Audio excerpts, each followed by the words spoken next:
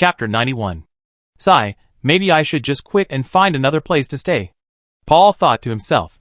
He took off his tight-fitting suit jacket, which had a large wine stain on it. This was from a winery owner who, in a fit of impatience, had poured a can of wine over him while he was doing business there earlier that day. His boss, who had come with him, was a complete scoundrel. While smiling at the owner, he had also poured a can of wine over his own head. Fortunately, the deal was closed in the end, and his boss had promised him a few % of the commission. He casually stuffed his jacket into the washing machine, which had probably been through several hands before, and with a creaking sound, he laid down on the bed in his cheap rented room, letting out a long, comfortable groan. The man couldn't help but miss the days a month ago. Back then, he was free. He could sleep wherever he wanted, completely free from the constant pressure of product targets hanging over his head. Unfortunately, that person's appearance ruined all of that. First, someone killed someone near me.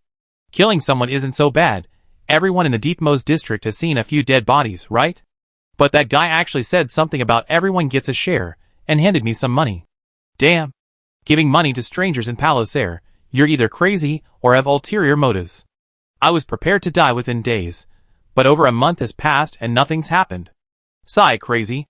But with that money, I did manage to rent a cheap single room, buy a barely decent set of clothes, and successfully land a field job at an advertising company. But it's so tiring, I don't think it'd be as good as my days as being homeless. The man knew, however, that he probably wouldn't want to go back to being a homeless person. At least for now, he could take a shower every day, eat a few hot meals, and sleep without having to stick his butt against the wall or tighten his pants at night. Paul sighed again. He tapped his temples, and the app Valhalla opened in the field of vision of his prosthetic eye. He'd just gotten off work. He watched a live stream to recharge. North City first shot an outdoor, trench scene. Dadel hadn't started streaming yet, but Lydiel Dias was streaming though, and she was singing instead of playing games. Not very interesting. At that moment, a live stream from a Palliser base section, tagged recently soaring in popularity, caught his eye. Judgment? Paul paused slightly, then clicked in with some curiosity. Cran Gran, for years ago, to complete the expansion of a chemical plant under your name and reduce demolition costs, you instructed your subordinates to secretly hire members of the bloodthirsty gang to violently evict residents from the demolition area. After the deaths of 12 residents, they were forced to agree to the demolition compensation contract you offered at the opportune moment, and you acquired the area at a price far below the market rate. Clicking through, the live stream background was a pitch-black space, with only a halo of light projecting a chair placed in the center. On this chair, a man was bound and struggling desperately. Through the comments, Paul finally realized who this person was. Cran Gran, a well-known entrepreneur in Palo Ser, and also the boss of his current company's boss. But what truly astonished him was the figure beside the chair. It wasn't the one loudly proclaiming something, but another person next to him. Even though that person was wearing a mask. But this figure, appearing from time to time in his dreams, so incredibly familiar, wasn't this that person? Wait! I didn't do that. Cran's eyes widened, and he shouted desperately, and I compensated them again after I learned the truth. You can't slander me. Yes, you did compensate them. Harold's tone was completely unwavering. After an investigative journalist exposed everything, you suddenly realized the truth, personally stepped in to appease several residents, and provided sufficient compensation. This even made it into the Palo Ser Daily News, as a positive example praising a conscientious entrepreneur. But all of that is fake, Harold said calmly. The investigative journalist was real, but you successfully bribed him. Those residents were real too, but you secretly paid them extra to lie for you, and the so-called compensation was limited to them. It's all fake. Marin stopped the moment she saw the figure she recognized as the Sword of Four Systems not long ago. He stood in the crowd, slightly stunned, looking up at the huge screen on the building's exterior. It was broadcasting live. That person, was it the Enlightened One? He actually... Clan Grant, this is just one of your many crimes. You once ran over several pedestrians in the middle of the night to vent your anger, and you once said someone to put a middle school student in the bed of the Rota District playing director because of a trivial suggestion at a party. There's so much more, things you yourself have forgotten. But we remember. A link appeared on the live stream screen, leading to a temporary download platform for a compressed file labeled Clan Grant. Watching the scene in the live stream, Jackal, who had just taken a sip of his drink in the classically decorated bar, was shocked and coughed violently. He grabbed a wet wipe to clean himself, secretly relieved. Luckily, he had vaguely guessed something and cut ties with the other party. I can't get involved in the conflict between the enlightened ones and the company. No, I can't shut it down. Inside the brightly lit Palos Air City Hall, figures darted rapidly between screens. One man, half lying on a data panel, his prosthetic eyes gleaming, spoke urgently and fearfully. Valhalla rejected our request to cut off the live stream. The reason? It says the other party just activated a platinum membership on the platform and bought a huge promotional resource package. Based on our request, they will re-examine the live stream content, but before that, we have no right to make any further demands. Holy shit! Another city government employee cursed, his entire body drenched in sweat, clearly shocked and furious. A simple murder live stream isn't a big deal. There are countless such streams every day. With a little effort, you can find them online, maybe with a membership fee. But the problem is, this time the murder target is Clan Gran. Even though the other party recently spearheaded a coordinated effort with others to secretly instigate a protest, causing the city government a significant loss, the city government is never monolithic. Some within it profited handsomely from the incident. They certainly don't want Cran to suddenly die. And even putting that aside, the inexplicable kidnapping of a prominent local entrepreneur, and the so-called trial being broadcast live online, the impact is devastating. In the future, if Palos Air wants to attract investment, this could be a convenient pretext for investors to exploit. Can you confirm Cran's current location? What is the Security Bureau doing? And what did Emerald Pharmaceuticals say? The technicians are still decoding and locating him. We should have results soon. Security Bureau. The person's voice suddenly changed. And then? Why did you stop talking? The other person swallowed hard, looking at the suddenly popped up message, and said in a trembling voice. Emerald Pharmaceuticals says the iSeed unit has been deployed. Chapter 92. In conclusion, this is your final verdict, death sentence. After a long pronouncement and question and answer session, Harold paused, finally uttering the final sentence. Clan was no longer struggling. His chest heaved, whether from fear or exhaustion, it was hard to tell. The man was soaking wet, his suit clinging tightly to his body, revealing large expanses of his dark silhouette. Anything else to say, Clan? You bunch of lunatics. Clan gritted his teeth, but then, his eyes pleaded, don't kill me. Please don't kill me. I be very useful to you. Are these your last words? Harold said.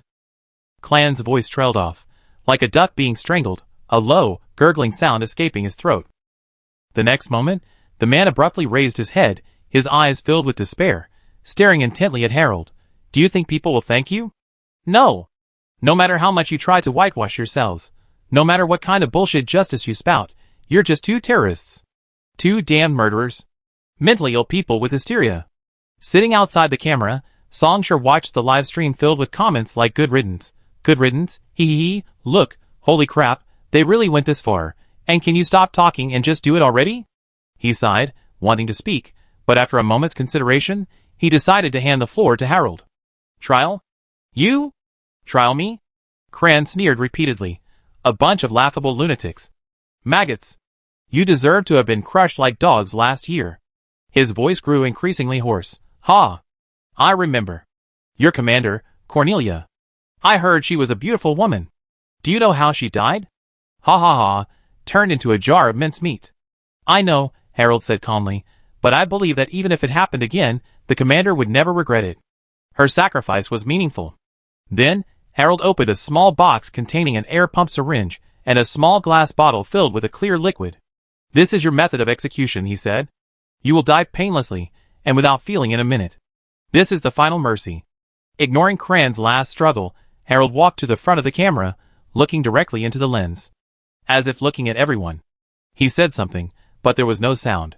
But at this moment, everyone watching the live broadcast, from the luxurious VIP rooms on the top floor of the building, to the alleyways of the streets, to the police station, to the offices in the office buildings, to the factory workshops, clearly understood. He said, we remember. On the street, in front of a noodle stall propped up by a red plastic sheet. Looking at the urgent communication, Su Tong swallowed a mouthful of noodles and finally answered the call. The other party was a liaison officer from the security department. Su Tong. Did you see the live stream just now? This is the first official public operation by the Enlighteners in 3 months. The key is that they're incredibly lucky on our side. We pinpointed the approximate location of Cran's shuttle. It's right in your area. No, It's just incredibly bad luck. Why do I have to run into something like this even on my vacation? Watching the bright silver shuttle flying overhead, matching the image sent by the other party, Sutong paused for a moment, then lowered his head again, saying seriously, I saw the live stream. They killed Dennis, and didn't even hide immediately, daring to show their faces, and even commit such an outrageous act. It's definitely time for a strong crackdown. But without a specific location, I have no way of knowing where they are. Sutong said tactfully, how about this, I search the vicinity first, and once I find them, I signal you immediately, and then we take action. As he spoke, he gulped down another mouthful of noodle soup. Everyone else knows how that freak Dennis got away, but as a fellow senior executive officer, how could he not know?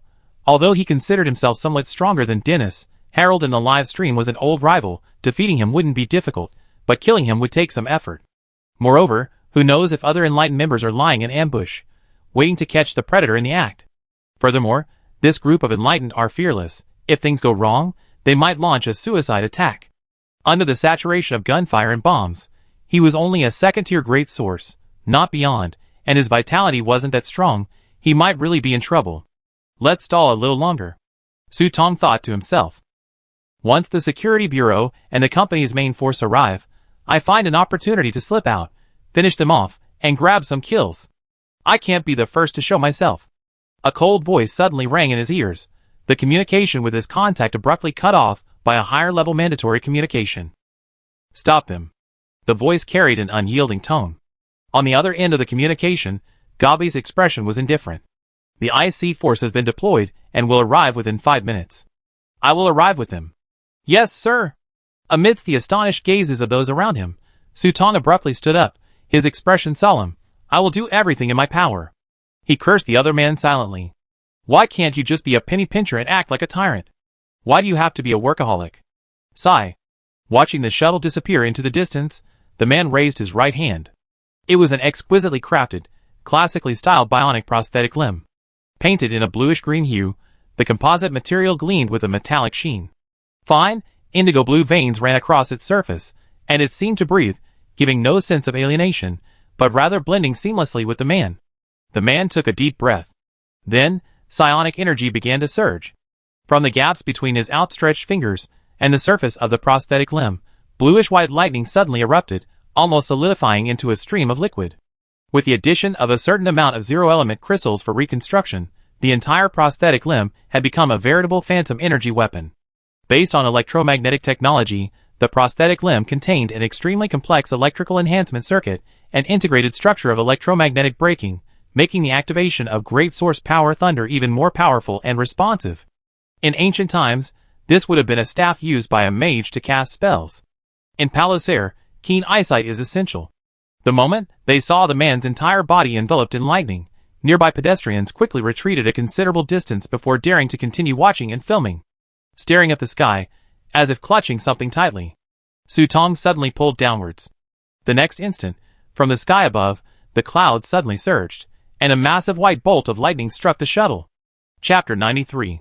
Clan's movements slowed and relaxed visibly. Only his eyes could still move freely. His pupils flickered with resentment and pleading, but ultimately, they all dissolved into profound despair. Finally, Clan's eyes remained wide open, but his hands fell limply to his sides, and his breath ceased completely. A life was lost. The shuttle went dark, and the live stream shut down. But the instant the live stream shut down, the lights came back on, accompanied by Flash Star's voice. Nando! Charge! Prepare to evacuate immediately. Flash Star's speech was noticeably hurried. The Security Bureau's security advisor has deployed supercomputing resources. My blockade could be breached at any moment. Once our exact location is revealed, long-range firepower and drone swarms could appear at any time. Also, the IC force has been deployed. They're heading towards the Rota district, expected to arrive in 5 minutes. The original evacuation route may need to be revised, but you must leave the shuttle first. Understood. Still seemingly immersed in the judgment he just experienced, Harold's reaction was noticeably slower, but then, without hesitation, he slapped himself, took a deep breath, and regained his usual impact. He looked at Song Shi, taking out a metal disc from his body, preparing to open it. Nando, it's time to go. Let's get out of here first using our wingsuits, and then... Under Harold's gaze, the person in front of him suddenly looked up. Immediately afterwards, flames suddenly rose from Song Shi's entire body. He took a step forward and grabbed Harold with his right hand. Using his hand as a medium, crimson gold flames spread upwards, enveloping the two of them at the same time. The next instant, a deafening clap of thunder resounded in their ears. The entire shuttle shuddered violently, as if struck by a heavy blow. Another burst of indigo lightning pierced the outer armor, flooding the shuttle's interior and exploding into a series of blinding sparks on the floor and walls. Even as if possessing a consciousness, these sparks erupted from the floor, coalescing into chaotic, swirling silver serpents, lunging towards the two people inside. Then, it was as if someone had applied a new layer of paint to a canvas, covering everything up and transforming it into a single, pure color. Amidst the surging flames that spread in all directions from Song Shi's center, all the lightning bolts vanished. This is Su Tong's psionic energy? The moment he saw the lightning, Harold, a veteran member of the Palos Her Enlighteners, reacted instantly, though his tone carried a hint of surprise. How could he have arrived so quickly? If even a high-ranking executive officer had already arrived, could it be? Oops, Su Tong is alone now. Perhaps due to the recent lightning strike, communication signals were interfered with, and Flash Star's voice was somewhat intermittent. Meanwhile, in a certain room, in a bathtub overflowing with ice water and floating ice cubes, someone was filled with deep regret. The Security Bureau, Emerald Pharmaceuticals, and Cran's security team launched a simultaneous cyber attack, wave after wave, forcing him to devote most of his energy to dealing with the onslaught. He hadn't been able to promptly scan the area near the shuttle and notice Su Tong's presence. Damn it! Nando! Jump out now! Quickly analyzing the situation, Harold made a snap decision. We can't stay in the shuttle any longer. It can't withstand many more of that guy's lightning strikes. We get out from the street. No, simply trying to leave will be difficult. He inserted the steel raven into the slightly deformed hatch and forcibly pried it open. The moment the hatch opened, a violent gust of wind roared towards him. Song Shi held the hatch with one hand, his black hair billowing in the wind. As a partner of the Enlightened Ones, the former had provided a great deal of intelligence on Palos Air, including known information files on the 5 security executives. Su Tong was, of course, among them. A second-ring great source, especially one who possesses lock-on and other psionic skills that automatically lock onto enemies. If we leave him alone and let him keep striking with lightning, it'd be quite troublesome.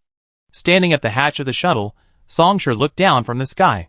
He could see a dazzling white bolt of lightning rapidly advancing through the street below, almost crushing through the crowd head-on. Pedestrians who couldn't avoid it only had time to scream before being sent flying, their bodies mostly charred. Using great source power lightning to enhance the prosthetic body's power and stimulate bioelectricity to improve bodily functions, the double boost in speed allowed the opponent to relentlessly pursue the shuttle in the sky. Combining acceleration and long-range attack, once distance was created, the opponent could unleash a barrage of lightning strikes without restraint. Even without inflicting any damage, simply trapping the shuttle would be troublesome. White arcs of electricity flickered in the air. Sensing the surrounding psionic energy gathering again, it was clear that the next lightning strike was brewing. Nando! Amidst the howling air currents, Harold was forced to shout, "You mean?" The shuttle and wingsuits, at least in terms of evacuation from the air, are definitely not an option. They just become sitting ducks. We go down the ground. You and Flash Star are in charge of finding a route. Facing the raging wind, and to Harold's astonishment, Song Shi laughed and leaped out without hesitation. Give me 3 minutes, I kill this guy. No, not directly leaping down. Through the tearing, roaring air currents, Song Shi rapidly shrank in Harold's vision, crashing straight into a building below. But then, a dazzling burst of fire erupted. Amidst the gasps of countless people inside the building. Supported by steel crows deeply embedded in the wall, Song Shi, engulfed in flames, slid rapidly down the almost vertical glass facade of the building towards the street below. Large swathes of azure glass shattered instantly, and from the sky, the entire building's facade trailed a white streak visible to the naked eye. Countless fragments of glass, like clouds of snow from skiing, flew wildly behind Song Shi. Asterisk sizzle, asterisk even Su Tong, his body crackling with lightning, froze, looking up in astonishment. His gaze was fixed upwards. No! Even without being watched, as a second-ring great source cultivator, he could clearly feel the almost undisguised, unrestrained great source power emanating from above. Wasn't it said that this recently emerged Song Shi was only a first-ring great source cultivator? But the spiritual energy the other party was displaying now was so surging, almost comparable to his own. Was the intelligence department's information wrong? Had the other party been hiding their strength?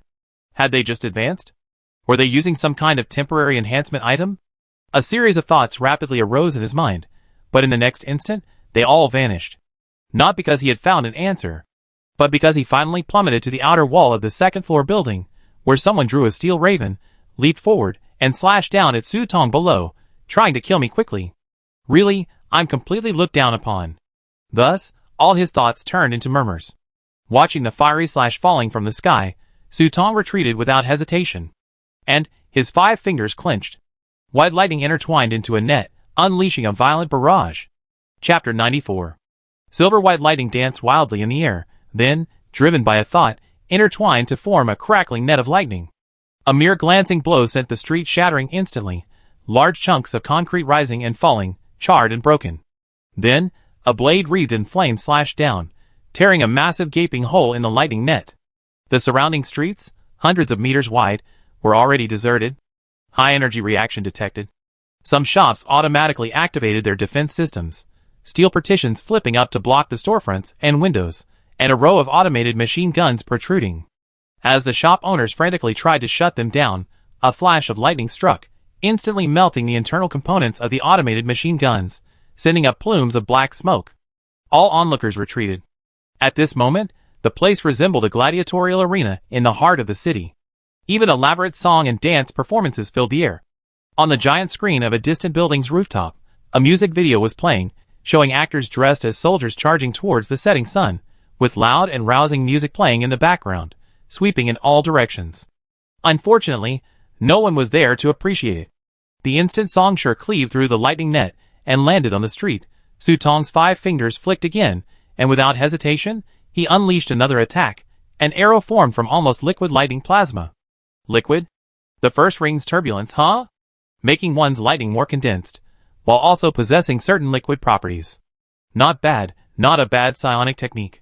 Watching the lightning plasma arrow come hurtling towards him, under Su Tong's watchful gaze with a light click of his tongue, Song Shi made no attempt to dodge, unleashing a steel crow slash straight ahead. TSK, a skilled fighter. Ignoring the other's words, Su Tong thought to himself. Faced with his thunderous arrows, if he chose to dodge, he could unleash a barrage of attacks while simultaneously creating distance and seizing control of the entire battle. Unfortunately, this guy didn't even hesitate for a moment, charging straight at him. However, getting close won't be so easy. At this moment, Su Tong roared, his body bursting with lightning. Attracted by the electromagnetic field, metal objects scattered throughout the street suddenly rose, and under the enhanced electromagnetic control of his prosthetic eyes, specialized magnetic field vision, and some implants, these metal objects twisted, reshaped, and transformed into blades in the man's hands. Electromagnetic acceleration. Projectile launch. Even as a great source, he couldn't directly interfere with the laws like balance. These metal projectiles could only be launched in straight lines, unable to be manipulated at will with electromagnetic fields. But for pure killing, it was enough. In internal testing by the security department, these metal projectiles could easily tear apart a standard bulletproof vest with a light armor plate, shattering the body inside. Then, flames surged forth from Song Shi's body. These flames merged, expanding rapidly in less than a tenth of a second, transforming into a crimson-gold tide of fire that swept across the street, colliding head-on with the incoming volley of metal projectiles. Simultaneously, it obscured his vision. Without time to confirm the effect of the attack, the instant the flames obscured Song Shi, Su Tong retreated again without hesitation. Distance. As long as he maintained distance, he would at least have some leeway. This guy was indeed troublesome, but he didn't need to kill him. He just needed to stall for time, and Guy would take action. Then, you really do like long-range attacks.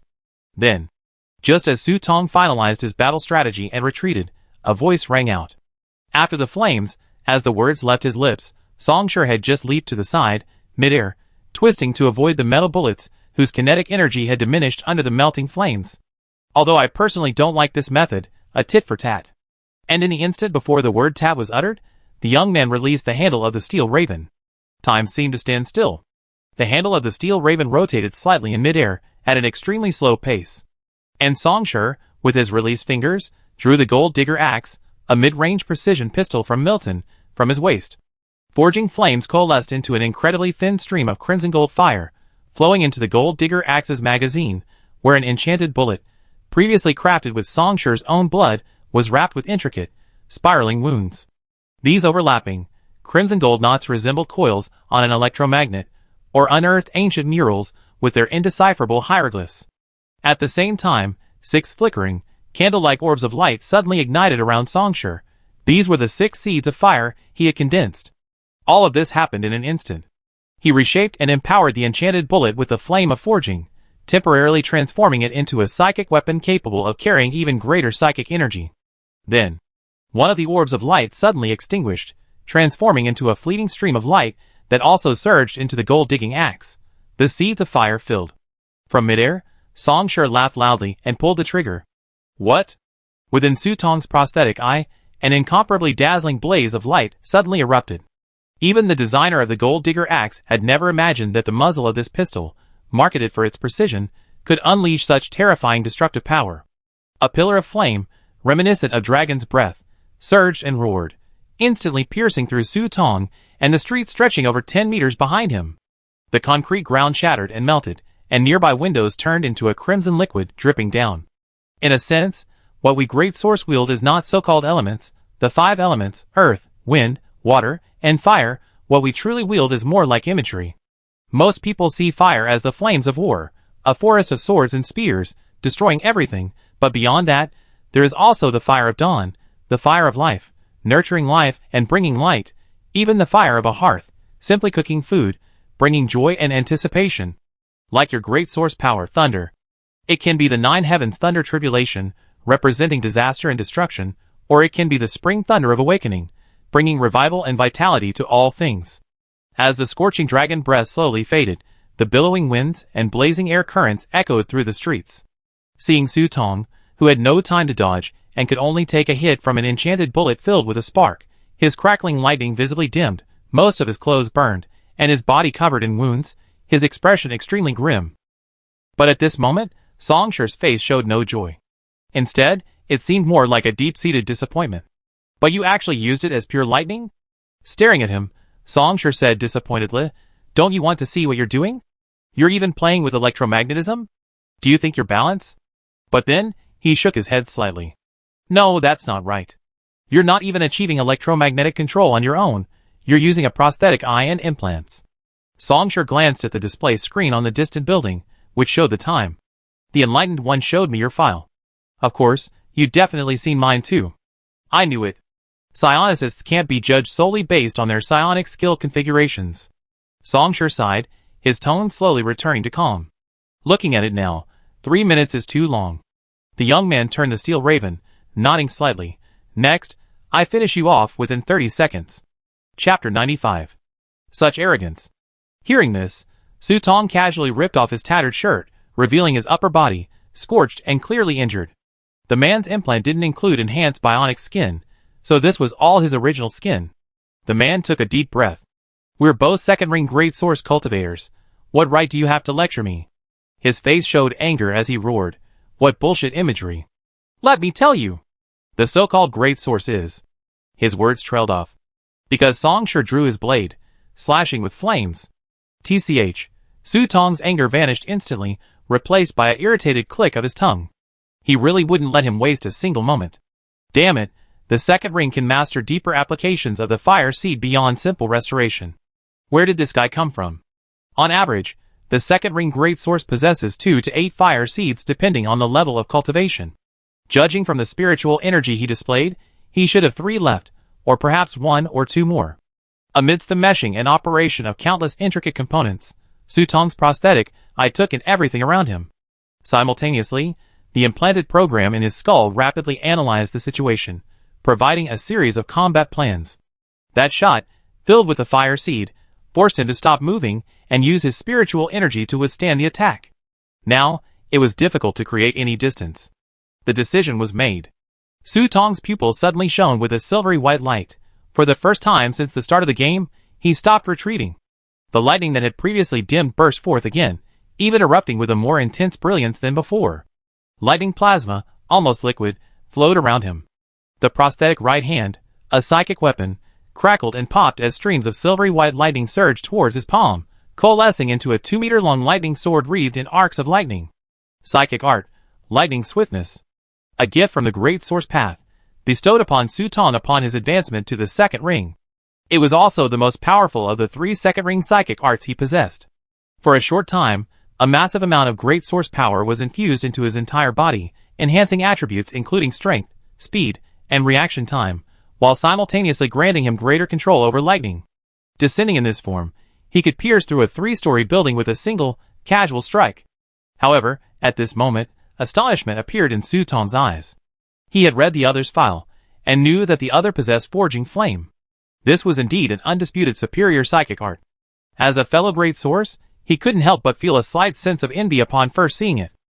The second ring's Forging Flame is no longer limited to strengthening oneself, it can also enhance held items. But aside from the 2 armed guards, where did this guy get any other equipment? The instant Su Tong activated lightning swiftness, accompanied by the swirling flames surrounding him, Song Shi's appearance changed drastically. The Forging Flame surged wildly, like a forging hammer striking a red-hot iron felt, forging creation, flowing into the gaps between the 2 white armor power arm guards. Not just the power arm guards. Centered on his chest, sleeve armor, breastplate, bronze mirror, layers of crimson gold armor plates unfolded, enveloping Song Shi entirely, trailing streams of scorching flames, until finally, together forming a somewhat beast-like, ferocious yet solemn crimson flow armor.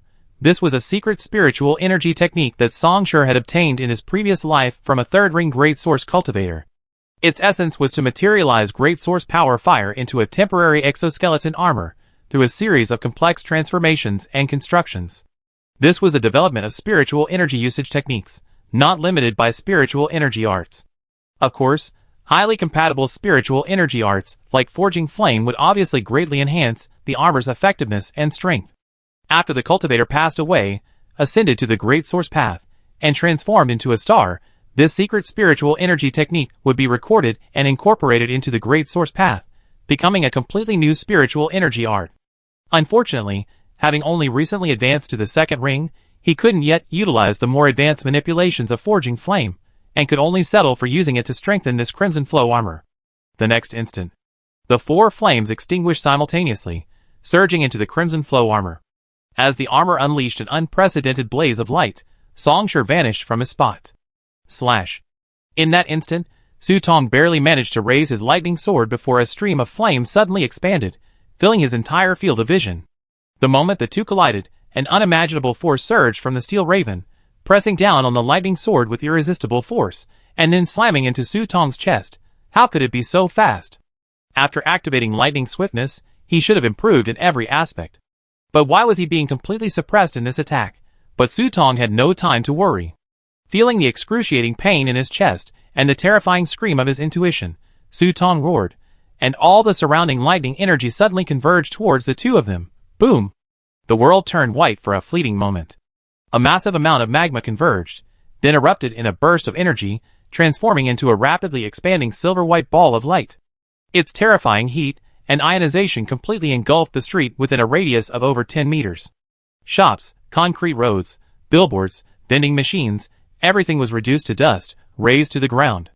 But from the very center of the ball of light, before everything had completely faded, 2 figures burst forth.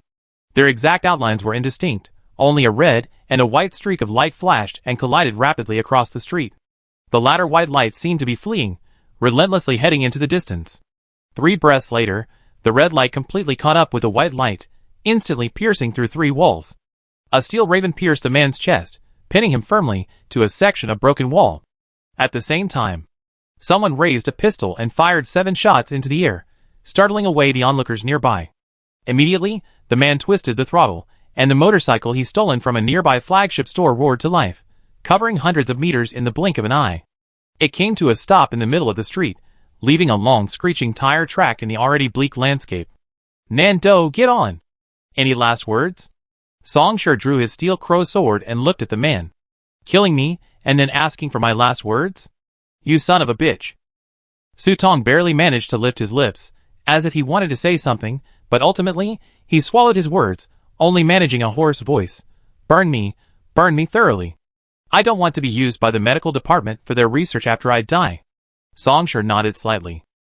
Then, a surging flame erupted, engulfing Su Tong along with the nearby severed limbs and ruins. Without looking back, Song Shi sheathed the steel raven, flipped himself onto the motorcycle, and amidst the roar of Harold's engine reaching its limit, he vanished like a streak of light, disappearing into the intricate urban jungle. Chapter 96. Clan. 13 years ago, during the massive explosion in the old industrial area, you seized the opportunity to acquire numerous bankrupt companies and equipment, thus truly building your empire. In countless interviews and media appearances, you packaged yourself as a compassionate entrepreneur. They were forced to agree to the demolition compensation contract you offered at the opportune moment, and you acquired the area at a price far below market value. You wantonly trampled on the dignity and even lives of others, treating everything as capital and stepping stones for your own advancement. In conclusion, this is your final verdict: death penalty. When the middle-aged man saw on the screen, the man he had only seen from afar at parties, a man he hadn't even been qualified to speak with, his hands drooping, slumped completely in his chair, the middle-aged man could no longer bear it. He grabbed a bottle from the table and smashed it. With a bang, spiderweb-like cracks appeared on the screen, the live stream flickered twice, and then vanished with a snap. These bastards. They're outrageous. The Security Bureau is a bunch of useless idiots. Salary thieves. The middle-aged man gasped for breath, his voice trembling as he growled, unable to distinguish between panic and rage. Heinous. Outrageous. Recalling the line from the live stream, "Clan, you truly made your fortune with the old industrial zone explosion," the man took a deep breath, then grabbed another glass and gulped it down. Detecting a significant fluctuation in the user's emotions, a miniature life support drone, slightly larger than a coin, rose up and approached, but before it could speak, it was impatiently shoved back. The cold liquor rushed down his throat, finally calming the man slightly. He let out a long ha, and was about to pour himself another glass when he found the bottle empty. Seeing this, the middle-aged man muttered irritably, about to call the housekeeping robot downstairs to bring up a case, when a wine bottle suddenly appeared out of the corner of his eye and was handed to him. The intelligent service program has been updated? So fast. The middle-aged man subconsciously took the bottle, but then, looking at the other end of the bottle, at the dark and cold metal fingers, he was instantly horrified. This wasn't the mechanical arm of his housekeeping robot at all, but before he could even cry out, the hand holding the bottle released its grip, instead grabbing the middle-aged man's face and slamming him against the sofa. Even though it had restrained itself somewhat, the terrifying force still pierced the sofa's surface, creating a dent. In the very center of the dent, the man's head was already covered in blood. As the fingers slowly released their grip, in utter terror, the middle-aged man desperately opened his blood-stained prosthetic eye, finally seeing the face of his attacker. This was a burly man, just over 6 feet tall, with a robust build. Beneath the large hood of his shirt lay a cold, form-fitting tactical uniform. His arms were both dark prosthetics, clearly reinforced with numerous enhancement modules, making them appear enormous and menacing. But what was truly striking was his face. A jet-black mask with a pale skull pattern completely obscured his face. Combined with the equally black hood, it made him look like a ghost from hell. Meredith Frank. You are a complete and utter scumbag. You withhold your workers' wages and pensions, relentlessly exploiting people's blood and sweat, all to support your daily attendance at parties, bribing officials, and manipulating others to prove yourself and climb into the so-called upper class. But you failed. 13 years ago, by tricking your sister into bed with the head of the planning department, facing those perverse sadomasochistic sexual games, this poor girl died on the 3rd night, and you also knew in advance about the impending accidental explosion in the old industrial area. Using this information, you took out loans and inventoried your assets in advance, seizing the opportunity to acquire several factories, rising from a mid-level manager in a small factory to a rising business star. Unfortunately, people soon discovered the truth. Just like now, you're just a clown who sold out your family for wealth, a fool with maggots in his brain, an absolute loser. Everything you have is fake. How could people respect such a useless person like you? The myth of the rising business star burst like a bubble, and your long-cherished dream of the upper class. I'm just using you as a joke. After all, you're foolish and unaware of your own shortcomings, blindly interfering in company operations, and several business failures have already made the company's cash flow teetering on the brink of collapse. The burly man picked up the bottle again, prying open the cap with his thumb and forefinger. How did you know? Shut up. The burly man stomped on the middle-aged man's abdomen, and as the latter's face contorted instantly, he injected a syringe into the bottle. Then, he poured it onto the middle-aged man's face.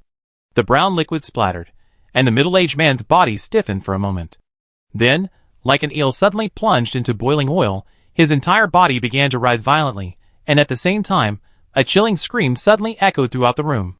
But the next instant, his fingers pressed down again, gripping the man's face tightly, shattering every sound bit by bit, shoving it back in. "Didn't I tell you? Shut your mouth," the burly man snapped. "As the owner of a chemical refinery, you should know what this is. A simple corrosive liquid, plus a little bit of a chemical agent that amplifies sensations and stimulates the nervous system to its peak. They won't corrode your bones, they just burn your skin away little by little.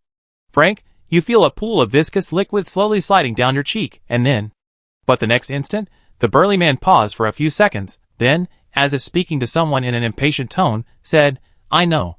His fingers suddenly tightened, and the middle-aged man didn't even utter a whimper before his head shattered like a watermelon. Large splatter of blood splattered, staining the surrounding area crimson. From the blood-soaked, dented sofa, amidst pools of mangled flesh and blood, the burly man slowly withdrew his right hand. In the center of his palm were two still functioning, black prosthetic eyes. The next moment, his fingers clenched, crushing the prosthetic eyes into fragments. The bathroom light flickered on and off. As foamy, bloody water overflowed the bathtub and slowly seeped onto the floor outside the bathroom, the 3-story villa was already empty. Night fell. "Now what should I call you?" At the desolate dock, reeking of the sea, the burly man leaned against the rusty railing, a cigarette dangling from his shoulders, a sense of dread about its weight. He lit a cigarette, then pulled a communicator from his pocket. A stranger, a conscientious intelligence broker, or Pearl Bird? On the other end of the line, a pause followed by a calm reply. "Does it matter?" "Yes." The burly man nodded, exhaling a cloud of smoke. "Well then, I hope you still be alive when we meet again, Pearl Bird." "Yeah, see you next time, Black Skull." The burly man hung up the call, opened the side cover, pulled out the disposable SIM card, snapped it in half, and tossed it casually into the seawater below, where viscous oil and plastic trash floated on the current. He stared at the sea. After a long while, the burly man stubbed out the last wisp of his cigarette. As the faint embers fell into the sea, he turned and left, disappearing completely into the darkness of the distant alleyway. Chapter 97. Faced with near-destructive use, the motorcycle finally gave way, slamming against the alley wall. A large amount of steam billowed out with a whoosh, the hood shuddering and spewing smoke.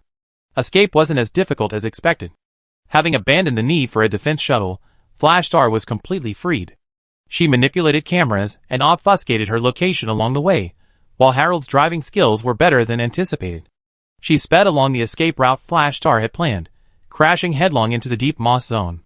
In a sense, the combined value of the rest of the first action team couldn't compare to Flash Star alone. Because simply developing brute force is far easier than training a skilled cyber hacker, even for the company. Both are consumables, but the latter is a far more valuable one. Moreover, Flash Star, as the second-tier balance, is a psychic hacker. As long as she doesn't directly confront the company's vast computing power and cybersecurity experts, she can maintain the upper hand. "Nando, your injury." Harold got out of the car and looked at Songshur, who was spraying a bottle of wound-healing spray on himself. "It's nothing serious. This wound spray, patented by Jade Pharmaceuticals, causes the sprayed liquid to quickly solidify into a sticky film on the wound, preventing secondary contamination and worsening of the wound. Simultaneously, the medicinal components in the film quickly penetrate the wound, killing bacteria, stopping bleeding, and accelerating healing.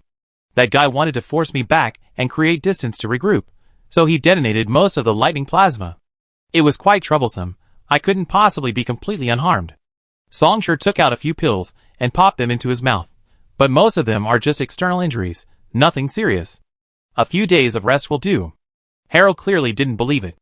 Only after observing Songshur more closely, and discovering that aside from a few wounds, the man's overall mental state was even better than before did he finally withdraw his gaze, and breathe a sigh of relief. "Nando." Harold hesitated for a moment, seemingly choosing his words carefully, but then made his decision and spoke directly. "Interested in staying with us for a few days? For the foreseeable future, the Security Bureau and Emerald Pharmaceuticals will be frantically searching for us. Even in the Deep Moss District, it might not be safe, since Flash Star can't provide 24/7 network support. Since you taken risks because of working with us, the enlightened ones have a responsibility to bear the consequences." Harold paused, then said frankly, "Of course, from a purely cooperative standpoint, we don't want to see such an excellent collaborator get into trouble. You should have seen the news. We suffered a severe blow a year ago, and now we need to fight for every bit of strength. Moreover, this was a valuable asset capable of directly killing a senior executive officer, and whose stance was biased towards their side. He thought to himself. Speak, the man said earnestly, looking at Song Shi and awaiting his decision. Are you responsible for the aftermath? Song Shi casually tucked the wound spray into his bag, shaking his head and chuckling. I'm paid to do a job. As long as the payment is reasonable, why would an employer have an obligation to clean up after a bounty hunter? But staying a few days sounds good. Perfect timing to go get the embers. Song Shi stretched, nodding and chuckling. I really do want to see the pearl bird. Believe me, you absolutely fall for the boss, I guarantee it. Hearing this, Harold laughed. You only met him in Thousand Star City, right? Haha, you absolutely can't imagine what he looks like in person. Oh. Well, you have to see him for yourself. Song Shi raised an eyebrow slightly, then put that aside. Before we go, I need to go home to get some things. Don't worry, it won't take too long. Want to go together? Harold nodded. The two changed their clothes again in the alley, pulling their hoods up, and naturally blended into the crowd, completely unrecognizable as the two who had recently staged the shocking trial in Palos Serre. Along the way, Harold hesitated, as if undergoing a complex internal struggle, but after a while, he finally couldn't help but speak. Nando, you don't want to say anything to me too, do you? Song Shi turned his head, somewhat puzzled. I clearly heard what you said to Su Tong through the earpiece. Harold pointed to his hands, feet, chest, and head, and said seriously, my cybernetic enhancement level is much higher than Su Tong's. You don't also think that my... let me think, isn't your enough? Song Shi paused for a moment, then asked in return, do you guys not use psychological warfare at all? Huh? Harold was also stunned. What you just said wasn't true. Not necessarily, Song Shi said casually as they walked. If we were just talking about brute force, Su Tong's setup is at least quite effective at the second level.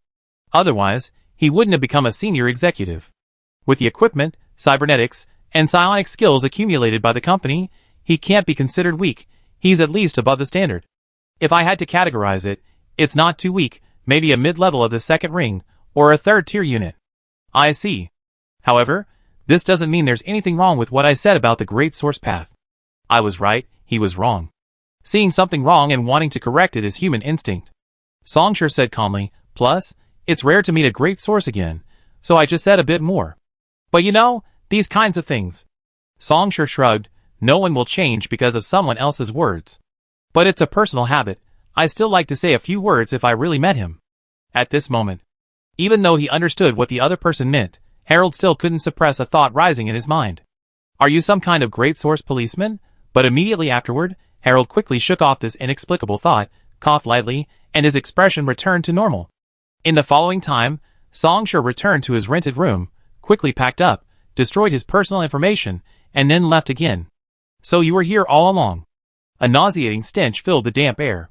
The pipes and supports were deeply corroded, leaving only their basic shapes and mottled rust. In the barely visible cracks of the walls, unknown moss slowly sprouted, revealing a damp corner. No wonder Emerald Pharmaceuticals hasn't been able to truly find the Enlightened One's hideout. Actually, I had some suspicions. Harold jumped down the ladder and walked ahead with practiced ease. But Palasar's sewer system was built during the Seven Earths War. The original design data has been lost, and with so many years of expansion and modifications, even the government doesn't know the full picture. As for using reconnaissance robots to explore the entire Palos Serre sewer network, with Shining Star overseeing things, it's not very meaningful. Unless all these reconnaissance robots operate on wet components, but that would be too costly. Emerald Pharmaceuticals abandoned that plan after evaluation. Speaking of which, I thought you'd be more uncomfortable. Why? Song Shi looked up. Compared to a place like this, Harold gestured around, where foul-smelling sewage gushed down the drain with a splashing sound. Even the notorious slums of the Deep Moss District are considered clean. If this were your first time here, even if you're indifferent, you should at least frown, right? But you didn't react at all? Song Shi succinctly replied, the basic qualities of a qualified bounty hunter. I never heard of the entry standards for bounty hunters becoming so high these days. Harold choked, suppressing his urge to speak, and continued leading the way. An hour later, he stopped for the first time. Welcome to Collusion. Chapter 98. As Harold spoke, the grime-covered wall in front of them silently parted, revealing a glimpse of metallic iron through the gap. Stepping behind the wall, They entered a cubicle resembling an elevator. As the wall closed again, the cubicle began to sink, but only for a few breaths before stopping. Then, the cubicle opened again. Behind the door was a dark passageway, illuminated only by a single chandelier hanging overhead. Our generators are limited. Power must be prioritized for other equipment. Harold took a deep breath of the still slightly damp air, his expression visibly relaxed. He shrugged, but our prosthetic eyes have night vision, so it doesn't matter. Songshur snapped his fingers.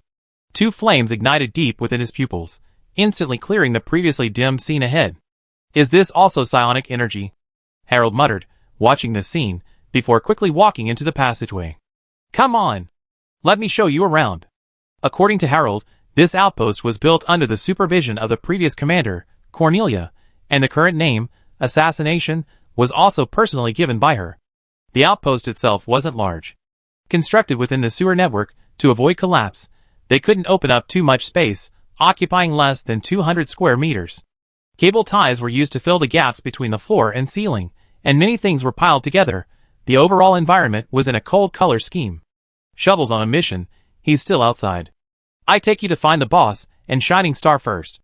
That won't be necessary. A gentle voice rang out the next moment. Not far away, a door opened, and a figure stepped out. It was a man who looked somewhat sickly, probably in his early 30s. Even though he was wearing a thick coat, Songshur's eyesight allowed him to see that the man's physique beneath it was quite thin. His face was also sickly pale. But amidst this pallor, as he looked at the two figures before him, the man slowly smiled. Nice to meet you, Nando. The man smiled, extending a hand. I am the current commander of the Palos Her Enlighteners, Arnon Blue, or you can call me Pearl Bird. Immediately afterward, the door to another room opened, and a tall woman with a brown ponytail yawned.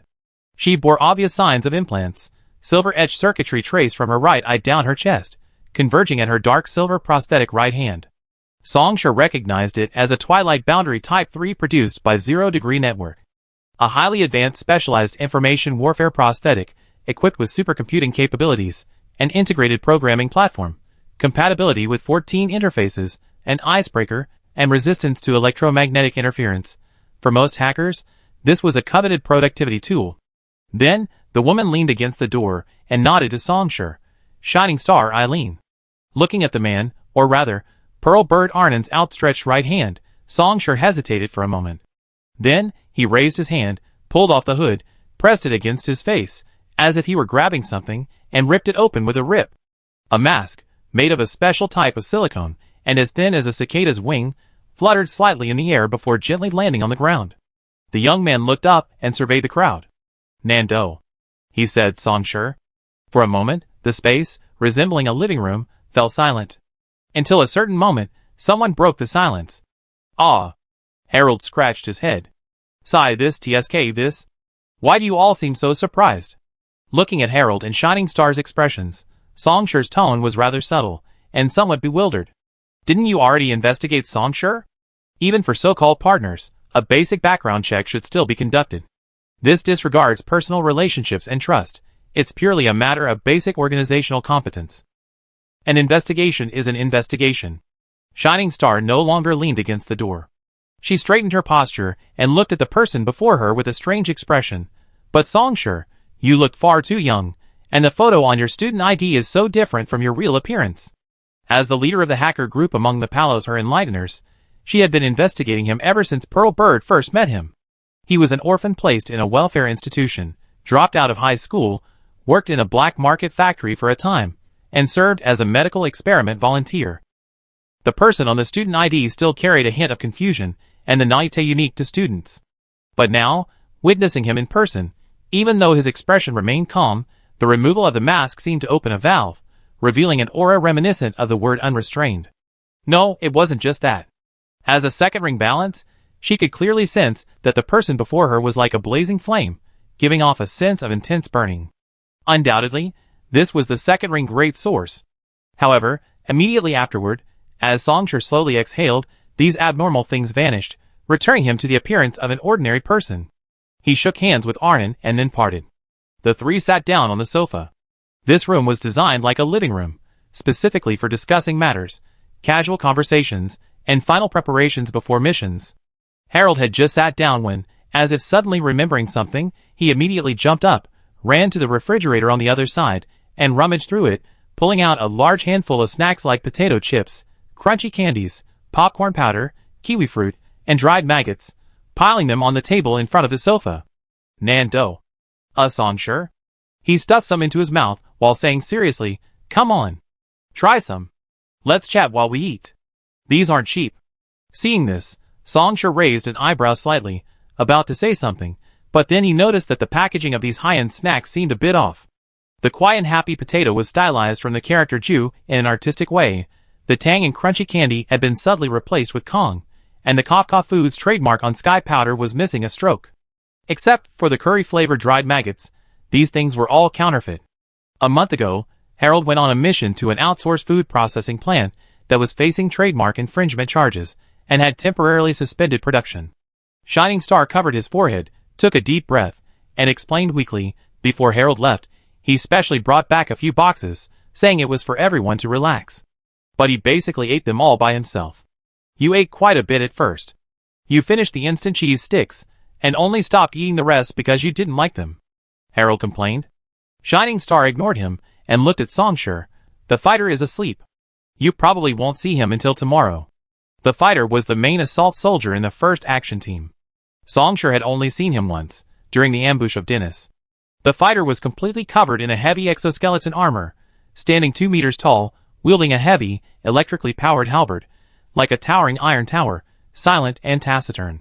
Hearing the word asleep, Songsure made some judgments. Was it because the degree of cybernetics was too high, bringing too much strain? The next moment, Shining Star's words confirmed his judgment. The fighter's situation is quite complex. He suffered very severe trauma. At the time, our medical resources were limited, so we could only temporarily place him in an exoskeleton, maintaining his vital signs, with the help of an internal life support system, while simultaneously performing treatment surgery. Flashstar's tone darkened slightly. For treatment, he replaced most of his organs with implanted prosthetics, and is now unable to leave the exoskeleton's life support system. You understand, excessive prosthetics can cause immense mental stress, so for the past 2 years, the fighter has needed to frequently go into a deep sleep to alleviate some of that mental pressure. This is only a temporary solution, Songsure thought to himself.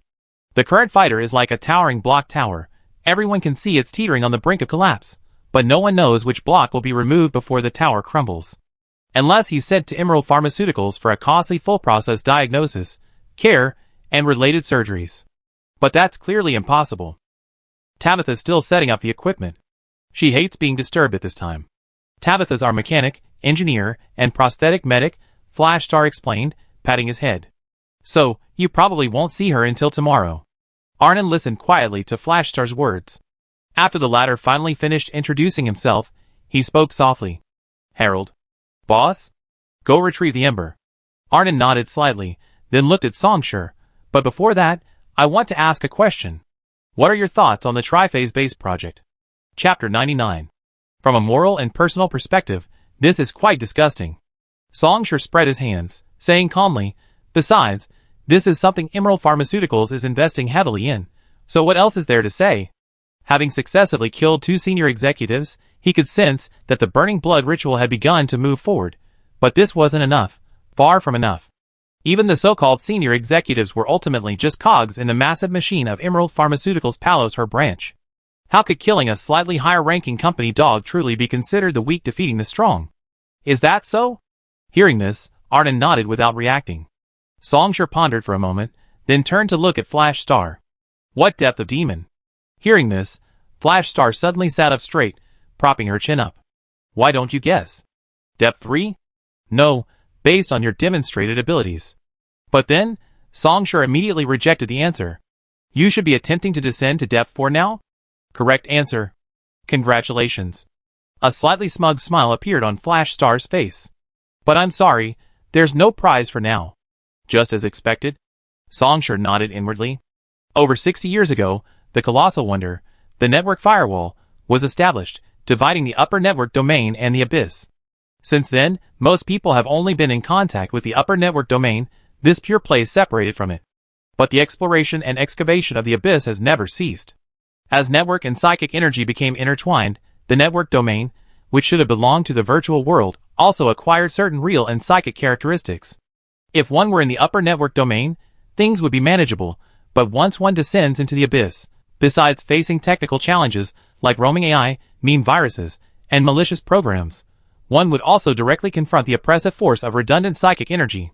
If it were an ordinary person without awakened psychic energy, even with considerable technical skill, it would be difficult to descend too deep into the abyss, because the oppressive force of psychic energy intensifies with depth. But the abyss is far too important. The most typical point, perhaps due to psychic energy, is that technology possesses weight within the abyss. Like simultaneously throwing a piece of steel and a piece of polyester into the ocean, the former sinks to the bottom, while the latter floats on the surface. In the abyss, each piece of technology, according to its own weight, is scattered at different depths. The fourth all-out corporate war 22 years ago began with Emerald Pharmaceuticals and time travel joining forces to launch a campaign against pure white creatures. When the 4-year-long all-out war ended, pure white bio collapsed and disintegrated, allowing time travel to usurp the position of a giant corporation.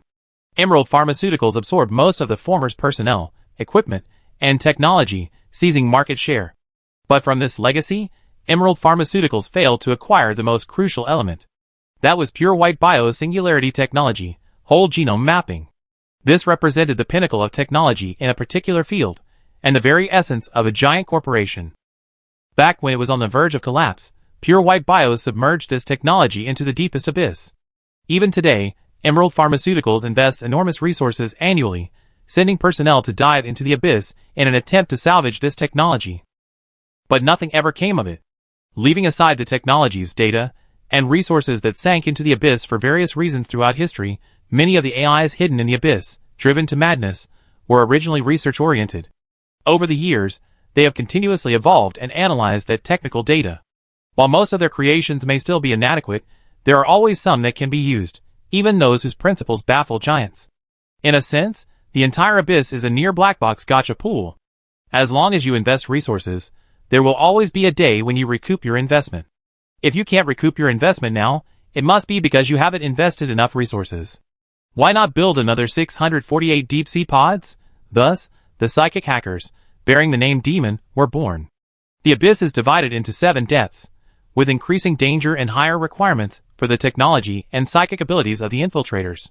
Therefore, psychic hackers use depth as a ranking system to differentiate their abilities. As a Depth 3 demon, Flashstar can remain stably in the abyss for extended periods. The emphasis is on stably, not just remain.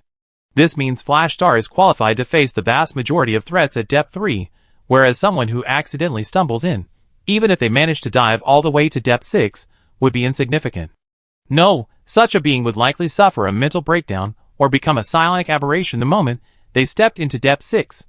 A Depth 5 demon can even carve out their own private domain within the abyss, using it as their territory.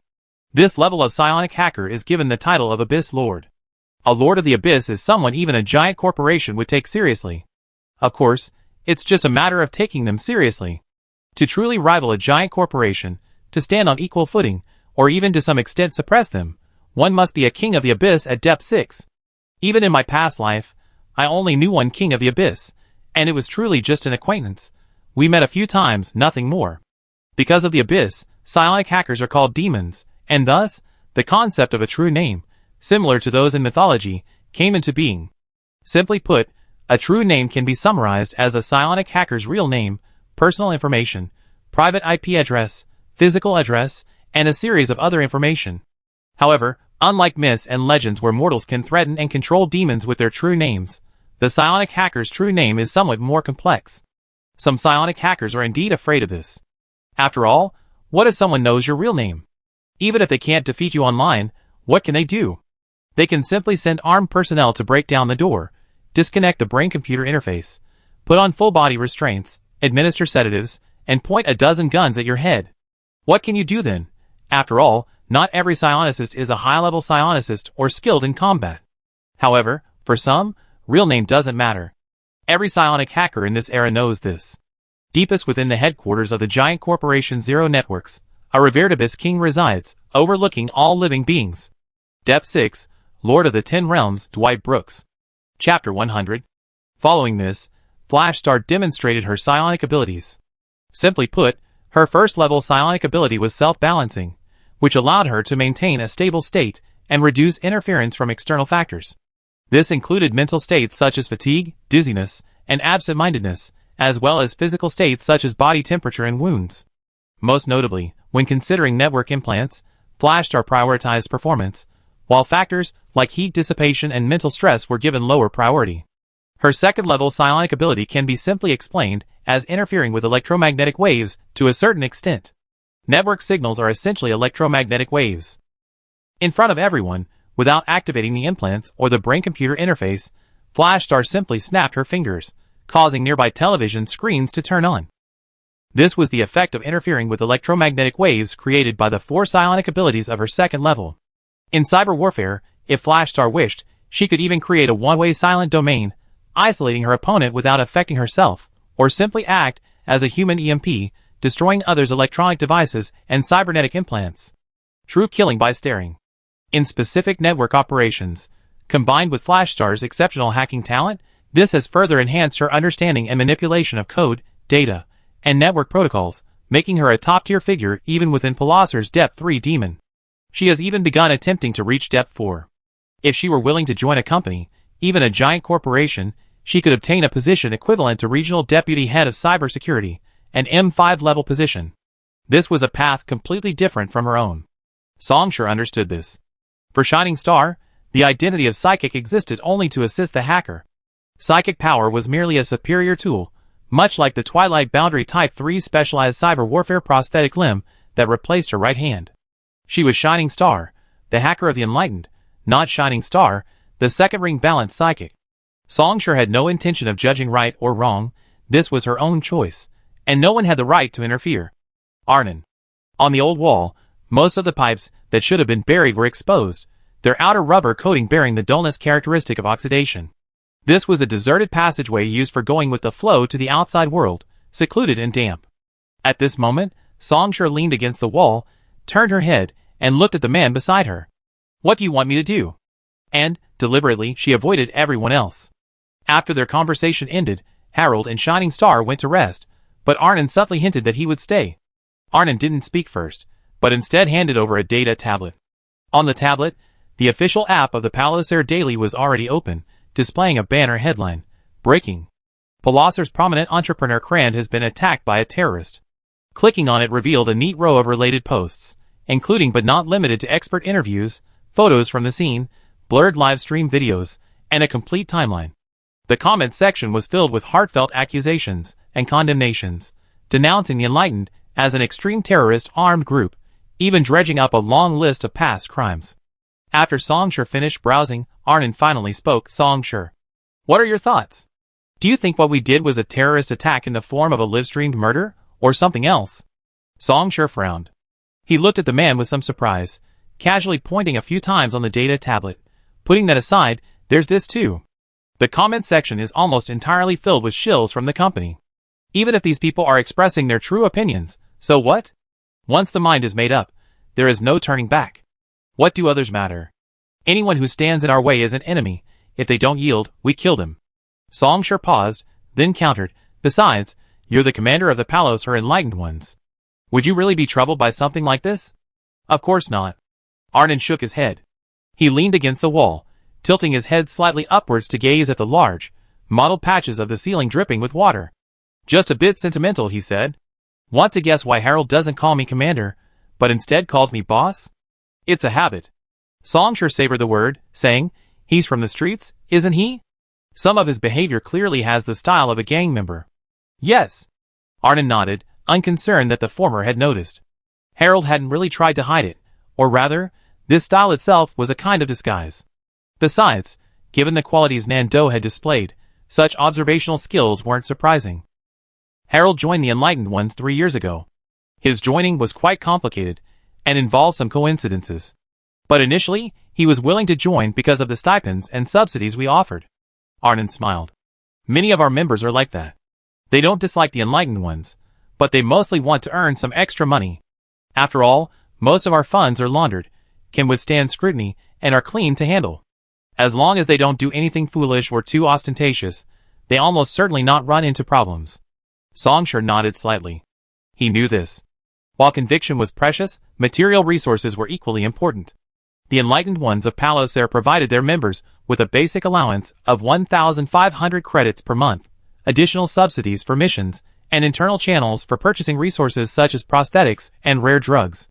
This isn't exactly high, but considering Palos Air's average income, it's quite good. And everyone here has a proper job. As a part-time job, it's practically too good to be true. Of course, that's not the point. In the beginning, even after joining the Enlighteners, Harold still harbored some hostility towards us. He didn't believe the company's propaganda, thinking the Enlighteners were an extreme terrorist organization. Or rather, he didn't fall into the first layer of propaganda the companies had constructed. Arnon said softly, but he believed that we might have indeed had some beliefs, done some things. But ultimately, we were just an organization that used a lofty banner to lure people to their deaths, and for our own profit, even acting as bargaining chips to negotiate with the companies for recruitment. That's the second layer of propaganda the companies had constructed. Colluding with them. Colluding with them. Arnon chuckled softly, then shook his head slightly. But it's not his fault, no, you could even say his thinking is quite normal, after all, with ideals. There are far too many organizations that use the name of a corporation to gather others and use it as a stepping stone to climb the ladder of power, including anti-corporation groups and mutual aid societies. Within the layers of public opinion networks and information cocoons constructed day after day by companies using big data, short videos, news, tweets, and online trolls, under the influence of a massive ocean of information, and in the context of self-righteous judgments of truth, what distinction remains between true and false in the world? Alnan slowly exhaled. Sorry for letting you hear some venting. The man looked apologetic. By the way, Songshur, is there anything you want to ask? At least about Palos Air, I'm quite confident. Palos Air is easy to answer. Songshur hesitated for a moment, his gaze falling on the back of the other man's neck. Let me ask a personal question. Why didn't you have a prosthetic body implanted? Songshur had noticed this from the very first moment he saw the other man. This commander of the Palos Air Enlightened Ones had virtually no trace of implants on his body. I knew you asked that.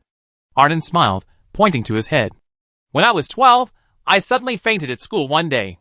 After being taken to the hospital for a checkup, I learned that I had a rare congenital neurological disorder. Simply put, my nervous system is far more fragile than normal, unable to withstand the neural connections of the implanted prosthetic. It's said that Emerald Pharmaceuticals could cure me, but unfortunately, I didn't have the money, so I had to remove my original prosthetic and become a natural human.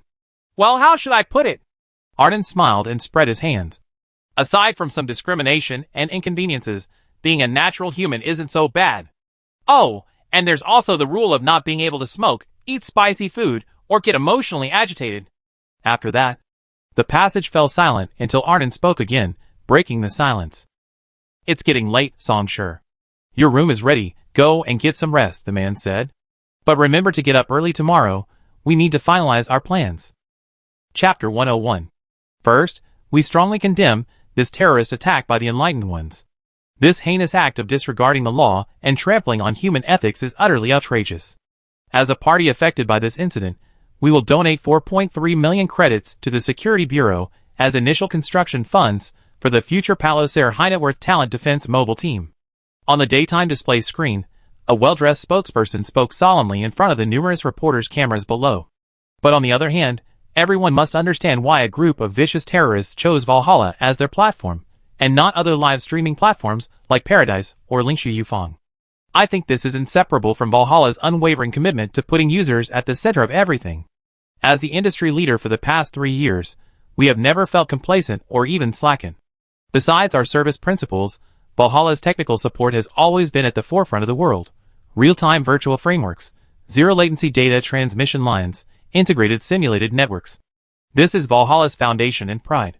Today, to compensate for the psychological impact of this incident on the citizens of Palos Air, we will be giving Palos Air users exclusive commemorative headbands and launching a limited-time Valhalla platform membership purchase discount event. The current plan is tentatively set as follows. The spokesperson spoke incessantly, but gradually, his voice softened and even became indistinct. No, to be more accurate, this well-dressed journalist suddenly melted like a melting candle, his entire face dissolving and dripping thick liquid. The next moment, a completely different face, rough and cold, emerged from the dripping liquid, its empty eye sockets shifting slightly. Then, It slowly turned towards the man before the screen. Marin, you damned bastard. You personally released an unclean one, watched her disappear into the wasteland. You are a baptized believer, you are an armed priest of the Empire. Do you remember even a shred of your mission and faith? Just because she's a child? You offer your despicable so-called mercy? Foolish. Naive. Ridiculous. What a loss an unclean one brings to the Empire. Do you need me to shove disciplinary instructions into your brain? The captain gripped the cross-shaped sword engraved with silver holy words, and without hesitation, cleaved open the chest of the man before him, plunging it deep inside. This is my last act of mercy. Run, Marin, run. The captain's eyes had never been so indifferent, his voice cold. Never come back. Escape to the wastelands, escape beyond the borders of the Empire. You will live the rest of your life as an eternal sinner. Ha! In the pitch-black room, the middle-aged man suddenly opened his eyes. He sat bolt upright in bed, drenched in sweat as if he had just been pulled from the water. Marin gasped for breath. After a long while, he climbed out of bed, staggered to the table, grabbed a glass of water, and drank it all in one gulp. The cold water trickled down the cracks, soaking his dry, cracked lips, then splashing onto the concrete floor. Suddenly, he found himself before the mirror hanging on the wall. The mirror reflected a disheveled middle-aged man, but what truly caught his eye was the gaping wound on his exposed chest, a grotesque, deeply etched black scar that seemed to penetrate to the very marrow. Gazing at this scar, Marin stood silently for a moment before slowly walking to the window. Due to insufficient funding and an extremely complex environment, the power supply in the Deep Moss district had always been unstable. The area where this rented house was located was already quite remote, making a stable power supply even more difficult. Looking around, under a spiderweb-like canopy of various upward-growing illegal buildings and countless tangled pipes, most buildings were shrouded in darkness. 5 days had passed since the sensational death of Crand. With the covert support of corporations led by Emerald Pharmaceuticals and major business tycoons, the Security Bureau had conducted a massive search of the entire city, arresting a large number of suspects, including genuine members of the Enlightened. During the arrest, one of the men resisted with a gun and was shot dead on the spot by security SWAT officers. Images of this scene were repeatedly broadcast on news programs such as the Palace or Daily, demonstrating to the world the consequences of trampling on law and justice. However, none of this concerned the middle-aged man. Only one thing truly affected him. Marin stood by the window, silently listening to the wind carrying the smell of chemical reagents. Just a day earlier, Megan had excitedly told him that the previously aggressive real estate developer had suddenly softened its stance and was willing to renegotiate the contract to acquire the white porcelain homeland. The offered price was still not good enough, still significantly lower than the theoretical market price. But compared to the original conditions, which were almost blatant robbery, this could be considered a genuine transaction. At least, the white porcelain welfare home could survive again for a considerable period of time. Marin covered her forehead, muttering softly, "Sinner. This is Ember." Songshur slowly opened his eyes. He sat cross-legged on the bed.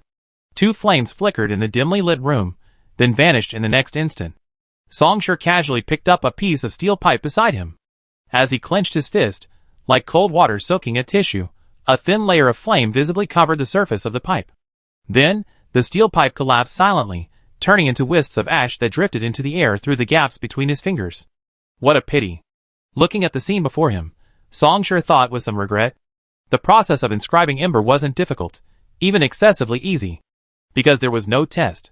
This method of passing on psionic skills, by embedding them into a zero-element crystal, usually involves various tests. The most common and typical test is that the original owner would implant a will or projection, and the recipient must defeat the former or gain its recognition to truly acquire the psionic skill. Being able to transcend the constraints of time and space, and fight against completely different psionicists, was a blind box experience he quite enjoyed. Especially since the psionicists who created the inheritance were usually masters. Unfortunately, this zero-element crystal containing Ember lacked such a test. For the second ring of psionic arts, Fire Seed is an extra slot, and of the remaining 5, Ember occupies 1. The other psionic arts I want can't be mastered quickly, so for now, only Burning Blood remains. Once Burning Blood and Forging Flame are both mastered. Songshur nodded slightly.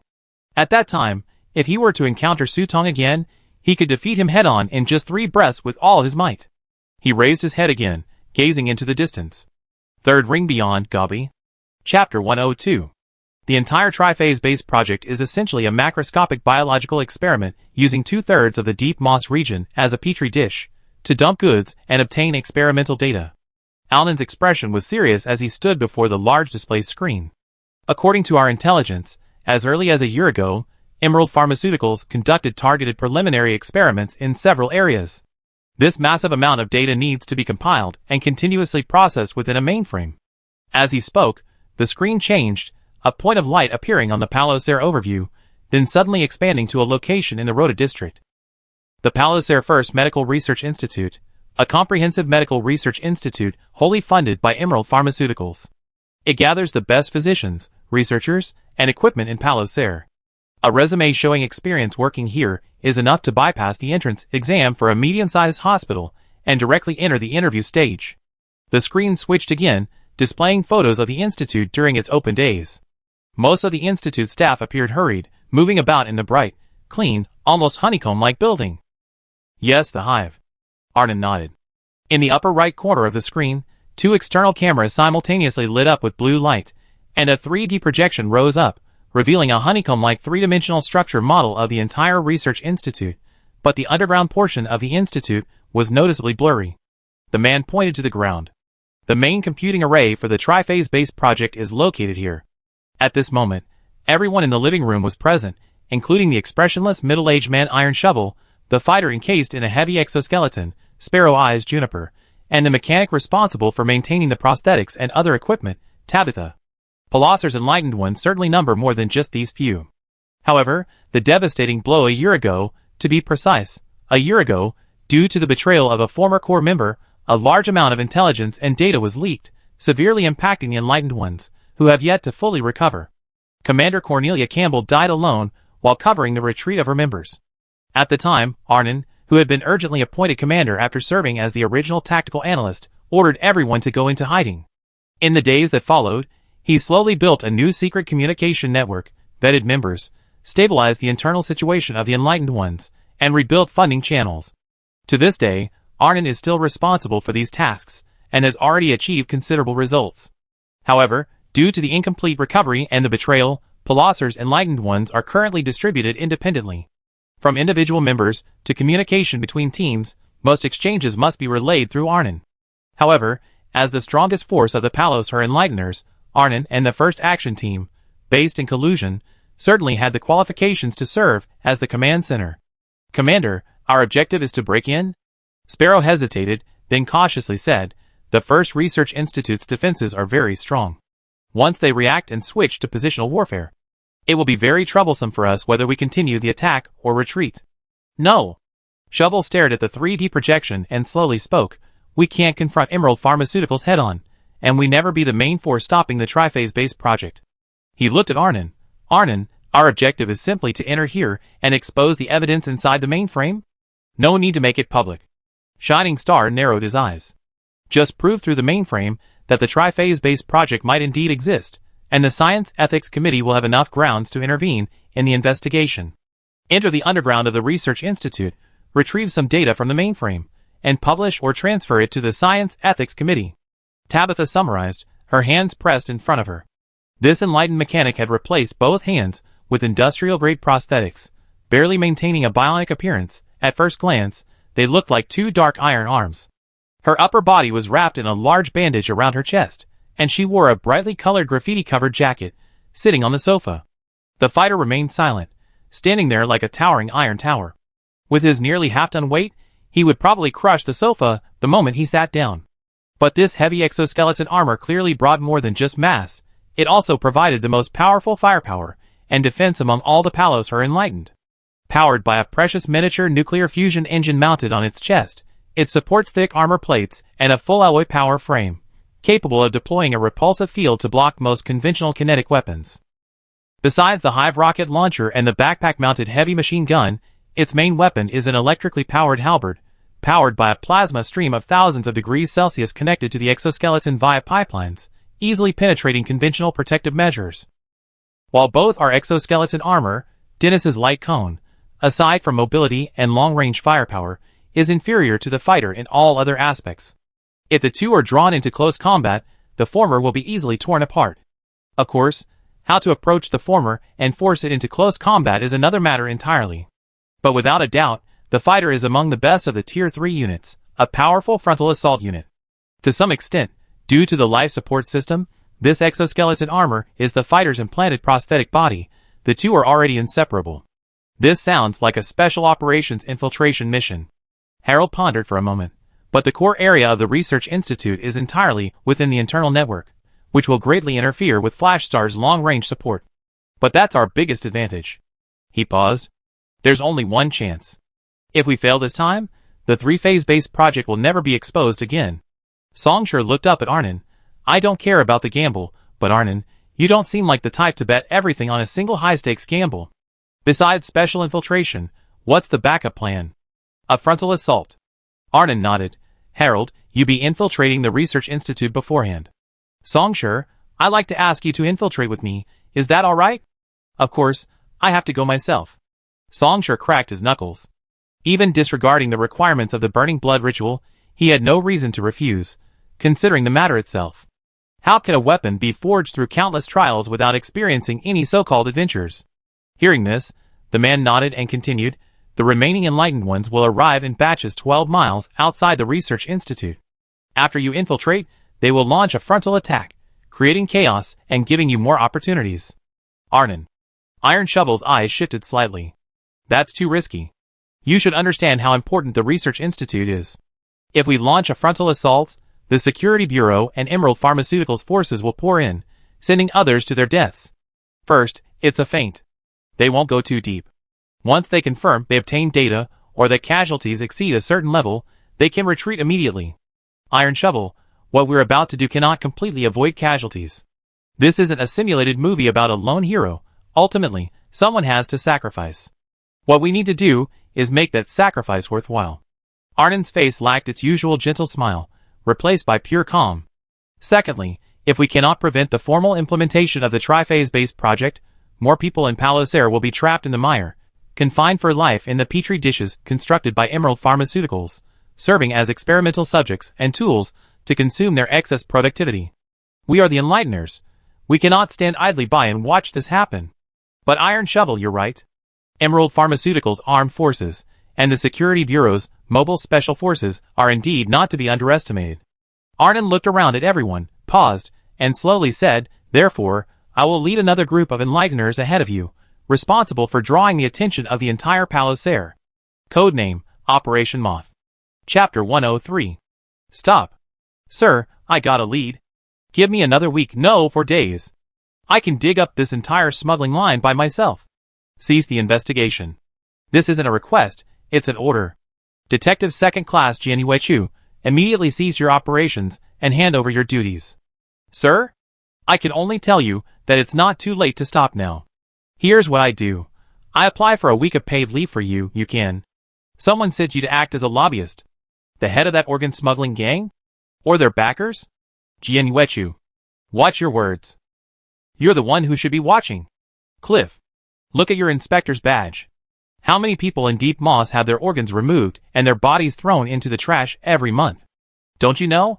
It's because someone is willing to pay a high price that gangs keep doing this. It's because people keep taking the risk. Smuggling. Why do you have to focus on Deep Moss District? Can't you pay attention to our efforts in Highgate and Rhoda districts? Why don't you just mention Whitegate District too?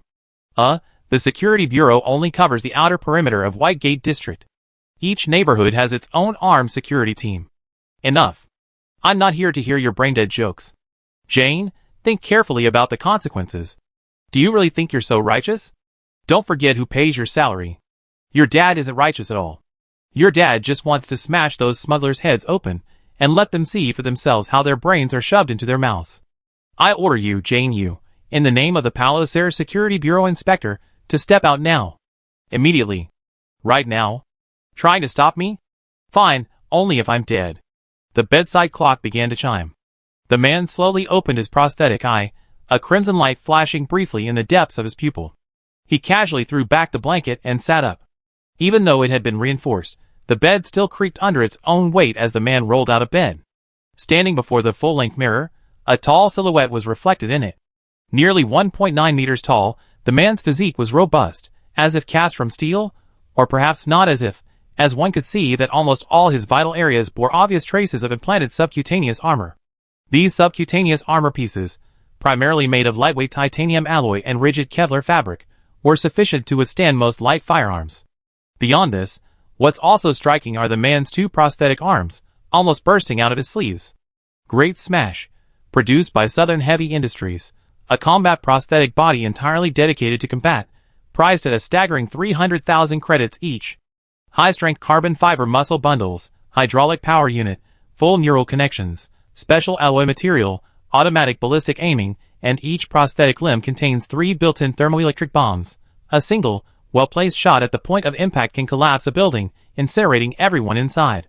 The man looked in the mirror for a moment, then put on his vest, donned his coat, and went out. As soon as he opened the door, the pungent smell of cheap industrial alcohol and stale condoms hit him. In the nearby corridor, covered in graffiti and slogans, several young men with face paint smeared huddled together, each carefully sipping small amounts of white powder from a piece of paper spread out on a sheet. One of the youths, hearing the commotion, instinctively looked up, squinting. Perhaps due to excessive sugar consumption, the youth's body was twitching slightly, and his face was flushed an unnatural red. Then, under his companion's astonished gaze, he swayed, chuckling as he stepped in front of the man. "Hey, isn't this our respected officer Jianyu?" He twirled his powder-covered fingers, sniffed them, took a deep breath, and grinned at the latter. "Hey, we're eating candy here. Why don't you arrest us?" He swayed, chuckling. "Ah, my bad, I almost forgot. You seem to have been fired from the security bureau a long time ago. Now you're A cold touch suddenly slammed into the youth's mouth. Snap. Amidst the blood flowing from the broken teeth, Jianyu twisted his neck and released the safety of his Hellfire heavy shotgun. "Keep talking, you little bastard." Jianyu grinned maliciously, the massive muzzle of his gun pressed firmly against the young man's mouth. The latter seemed to be suddenly jolted awake from a dream, only then realizing what he had just done. His eyes instantly filled with terror, and he pleaded incoherently. "Scared now? Why weren't you begging for mercy when you were high?" Jianyu let out a low laugh, then looked at the others who stood frozen in place, afraid to make a sound. "I'm going to knock your teeth out one by one in front of all your brothers." But then, as if suddenly hearing someone's words, Jianyu slowly frowned, somewhat annoyed, and said, "All right. I know, I do as you say." He abruptly pulled out Purgatory, and before the young man could even show a hint of relief, grabbed his head and slammed it against the railing, looking down from the 5th floor. "Don't let me see you eating candy again, or I drag you here and throw you down. Now get out of here." Seeing the burly man step back, the others rushed forward, hurriedly helping the still trembling young man to his feet, and quickly disappeared into the stairwell. Jianyu coldly watched the group until they were completely gone, then stuffed Purgatory back into his coat, turned into the elevator, and pressed the 1st floor button. An hour later. After paying an extra maintenance fee for "Sorry, your quality exceeds the standard range," Jianyu stepped out of the Kanban's mobility driverless taxi, casually pulled up his hood, and entered a small alley ahead. After a series of turns, Jianyu stopped and knocked on the alloy door in front of him. Above the alloy door, a camera panned, displaying the visitor's appearance to the owner. Then, the alloy door silently opened. "Same as always, Lamartin." Passing through a corridor piled with clutter and boxes, Jianyu, taking off her coat, effortlessly entered the room at the back and laid down on the operating table, still stained with blood. "Hey! I'm not finished cleaning yet." "Then wait until you're done with me, then we can wash together. It saved you some disinfectant." "That's a provocation against a doctor's principles." Not far away, a man who looked to be in his early 50s, old enough to be called elderly, muttered, sighed helplessly, pulled the operating light above the operating table closer, and removed the auxiliary electronic mirror from his head, beginning his examination. TSK. Such a dense distribution of bullet holes on the subcutaneous armor. Did you go and destroy the bloodlust layer? Do you think that's realistic? Let me check the implanted gland pump. You run out of stimulants and neurostimulants. Don't say I didn't warn you. Too much of this stuff can damage your brain. Then please use a different model this time. Don't you have a Swift Dragon? Use this one. Are you crazy? Swift Dragon? That kind of potent stimulant has a chance of killing you with a single shot. Palisar isn't a high-intensity battlefield. What would you do with it? Don't worry, I pay for it. Hey. Trouble. Ha, fine. Anyway, I'm the one making the money. If you insist on courting death, I won't stop you. Close your eyes, relax for a bit, I'm going to do a thorough examination. Out of a doctor's principle, I still have to ask you one more question. Should we use anesthesia this time? No. Suit yourself. Alright, get up. After an unknown amount of time, Jane Yu opened her eyes again. Martin unbuttoned his doctor's coat and sat down in a chair nearby, his face showing obvious fatigue. I replaced the severely damaged subcutaneous armor with new ones. The alloy-powered frame is fine, I only slightly modified the parameters. A few parts of the big crusher prosthetic limbs were broken, but I fixed those too. The prosthetics on your legs are too heavily invasive. The neural connections occasionally malfunction. There's nothing I can do about it, just be careful. Also, I partially blocked your prosthetic connection protocol and added a safety certification. It should be fine for general public security checks, but remember. Jane sat on the operating table, listening quietly. After the other person finished speaking, he nodded slightly, stood up, and put his vest and coat back on. Thanks. I transfer the money to your account by the day after tomorrow at the latest. With that, he picked up the already packed bag and headed for the door. Wait a minute. Watching the other person about to leave, Martin suddenly spoke. Jane stopped and turned her head. What's wrong? Are you worried I renege on my promise? You know that's not what I wanted to say, Jane. Martin stood up, rubbing his temples. Your condition is getting worse and worse. Really? Jane tilted her head and smiled. After a full maintenance, I actually feel better? Martin, you have so little confidence in your skills? I have great confidence in my skills. The prosthetics I adjust are all top-notch. But Martin didn't laugh. He stared at the man before him and said, word by word, but my scalpel can't do anything about a person's brain. Brain? Jane turned completely around, frowning. Martin, do you also think I'm mentally unstable, which is why the security bureau kicked me out? Do you also think I should have just stood by and watched those bastards continue smuggling organs? If I thought that, I wouldn't have performed the implant surgery on you. Back then, the security bureau removed most of your prosthetic body, dismissed you, locked your access, and left you to die on the street like a dog. Martin, enraged, shouted, if you hadn't saved me, who would have helped a like you? The source and channels for your special prosthetic body are the culmination of half my life's work. Without me, you would have been skinned alive by your enemies and turned into an art exhibit at a children's palace. Then why did you say I'm mentally unstable? Come here. Take a good look with your prosthetic eye. Martin lunged forward, shoving a data tablet into the other man's arms. The tablet displayed footage from the clinic's surveillance cameras. Looking at the screen, Jane Yu was slightly taken aback. Through the security camera, the man lying on the operating table had his eyes closed, occasionally speaking to the busy Martin, but also occasionally turning his head to the other side, chatting and laughing, as if he were talking to someone else. But there was no one there. Jane, listen to me. Martin's tone softened noticeably. He said softly, your current state is terrible. No, it's more like it's normal. In less than a year, you increased your cybernetic prowess from 17% to 39%. It would be strange if you didn't cause problems. Dissociative identity disorder and cognitive hallucinations are typical symptoms of cyberpsychosis, and since they're starting to affect the patient's reality, you're at least in the middle stage. Jane Yuechu's expression darkened, and she remained silent. But it's not too late, Martin said. Slowly remove some of the prosthetics, while undergoing mental adjustment, taking medication regularly, and then... That's enough. Jane Yuechu uttered 2 words, and shook her head. Huh? Martin was silent for a moment, then suddenly laughed. Yes. I was too talkative. He took a few steps back, slowly sat back in his chair, and said softly, well then, take care, Jane, and... Your partner, Agent Maury Guster. Jane exhaled and nodded. Then we're off. Goodbye, Martin. With that, he strode out of the clinic without lingering. A long time later, a pop-up window for a secret communication on his retina broke the silence of the man on the dock. He stubbed out his cigarette, connected to the communicator, and said, how's it going? Almost done. It's just that we're a bit short-handed for the implantation surgeries. The rest are still on the waiting list. Oh, by the way, I have a question for you.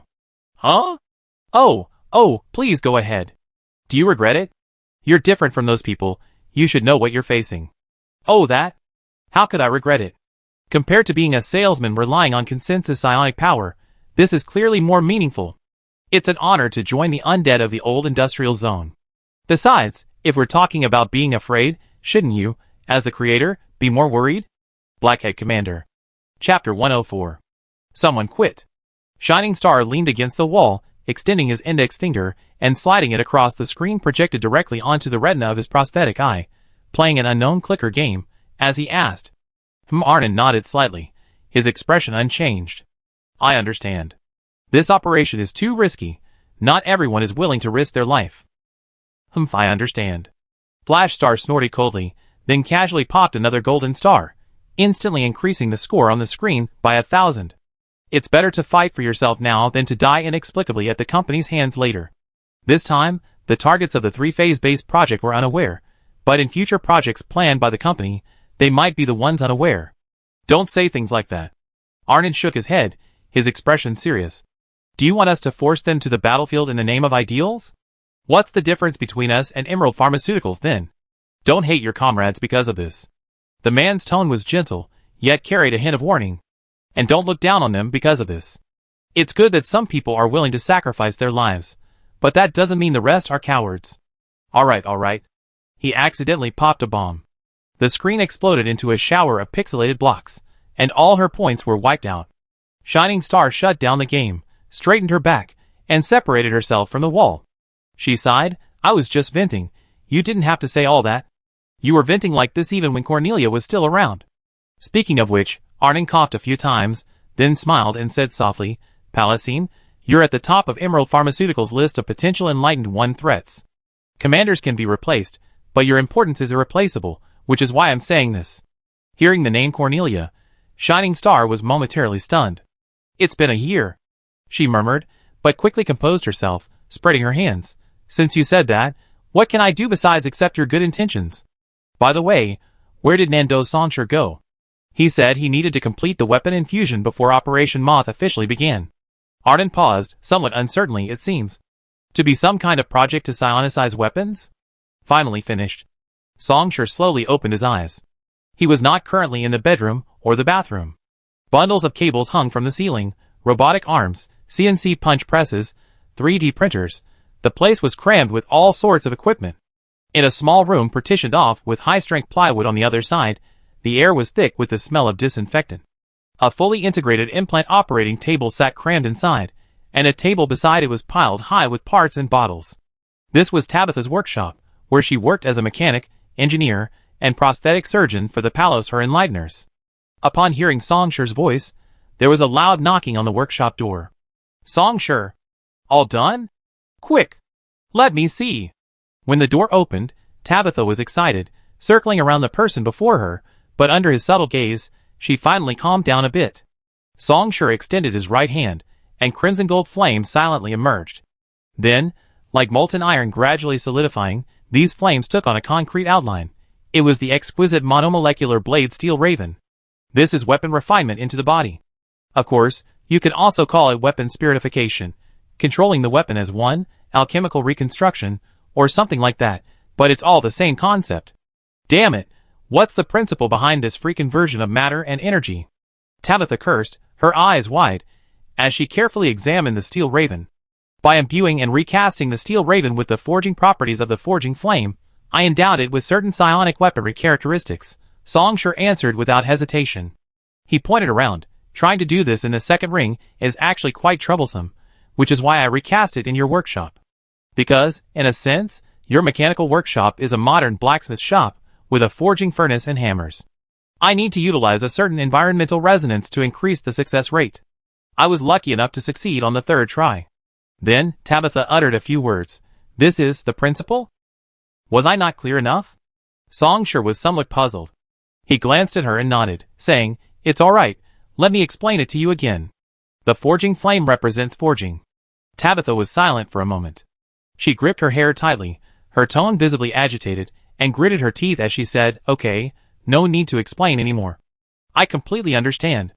Songshur flipped his right hand, and the steel crow transformed back into flames, then scattered into tiny sparks that flowed into his body. That's good, we can begin the disguise work. 1 week remains before the official start of Codename Moth Operation. Using the trial of Krand as a deterrent, and while the effects of that deterrent haven't completely dissipated, Arnon has ordered all the Enlightened Ones in Palasir to go into full-scale covert operations over the past 2 weeks. Almost everyone believes they will remain hidden for a long time.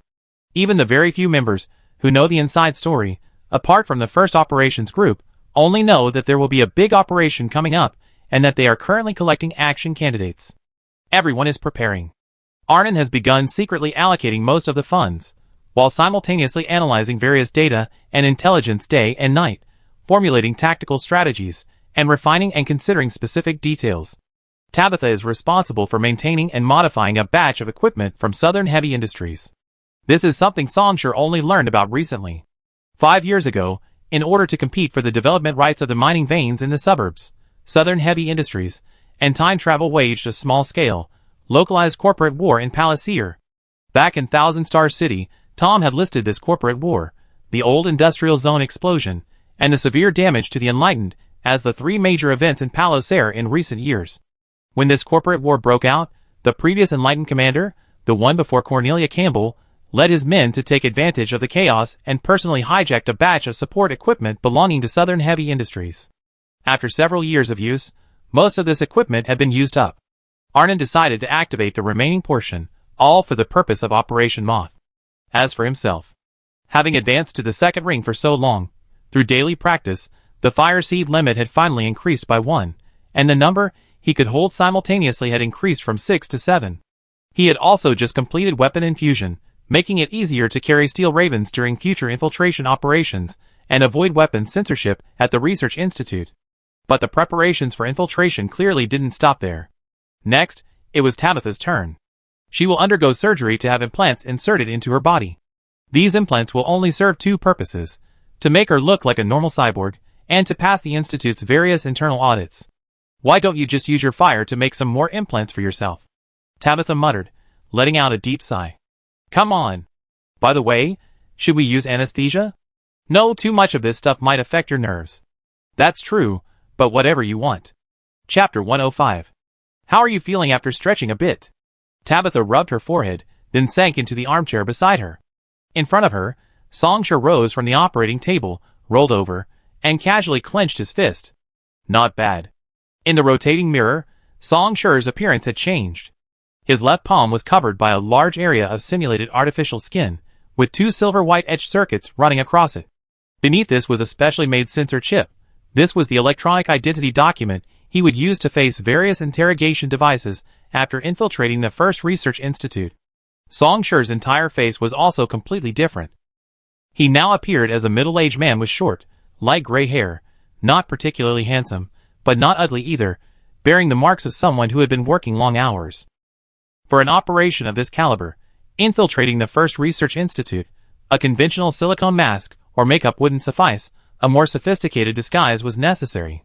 But this wasn't a complete face change. While current technology makes it relatively easy to integrate the human body through bioreplacement and genetic targeting, or to directly replace body parts with customized prosthetics to achieve the character creation seen in simulation games, these are not difficult feats. However, Songshur refused.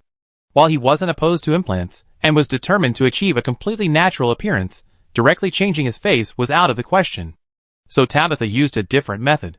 She completely covered Songshur's face with a malleable molecular membrane material, penetrating deep into the skin and adhering it tightly. Then, like a clay sculptor kneading a doll, she used these layers of molecular membranes as clay, employing a microprinting device to sculpt the desired shape little by little, which is the face she has now. Unless broken down by special chemical agents, this mask, deeply embedded in her skin, can last for a month. Conventional high temperatures, washing, and rubbing will not damage it. Also, I inspected your gunpowder and gold-digging axe. I replaced a few parts, and their performance has improved by about 10 to 20%. Tabitha snapped her fingers, and a drawer beside her opened automatically, revealing 2 pistols lying quietly inside. Speaking of which, why are they all kinetic weapons? Haven't you considered an energy pistol? Not necessary for now. Songshur picked up the gun, examined it, and tucked it back into his belt.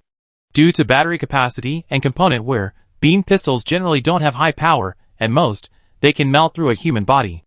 As for plasma cannons and plasma machine guns, they're too inconvenient to carry. I'm not beyond. Weapon refining into the body? Tabitha raised an eyebrow. There are limitations, at least the second ring can't do it. Songshur shook his head slightly. The difficulty of refining weapons into the body for such a complex structure would be greatly increased. Moreover, he paused, When a powerful long-range attack is absolutely needed, I can also fill it with fire seeds. By the way, Song sure stretched. What did Sparrow Eyes and Flash Star say about the identification documents? They're making steady progress, they already scouted the location, and they're determining the specific time to act. Tabitha yawned. Anyway, for the next few days, you and Harold can just rest well. You two have the heaviest workload in the entire operation. Sir, should we continue surveillance? Inside the low-rent apartment, a fully armed man slightly raised his head, peering through the gaps in the metal blinds at the building about 200 meters away. It's been 17 days, and the target hasn't shown up at all. They most likely abandoned this safe house. He shifted into a more comfortable position, inwardly grumbling. Half a month has passed since the trial. How could anyone still be coming to the safe house in the Deep Moss district? That Song sure isn't brain dead. On the other end of the communication line, after issuing the order to continue surveillance and hanging up, the man sighed deeply. As a mid-level manager in the security department, he had been having a very difficult time these past few days. The impact of the trial was too severe. Emerald Pharmaceuticals' public relations department and the government were in a state of frantic chaos, working tirelessly through the night to suppress public opinion. But the recording of the trial was already circulating online. Even Pallasser's other forces were starting to stir. Fortunately, his superior, Guy, followed the intelligence department's list, visiting each person one by one. After suppressing and killing a large number of troublemakers, he finally brought the others back to their senses, making them tremble with fear and figure out who City Palliser really was. What kind of mess is this? The man thought to himself. After arresting a bunch of streamers cosplaying as enlightened ones to ride the wave of popularity, enthusiastic imitators, people planning to pull a PDA in front of the Emerald Pharmaceuticals building, and people urgently setting up production lines to secretly sell pirated Enlightened Ones merchandise. Enlightened Ones has officially registered a large number of official and derivative trademarks, and the arbitration body approved them under the guise of free market. The final approach involved actuaries calculating and comparing the potential for publicity versus the inability to generate economic benefits from piracy. Only after determining that the gains from selling pirated merchandise outweighed the losses for the Enlightened Ones were they dispatched to seize and arrest them. In short, this happened after all these events. 14 days ago, several security department executives managed to track down 2 official Enlightened One members and successfully cornered them. However, after a firefight, they accidentally killed both members on the spot. The original plan to capture them alive and force out the remaining hidden Enlightened Ones was aborted. Then, they themselves suffered the consequences. The remaining Enlightened Ones vanished overnight, and several attempts to lure them out failed. These past few days, under Gabi's orders, they lived in constant fear, terrified of making a mistake and being drafted into the company's armed forces, transferred to other high-intensity battlefields as frontline cannon fodder. Just like those unfortunate executives. Although theoretically, this punishment wasn't in accordance with the system and was somewhat too harsh, at this time, no one dared to raise objections or plead for these guys in front of Gabriel. Sigh, the man sighed again. Having committed such a major act as a trial, it was no surprise that Pallasser's Enlightened Ones would be quiet for a long time. Trying to arrest people at this time was just making things difficult for them. Those who didn't know how to hide themselves and were easy to catch were all wiped out a year ago. Besides, hadn't 2 already been killed? That was enough to appease the higher-ups. At most, their performance bonuses for this year would be completely deducted, but the higher-ups issued a bunch of vouchers, low-interest loan limits, and consumption vouchers every year, replacing most performance bonuses. So what if they were deducted? It was Crand who died, not your biological father, Gabriel. Why are you working so hard? Of course, he dared not actually say these words. In this special period, every word he uttered would be recorded and uploaded to the company's cloud server. Forget it, I make time to go to Qianlfang tonight. It's been a while since I ordered Alien. The man rubbed his temples, making a decision. As for the Enlightened Ones, even with a conservative estimate, they should be able to provide me with another month of peace, right? Chapter 106. Look at all this food? Arnon chuckled softly as he pushed open the door and entered the living room. The long table, which had long been piled with clutter, was now wrapped in tin foil and piled high with various foods. Although most were fast food or pre-made, the aroma of the heated dishes was still incredibly tempting. Harold reworked some things, like that pot of canned stew. Flashy Star stretched nearby. You know, this guy loves making these things. He specially seasoned it to make sure you can eat it too. Then I won't be polite later. Without saying anything like you don't need to worry about my health, Arnon coughed a few times and smiled. How can I miss a pre-departure feast? Beside the weapon rack on the other side, Sparrow Eyes was still carefully inspecting his weapon, the heavy Gauss sniper rifle named Great War. In a sense, in terms of single-hit destructive power, Sparrow's is the highest among all the Palos or Enlighteners. Giant War has two modes of use, portable and field-based. The former is the mode Sparrow usually uses, facilitating movement and allowing for quick retraction and relocation of ambush positions. The second mode requires the Giant War to be fully deployed beforehand, with its support embedded in the ground. Enhancement modules such as power enhancement batteries and secondary acceleration electromagnetic coils are added, transforming it into a terrifying weapon of war, exceeding 2 meters in length. A single strike is enough to destroy a heavy armed shuttle. As for individuals, unless their defensive capabilities are specialized, a head-on hit is absolutely unbearable for a level 3 unit. Dennis and his light cone are no better than paper in the face of such an attack. The drawback is that it only has one strike. Once fully deployed, the Great War requires a considerable amount of time to either resume fire or retract. And this time is enough for the enemy to track down its location and launch a counterattack. However, as a first-ring psionicist on the path of truth, Sparrow's psionic skills can compensate for this to some extent. The path of truth did not arise from nothing. It is said that the initial transcendence stemmed from humanity's fear of ferocious beasts and desire.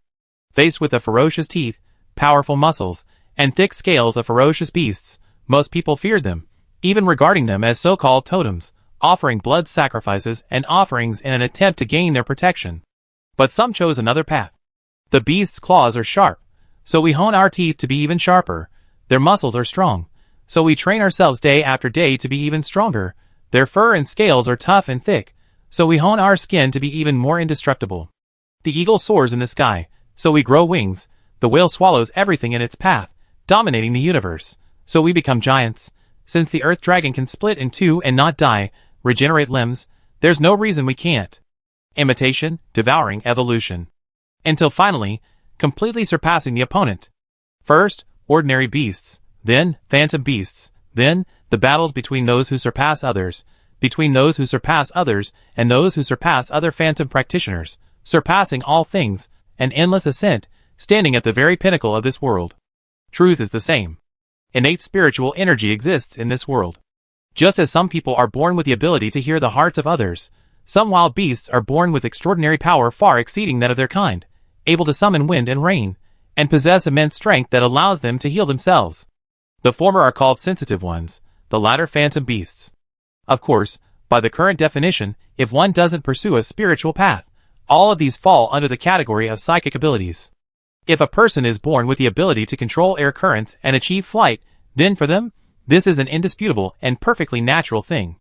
You're telling me that humans can't fly? Am I wrong? But at this moment, I am suspended in the sky, the breeze brushing past my ears is real, and the earth is spread out before my eyes. No. Perhaps what they say is correct, but that doesn't mean I'm wrong. At least for me, the ability to fly is an unquestionable truth. This is my own truth. It brooks no questioning from others, practicing the truth that I firmly believe in. If other paths are woven into a network using various psychic techniques as threads, the truth path, then, uses one's own truth as its axis. Each of their psionic techniques is coiled around this axis, constantly strengthening its thickness and power, extending straight upwards. While the domain may be singular, the effect within that domain is undeniably powerful. However, not all psionicists on the truth path are sensitive individuals who have innately awakened psionic abilities. The two are intersecting, not overlapping. Sensitive individuals may embark on other paths, while non-sensitive individuals may enter the truth path. Historically, there was a renowned third-ring true psionicist who was not sensitive. The Windmill Knight, Don Quixote. He was of commoner origin, but he always firmly believed he was a knight, awakening to this belief and embarking on the truth path. Don Quixote's psionic skills can be summarized as knighthood in my own body. A knight should possess a magnificent steed, so he can summon a psionic life form named Rocinante. A knight should be equipped with both lance and sword, so even wielding a crudely made lance, he can temporarily transform it into a psionic weapon through psionic enhancement, capable of cutting through iron and rocks. A knight should possess exceptional martial arts skills and a robust physique, so he can enhance his physical strength through psionic techniques. Don Quixote's psionic abilities serve entirely the concept of knighthood, or rather, his truth within himself. Don Quixote's final act occurs shortly after he ascends to the third circle. At that time, his country and the surrounding region are embroiled in a prolonged war, with various lords vying for power. When Don Quixote traveled to a mountain town, he discovered that the local lord had quietly resumed a large-scale human sacrifice ritual. The situation was chaotic at the time, and given the lord's status as a third-ring transcendence, other nations and powers either didn't want to antagonize him or couldn't spare the resources, and thus remained silent.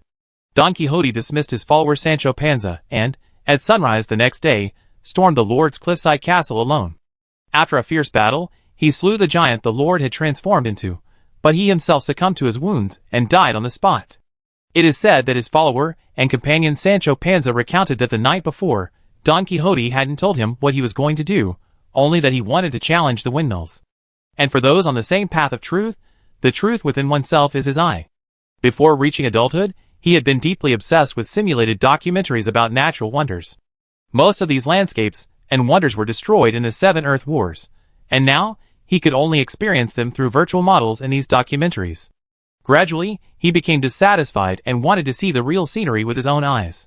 This required eyes that transcended the ordinary, even the irrational. Of course, as a first-stage cultivator, he couldn't perform any particularly incomprehensible or bizarre operations.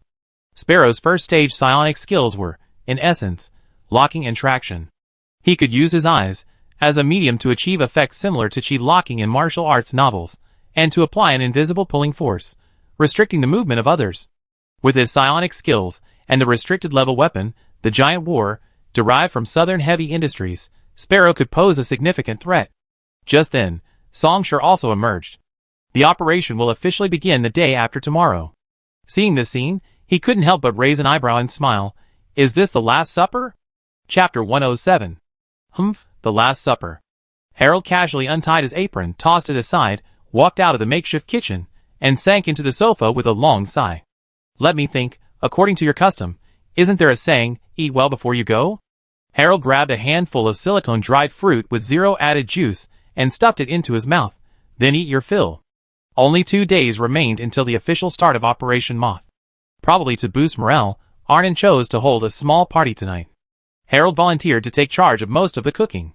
Not bad. Songshur picked up a knife and fork, spearing a piece of synthetic meat coated in fat. The abundant spices masked the less than ideal quality of the meat, making it quite flavorful. Songshur, bring me a fire. Harold took a sip as well, then clicked his tongue. It's a bit cold. Stewed soup tastes better when it's hot. This is cold? Did you replace your stomach with a prosthetic? Songshur sighed, casually flicking his wrist. A spark flew into the stew pot, then instantly expanded, billowing flames that swirled around the pot without spreading. After advancing to the second ring, the great source power could now be freely released, achieving various maneuvers similar to Fireball. These past few days, Songshur hadn't been idle.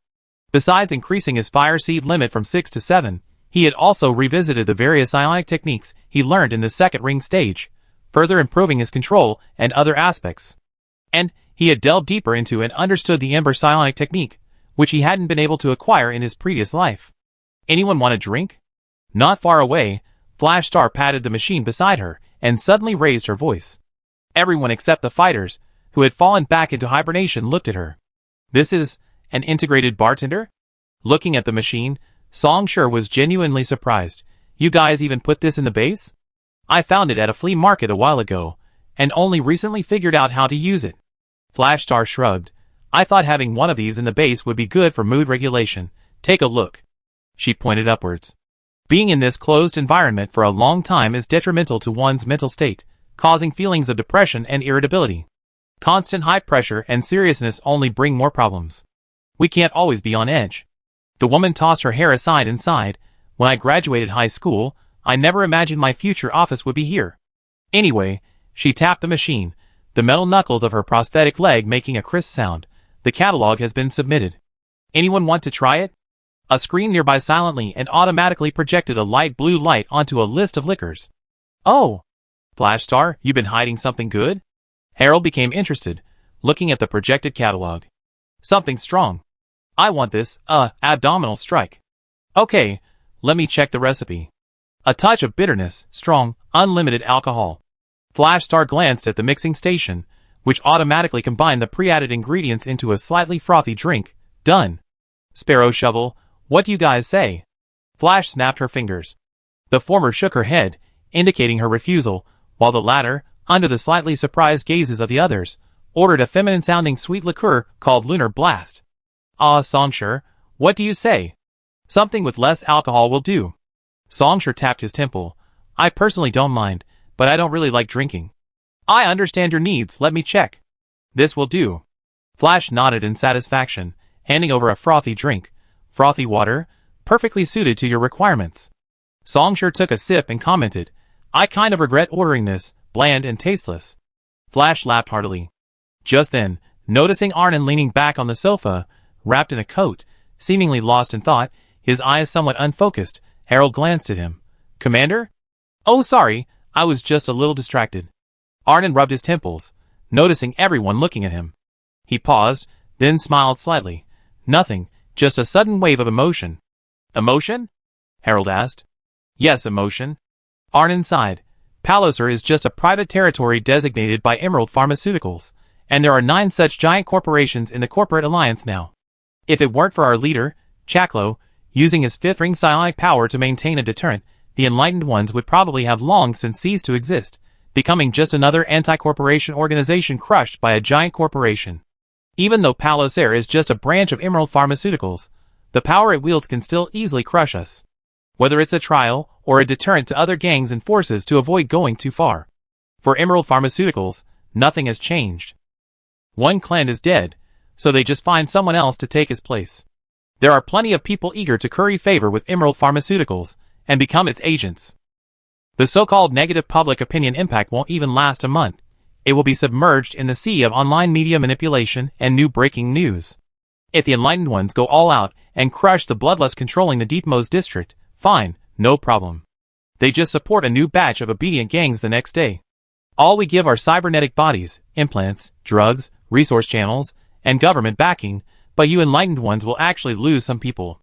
Let's see who can't afford to wait any longer. Oh no, it's not people who die, it's extremist armed terrorists, who have been deprived of their political and human rights. But beyond corporate alliances, there are entities that even individual giants fear and must unite to confront. Arden sighed, gently pointing to the sky. Yan'an, the Pan-Eastern Continental Alliance, Eden, the Vanpusta Empire, the Silent Society, even the artificial intelligences that sank into the abyss and the sea after the failure of the Freedom Revolution are, in some ways, more worthy of the giant's attention. Boss, why are you suddenly bringing this up? Harold swallowed a piece of meat and scratched his head. Probably just a thought. At this moment, Songshur suddenly spoke. Arnon. What you just said is a division based on region and power, a distinction between one entity and another. Finishing the last drop of liquid in his glass, Songshur put it down, pointed to his eyes, and said, Would you like to hear about the world through the eyes of a psychics? Chapter 108. The world through the eyes of a psychic? Arnon looked somewhat surprised, then nodded and smiled. Then I trouble you. Wait a minute. Songshur. Shining Star put down the wine glass that was steaming coldly, revealing a subtle expression. You're not going to talk about that, are you? I think I know what you're thinking, but that's not what I wanted to say. But you did remind me, so let's start with that. A ball of flame appeared in Songshur's palm, swirling around his 5 fingers. Everyone, what do you think psychic energy is? Or rather, what is the principle behind psychic energy? Hearing this, Arnon pondered slightly, but Tabitha's eyes shone brightly, and she spoke directly. According to the most widely accepted theoretical definition, psychic energy is composed of some invisible, indivisible, and difficult-to-observe psychic energy factors. It's composed of molecules and atoms, just like how matter is made up of molecules and atoms, and different properties arise from changes in microscopic structure. A very standard way of putting it. Songshur laughed, turning to Shan Xing. You balance go first, shall we? All right. Shan Xing cleared her throat, slowly opening her right hand. A small string of silvery white arcs crackled out amidst the violent changes in electromagnetic waves and the conversion of psionic energy, yet were bound together by her will between her 2 fingers. From balance perspective, so-called psionic energy is a rule, a law, that governs the operation of the world. It has always existed, we discovered it, not invented it. We all know that water boils when heated, but under low pressure, no matter how much firewood is added, the water will boil prematurely, and will hardly reach its original temperature. Atmospheric pressure and temperature influence each other. They are both rules. Psychic energy is the same.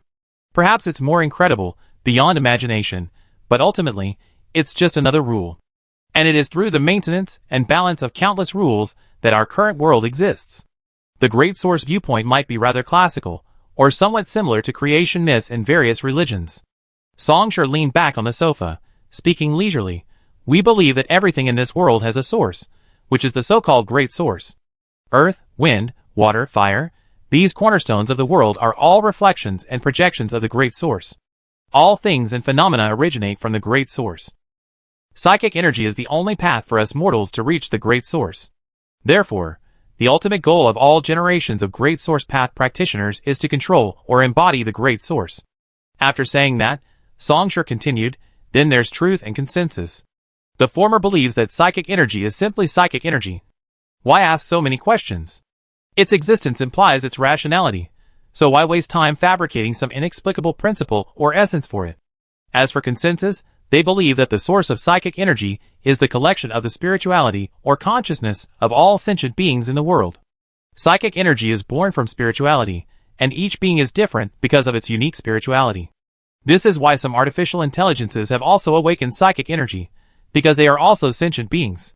Their goal is to unify the spirituality of all sentient beings, thereby achieving a consensus on all things. Shining Star, why didn't you tell me about this before? Harold asked, taken aback.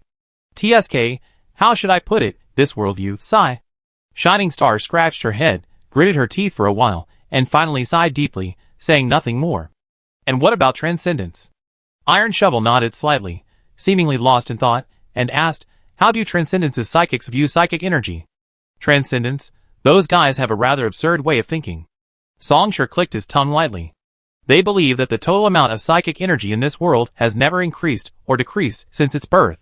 You understand how incredible the power of psychic energy is, so Transcendence naturally believes that psychic energy is the supreme thing in this world, the only ladder to transgression, yet its total amount is constant. Therefore, to truly achieve transcendence and stand at the pinnacle of all things, one must possess as much psychic energy as possible, creating a complete ladder to transgression. According to Transcendence's theory, only one person can traverse this path, defeat everyone else and possess the most psychic energy. A psionicist. If there were even one more psionicist at the same level, it wouldn't be considered insurmountable. The Colosseum, Sparrow Eyes murmured, is no more brutal than the Colosseum. What Colosseum? This is just a bunch of lunatics. Harold exclaimed in surprise, but quickly frowned. No, Songsher, according to you, shouldn't all the transcendent psionicists have died out in the Civil War by now? Or at least a truly insurmountable psionicist should have emerged. But now? Wait a moment, Harold. Tabitha interrupted, gesturing with her hand. Songsher, what about the other path, Revelation? Revelation is rather special.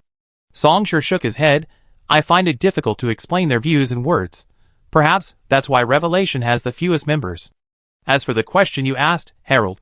Under the subtle gaze of Shining Star, Songsher smiled and slowly uttered a sentence. Who told you that a psychic from a particular path can only believe in their own path's worldview? Without giving everyone time to react, Songsher looked at Harold and directly asked, Harold, do you think the shape of the planet we're standing on is a sphere or an elliptical disk? You said it's a planet. Yes, it's definitely a sphere. I'm not one of those who support the flat earth theory. Harold replied subconsciously, but then, as if suddenly realizing something, his eyes widened. Wait, you mean? That's right. That's the answer. Songsher laughed heartily, snapping his fingers. The evening moon in the sky won't change its trajectory because of your opinion. Whether you believe in the flat earth theory or the earth theory, it doesn't stop you from standing here. It doesn't stop us from standing on this planet called Terra. The same goes for psychic energy. That's why I haven't told you guys about this, and there's very little discussion about it online. Of course, this is because of information censorship and the fact that there are indeed few psychics. Flash Star covered his forehead. This thing is a theory. But if you really want to say how many psychics completely believe it, TSK. Harold turned his gaze to the young man, his expression serious yet curious. Songsher, what do you say? Half believing, half doubting. Songsher spread his hands, frankly saying, I acknowledge the existence of the Great Source. That's one theory, but if you're saying everything in this world is a reflection and projection of the Great Source, I don't quite believe it. The young man raised a finger and said seriously, of course, the Great Source plays a crucial role, that's for sure. This world definitely has the Great Source.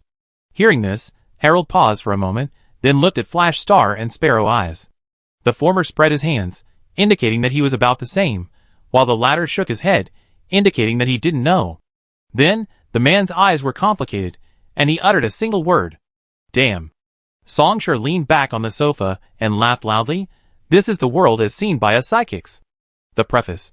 Chapter 109. So, what are your views on the other paths? Iron Shovel asked. Nonsense. Flash Star sneered repeatedly. Absurd. Songshur scoffed. The world was born from the Great Source. Why not just change the name of the Great Source to the Creator God? That way, the Great Source Psionicists can still call themselves messengers of the gods, with inherent legitimacy. This is a natural claim that's greater than any title. Ha! Psionic power is a rule? The world exists in a state of balance maintained by countless rules? Heh, the ones who disregard rules the most are you balanced psionicists. You really have the nerve to say that? Tabitha roared, that's enough. At this moment, Alnan, who had been silent until now, finally spoke again. The introduction? He looked serious. Please continue, Songshur. Arnon, why do you think the world has become what it is today?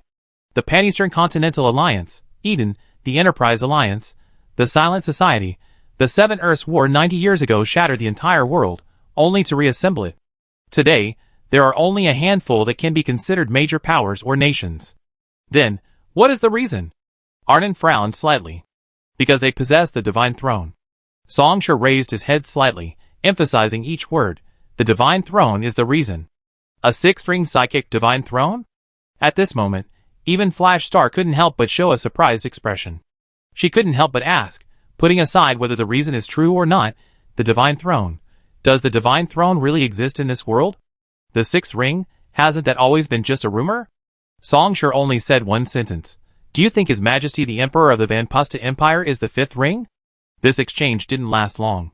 Because ultimately, it was just casual conversation during a gathering. The world situation and the so-called throne of gods were too far removed from people's lives. The most important thing right now was Operation Moth 2 days from now. This was the eve of the final battle. Whether Operation Moth succeeded or not, whether the outcome was good or bad, Parasur would inevitably change in 2 days. As the party drew to a close, Arnon quietly watched everyone. Harold and Iron Shovel were drinking heavily, and Tabitha yawned, looking sleepy. Sparrow sat for a while, then went to discuss mission details with Flash Star. They were responsible for the disguises of Songshur and Harold. However, Flash Star seemed somewhat helpless, as if he didn't want to discuss the mission at this time. Songshur, on the other hand, sat on the sofa, casually browsing the news. Earlier this month, Beta Bio announced the launch of a new generation of private exotic pets next year. According to an exclusive interview with this station, this series will focus on mythological creatures, drawing heavily from ancient myths, documents, and relics, striving to recreate them and provide consumers with the best experience. Beta Bio is a subsidiary brand of Jade Pharmaceuticals. Its exotic pets, manufactured using bioengineering technology, are currently its most popular product line. They have even co-hosted an unlimited pet master tournament with the Super Sports League, placing their exotic pets in various stadium environments for a brutal battle. In simple terms, alien pets are civilian-grade, degraded versions of bioengineered beasts. Their genes are selectively programmed and modified to produce desired traits, then given either a flashy, endearing, or ferocious appearance. Even on the streets of Palos Air, you can sometimes see children or thugs keeping these things as pets, the most common being fire-breathing lizards. However, given their limited funds and purchasing power, they can only afford the most degraded, defective products, short lifespans, decaying organs, their genes on the verge of collapse. Some merchants even inject them with stimulants and hormones beforehand, making their sickly, inferior fire-breathing lizards appear powerful and vigorous for a short time, making them easier to sell to children. Of course, alien pets are at least products of modern bioengineering. A high-end one could easily kill someone. However, for those with even a little skill, the truly noteworthy are the various bioengineered beasts used in warfare by Emerald Pharmaceuticals. But then, when he saw the next news headline, Songshur paused slightly. As of today, Forge Light City remains in a state of war. It is reported that Fubo Energy's space carrier, the Groden Glory, has officially launched and begun its mission to suppress numerous armed terrorist organizations led by the Enlighteners. Meanwhile, Emerald Pharmaceuticals' volunteer medical rescue team has also submitted an application to conduct charitable rescue operations in Forge Light City. However, the Forge Light City government has yet to express a clear stance on granting permission. This forces us to ask why? Why would the city government reject Emerald Pharmaceuticals' charitable rescue efforts? Such a selfless and noble act. This station will continue to report on the Forge Light City News Special. Forge Light City? This place was razed to the ground long ago. Songsher pinched his brow and let out a long sigh. Perhaps the atmosphere tonight was too comfortable, making him a little sluggish. He suddenly remembered that he was sitting in the past, 20 years ago. Although the world situation had begun to stir beneath the long-standing undercurrents, and friction was beginning to escalate, compared to the endless chaos and the reenactment of the Seven Earths War over the next decade or so, this was now the final period, a time of tranquility. Just like Forge Light City at this moment. The true main force of the Enlightened Ones occupied one-third of the city, engaging in a direct confrontation with Fubo Energy, Southern Heavy Industries, and Zero Degree Network. But no one could have imagined that the result of this battle would be heavy losses for both sides, and in the more distant future, the entire Forge Light City, this large metropolis renowned for its abundant solar energy resources, environmental transformation, and comprehensive trade, would be razed to the ground by the Pan-Eastern Continental Alliance's celestial calamity. Huh? Songsher leaned back, lifting his head and closing his eyes. In a daze, he seemed to see a tidal wave sweeping across the sky and earth, crushing everything in its path. Before this unprecedented wave, a second ring psychic seemed utterly insignificant. The fifth ring. True spirit. And even the scenery of the sixth ring god's throne, this time he was determined to witness it with his own eyes. This was no mere arrogance. If one dared not even imagine, then there was nothing more to do in this world. And right now, Songsher crushed a handful of ice, filling his empty glass with the shards, then drank it all in one gulp. The chilling air lingered in his nostrils, slowly calming his heart, which had become somewhat agitated by memories. The only thing to do. Burn Palosair to ashes. Chapter 110. At first glance, the interior of this tall building seemed to be dominated by only one color, white. Embedded ceiling lights cast a steady white glow, making the space seem to defy day and night. Light blue corridors with PVC flooring meandered deeper and deeper, reminiscent of the vast bloodlines supporting the human body. Only occasionally, around a corner, a massive logo hanging on the wall, a design of interwoven emerald olive leaves piercing through a broken white porcelain hand, added a touch of color. A few miniature drones could be seen occasionally darting through the air. The air was thick with the smell of disinfectant. Some found it pungent, while others found it pleasant.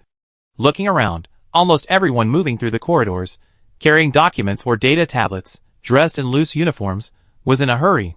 If they encountered a familiar colleague, they would only exchange a few words or nod slightly before passing by. Building 4, Area A will undergo routine maintenance the day after tomorrow afternoon. Everyone in that area should be aware, and remember to move any experimental projects you're working on beforehand. The elevator in the central area of Building 2 is malfunctioning? Okay, I understand. Report it to logistics, it should be fixed by tomorrow. The experimental subject suddenly died within half an hour. The cause of death was widespread genetic collapse. The theoretical model we built was supposed to be working, so why isn't it working? You wait, I'm coming right now. Others, while hurrying forward, connected to their headsets, frowning, giving orders or discussing matters. Linda's processing plant, which manufactures Palosser's special relaxing patches, has urgently requested assistance. Their defect rate is significantly higher than expected, and they hope we can send personnel to guide and investigate. Okay. Yes, I know Father is dying soon. But didn't I do my best to arrange high-quality medical resources? His death isn't my fault. What? You want me to come see him one last time? Oh, damn it. I have to go to work now. Can't you just record a short video? Alright, stop talking. I'm going to enter the office area to access the internet. The external network will be automatically blocked. Beep beep. Glancing at the man who quickly walked past her, annoyed as he cut off the call, Songsher released the straw she was biting, crushed the paper cup of her breakfast coffee, and threw it into the nearby trash can. This was a regular trash can, not for experimental supplies, so it was mostly filled with disposable paper waste, and bottles and cans of special coffee, stimulants, and special energy drinks. Essentials for adapting to the high-intensity work at the First Research Institute. Or rather, for anyone who wants to work at a company, these are essentials. Some companies even offer perks like daily stimulant chemical gas through ventilation windows, which employees can enjoy for a small service fee. And there's no need to spend a lot of extra money on supplements to maintain work efficiency. Even if, due to a limited budget but not wanting to lose their job, they're forced to choose cheap, unreliable, substandard products, and if they suddenly die at their desks using these things, the company won't be responsible. Of course, even if everything goes through the proper procedures, the company will still find excuses to avoid responsibility. Going to work is enjoyable. I love going to work, Songshur hummed softly, starting to walk forward again. At this moment, he was already inside the first research institute. The first phase of his and Harold's infiltration plan was not complicated. The two would split into two groups, slowly approaching the central courtyard of the institute, searching for an opportunity to enter the underground mainframe layer. As for how to infiltrate and disguise themselves, currently, their identities were Sue and Ansel Adley, respectively. These were two identities carefully selected by the other members of Flash Star and the Enlightened Hacker Group after extensive information integration and analysis. The former was an elite researcher at the First Research Institute, and the latter was an armed security guard. Under the cover of Flash Star's remote network, Sparrow and Harold infiltrated the two men's residence a day in advance, restricting their movements and directly obtaining information through interrogation combined with truth serum. Harold actually had some reservations about using truth serum, but Arnon persuaded him. Far before this, Songshur and Harold had already completed preliminary work, such as replicating the two men's appearances, replacing and implanting access chips, and browsing relevant intelligence, etc. At this moment, they had transformed into Sue and Ansel Adler and entered one after the other. Perhaps compared to the full security measures of the First Research Institute, this was still not foolproof, but it was more than sufficient for movement in this outer area at present. Underground mainframe layer Songshur discreetly surveyed his surroundings, comparing them with the Research Institute's floor plan in his memory, sketching a more detailed outline in his mind, while pondering. As the three-phase-based project was extremely confidential, it was already remarkable that Flash Star could determine that the mainframe of the entire project was located in the First Research Institute. It could even be considered a stroke of luck. But going further, the underground structure of the First Research Institute and the exact location of the mainframe were simply too difficult for Flash Star and the hacker group to discover. This was something Songshur and Harold had to do themselves. However, based on the information obtained from interrogating Sue, at least one thing could be confirmed. The Institute's atrium led to the underground mainframe level. Nando just then, Flash Star's voice came through Sue's usual headset. I could only maintain communication up to this point. Beyond that is the internal network. Arnon is about to begin his operation. I need to go help him. He's mobilized 2/3 of the Enlightened members in Palosair willing to participate in Operation Moth, and they all arrive within 12 miles of the Research Institute. They wait for your signal, or launch a forced attack in an hour and a half. Anyway, good luck on your journey. Then, the communication fell completely silent. Indeed, it's more exciting to act alone. Songshur stretched slightly, thinking happily. From the moment he stepped into the First Research Institute, he felt a restless surge of energy, as if his blood was surging. He couldn't tell if it was due to his personal emotions, or the boiling blood ritual. After so long without any activity, he was starting to crave blood. Perhaps today he could. Perhaps? A voice suddenly broke in. A young woman in a uniform emerged from around the corner. She was about to step aside, but her expression changed upon seeing the person's face. You're a little late today. The woman took a step back, scrutinizing the middle-aged man before her. Of course, she knew her colleague wasn't actually that old, just looked older, and had no immediate plans for cosmetic surgery. The next moment, she softened her slightly displeased tone and nodded. The group meeting this month is about to start. Since we run into each other, let's go together. Songshur paused. Something came up on the way, and I was delayed. Sorry. A slow smile spread across his face. Trillia, let's go now. Chapter 111. At each entrance to the Research Institute's office area, one had to pass through an automatic security gate. A light blue screen descended from above, sweeping over Songshur's entire body, quickly illuminating a green permission-granted sign above him. This automatic security gate was designed to detect whether Songshur was carrying prohibited items, and his prosthetic body status. Songshur had only brought the Steel Raven with him on this trip. After the weapon was integrated into his body, it was undetectable by this security gate, at least at its current level. The latter was a chip implanted in his body, jointly created by Tabitha and Flash Star. Its function was to generate a mimicry prosthetic body status and a safety permit certificate. When encountering this detection, it would automatically float up, like a membrane covering Songshur, allowing the security equipment to identify false information and pass the inspection. This is a common tactic used by many unlicensed scalpers specializing in prosthetics. They purchase or forge prosthetic safety permits to provide security for the prosthetics they sell, making it easier for buyers to pass various security checks and freely enter public places. Except that Flash Star and Tabitha's techniques are more sophisticated. Attention, you have entered the internet area. Please keep your electronic devices and network prosthetics safe. Successfully passing through the security gate, Songshur felt little joy. Essentially, this security gate was a high-speed rail entrance level of protection. It was useful, of course, but not that effective. If the Enlightened One's technical support couldn't even get past this hurdle, they might as well just divide the assets. Tar's smart assault rifle, iron soldier-type tactical dagger, bulletproof vest with ceramic plates, half-filled, eagle eye standard-issue goggles, surprising force combat prosthetic limb, red spider web neural spinal chain. Glancing around, noticing the noticeably increased security patrols since entering the office area, Songshur clicked his tongue inwardly. In his opinion, while these security personnel weren't exactly elite, they were at least competent. Combined with the equipment and cybernetic bodies provided by Emerald Pharmaceuticals, they would become troublesome if their numbers grew too large. It wasn't insurmountable. These guys weren't carrying heavy firepower, or rather, it was stored in the armory. After all, who would allow someone to carry heavy firepower around near their own lab? In this situation, using the Research Institute's intricate terrain for guerrilla warfare, Songshur was confident he could wipe them all out single-handedly. But the first Research Institute had more than just these. The armed security forces in the remaining areas, the physical blockade of all passageways, the swarms of drones indoors, and the autonomous weapons. They would eventually overwhelm him. It was unrealistic for him to single-handedly destroy the entire Research Institute. However, if he replaced entire with part. Ever since meeting Trill, Su Yi's teammate, and the two traveling together, Songshur had subtly retreated a third of his body to observe her. And just then, she suddenly spoke. Without turning her head, she said as she walked, "By the way, Su, did you have any ideas about the TTP protein synthesis failure last time?" The release time of the nematicase was problematic, Songshur replied. "You still insist on this view. But we already checked the process, the problem shouldn't be here." The woman frowned slightly. "No new ideas?" Songshur pondered for a moment, then slowly shook her head. Seeing this, she pinched her brow. "Alright, let's not talk about this anymore. How's your report coming along at the group meeting later?" "My progress is very slow, you know, Director Herlin." Upon hearing this, Songshur hesitated for a moment, then smiled without speaking. The other person stopped, somewhat surprised. "You're so confident?"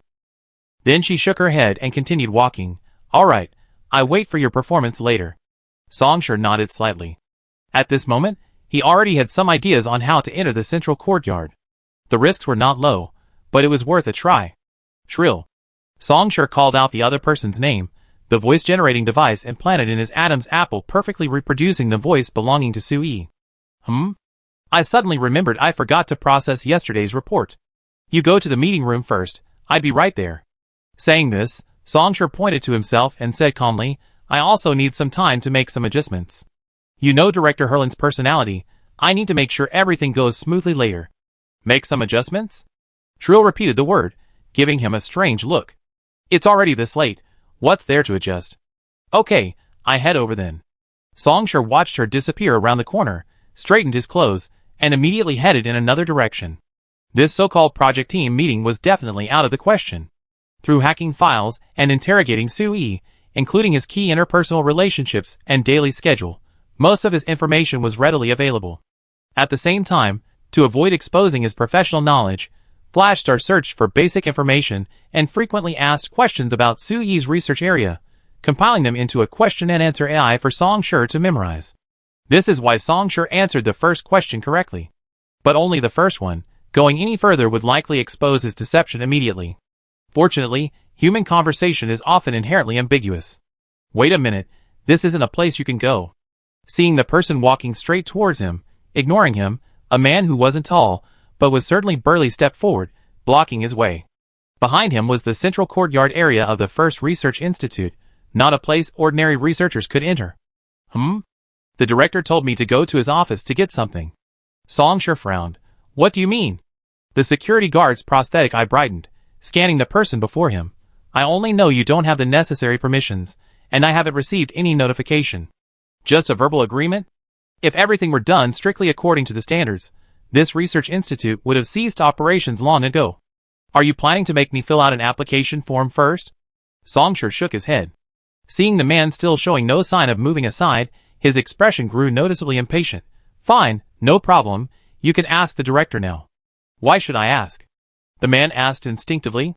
The director already gave it to me, but you don't believe me, do you? Songsher said coldly, hurry up, I need to get back to the group meeting before the director finishes preparing. Who is the director of your project? The head of the third department in the biology department, Herlin Nick. Hearing this name, the security guard suddenly stopped. He heard about this old man's idiotic temper, and with the group meeting about to start, no wonder this guy insisted he ask.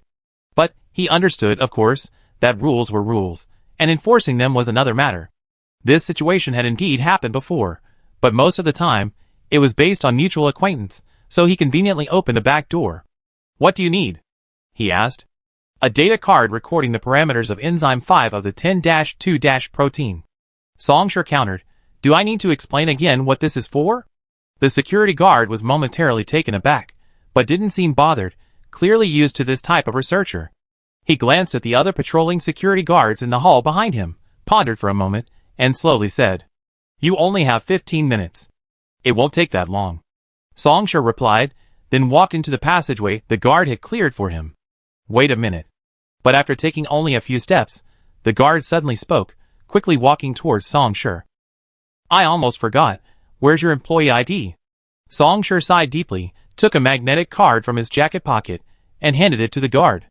The security guard took the card, swiped it on his right prosthetic arm, looked at the displayed SUE and corresponding affiliated department, and finally nodded. SUE. Okay, remember to come back as soon as possible. 3 minutes later, in a temporarily deserted corridor. What's the situation on your end? After a brief period of static, Harold connected to the communication at the other end. Using a brain-computer interface to directly write text, then converting it to speech, a completely emotionless voice sounded in Songsher's wireless headset. I'm a security guard, patrolling the central courtyard. Nando, I found an elevator leading to the underground level. But the guards there are too tight. I dare not get too close. What about you? That's enough. Getting into the central courtyard is enough. The rest of the way won't be cleared by a little cleverness alone. Harold, you can activate your backup plan now. Notify the enlightened ones outside to begin the attack immediately. What's your plan? Tell me the location of the elevator, and I need you to get as close to it as possible. The blood coursing through his body began to surge again, and crimson gold flames rose from his heart. Songsher stretched one last time before stepping forward. For the infiltration and information gathering later, you're a bit more suited than me. So, it's time to divide the tasks. You're responsible for figuring out the location of the mainframe in the underground level. And I'm responsible for bringing you in. Chapter 112. The sky was as clear as a mirror, reflecting a deep blue hue.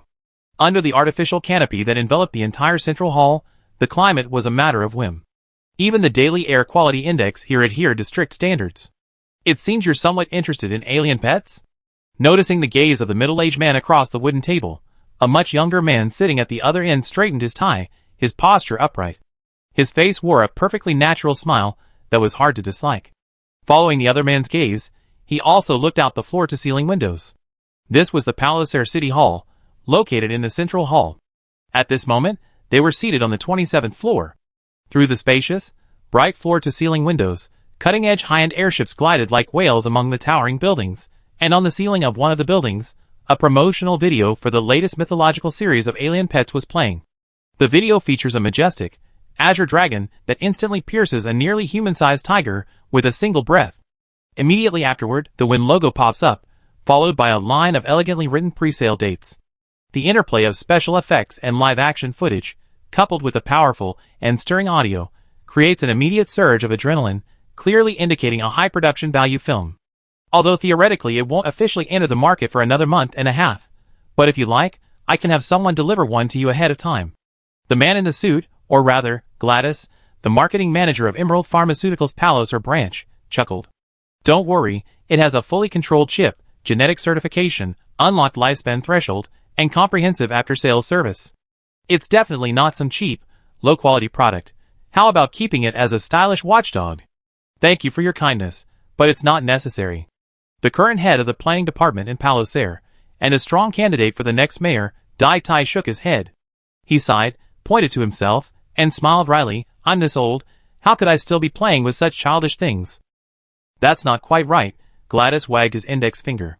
This is the latest trendy, accessible luxury fashion. We put a lot of effort into promoting it. At least that's what the publicity department told me. Dai Tai smiled wryly again and said nothing.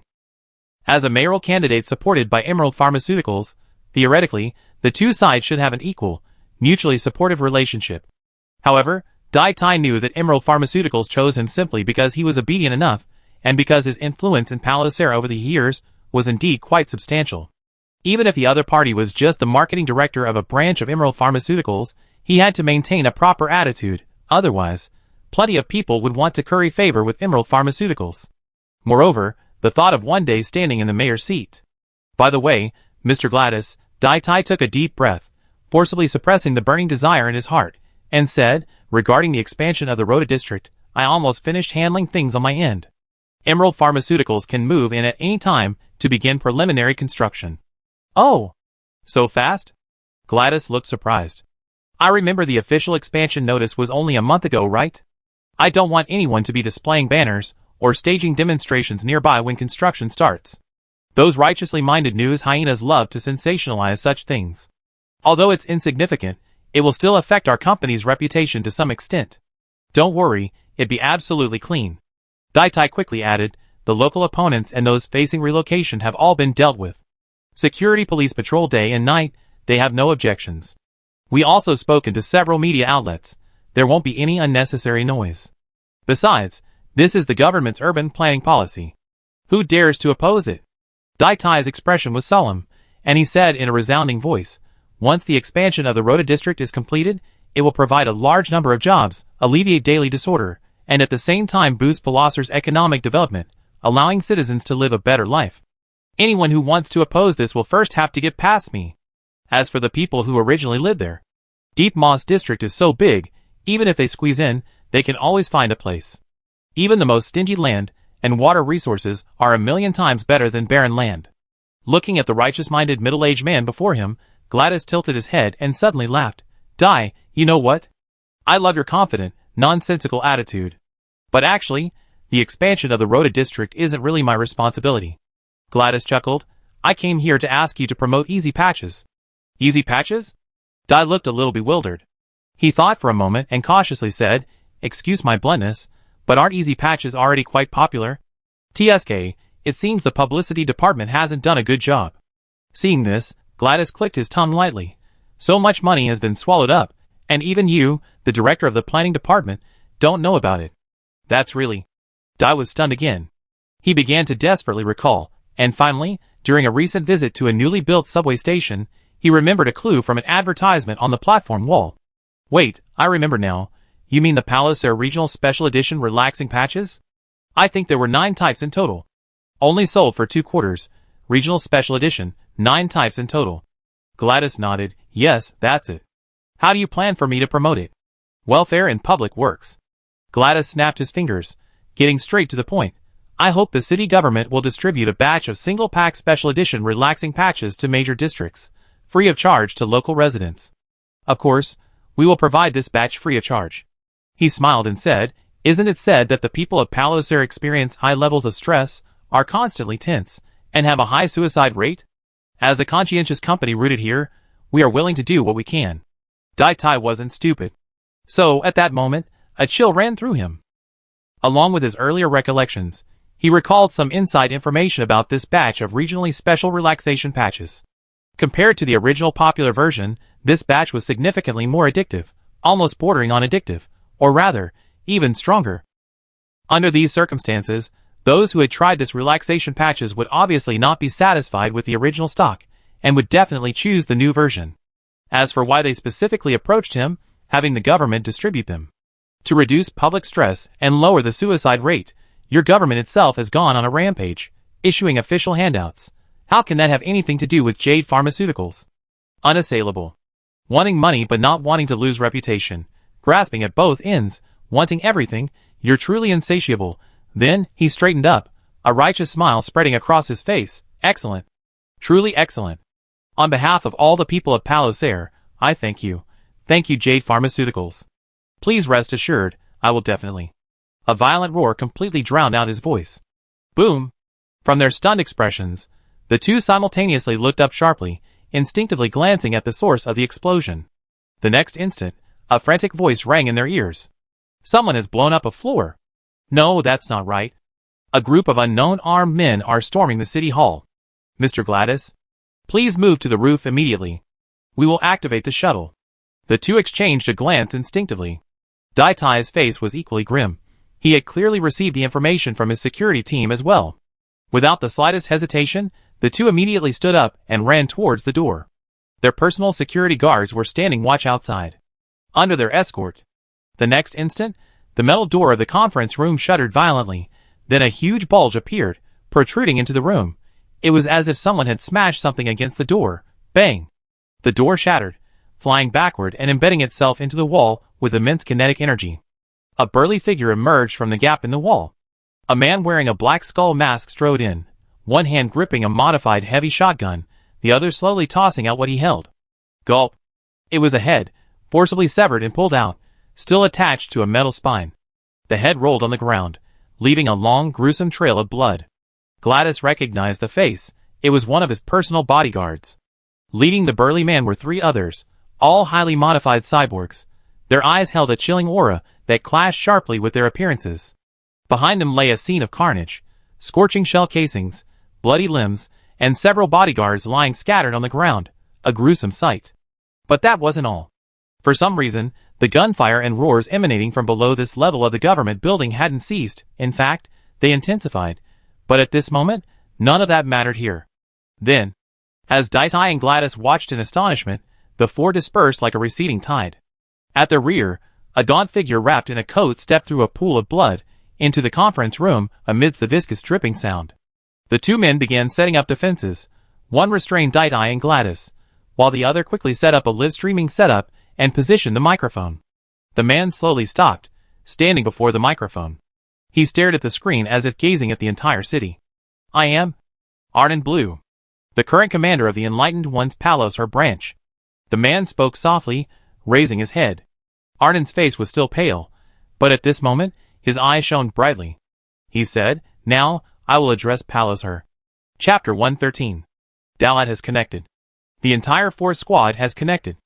Redgrass has connected. TSK, big move. Tooth Eater has connected. Second squad, Mend, Nantera, Rita have connected. In that instant, Shining Star's perspective suddenly rose, as if she were looking down upon the entire city from above Palos Air. On the originally dark chessboard, pieces suddenly lit up. Each piece represented a member connecting to the covert combat communication channel she had temporarily constructed. Shining Star leaned back in the bathtub overflowing with ice, cables connecting to her brain computer interface, the other end of which was a whole row of temporary supercomputing components. If an ordinary hacker connected, they would probably have their brains burned out instantly by this supercomputing load. Even at the second ring balance, Shining Star frowned, revealing obvious pain. However, this overload resulted in an enormous supply of computing power. Using Flash Star as the relay terminal and the remaining hacker members as baseline support, a robust temporary network domain was thus established. Messages flooded into this temporary network domain like a tidal wave, only to be rapidly processed and broken down, then transformed back into commands and deployed. Individual network protection, information interference, electronic warfare module deployment, meme virus ambushes, privilege tampering and login, live streaming, real-time battlefield coordination. Just a few breaths later, the cybersecurity experts at Emerald Pharmaceuticals were the first to sense something was wrong, and the first wave of probing cyber attacks surged forth. In this race against time, at a moment when distraction was unthinkable, Flash Star suddenly froze in the virtual world, as if they had finally discovered something. First squad, second squad, fourth squad, Redgrass, Tooth Eater, Boxer. 19 pieces lit up simultaneously on the chessboard. At this moment, all the Enlightened members who, despite knowing the potential risks, were still willing to participate in Operation Moth had gathered here. All of them. Arnon! Shining Star's eyes widened. Her voice instantly pierced through the physical distance of dozens of miles, ringing in Arnon's earpiece from inside the government building on the other side. No! You said you brought a third of the people to draw the city's attention. But now everyone's here at the First Research Institute. You, who are the people next to you now? Looks like I can't hide it anymore. Glancing at the still streaming live stream, Arnon looked up and around. The conference room was completely different. The walls were reinforced, landmines were laid, and sentry posts were set up. Besides the makeshift fortifications, there were 2 new figures. Compared to the original 4, their cybernetic bodies were clearly of a lower grade. Outside the conference room, another group formed the first line of defense. They too were armed and had constructed fortifications. The only constant was that everyone wore masks with a black background and pale skulls. But beneath these masks, unseen by anyone, tense fear and excitement, seasoned experience, 2 starkly contrasting emotions shifted across their faces. For the sake of secrecy, all members of the Enlightened remained silent, only connecting to the communication channel at the very last moment before the operation was confirmed. Apart from Arnon, the commander, even Flash Star, the channel's creator, had only just learned of the specific personnel deployment. Operation Moth, plan unchanged, proceed as scheduled. Wait! This is different from the plan. You? Arnon interrupted, calmly saying, Shining Star, this is an order I issued in the name of the 5th Enlightened Commander. He said nothing more. The man abruptly cut off the communication. Shining Star, is something wrong? A slender silver fish pierced through the data streams, reaching Shining Star's side and automatically speaking. Just now, the redundancy data on your side suddenly increased significantly. Shining Star took a deep breath. Psionic Arts 6th Sense, Psionic Arts Stability, Psionic Arts Electromagnetic String, Psionic Arts Coordination. The second ring of balanced psionic energy began to activate, a silvery white light appearing deep in her pupils, her entire demeanor instantly becoming cold and indifferent. It was as if she had temporarily abandoned her human consciousness, merging into the ocean of data. No problem, Flash Star said. Have everyone prepare. In 10 minutes, when the armed forces from Emerald Pharmaceuticals and the Security Bureau arrive at the government building, we will officially launch the attack. Someone stopped the countless times they had to clean their weapon, and the prosthetic body began to warm up at maximum power. Someone kissed their pocket watch, then put it back in their pocket, loaded a row of iron-colored steel core bullets into the magazine, and inserted it into their assault rifle. I repeat one last time, the primary tactical objective of the attack is not to kill, but to distract as many of the Research Institute's armed forces as possible. The captain of the 2nd Squad stood up. The implanted Dragonfly Ion-type edge enhancement system made him feel as if he were walking on flat ground in the speeding van. To create an opportunity for the brothers who infiltrate, right? Someone chimed in, complaining, Captain, how many times have you said that? I know it by heart. The captain paused, looking at the group inside the vehicle. A year ago, triggered by the betrayal of a core member of the Enlightened, Gabor's Emerald Pharmaceutical Security Department, in conjunction with the Security Bureau, launched an attack on the Palos Her Enlightened. The elite First Action Team lost 1 member, the 4th Squad lost 3, and the 3rd Squad was completely wiped out, never to be rebuilt. His own 2nd Squad also lost 2 members. This dealt a devastating blow to the Palos Her Enlightened, who, under the leadership of their 4th commander, Cornelia Campbell, were reaching their historical peak of power.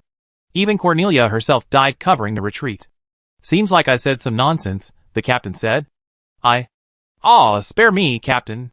You really aren't suited for sentimental talk. After inserting the last ceramic bulletproof plate and donning his body armor, one of them picked up a nearby thermoelectric ray gun and chuckled, Don't say anything useless. After this is over, Captain, you treat everyone to a good drink. That's more effective than any words. The captain slowly smiled. He looked at everyone in the van and said, Okay. The hourglass of time reached its end. Just as they were about to fully enter the First Research Institute's area, the security clearance camouflage and information shielding from Flash Star finally crumbled. Several armed drones flew towards the van, broadcasting, Unknown personnel, please cease operations immediately and disembark for inspection. Captain? The burly man, with a heavy prosthetic limb implanted, resembling a gorilla, grinned, his previously curled-up body stirring restlessly. The captain's response was to pull the trigger, firing a shot at the drone in the sky. The next instant, amidst the driver's maniacal laughter, the van suddenly accelerated, crashing headlong into the Research Institute ahead with unstoppable force. The burly man also laughed, flung open the rear door, revealing a menacing metallic silhouette, and the vehicle-mounted machine gun began to roar wildly. Behind them, other vehicles of different types followed closely, smashing through shards of glass amidst terrified screams, and crashing in as well. Chapter 114. The central courtyard was quite large. Many areas had obvious access checks, which Songshur deliberately avoided, taking several minutes to finally approach the location provided by Harold. Below the towering dome, at the far right end of the plaza, was a large elevator embedded in the wall, large enough to hold more than 10 people. Clearly, this was one of the entrances to the underground level. It was noticeably fewer pedestrians here, and the few researchers or administrative staff in white lab coats walked briskly with indifferent expressions. Mostly, there were security personnel. These armed personnel in black uniforms were tactically deployed, ensuring overlapping lines of sight and eliminating blind spots, while patrolling and rotating shifts at a regular pace. A man in a full-body blue protective suit pushed a cart carrying several boxes towards the elevator. 2 security guards immediately approached, their prosthetic eyes gleaming. After checking his access permissions and identity, they stepped back. Songshur's gaze lingered on a few spots. These deliberately concealed corners, each with its own autonomous sentry tower connected to the internal network, were also slowly rotating at a calm yet undeniable frequency. Even 2 giant quadrupedal spider-type mechs were present here. These combat robots, nearly 2.5 meters tall, were equipped with a heavy machine gun, 3 splitter howitzers, side-like powered blades, an all-terrain climbing chassis, and sloping armor strong enough to withstand a heavy artillery bombardment. They were veritable war machines. He surveyed all of this. Then, a genuine smile slowly spread across Songshur's face. Like a hunter spotting its prey, he was filled with excitement. Far from the elevator, a 3-person security team appeared around the corner, entering the area. The moment Songshur saw them, he recognized Harold. He was at the very back of the group, and almost simultaneously, Harold also saw Songshur. Their eyes met for less than a tenth of a second before looking away again, without the slightest hesitation. In Harold's slightly surprised glance, Songshur walked straight towards the elevator, or rather, towards the 4 armed security guards near the elevator. Seeing this unfamiliar researcher clearly heading his way, one of them frowned, while his companion's prosthetic eye lit up, and he began retrieving the person's file. Songshur spoke with a smile, step by step. "Gentlemen, let me introduce myself. I'm Sue, currently a member of Director He Lin's department. Stop right now." Seeing the other person approach the elevator, almost within his reach, one of them showed no politeness, raising his gun and speaking in a chilling tone. "Immediately retreat 3 meters and stay where you are. We can hear you. This is a one-time warning. Take another step forward, and we have the authority to shoot." At this moment, someone leaned closer and whispered in his ear, "Boss, his identity is fine, but his authorization is wrong. This guy isn't qualified to be here." Someone did him a favor again. What are those people doing these days? Thinking this, he maintained his gun-holding stance, his tone softening slightly. Just as he was considering whether to pretend he hadn't seen it or deport him for investigation, a violent explosion suddenly rang out from afar. The others instinctively looked up towards the source of the sound. The direction of the explosion was the Research Institute's main entrance? Only one person was an exception. The instant he heard the explosion, the man cast aside all distractions, aimed at the person in front of him, and pulled the trigger without hesitation, regardless of this person's situation or whether they were a problem. Taking them down was the priority. But in that instant, someone else moved faster. Reflected in Harold's suddenly contracting pupils, someone's 5 fingers formed a fist, and a long blade wreathed in crimson flames appeared in an instant. Then, a step was taken and a slash was made. There was no dodging. The muzzle spat fire, the steel core bullet roared out, and then, sliced in 2 along its central axis by the falling steel crow. The blade cut through the bullet, its momentum unabated, but the man blocked it. In that almost piercingly silent moment of death, without even time to roar, the man barely managed to raise his assault rifle for protection. The next instant, Steel Raven cleaved the rifle in 2, then plunged deep into the alloy prosthetic limb, and could advance no further. Blocked it? In that instant, Songshur laughed, flicked his wrist to pull out Steel Raven, and retreated without hesitation. The ensuing barrage of gunfire instantly obliterated the spot where he had been standing. And from within the roar of this hail of bullets, a faint sound rang out, like the crackling sound of sparks flying from burning tinder. But this was not a spark. The man who had taken Steel Raven's blow, ignoring his injuries, was about to draw his pistol to coordinate a crossfire with his companion when, originating from the wound on his prosthetic limb, crimson gold flame suddenly erupted, expanding rapidly and engulfing him in almost a breath and a half. His bulletproof vest, his pistol, his implants, his remaining flesh and blood, all were reduced to black ashes drifting into the air at a visible speed as the flames burned. I was originally planning to start closer, but it turned out to be such a coincidence, though not even a few seconds earlier. The psionic technique, Crimson Flow Armor, was instantly constructed, covering most of Songsher's body, as if he were draped in a ferocious and majestic beast-like form. Careful! Do not touch the target's flames!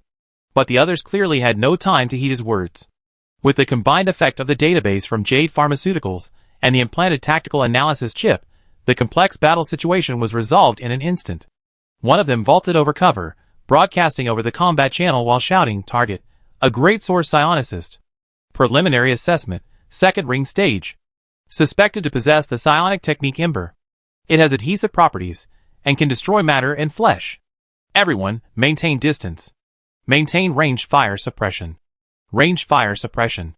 TSK, not even wanting to exchange a single word. Songsher spun his steel raven. Facing the barrage of bullets, he had to maintain high-speed movement to dodge, his words becoming muffled by the tearing air currents. "First thing, I'm going to kill you all by myself," Songsher shouted, raising his steel raven, while subtly signaling out of the corner of his eye for Harold to slowly approach the elevator. "Second thing, you want to suppress a great source with firepower?" The next instant, centered on Songsher, a vast expanse of tiny, firefly-like flames erupted around him, bursting forth in all directions amidst his loud laughter. Chapter 115. Fiery sparks rained down, shooting in all directions, and leaving trails of crimson gold. One person had no time to dodge. A spark slammed into their chest armor, exploding with a bang. Flames instantly engulfed them, reducing them to wisps of ash. Strictly speaking, these sparks weren't particularly lethal. At best, they were equivalent to small grenades. For a human with flesh and blood, this would certainly be terrifying, but against these fully armed cyborgs, a single small grenade wouldn't be fatal. However, combined with the psionic skill Ember, these sparks became something far more terrifying than white phosphorus bombs. The deafening roar continued incessantly. As sparks flew, the enemy's counterattack never ceased. Besides the kinetic energy bullets, a security guard behind a water dispenser turned the valve on his gun, unleashing a red laser beam. Asterisk swoosh, asterisk a lush, verdant shrub was instantly melted away in front of the laser beam. According to the trajectory tracked by his prosthetic eye, the timing of this attack was perfect. Even Songsher couldn't dodge it, only able to raise his steel raven to block. Then, the two giant quadrupedal spider-like robots also moved. One of them roared furiously, unleashing a dense barrage of bullets, instantly pulverizing the ground after just a fleeting graze. The other lowered its center of gravity, its three howitzers roaring towards Songsher's direction. Songsher clicked his tongue softly. From the crimson stream armor that covered most of his body, the flames, which were originally almost like slurry, suddenly rose up and transformed into visible gaseous streams of flame, spreading outwards in a hemispherical shape. The next instant, gunfire erupted, nearby windows shattered, floors cracked, walls collapsed, and the smoke-laden artillery fire engulfed everything. Songsher's figure reappeared in the distance. At his current level, his body couldn't directly withstand the firepower of airborne howitzers or heavy machine guns. After all, he was ultimately a great source, not a transcendence, and at least in the second stage, he couldn't forge a purely terrifying physique capable of withstanding heavy firepower. Therefore, just now, he used a secret spiritual energy technique similar to a gas explosion to instantly compress and release the spiritual energy flames around his body, blocking and slowing the attack, buying himself a chance to escape. At this moment, the security forces also suffered heavy losses. The initial rain of fiery stars directly hit 6 people. Except for one person who decisively drew a dagger and severed his flame-stained forearm, the other 5 were all engulfed by the flames, turning to ashes at a visible speed. Theoretically, this wasn't fatal. After all, they were located at the First Research Institute, the top-tier medical and biological research institute of Emerald Pharmaceuticals in Pallisphere. With timely rescue and the medical resources here, these people had a high chance of being saved, although they would likely suffer various aftereffects, but at least they could survive by sheer luck. However, at this moment, they had no time to worry about their teammates. Songsher stepped forward, transforming into a streak of flowing gold and crimson, sprinting towards the elevator. The flames around him seemed to have a life of their own, condensing into beams and wildly firing in all directions.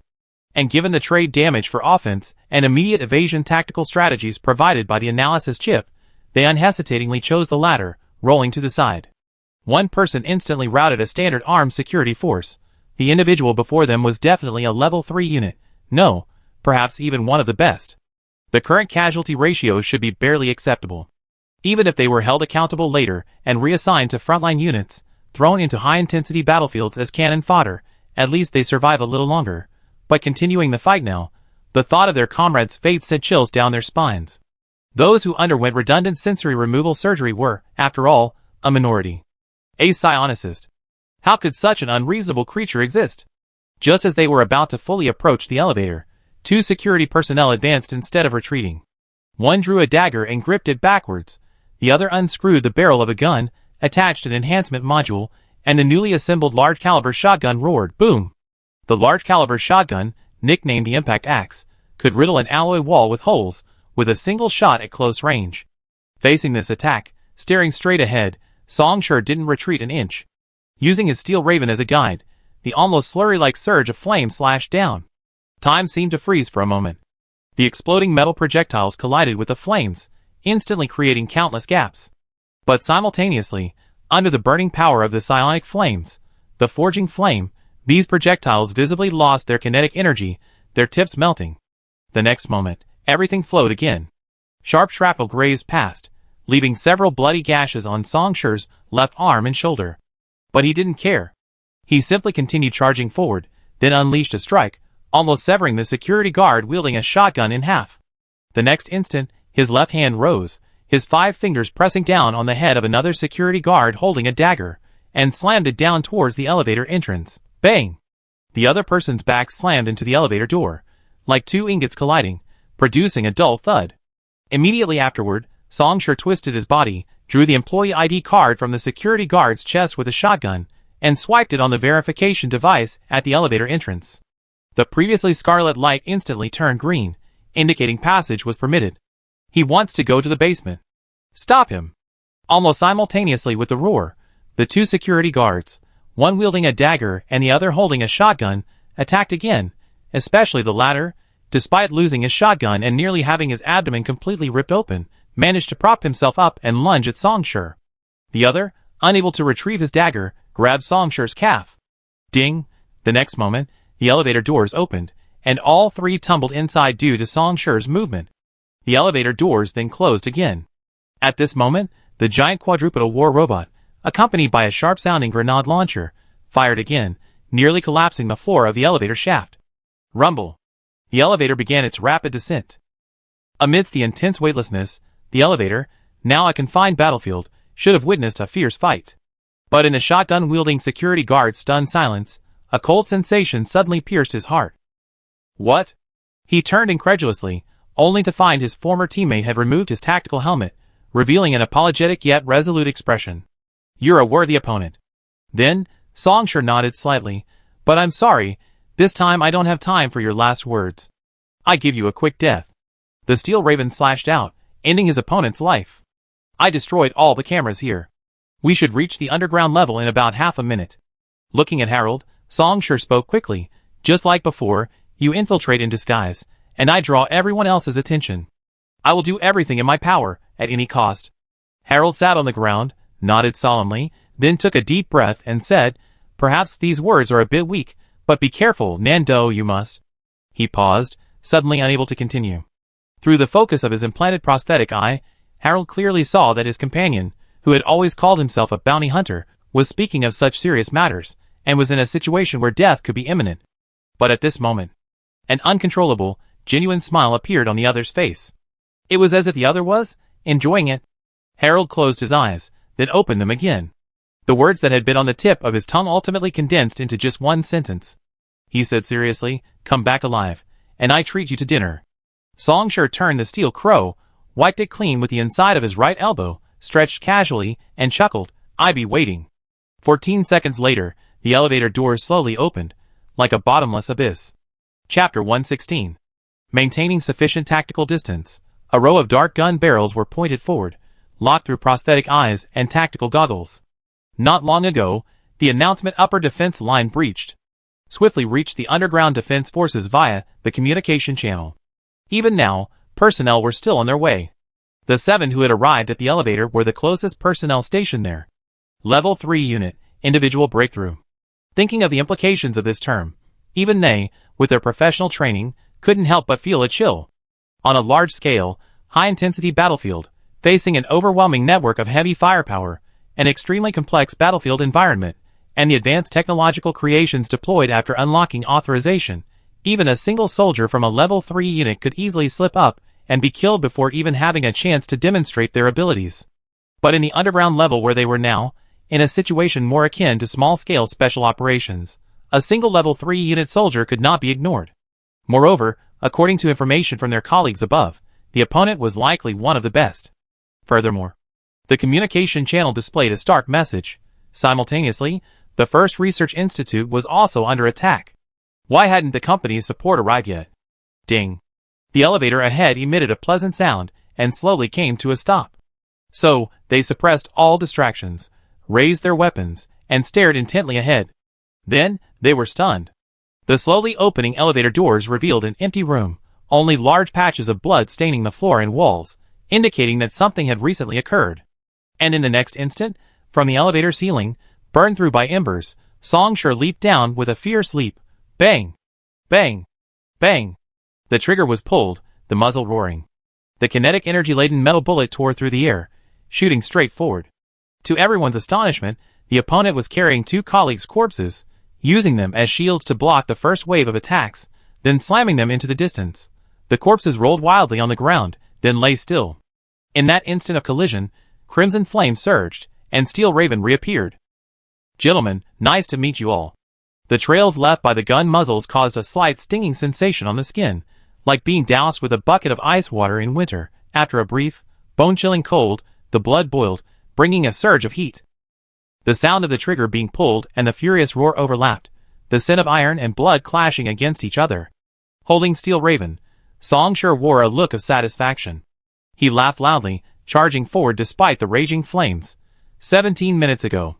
Emerald Pharmaceuticals Palos or Branch, Intelligence Center. Notify everyone. Emergency. Emergency. The previously silent room erupted in a shout. His colleague glanced over, his expression instantly changing. Just now, a group of armed men stormed the city hall and took the planning department director and the company's marketing manager hostage. Everyone froze. Almost instantly, the entire center sprang to life, like a fully awakened beast. Everyone quickly returned to their positions, and messages, relayed through him, began to flood in all directions. Identity? Preliminary assessment, etc. Looking at the man in the live stream on the screen and hearing his words, he said incredulously, "Arnon Brew? They claim to be the enlightened ones. The current commander? Now, I will address Palos Air." On the screen, a somewhat pale man stared ahead, slowly speaking, "My comrades. 13 years ago, a disaster struck the old industrial area. We thought it was just an accident, but that's not the truth. Notify the cybersecurity experts." Cut off his live stream. Someone roared. "No! Someone is protecting and obstructing us. We can't breach the firewall for now. Request additional computing power." The cybersecurity team quickly replied, "The other side has built a temporary domain. It covers the City Hall building. Damn it, this is a premeditated action." On the screen, Arnon continued speaking. The companies led by Emerald Pharmaceuticals, along with the city government, covered up the truth. The massive explosion in the old industrial area was deliberately orchestrated by them, simply to get rid of this so-called inferior asset. Where are the ground troops? The Security Bureau's anti-terrorism mobile team and patrol officers have been deployed. Our armed drone swarm has also moved in, and has completed the blockade within visual range. The enemy doesn't have many people. They don't have enough manpower to deploy throughout the entire building. They only controlled 3 internal strongholds, forming a defensive line. A direct assault plan? Haven't the Security Bureau's people already arrived?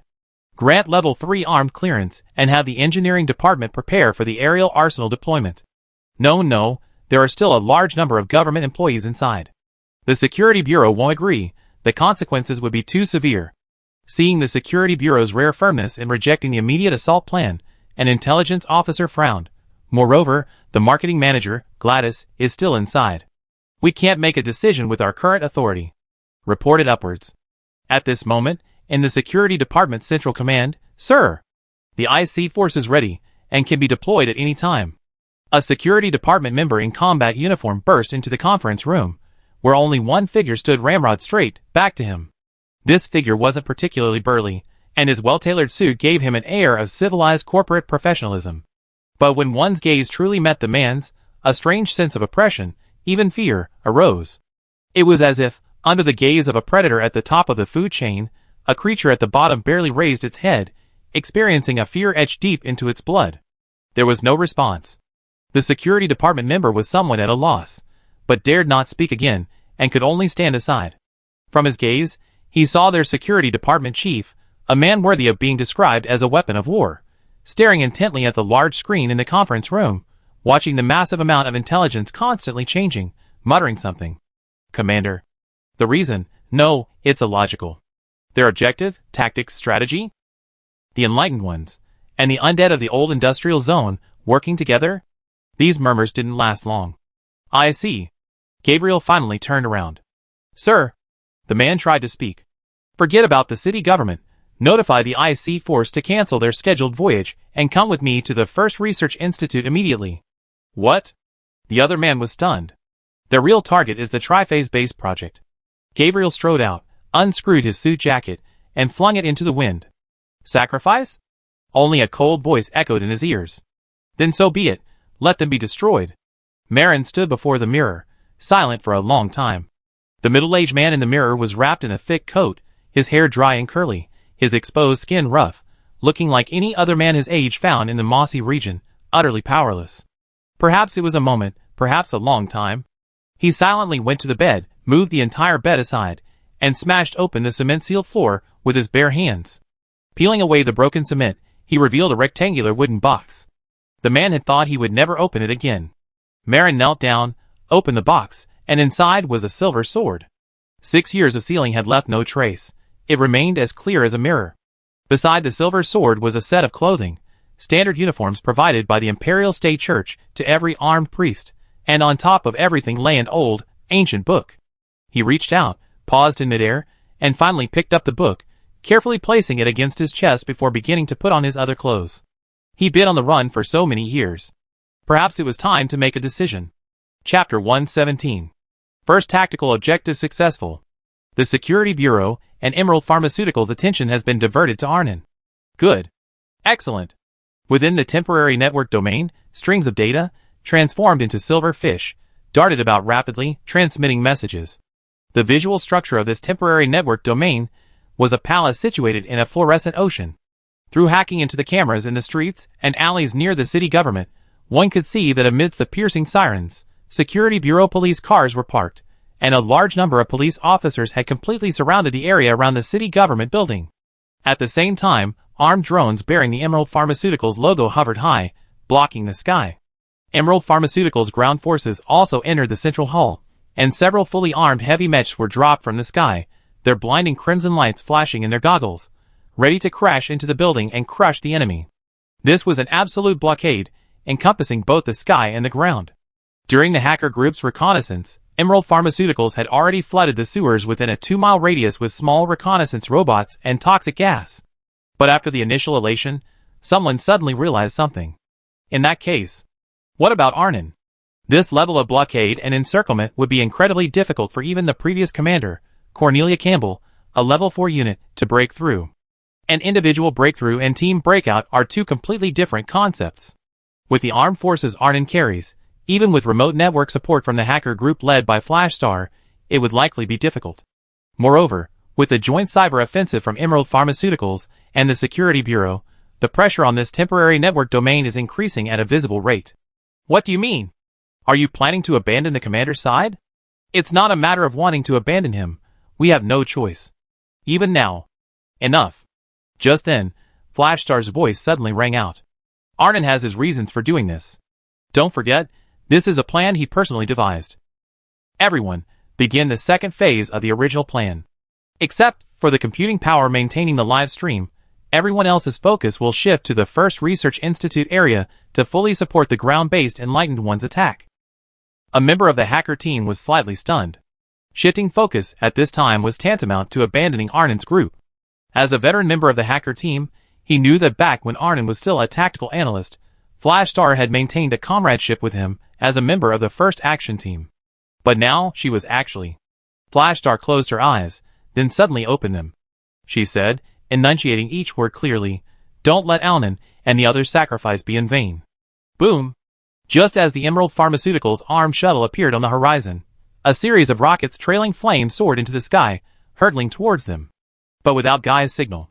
The armed shuttle's anti-aircraft missiles fired rapidly, and simultaneously, someone flung open the hatch, brandishing a meticulously crafted, custom-made weapon and unleashing a flurry of fire in midair.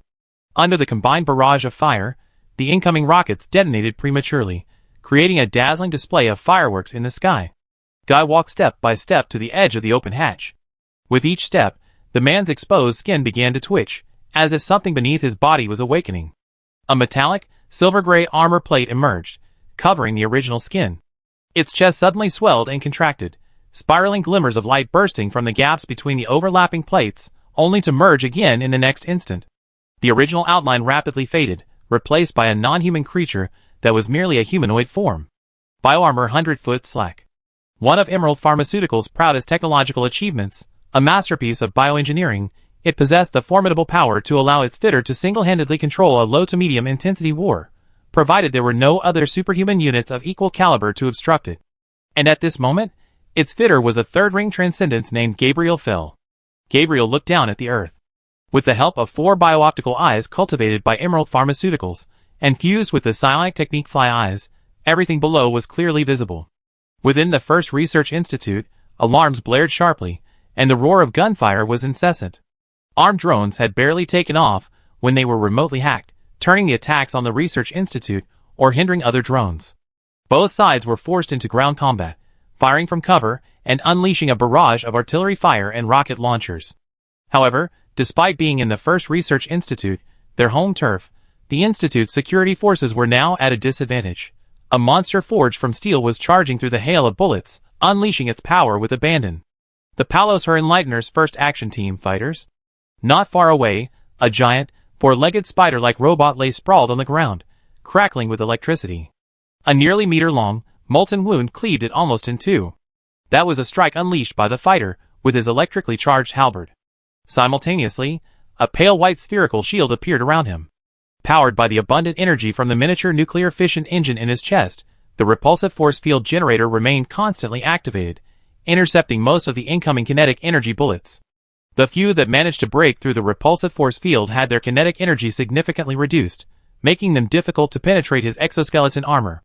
The next moment, his shoulder armor snapped open, and a series of locked-on rockets shot out, blasting towards a distant target. When it comes to frontal assaults and heavy firepower, the fighter is undoubtedly the best among the current Enlighteners. Then, to everyone's surprise, a deafening roar suddenly erupted from the sky. Boom! The dome, constructed of steel and special cement, crumbled like a biscuit in an instant under the combined force of the kinetic energy falling from the sky and its own terrifying power, instantly shattering into dust and crashing down. Bang! The ground instantly cracked. A cloud of dust billowed high, forming a murky curtain. In a blur, a deep whale's roar seemed to rip through the air. Then, the dust curtain was violently torn open. From the ruins, Gabriel's silhouette slowly emerged, then stepped out. An enlightened one fired without hesitation, a gun spitting fire with a bang, but just before hitting Gabriel, the bullet was instantly deflected, followed by a belated clang. But Gabriel's hands didn't move. A seemingly invisible force protected him, easily stopping and deflecting even high-speed bullets. A fighter? Ignoring the others around him, Gabriel looked at the fighter not far away, needing to slightly raise his head due to the latter's nearly 2.5-meter height. Last time, Cornelia covered your retreat, allowing you to barely survive. Gabriel vanished from his spot, his words distorted by the air currents. But no one had time to care. For in the next instant, Gabriel reappeared, like a knight in mythology slaying giants, unleashing a punch towards the warrior's abdomen. This time, who can save you? Chapter 118. Songshur walked slowly through the corridor. The overhead lights remained pure white, and the alloy door ahead was fully open, displaying a green permission-granted icon. Then, in the next instant, Songshur suddenly spun the steel raven, slashing diagonally to the side, clang. A streak of iron suddenly appeared in the previously empty air, aiming to slash at Songsher's neck, but the steel raven, arriving first, forcefully intercepted the iron streak, even suppressing it with a single blow. Seeing this, the iron streak retreated without hesitation, disappearing once more. High-frequency weapon. Examining the outer blade of the steel raven, noticing the several fine cracks that appeared after just a moment's contact, Songsher raised an eyebrow slightly.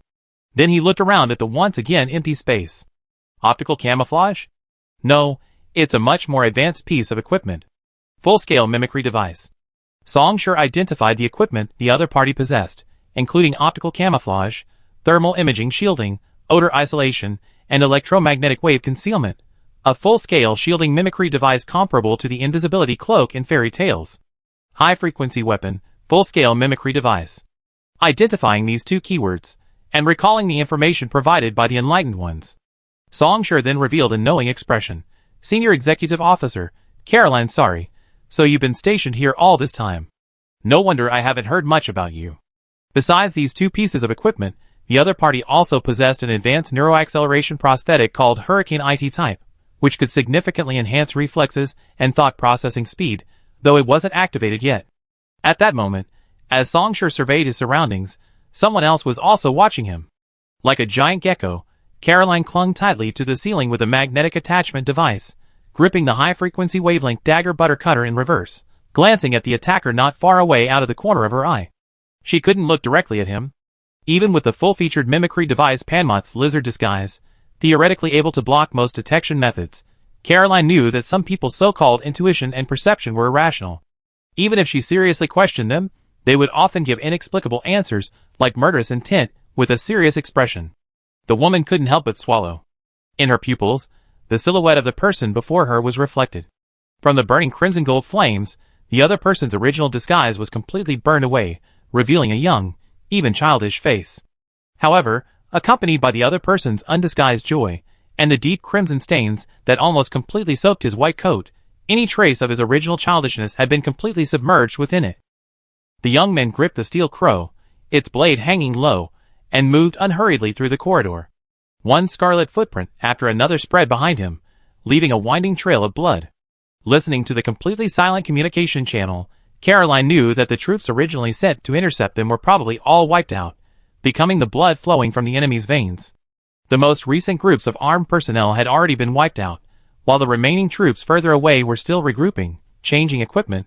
No, those guys probably also harbored a deliberate intention to delay. How did you break through the gate? A woman's voice suddenly rang out, echoing in every corner of the corridor, making it impossible to pinpoint its location. Songsher, is this your real name? I've seen your file. You possess 2 second ring psionic skills. You are at the lower stage of the second ring. I admit, Ember is indeed a powerful psionic skill, but at the lower stage of the second ring, your Ember shouldn't be able to incinerate the alloy gate, at least not so quickly. In the recent battle, the Research Institute had preemptively sealed off the passageway, using the alloy gate as a physical barrier to try and trap the person before them, but the opponent had forcefully burned a path through with psionic flames. Caroline's tone was full of confusion. So why? Yeah, why? Songsher tilted his head. As the mixture of blood, coolant, and engine oil gradually dried, the discomfort from his clothes began to increase significantly. Then, the young man casually ripped off his white coat, and flames erupted, turning it into ashes. Let me ask you a question. What do you do when a fire is about to go out, or isn't burning brightly enough? Without giving the other person time to answer, Songsher spoke directly. 2 methods, add more firewood, or build a stove. But both of these require abundant resources. The former requires a sufficient total amount of firewood, and the latter requires materials to build a stove, as well as knowledge of how to construct a structure. Songsher said leisurely, so, there's a third method. You can simply blow on the fire, causing the flames to rise and grow rapidly in a short time. But the moment you stop blowing because you're exhausted, the fire will quickly go out, and because of the sudden surge in flames, what might have been enough firewood for 10 minutes will now only last 3 minutes. This is a superficial solution, almost like killing the goose that lays the golden eggs. The same applies to psionic flames. Or rather, the use of psionic energy can be done in the same way. As long as you can grasp and maintain the delicate balance between the two, your flames can burn beyond your current limits, achieving a level beyond your current capabilities, like the psionic technique you mentioned, Ember. Caroline's heart skipped a beat. Even a sense of disbelief rose within her. As a fellow senior executive officer, she had clashed with Su Tong internally before.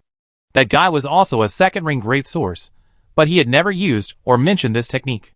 Perhaps now she understood how Su Tong had died at the hands of the person before her. There's one more thing.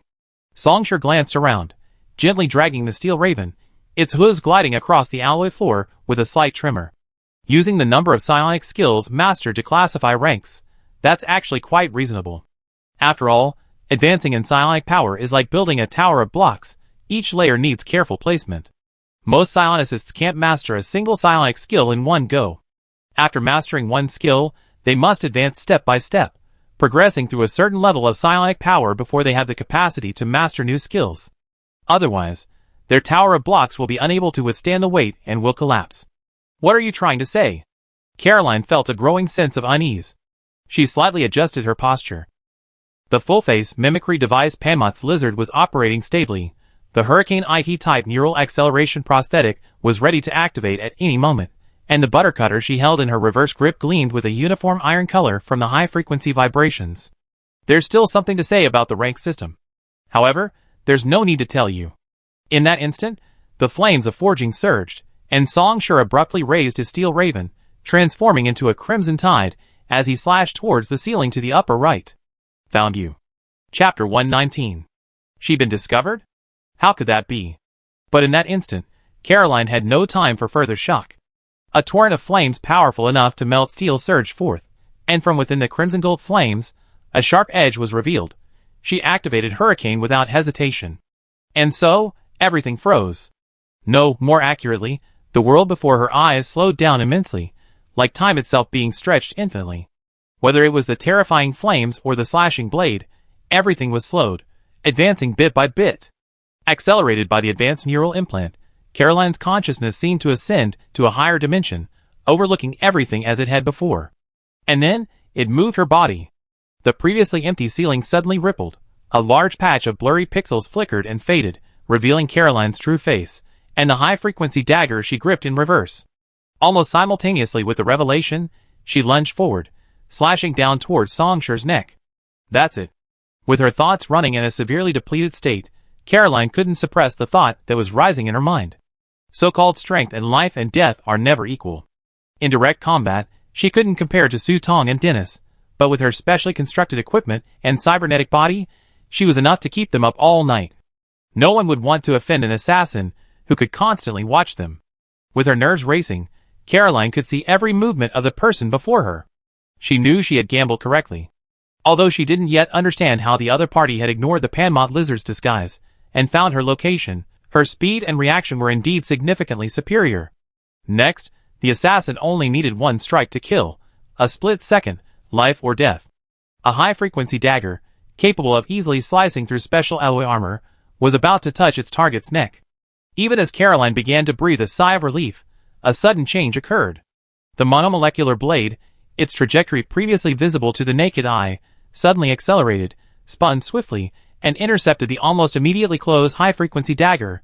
Then, with a surge of force, it used the dagger as a medium, slamming its owner back along the same path. Thanks to the balance-enhancing effect of her implanted simulated gyroscope, Caroline adjusted her posture in midair and landed steadily on the ground. Why you? Her incredulous words were abruptly cut short as Songshur leaped forward, raising his steel crow. Before the strike, countless fiery stars rapidly appeared, slamming down towards the passage ahead. A saturation barrage of fire. But Caroline truly lived up to her status as a high-ranking executive officer. Without attempting to turn around, in her accelerated state, she accelerated again in a reverse motion, retreating and weaving through the gaps between the flames, forcibly avoiding most of the fire, though a few streaks still clung to her body. But in less than a tenth of a second, the flame-stained parts were ejected, turning into scattered ashes in midair. Hollow cavity shell. A protective module added to a combat suit, independently distributed, each shell containing a cavity. Upon impact, it automatically ejects to cushion the impact. The shells linked together form the complete hollow cavity shell. Songshur recognized this equipment and also understood the opponent's intention. Using the cavity and ejection function of the hollow cavity shell, She prevented the embers from becoming impossible to remove once they touched her, increasing her margin for error. Undoubtedly, this was a specialized equipment countermeasure specifically designed to counter her before Caroline came to stop her. Unfortunately, it wasn't enough. Caroline's pupils dilated suddenly, because the fiery stars that had been about to reappear before her vanished, replaced by a crimson-gold tide of flames that filled the entire passageway and pressed down upon her. She had a hollow shell as a countermeasure, then she would burn everything completely with flames. There was no more obstruction. Steel Raven and Butter Cutter collided again, and with the infusion of forging flame and the incinerating effect of ember, Steel Raven shattered the latter. Then, with unstoppable momentum, it pierced Caroline's heart, and so, the dust settled. Caroline stumbled a few steps, her entire body collapsing with a thud, only managing to kneel slightly, thanks to her prosthetic body, preventing her from completely falling. Any last words? Songshi's smile vanished as he looked down at her. Seeing that she didn't answer, he nodded slightly, and was about to activate the ember. Why did you react so quickly? Your reflexes shouldn't have. Caroline coughed up blood, jerking her head back, her eyes filled with resentment. Intuition, or instinct, Songshi said succinctly. When a marble is shot into the eye, even an ordinary person can close their eyes beforehand. But only after closing their eyes will they realize what just happened. Their reaction in that instant surpasses their original limit. You must learn to trust and control your instincts, because they are forged through countless trials, through bloodshed and battle. How could that be? Caroline's eyes widened. She tried to find a mocking expression on his face, but all she saw was indifference. She suddenly realized that he wasn't lying to her. This was what her instinct told her. Wait a minute, one last question. Ignoring the constant pop-up warnings in her prosthetic eye, warning? Warning! Your physiological functions are rapidly declining, and feeling her increasingly cold body, Caroline stared intently at the person before her, panting, What about my Panmod lizard? It's all mimicry. You don't have any psionic skills or equipment to detect mimicry. But you? Why is that? While we were talking, you were trying to find my weakness, and I was tracing your location in reverse. Looking at her, Songshi gently tapped his chest. The moment you heard me explain Ember, your heart was in turmoil. That's a fatal weakness for an assassin. Caroline gritted her teeth, seemingly wanting to say something more, but her pity for the dead had stopped there. Then, flame surged from the steel raven embedded in her heart, instantly engulfing it, turning it into ashes at a visible speed. 8 dazzling, crimson gold orbs of light silently emerged. Songshi reached out his left hand, took 2 of them, and absorbed them into his body. Immediately afterward, his previously dimmed spiritual energy and depleted physical strength, honed from the fierce battle, rapidly replenished. Spiritual ability Fire Seed. Through these days of honing and training, his Fire Seed limit had increased to 8. Compared to the 24 he possessed at the peak of the second ring in his previous life, in a sense, this meant he had now completely solidified his advancement to the second ring, placing him in the lower stage of the second ring. However, unlike most spiritual users, he had no restrictions on the number of spiritual abilities he possessed. He could withstand this burden. Even if they were also at the lower stage of the second ring, his strength far surpassed theirs. Or rather, the ranking system based on the number of spiritual abilities possessed did not apply to him. Songshi exhaled a breath of scorching air. Then, he slightly raised his head, staring straight ahead. A little further ahead lies the mainframe's location. Harold had told him. He was close, but recently, he suddenly went silent on the communication channel, ceasing all new messages. He needed to get there. But now, he was caught in the middle. In the distance, behind a makeshift, disposable bunker, terrified gazes fell. They raised their weapons, yet hesitated to pull the trigger. But these people did not retreat. They carried combat recorders, documenting their every word and action. Often, the punishment from Emerald Pharmaceuticals was far more terrifying than death. Good, now that looks like you're really planning to kill. A joyful smile returned to Songshi's face. The war of life and death, the battlefield of iron and fire, offered no room for cowards or those who hesitated. The young man raised his steel raven, facing the roaring hail of bullets. He laughed as he strode forward, flames dancing in the wind, transforming into a cascading tide of fire. Come! Chapter 120. What the hell? The massive explosion in the old industrial area? Under the tent of an open-air liquor stall, a fat man in a floral shirt, watching the man on the screen, clicked his tongue and said, Attack on the city hall, those terrorists really went all out this time. Ha ha ha, dogs fighting, a mouthful of fur. He sneered. The other patrons around the fat man agreed wholeheartedly. However, what if the massive explosion in the old industrial area really was the work of the government and Emerald Pharmaceuticals? Someone hesitated. Because from the moment the man who called himself Arnon Brew appeared, anonymous documents quickly appeared online, containing a large amount of information about the old industrial area, as well as some truly shocking records. That's enough. Hearing someone object, the fat man showed displeasure. He hiccuped and slurred, "Ha! Evidence. I can Photoshop a photo of us together, and say the mayor and I are best buddies. Do you think this is still hundreds of years ago?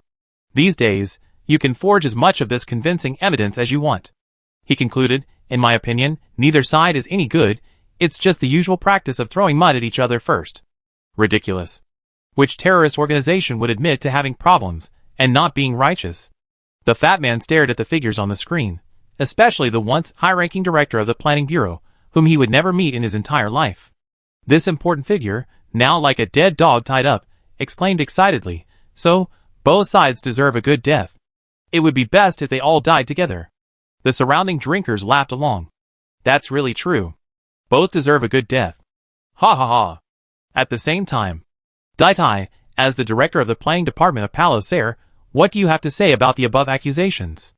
Inside the meeting room, Arnon slowly turned around, the floating camera beside him following his movements, projecting onto the middle-aged man bound to the chair. Due to his constant struggles, his suit, once impeccably ironed by the intelligent robot butler, was now disheveled, and his face revealed a mixture of despair and anger. "You bunch of lunatics. Murderers." Dai Tai forced himself to straighten up, shouting angrily, "I'm telling you. You can slander me, slander the government, however you want. But the truth is the truth. No matter how hard you try, you can't fool the people of Palos Air." Not far away, Gladys, also bound to a chair and forcibly restrained, had been punched in the face by Blackhead, remaining silent, his expression slightly gloomy. He listened silently to the sounds outside the meeting room. There, a violent commotion was taking place, bullets and roars mingling. The acrid smell of gunpowder even seeped into the conference room, and occasional loud tremors caused the entire room to shake, as if it were about to collapse. As the marketing manager of Emerald Pharmaceuticals, he already guessed what was happening outside. Even though they had simultaneously taken him, Dai Tai, and a number of government officials hostage, Emerald Pharmaceuticals would never offer them a chance to negotiate. This was a matter of principle. Otherwise, once a precedent was set, imitators would emerge in droves, and even if they didn't threaten Emerald Pharmaceuticals, they would still be disgusting. Moreover, even within Emerald Pharmaceuticals, and even within the marketing department, there were definitely people who wanted him dead here. Therefore, Emerald Pharmaceuticals has already launched a full-scale attack. Even with strong opposition from the Security Bureau, preventing a direct influx of heavy firepower, the combined armed forces of both sides have begun a steady advance, gradually eroding the attackers' positions and slowly squeezing the perpetrators of this terrorist attack together. Faced with the elite forces of the Security Bureau and Emerald Pharmaceuticals, this cobbled-together ragtag army won't last long. They must begin to save themselves, Gladys thought to himself. Just then, listening to Dai Tai's righteous indignation, Arnon nodded and slowly said, "Dai Tai, you certainly learned your lesson as a politician well. Your shamelessness is astounding. Even with evidence right in front of you, you can still utter a string of lies. Want to slander me? Want to slander the government? Want to find a ridiculous excuse for your atrocities? Then go ahead and do it." Dai Tai didn't even glance at the documents on the data panel beside him. He suddenly raised his head and shouted hoarsely, "But justice will never be late. The truth will not change because of your sweet talk." It was as if this wasn't a conference room, but a bustling open-air square. He wasn't a prisoner tied to a chair, but a passionate speaker in front of a microphone. Then, Jianyu punched him directly in the face. Bang. Even though he intentionally held back his strength, the terrifying force of the prosthetic massive strike still caused Dai Tai's right cheek to cave in instantly, revealing a bit of the inner bionic filling. As a man nearing 60, he is not suitable for biomedical cosmetic procedures due to genetic sequelae from his overindulgence in his youth. He can only rely on bionic implants to change his appearance and regain his youth. "You talk too much nonsense." Jianyu grinned, raising his right hand again, but this time Arnon stopped him, shaking his head slightly. "We didn't come here just to vent." Dai Tai, struck by the punch, was stunned for a few seconds until a sharp pain shot through his face, bringing him back to his senses. He gritted his teeth and shouted, "Very good." Enraged, ready to fight? "I will never yield." Arnon glanced at him.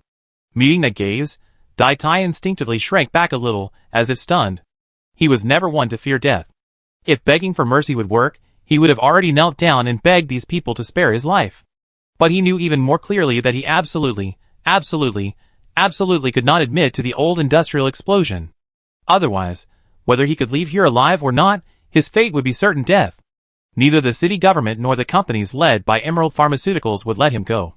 Amidst a mix of inexplicable embarrassment and resentment, Dai Tai, his expression indignant, was about to speak again when, at Arnon's signal, two men with black heads dragged him out of the frame. "Those watching here right now, please listen to me," Arnon said calmly. "I know some people don't believe what we say.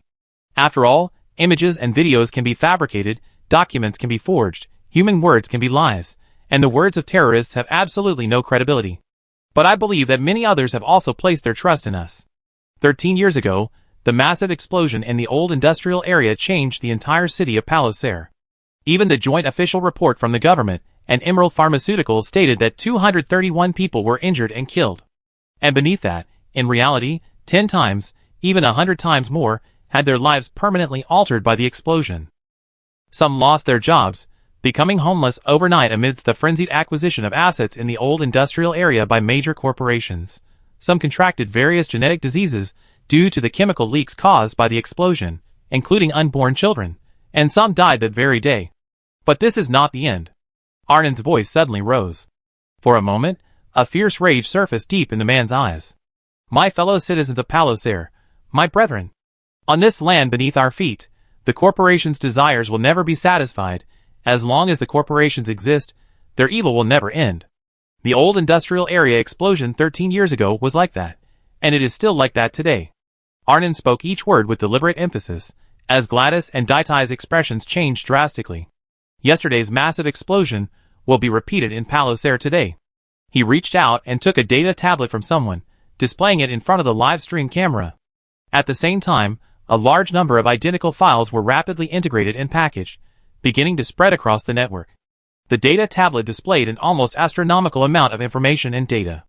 Anyone with knowledge of biomedical engineering would quickly recognize a clue.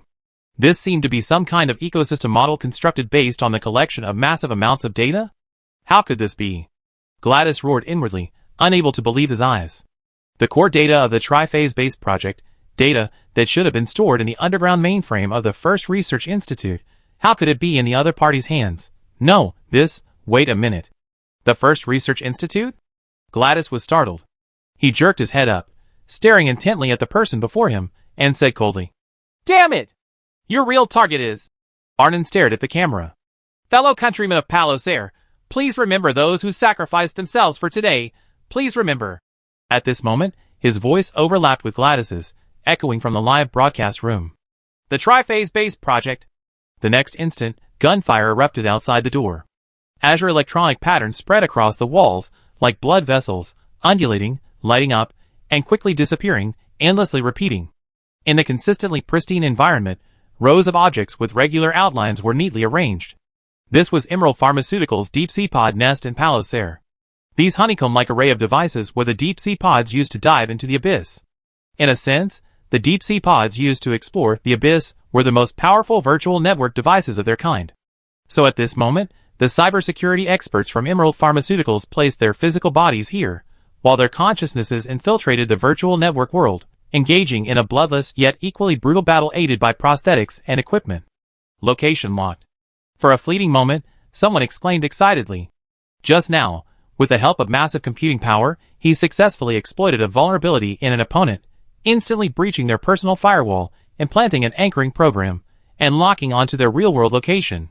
Although it's regrettable that this time the enlightened hacker team was distributed independently in batches and not all gathered together, it's still a significant achievement. Current location: Deep Moss Zone. Notify the armed forces, move out immediately. But then someone quickly interjected, too late. He's already preparing to be forcibly logged out. Our trapman can't hold his consciousness for long. By the time the armed forces arrive in Deep Moss Zone, he'd be long gone. The person who successfully locked onto him was furious. So you plan to just let the bloodthirst people do it. They know Deep Moss Zone better, and we nurtured them for so long. It's time for them to show their strength. Clang. The clanging of prosthetic bodies echoed as haphazardly placed weapons were retrieved from shelves, loaded, and chambered. Then, led by a burly figure, they quickly stepped out of the warehouse, boarded vehicles, and sped towards their target location. As the current leader of Bloodthirst, Tang Rekton, the moment he received the communication, decisively ordered the mobilization of forces, even though he was unwilling. But this was a direct order from Emerald Pharmaceuticals, and there was no room for negotiation. He stared at the live stream through the small window in his prosthetic eye. The man claiming to be the commander of the Enlightened Ones was talking about a massive explosion in the old industrial zone, pointing the finger at Emerald Pharmaceuticals and the government. What a bunch of lunatics! He cursed inwardly, feeling extremely annoyed, and now his reckless blood was about to confront this group of lunatics head-on. He could only hope that after today, Emerald Pharmaceuticals would completely wipe them out. The vehicle beneath him suddenly stopped, the powerful inertia causing it to lurch violently. Don Rekton jerked his head up, his expression hostile. Just as he was about to say something, a subordinate suddenly leaned forward, his voice trembling slightly, and said, "Boss, boss! Someone's blocking our way.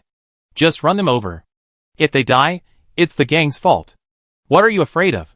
Don Rekton roared in fury, but then, realizing something, he abruptly pushed open the car door and jumped out of the back seat. But at the head of the convoy wasn't the expected enlightened forces blocking their way. There was only one person. He wore an incongruous outfit, like a priest character from a gacha game, a black tunic with buttons down his back. A black mask completely covered his face, giving him an indescribable sense of menace. At this moment, his right hand held a long silver cross-shaped sword. The brute vehicle that had been charging at the front was now slumped in place, a slash mark almost cleaving it in two. "Who is it?" Don Rekton narrowed his eyes, already reaching for the chainsaw axe on his back. The other didn't answer, only paused, then murmured, "In your noble name, I swear by the 6 pillars. Judgment, you are guilty, and shall be executed." He took a deep breath. Then, he slowly closed the thick-covered book in his left hand, and tucked it back into his robes. His long-dormant psionic energy began to surge once more. Second ring transcendence. Van Pusta Empire, former state priest, Marin Congreve. The next instant, silver sword clashed with chainsaw axe, bullets scattering in all directions. Chapter 121. Temperature, 23 degrees Celsius, humidity, 32%, wind speed, 7.9 meters per second, wind direction, south-southeast 19 degrees, angle correction. A series of data appeared and changed in the high-precision scope worth hundreds of thousands. With the aid of the implant, Sparrows suppressed his breathing and heart rate to the limit, lying prone on the ground without a tremor. He had maintained this posture for over 12 hours. At this moment, he was located 7 miles outside the first research institute, in the jungle of an artificial landscape mountain. Having infiltrated this place late at night to set up a veil of heat-shielding blankets and optical camouflage equipment, beneath which lay the fully extended giant war heavy Gauss sniper rifle, nearly 2.5 meters long. After an unknown period of time, this terrifying weapon of war once again revealed its complete form. Powered by 2 specially made battery modules and a secondary electromagnetic acceleration device, as well as enhanced by some temporary components, the giant war's performance far exceeded its normal state. The most obvious indicator was the initial firing velocity, which had reached 11 times the speed of sound. Meanwhile, the first ring true psionic energy was pushed to its limit, and a faint light shone deep within Sparrow's pupils as he peered into the first research institute through a high-precision scope. No, not just that. Sparrow's right eye was focused on the scope, while his left eye was fixed on a small screen projected onto the massive war screen. The screen was divided into numerous small sections, each displaying a constantly changing image, as if its owner were moving at high speed. Before officially storming the first research institute, the enlightened members, who chose to participate in Operation Moth, had their prosthetic eyes downloaded with a program. The sole function of this program was to share the images seen in their eyes with Sparrow in real time via a zero-latency data channel built by Flash Star. And so, Sparrow's eye saw it. Boom! The fighter retreated once more. A piercing, sharp shriek rang out, but a split second before the sound, more than 10 streaks ripped through the air, completely enveloping the fighter. This tall body, forged from a special alloy, was like a lone sail on the sea, constantly retreating under this violent attack, emitting a teeth-grinding, twisting sound. From the bioarmor 100-foot pavilion that completely covered Gaboy, more than 10 roots slowly wriggled in the air, coiling around his body for 10 meters. These, scientifically known as parasitic pavilions, were originally just biomodules used as simple detectors, But after complete fusion with Gaboy and enhancement through psionic techniques, they had transformed into veritable weapons of war. Each root could unleash a sonic slash, easily cutting through steel. The fighter shouldn't have been in such a sorry state. The sonic strikes of these roots were indeed terrifying, but thanks to the dual protection of the repulsive field and the heavy armor plate, the former couldn't break through the fighter's defenses in a short time. However, while these light gray roots were slashing, Gabi was also launching an attack. Dodging the falling electric halberd, the man, completely transformed into a non-human entity from the plasma-pierced air, unleashed a punch. The repulsive field, powerful enough to withstand ordinary rifle bullets, only momentarily halted the attack before breaking through. His 5 fingers, covered in silver-gray chitinous edges, appearing ferocious and violent, clenched and slammed into the fighter's abdomen without hesitation. Psionic art, dull impact. There was no loud bang as expected. It was as if time had frozen. The fighter's abdominal armor plate first caved in, cracks bursting open inch by inch, shattered armor pieces rising and falling, then completely cracking, turning into flying fragments. The terrifying force even penetrated to the deepest parts of the exoskeleton, instantly turning the short-haired man, whose back was connected to countless tubes within the life support device, pale and coughing up blood mixed with fragments of internal organs. Someone fired a shot to try and save the situation, but the bullet was deflected by the network of roots. Only a long-charged red laser successfully struck, leaving a shocking burn mark on Gabriel's shoulder. Then, the wound began to heal at a visible speed. Psionic art, regeneration. The simplest and purest ability, but simple never means useless. And the next instant, even more powerful firepower poured down on the one who had fired. It was the ice-seed force that had accompanied Gabriel. They either sneered, remained indifferent, or licked their lips, engaging the other enlightened ones outside the battlefield between Gabriel and the fighters, and had even, to some extent, suppressed them. Sparrow's index finger was tightly gripping the trigger, ready to fire at any moment. He gritted his teeth, suppressing all his emotions, his eyes fixed on the scope and the screen. This wasn't the time. He only had one chance. 3 days ago, Arnon had found him alone. Sparrow Eye, Ju Nyson, for the entire moth operation, I only need you to do one thing. I hope that won't happen, but I must have a contingency plan. He looked at himself and slowly said, once Operation Moth officially begins, once Gabi senses something is wrong and rushes to the first research institute, I need you to hit him with this Philosopher's Stone. Philosopher's Stone? Sparrow Eye paused, startled. What's that? The Philosopher's Stone is what you psionicists call it.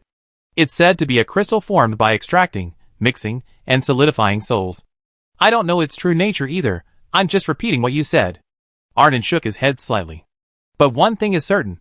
This Philosopher's Stone can effectively harm Gaboy. He took out an alloy box from his pocket and carefully opened it. Amidst the rising mist, there was a glass tube filled with amber liquid. Suspended within was a beautiful, wine-red crystal, about the size of a thumb. Upon seeing it, Sparrow Eyes suddenly understood that this was indeed a product of some kind of psionic energy. It could indeed harm Gaboy. Because, even with the amber liquid obstructing his view, this so-called Philosopher's Stone still gave him an extremely uncomfortable, even oppressive, feeling. It was like the materialization of resentment. A curse. Sparrow Eyes murmured subconsciously. Seeing this, Arnon paused slightly, then slowly smiled again. Indeed, you psionicists are quite unreasonable. You're right, this Philosopher's Stone is of the cursed poison type. He paused, then said, this is also Cornelia's relic? Without giving Sparrow Eyes more time to be astonished, Arnon explained directly.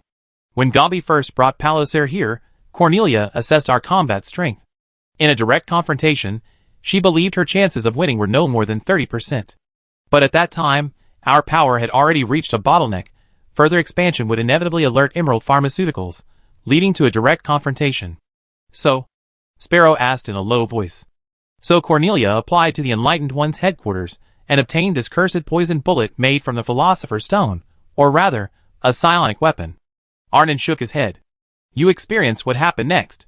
Before we figured out how to use this cursed poison bullet to ambush Gabriel, Rorik betrayed us.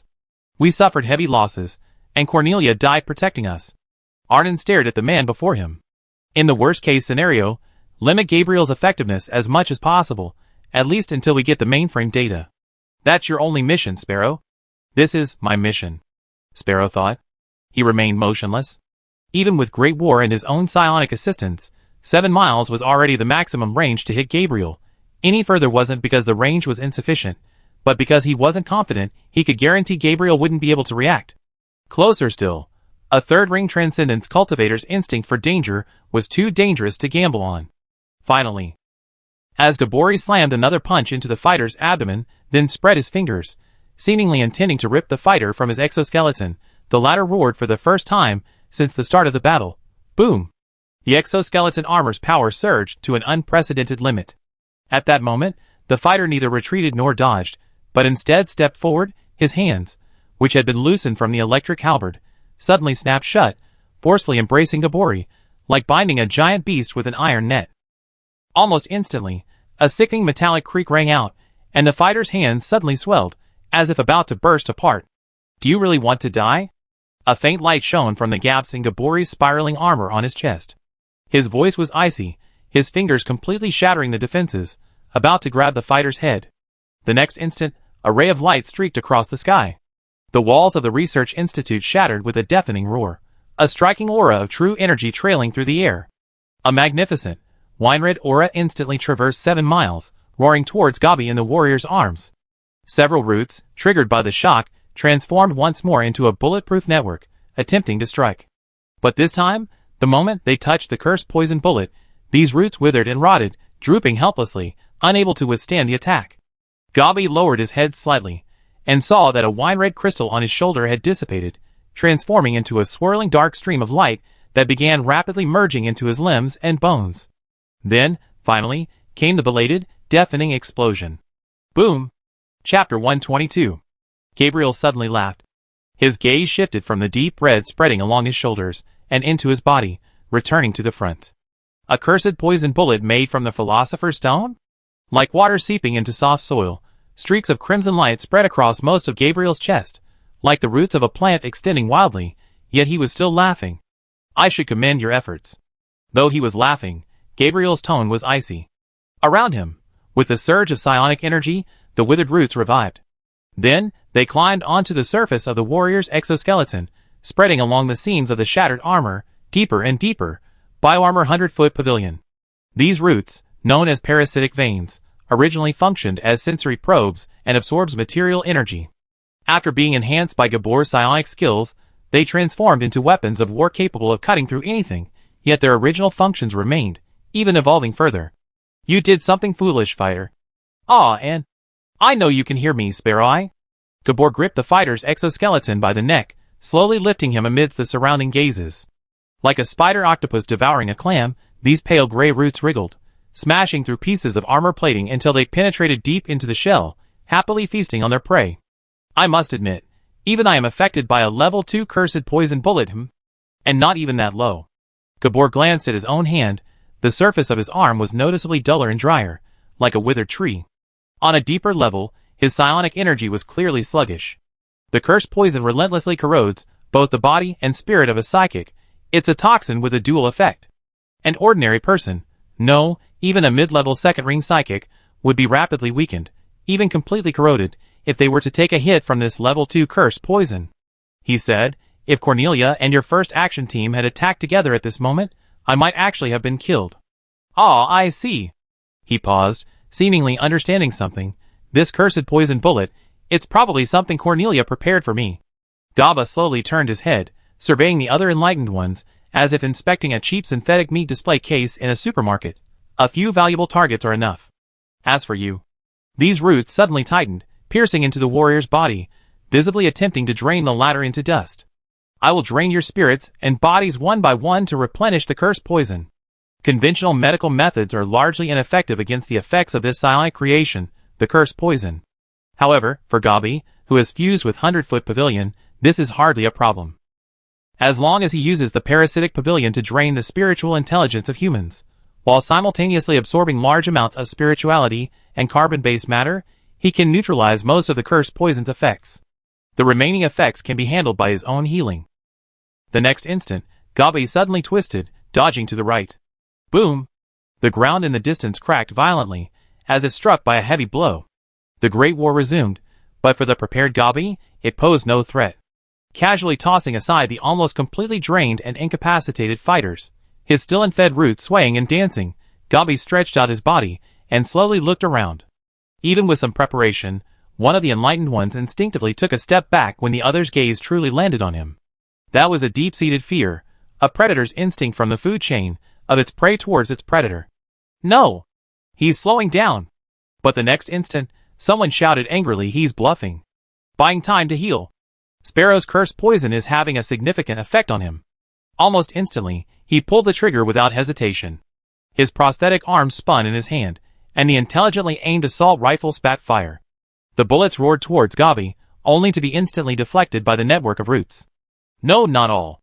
This time, 2 bullets actually pierced through the roots and struck Gabi's body. Even though they didn't completely penetrate, they left 2 small wounds. Immediately, the 2 wounds began to heal, but the healing speed was also slowing down compared to the initial stage. Stupidity and ignorance are the greatest courage. Gabriel glanced at the one who fired and said coldly, I use you. His words were torn and distorted by the air currents, and he vanished from the spot. When he reappeared, Gabriel was standing beside his opponent, his 5 fingers gripping the opponent's face, slamming him into the ground. The wildly swirling roots split in 2, one half intercepting the incoming attack, the other half piercing directly into the opponent's body, which began to wither visibly. The strong remained strong, the weak remained weak. Gabriel looked indifferently down at the person beneath him, his 5 fingers gradually increasing their pressure, almost crushing the opponent's head. Even the oldest tiger is not a reason for a hyena to challenge it. No, someone as weak as you is not even a hyena. A member of the ISC unit subtly ducked behind nearby cover. As the direct command unit of Security Director Gabi, the 2 forces mostly operated together, and they understood what their director's merged 100-feet pavilion was. In urgent situations, Gabi had the authority to treat them as hidden reserves, extracting them with parasitic pavilion to restore their combat strength. Even if they weren't completely drained to death, they would leave severe aftereffects. The damage from having one's spirituality extracted was not incurable by Emerald Pharmaceuticals, but such a method would never be used on members of a local armed force. During the previous ambush of Cornelia and others, the enemy had extracted several members. However, in today's situation, it was unlikely to be their turn, because they lacked the value of fighters. The enlightened member was like a deflated water bag, completely lifeless. Only some detached prosthetics remained, limply inside the empty pockets of his clothing. Gabi slowly stood up. He clenched his fist, nodded slightly, and amidst the clashing gunfire, turned his gaze to the next target. Him might choose. But the next instant, the man's expression changed abruptly. Even with the biosuit covering him, everyone could still clearly see that for the first time, a truly ugly expression appeared on Gabriel's face. ISC squad, this is yours. Don't let a single one escape. A cold voice rang in everyone's ears. A member of the ISC squad froze, but before he could even show his confusion, he heard a chilling message on the communication channel. Someone was making a forceful breakthrough towards the mainframe in the underground level? When? How could this be? And what about the underground weaponry? But time was of the essence. Torn apart by the surging, violent air currents, Gabriel charged into the first research institute, and so, after a brief silence, gunfire erupted once more. Chapter 123. As Songshur emerged from the gate eroded by the embers, he saw Harold standing up, panting. Scattered around him were drone wreckage, and within the viscous liquid seeping from them, fragments of broken brains still barely held their vitality, wriggling slightly. Wet components. Perhaps considering the risk of hacking, these armed drones surrounding the mainframes were all distributed via a local area network, driven by wet components. As for the source of these brain-like wet components, the answer was obvious. Looks pretty horrific, Songshur commented, surveying the scene. I don't think you're suited to say that. Harold took a deep breath, removing the bullets embedded in his abdomen, then looked at Songshur with a somewhat subtle expression. Watching the person before him stride towards him, leaving a trail of blood in his wake, he wanted to say something, but ultimately only asked, "How are you feeling?" "Some minor injuries, not too serious." Songshur slightly raised the steel raven, chuckling softly, "But well, I feel great, very good. I haven't felt this good in months. I feel like I'm about to burst into flames. Every drop of blood is boiling." A pair of pupils, seemingly brimming with fire, were reflected on the surface of the horizontally placed steel raven. Songshur exhaled a scorching breath. The boiling blood should leave, Harold. The young man shifted his gaze from the steel raven to the front. "The mainframe is inside." "Yes." Harold nodded, ripping off his shattered helmet and grabbing the weapon issued to security by the First Research Institute. "Follow me." The final stretch was smoother than expected.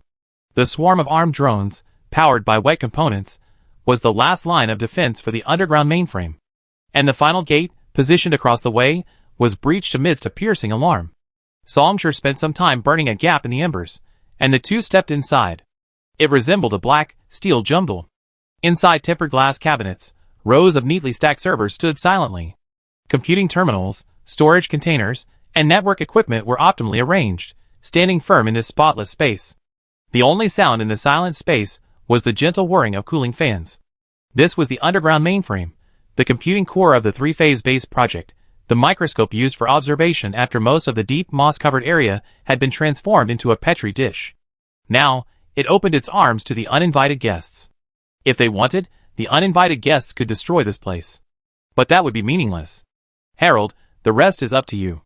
Songshur tapped on the tempered glass to confirm its sturdiness, then leaned back against it and yawned. Everyone has their specialty, and when it comes to network technology, Songshur had a clear understanding of his own abilities, purely third-rate. Harold, already slumped over the host computer, grunted in response. He smashed a piece of glass, then quickly activated his prosthetic arm, pulled out a data cable, plugged it in, and his two prosthetic eyes lit up. Immediately afterward, without turning around, he shouted, "Songshur! The protection protocol is a bit tricky, I need a little time. Can you keep an eye on the outside for me?" "No problem, no problem." Songshur picked up the steel raven, and went to the door of the mainframe room, staring at the empty corridor ahead. But even as an uncontrollable burst of joy erupted from inside the mainframe room, no one appeared. Success? From within the dense array of servers, Harold jumped to his feet, laughing for the first time since entering the research institute. "Songshur! It's done! We succeeded? How's the situation outside? And what about Arnon?" Songshur nodded and asked. "That was a one-time communication channel set up by Flash Star. It only had one chance. After that, it would trigger an internal network alert and completely isolate us," Harold explained. "I only sent her a portion of the data from the mainframe. I didn't have time to say anything else. She only said that the fighting is still ongoing up there, and the losses. But now we can notify them to withdraw." Mentioning his comrades up there, Harold's expression darkened slightly, but he quickly cheered again. "We succeeded? Ha. Operation Moth was a success. With this data, next, we can negotiate with Emerald Pharmaceuticals?" Songshur raised an eyebrow. "How could that be?" Harold shook his head violently, his expression solemn as he said, enunciating each word clearly, "We must make Emerald Pharmaceuticals pay the price for the people of Palloser all these years." "And what about Arnon? And the boss too?" Harold muttered, then suddenly became serious. "Songshur, it's time to go. We need to get out of here. The situation on the boss's side must be very tense. He's responsible for drawing attention for us. I need to rush to support him. Songshur, you don't need to come. This isn't your mission, you shouldn't take extra risks." Harold shook his head, and then nodded. "Anyway, let's get out of here first." The next instant, as Songshur abruptly looked up, the ceiling not far away collapsed with a deafening roar. Something was falling. Boom! The billowing dust, barely contained, was instantly torn apart by the violent airflow, and a figure shot out. Harold, honed by years of combat experience, instinctively drew his gun and fired. But with a clang, his bullet was deflected, ignoring Harold. With a deafening sonic boom, the figure appeared in an instant, grabbed Songshur, and shoved him violently forward, slamming him into the wall in front of him. Bang! A second boom. This time, however, the wall did not collapse. Jackboy Fair, head of security at Emerald Pharmaceuticals in Palloser. I'm sick of hearing that name in Palloser. He dug 2 long furrows in the ground, finally regaining his balance. From within Dobby's clenched fingers, the steel raven slowly rose, revealing a pair of crimson gold eyes behind its monomolecular coated blade. "Unfortunately, you're too late." At this moment, as he used the steel raven to block Dobby's right hand, Songshur suddenly laughed, his tone clearly mocking. "Too late?" Dobby said indifferently. "Killing you all, it's never too late." The chaotic parasitic worms tensed abruptly, lunging towards Songshur. They could sense the unprecedented spiritual energy emanating from the person before them, their predatory appetites reaching a peak in an instant. Songshur made only one movement. His fingers twisted sharply, the steel raven instantly transforming into flames, successfully withdrawing. Around him, crimson gold flames erupted in an instant, then rapidly compressed and released. A fiery gas explosion swept in all directions, forcing the wildly dancing parasitic plants to retreat and slow down. In a split second, Songshur pulled back and regained his footing. Gabriel didn't pursue. The parasitic plants, tainted by the flames, began to writhe, their outer layers peeling away and falling to the ground, turning into ashes in midair. But at the same time, these roots were reborn, regaining their vitality. The two men faced each other, 5 meters apart. Still unwilling to admit it? You have utterly failed. Even an ordinary person present could feel the chilling aura permeating the air, as if the killing intent from a fantasy work had materialized. Yet, at this moment, Songshur spoke casually, as if in relaxed conversation. And Gabriel didn't immediately launch another attack, instead indifferently listening. The triphase-based project has been exposed, and the history of Emerald Pharmaceuticals and Palos Her ends here. Songshur said softly, the government, the Science Ethics Committee, and other companies that have used this as an excuse to give an explanation. No, I guess Alnan has already started by now. Songshur revealed a mocking smile, exposing your shocking plot nakedly to the entire Palos Her, and starting to spread the data within the mainframe. Are you going to do another round of public opinion control? Like the Big Bang of the old industry? No. Gabi spoke slowly. The 4 pairs of compound eyes, cultivated using the psionic technique fly eyes, and the bioarmor 100-foot pavilion, slightly turned, gazing at the person before him. You're right. After today, Emerald Pharmaceuticals will definitely abandon Palos Her, forced to leave this territory that originally belonged solely to us, and will even have to pay a large sum of compensation to make up for this so-called mistake. Gabriel's words were frank, yet his voice held only pure coldness. Yes. I must admit you succeeded. A bunch of sewer rats banded together, and actually managed to bite a lion. But? Songshur smiled, taking over the conversation. Even if you were all submerged in consciousness and transformed into puppets, it wouldn't be enough to compensate for even a fraction of the loss. But this will be your punishment. Gabriel slowly raised his right hand. Enjoy this moment's joy to the fullest. From this day forward, you will forever regret this day. Harold, Songshur suddenly spoke, succinctly, you go first. Harold was startled. He gritted his teeth and rushed outside without hesitation. None of you will escape. Gabriel's figure vanished from the spot, a terrifying explosion echoing, but the next instant, before even touching Harold, Gabriel reappeared. A hand, seemingly out of nowhere, gripped his wrist, forcibly halting the latter's charge. Like shattered porcelain, the surface of this hand was covered with winding cracks, yet from these cracks, a striking crimson gold burst forth, like a volcano erupting and tearing the earth apart. Escape? An unprecedented fire ignited deep within Songshur's pupils. Even his voice became somewhat distorted at this moment. The fragmented cracks spread inch by inch, until they covered every part of the young man's body. Using the weak to defeat the strong, without betraying one's true nature. To bring down the lofty Emerald Pharmaceuticals, to halt the advance of the third-ring psionicist, who surpassed himself. Psionic art burning blood. Achieved here. With a sudden, forceful jolt from Gabor, the clenched hand was forcibly separated, and in Harold's instinctive glance back, they were separated again, their eyes meeting. How could we possibly escape? This is a rare feast. Then, in the next instant, they vanished simultaneously, colliding with each other amidst a deafening roar. Come on! Staring at the psionicist before him, Songshur raised his head and laughed wildly. Let's see who devours the other first. Chapter 124. Blood is the medium of spirituality. Even in mythology, there's a saying that vampires, while drinking human blood, actually aim to devour the soul. From the very beginning, burning blood wasn't simply aimed at blood. Its true meaning is to greatly enhance the wielder's spiritual energy. If we were to use a game character rarity analogy, it would be like transforming silver into a more dazzling gold, a fundamental sublimation. Even with just burning blood, a great source spiritual energy user's flames would experience a significant boost, becoming more wielded at will, burning with astonishing power, achieving a near omnidirectional enhancement. This is undoubtedly a rare and invaluable spiritual energy technique. But at this moment, what manifested from Songshur was even more terrifying. Songshur was burning. Inch by inch, cracks spread across the young man's body, only to be glued back together by the forging of forging flames. Countless golden flames burst forth from the cracks, coating him with a dazzling light. Like a porcelain vase on the verge of collapse. But this collapse ultimately failed. Songshur opened his eyes, and the world he knew now displayed a different hue. Is this the result of combining boiling blood and forging flames? Boiling blood had transformed the being named Songshur into kindling, igniting it completely. In this unprecedented burning, enough to consume himself, the forging flames then forged and stabilized it, achieving a delicate balance. Song Shi's appearance was now completely different.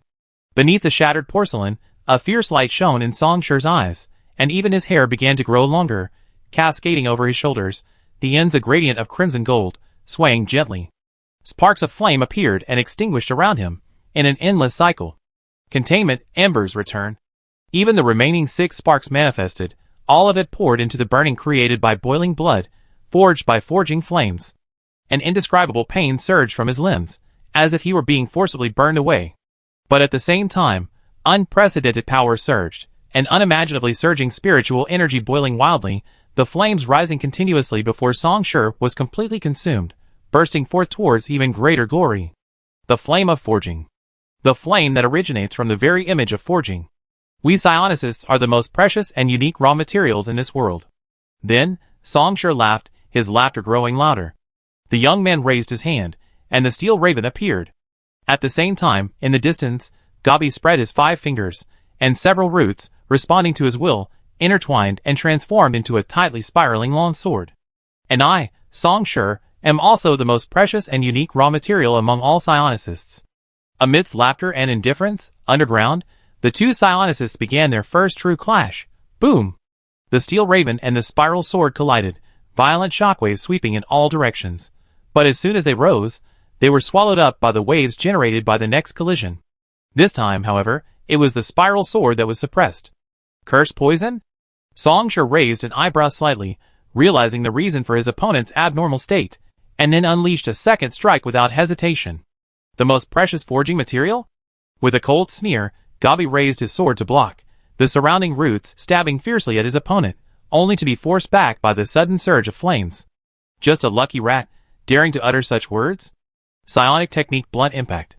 Raging psionic energy coated the spiraling blade, transforming into a powerful impact that shattered matter. Centered on Song Shi, the air around him disintegrated, then cracks burst from the floor and walls, as if crushed by a giant beast. In the violent howl, the passageway, over 10 meters long, instantly crumbled. However, Song Shi blocked it. Facing this strike that could easily crush steel, a ripple appeared on Song Shi's body. The raging flames flickered, dissipating the impact of the psionic technique, even allowing it to penetrate. The burning of boiling blood is a complete and utter sacrifice, a burning of everything, including oneself, as fuel, without reservation. At this moment, a part of Song Shi's body had already transformed into flames. Instead of retreating, he advanced. Taking the blunt impact head-on, spitting out a mouthful of blood, Song Shi spun the steel crow, and a massive flame began to gather. In the blink of an eye, the all-consuming flames coalesced into a tidal wave, slashing forward. Even sound was burned away. The space seemed to be suddenly pressed down, falling silent, and in the next instant, the shattered walls and floors transformed into molten iron, the surging tide of flames engulfing the entire passageway. As the flames subsided slightly, Gabi's silhouette reappeared. He looked disheveled, yet still stood upright. Only, the man's appearance had changed. Peeling away from his body, amidst the drifting ashes, the alloy-like armor had vanished, replaced by layer upon layer of smooth, gleaming skin. Some were burned away, some turned to ash, but now they were all writhing, rapidly regenerating. Psionic art, adaptive protective shell. Psionic art, regeneration. Before these drastically different, specifically evolved adaptive shells, in Song Shi's current state, the psionic flames, capable of instantly incinerating alloy, showed a slight sluggishness. The burning speed changed from instantaneous to visible to the naked eye. The wound is still too shallow. It seems it's better to just plunge it into your head. Molten iron dripped from the ceiling, scorching winds howled, and Song Shi stood holding his sword, a slight brow raised. How long can you maintain this state? Gabi slowly raised his head, the injuries seemingly having no effect on him. His tone remained unchanged, self-immolation. He coldly pointed out the problem with the person before him. At this level of burning, the second ring of spiritual energy can't last long at all. No, it wasn't even a matter of maximum duration. If it truly reached its maximum duration, it meant that the being named Song Shi had been completely burned away, with no way to salvage the situation. The other party had to end this state before that, otherwise, only annihilation remained. It was only through this method that you barely managed to contend with me, burdened by the cursed poison. He paused, then shook his head slightly. No, I admit you just suppressed me. The man twisted the spiral sword, and the fused 100-foot pavilion body began to slowly bloom, its genes trembling and shrieking. For bioengineered eyes, the fly eyes rotated slightly. Troops buried deep within the body burst open and healed, becoming even more resilient. High-energy blood greedily captured oxygen, converting it into energy, which surged into the limbs and bones with each heartbeat. The parasitic pavilions intertwined, devoured, and merged with each other. The four roots of the final victor swayed slightly, bringing a chilling sense of danger. A powerful immune system, a superior high-speed nervous system, highly efficient trait compilation, activated self-healing abilities. Like a flower bursting into full bloom, recklessly displaying the magnificence of life. The transcendence in the middle of the third ring, named G-Boy, is a non-human entity with four base pairs standing, taking steps forward. Psionic Arts. Liberation of all life functions. Chapter 125. Gabriel's figure blurred for a moment. Even in Songsher's current state, it became difficult to track his opponent's movements. With the activation of full life function release, Gabriel's physical function surged again, even forcibly ignoring some of the effects of the cursed poison, returning to his peak condition. That is, excluding the full life function release as a trump card, he was at the level of a mid-level third ring transcendence. No. Still a bit lacking. But it was enough for Gabriel to regain control of the battle. Gathering kinetic energy through the tension of countless tendons, the spiral sword rose, high, and thrust forward. The violent airflow was torn apart, even creating a ring-shaped vacuum, and terrifying force spread in all directions, shattering the scorching molten iron. The already overburdened passageway completely turned into scattered fragments, then most of it crumbled into dust. Faced with this attack, Songsher simply raised his steel raven. Crimson gold flames converged on the blade, compressed, solidified, compressed again, solidified again, until finally condensing into an incomparably dazzling golden stream, sweeping across the vacuum stab ahead. Boom! The instant the two collided, the two completely different spiritual energies devoured each other, then burst forth in mutual stimulation, a ball of energy and light suddenly expanding and spreading wildly in all directions. Before the light ball had completely dissipated, Songsher and Gaboi's figures reappeared. The walls and ceiling, made of reinforced concrete, were like fragile biscuits under the force of their clash. First, they trembled from the spreading force, cracking open. Before the accumulated stress could subside, burning winds and fiery rain descended, pouring in from the cracks and incinerating them into melted, collapsed ashes. The steel raven and the spiral sword clashed repeatedly. The monomolecular coating and the specialized chitin, two materials fundamentally different in their material science, were frantically devouring each other under the infusion of psionic energy. Each impact sent sparks flying, leaving dazzling trails of light in the air.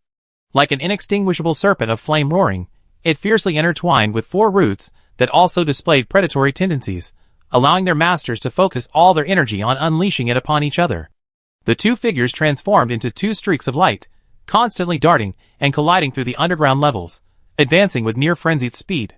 If someone were to access the underground monitoring system at this moment, they would be astonished to find that surveillance cameras were continuously losing signal and plunging into darkness, as if two colossal beasts had crashed into the area, and even the aftershocks of their passage would cause devastating damage to the original ecosystem. Finally, Fly Eyes spotted the opening where the opponent had dodged the attack and hadn't fully adjusted their stance.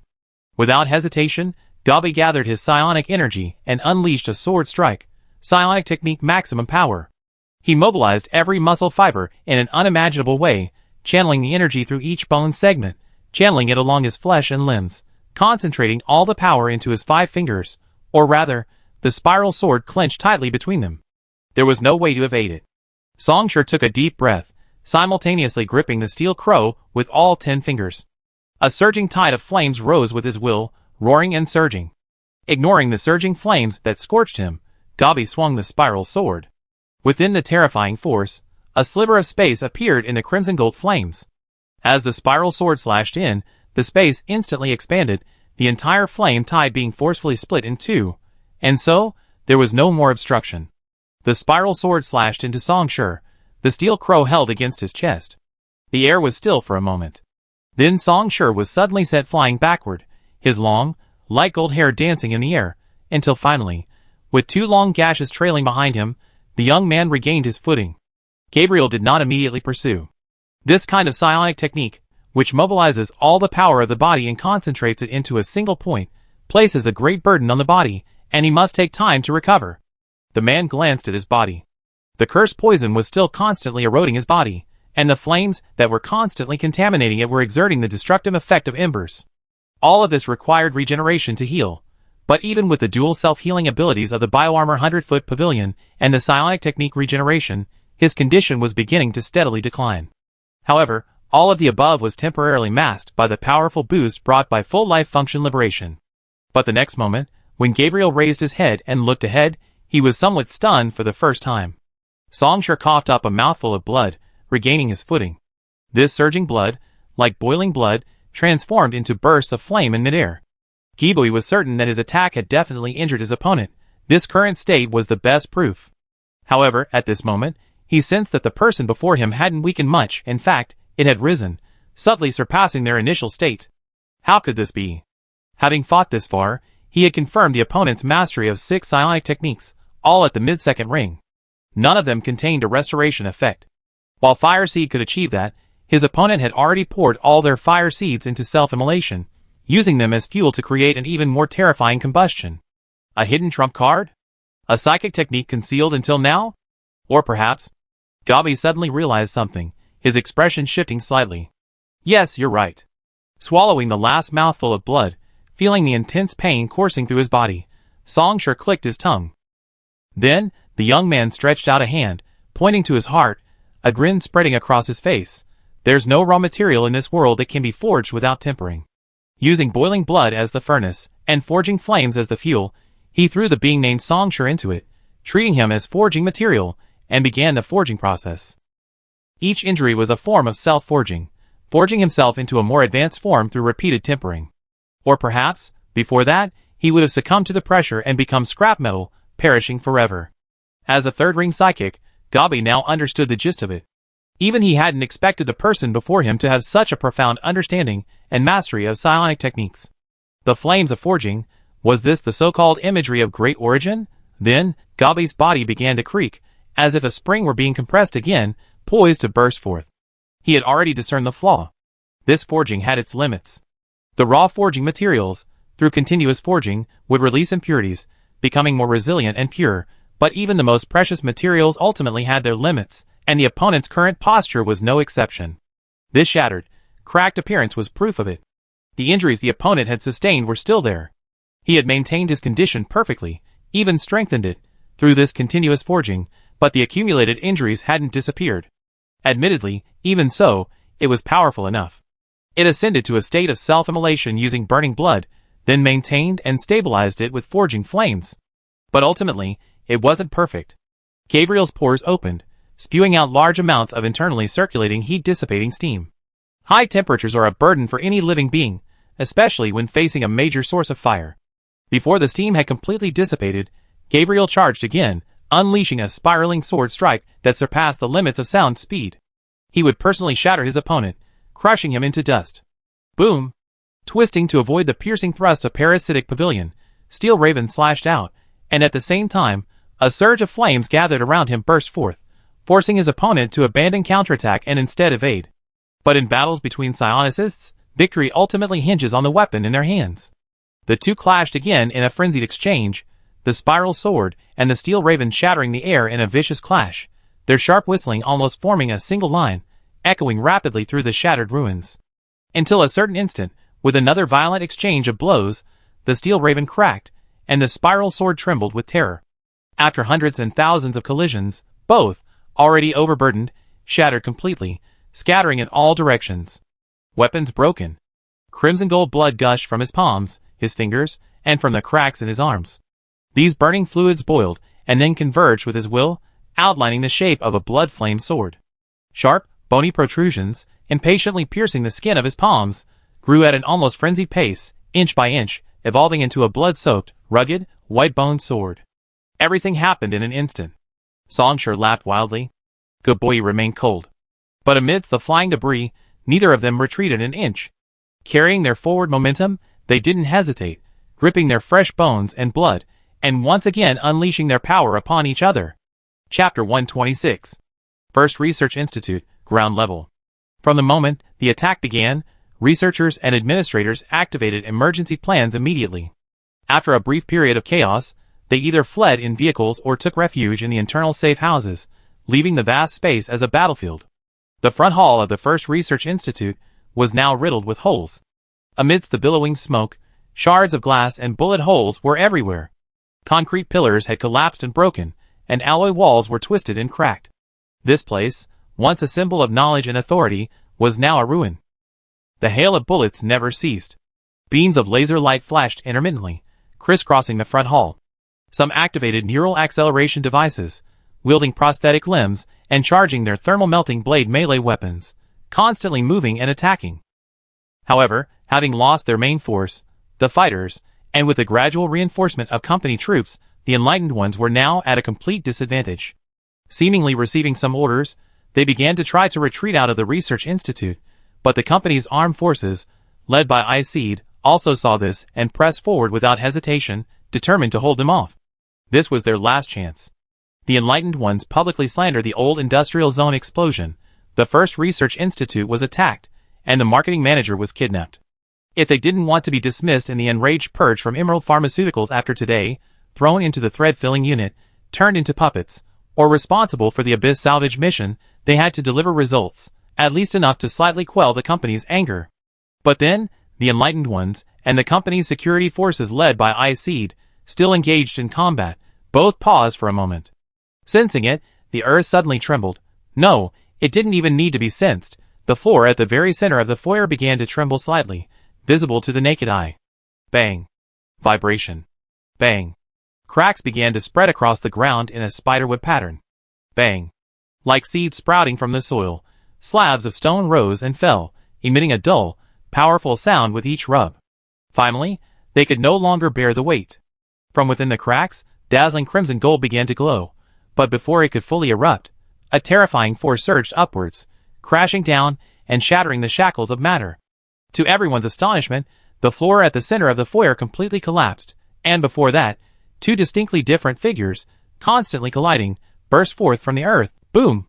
Blood flames and white bones clashed once more, the shockwaves carrying bursts of flame sweeping in all directions. Songshur coughed up blood again, and the crack on his right forearm suddenly widened. Large patches of Dobby's skin cracked all over his body, turning to ashes as the flames, which were now uncontrollable. But neither of them showed any sign of retreat. They simply stared at each other, launching another fierce attack. It was as if they intended to devour each other. Watching the scene unfold, someone let out a low, incredulous gasp. He never imagined that his superior, whom he thought would easily suppress the enemy, and who was essentially an army of one, would now be embroiled in a visible, brutal battle. That was Gobby Fair, the security director of Emerald Pharmaceuticals in Palosur. Recalling his earlier words, he subconsciously licked his lips, a sense of unease and lingering fear rising within him. Had that sniper shot, called Curse Poison, really had such a profound impact? The database showed that the person currently colliding with Gabriel was a second-ring psychic, a member of the Enlightened Ones, named Songshur? This is the second ring? Staring ahead, watching the figure unleash flames in the collision, easily reducing buildings to ashes, he couldn't help but curse inwardly. But in the next instant, he instantly suppressed that thought. Because both of them were heading in his direction. No, heading straight for him, the closest one. Then, all thoughts abruptly ceased. Just before Gabriel's parasitic pavilion touched him, Songshur clenched his fist, unleashing a torrent of fire that completely engulfed the ice-seed soldier who was trying to dodge nearby. Trying to devour him? Songshur raised his sword, formed from blood flames, and slashed down at Gabriel, laughing loudly. Such cruelty, I won't allow it! Gabriel parried with a backhand strike, his body veering in midair before landing, stumbling a few steps before regaining his balance. It wasn't the attack itself that caused the injury, but rather the grueling battle that had driven his body to a dangerously low level. His healing ability, reaction speed, psionic energy, and strength had all noticeably decreased. The dual contamination from the cursed poison and the ember was constantly eroding him. Gabriel raised his head, his remaining two fly eyes were still faithfully functioning, observing everything around him. His opponent was also in poor condition. The flames that had once swirled and surged around him had noticeably narrowed and dimmed considerably. Only when offense or defense was needed would he unleash them at their peak, unleashing a dazzling crimson stream. His long, light reddish gold hair still drifted gently, but several of the cracks covering his body were in grave danger, as if they might shatter at any moment. Should he retreat? His condition was steadily declining. This was originally the man's advantage. Parasitic Pavilion could extract the material and spiritual energy of these people to restore itself. One of the tactical focuses of the Bioarmor 100-foot pavilion was prolonged combat in complex environments. However, facing a second-ring great source, especially one whose combat awareness and mastery of psionic energy were astounding, Guyboy even had a strange feeling that, in terms of combat alone, perhaps few in the entire Emerald Pharmaceuticals could compare to this person. As Parasitic Pavilion captured and extracted its target, the target's flames would also arrive, incinerating the former to ashes. The man glanced around again. Witnessing what had just happened, both the enlightened ones and the company troops instinctively avoided the area, the latter's eyes filled with fear and retreat. Back home, they would definitely implant a central nervous system control device in everyone's cerebral cortex. Those who disobeyed orders had no value. Should they retreat? This was the safest tactical plan. With his status and strength, no matter how he was punished, he wouldn't be treated as disposable material. Thrown into a high-intensity battlefield or laboratory, he would still retain a certain degree of freedom. Giboi thought to himself. Then, the man gave his answer. How could I, Giboi Fair, be inferior to him? Even now, when it comes to the path of psionic energy, he might truly be inferior to him. With an unchanging, indifferent expression, the man reached out and, amidst the dripping blood, inch by inch tightened his grip on the bone-forged sword. The third ring, Transcendence. At that moment, a genuine smile appeared on Songsher's face, as if cheering for the other. This is the path of transcendence, the young man sighed, a slight smile playing on his lips. Although I don't particularly like the path of transcendence, I must admit that among all paths, you have the highest probability of producing a good opponent. Songsher raised his blood-flame sword. Second ring, Great Origin. Under the watchful eyes of everyone who swallowed hard, the two figures stood, charging forward, resuming their battle. No, it wasn't even a battle. It was more like two wild beasts tearing at each other, gnawing and sucking each other's flesh. Both simultaneously abandoned most of their defenses, recklessly unleashing their killing power at each other. Swords clashed wildly, producing a series of sharp, almost continuous clashes. The previous strike grazed his shoulder, slicing through flesh. In the next instant, seizing the opening, Songsher didn't retreat but advanced, laughing as he thrust his sword in, piercing his opponent's heart. Flesh and blood flew everywhere, in a continuous cycle. Until a certain moment. As the stirring music finally subsided, the curtain fell. The two figures crossed paths once more, but this time, one of them took a few steps back, then collapsed to his knees with a thud.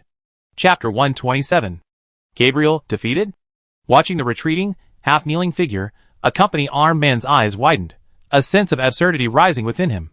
But a small thermobaric grenade followed, forcing him to quickly retreat to cover and simultaneously return fire in the direction from which the bullets had come.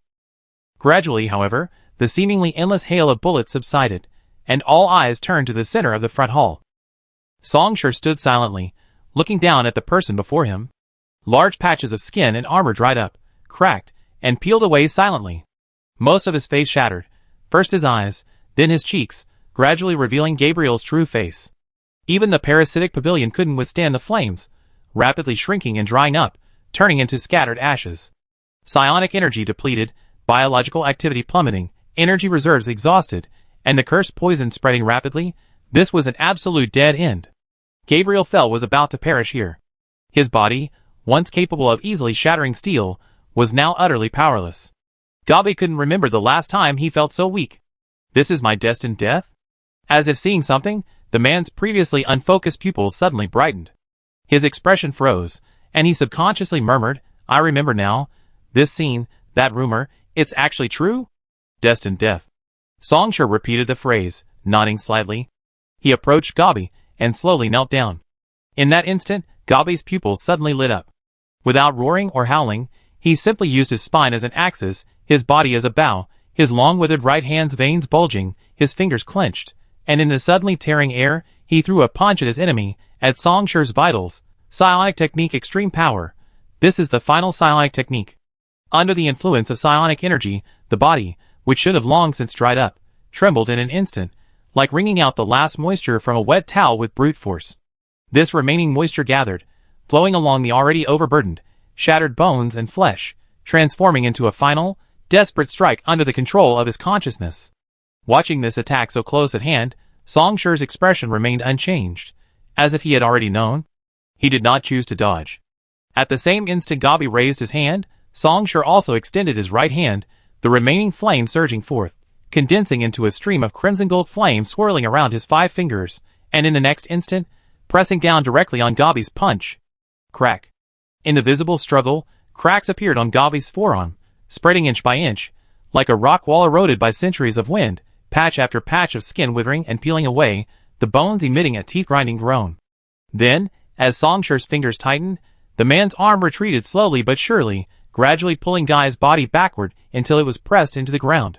Until finally, without any resistance, amidst the overflowing blood, Songshur's fingers sank into Guy's heart, a warm, pulsating being. The latter's right arm turned to ashes, scattering and dispersing as the two stared at each other. "Any last words?" Songshur asked. Guy was silent for a moment, directly facing the destruction of the embers, his body enduring immense pain, but compared to defeat, this pain was insignificant.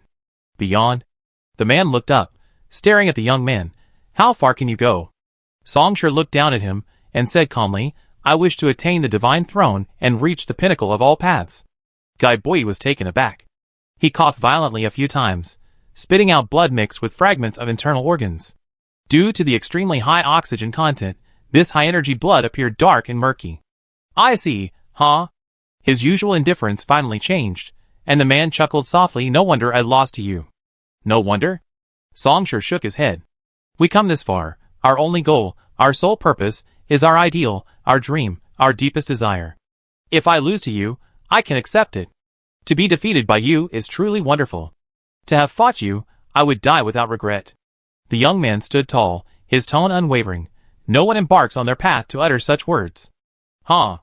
Yes, exactly."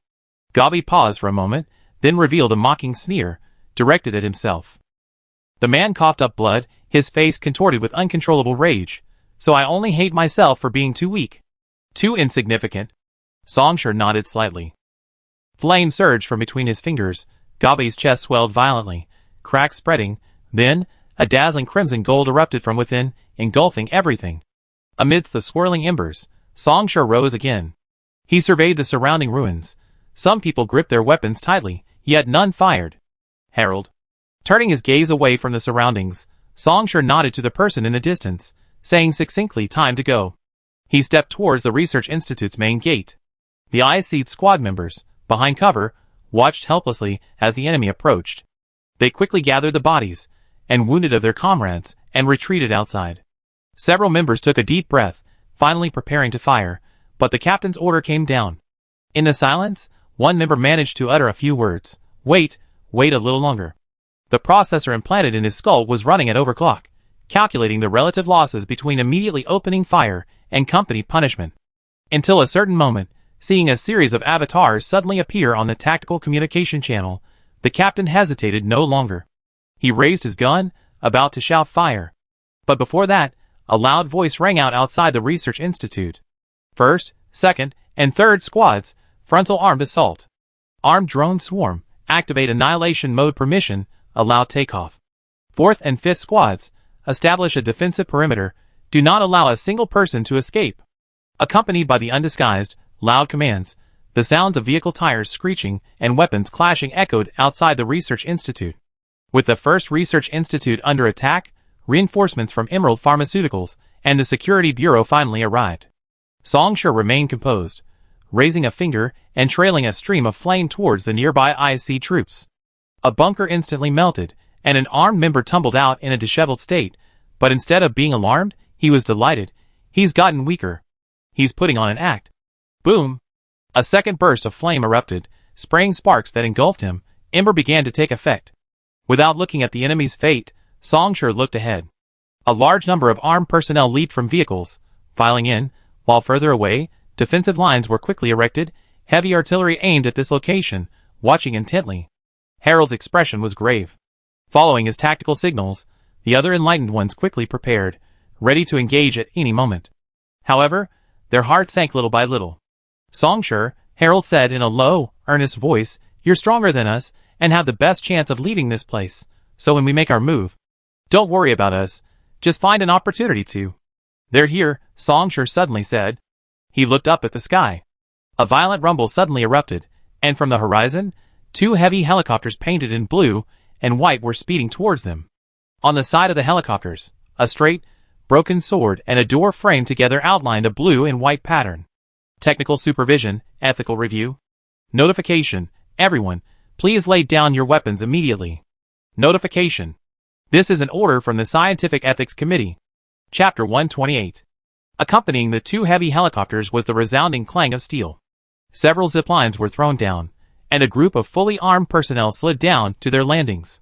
But before them, 2 massive figures stepped out of the hatches and descended directly from the sky, hundreds of meters above. Bang! The ground trembled. In a large area of visibly sunken, cracked ground, a steel figure, over 2.5 meters tall, slowly rose. Assisted by an impact balancing device, the immense impact of the 100-meter descent had little effect on it. This was a powerful steel construct, no less formidable than a fighter. A miniature nuclear fusion engine provided a continuous and powerful energy source. Sloping composite armor covered most of its body.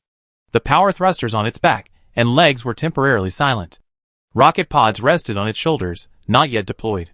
A molten great sword and a heavy armor-piercing hand cannon were magnetically attached to its left and right hips. Both exoskeletons were painted in a blue and white color scheme. Heavy arm-powered exoskeleton, Qatar Type 4. Scientific Ethics Committee, Skyfall Mobile Team. The arrival of 2 Qatar Type 4 exoskeletons immediately drew all attention, but they remained silent, simply raising their punishment 2 high-energy plasma rifles and intently surveying the crowd. Immediately afterward, the remaining 11 armed members descended from the zipline.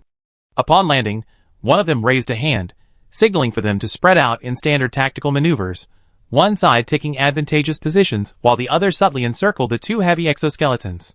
Soon, they parted again like a tide, and behind the clearing, a slender figure slowly emerged. This was a woman. A silver-edged circuit started from her right eye, meandering along half her cheek to her jawline. Combined with 2 gleaming crimson prosthetic eyes, it made her already less than pretty face even more terrifying.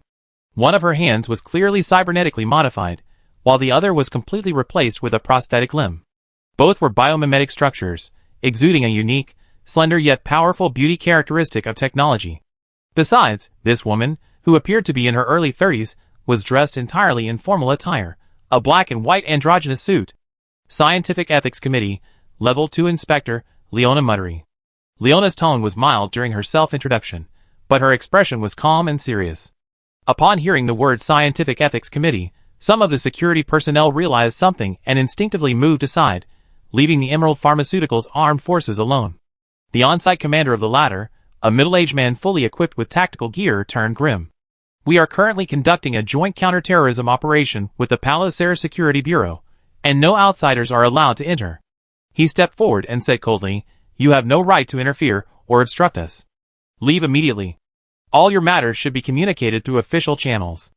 As he spoke, the man took another step forward. This time, the 2 Qatari exoskeletons reacted, pointing their arcing gun barrels at him, intending to force him to retreat to a safe distance with an unyielding attitude. However, Leona raised her hand, indicating that this was unnecessary. "Official channels?" Leona stepped forward, looking directly at the man, and said calmly, "You can rest assured, we are already preparing to submit 11 formal charges against you, including attempting to distribute biological weapons, conducting large-scale inhumane biological experiments, and abusing technology. We believe they will be presented soon. The tripartite-based project." She uttered this term amidst the man's increasingly grim expression, her tone cold. "Your heinous actions have been completely exposed.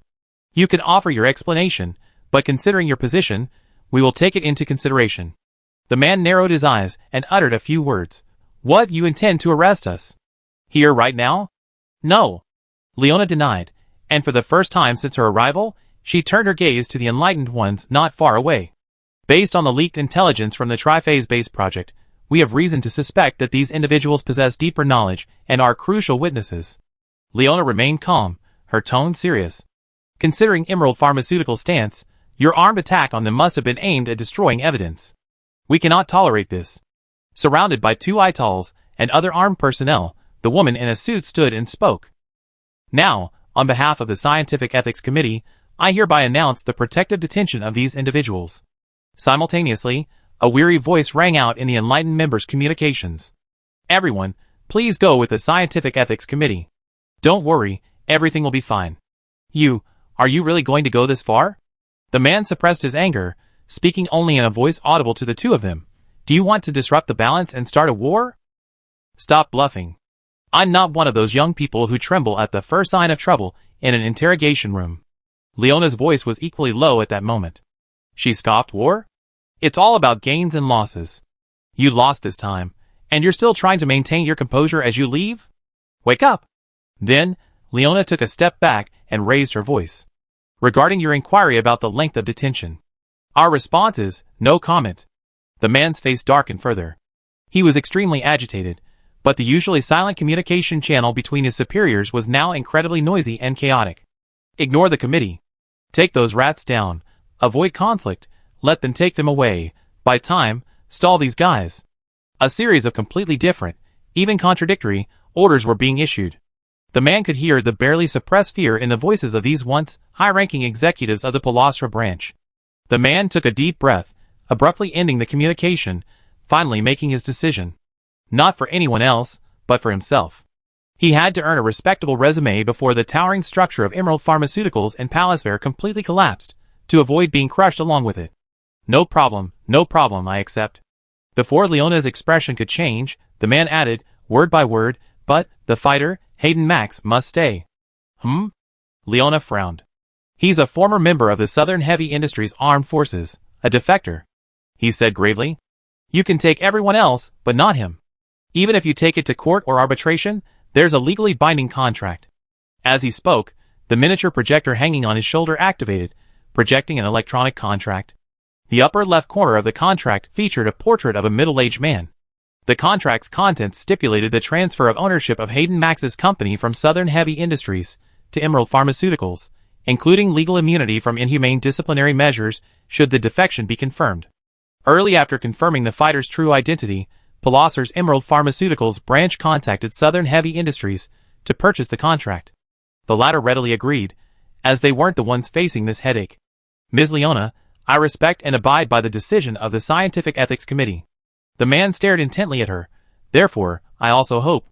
The next instant, his words abruptly stopped. He twisted sharply to the side, dodging. A fiery spark struck the spot where he had just stood, instantly melting the ground into ashes. A crack appeared on Song Shi's 5 fingers, and the blood flame sword condensed once more, arriving in an instant from the trailing flames, slashing down towards the man. The man was startled, his expression changing slightly, then turning to elation. This fool who didn't know his own limitations, now even the Science Ethics Committee had no reason to stop him.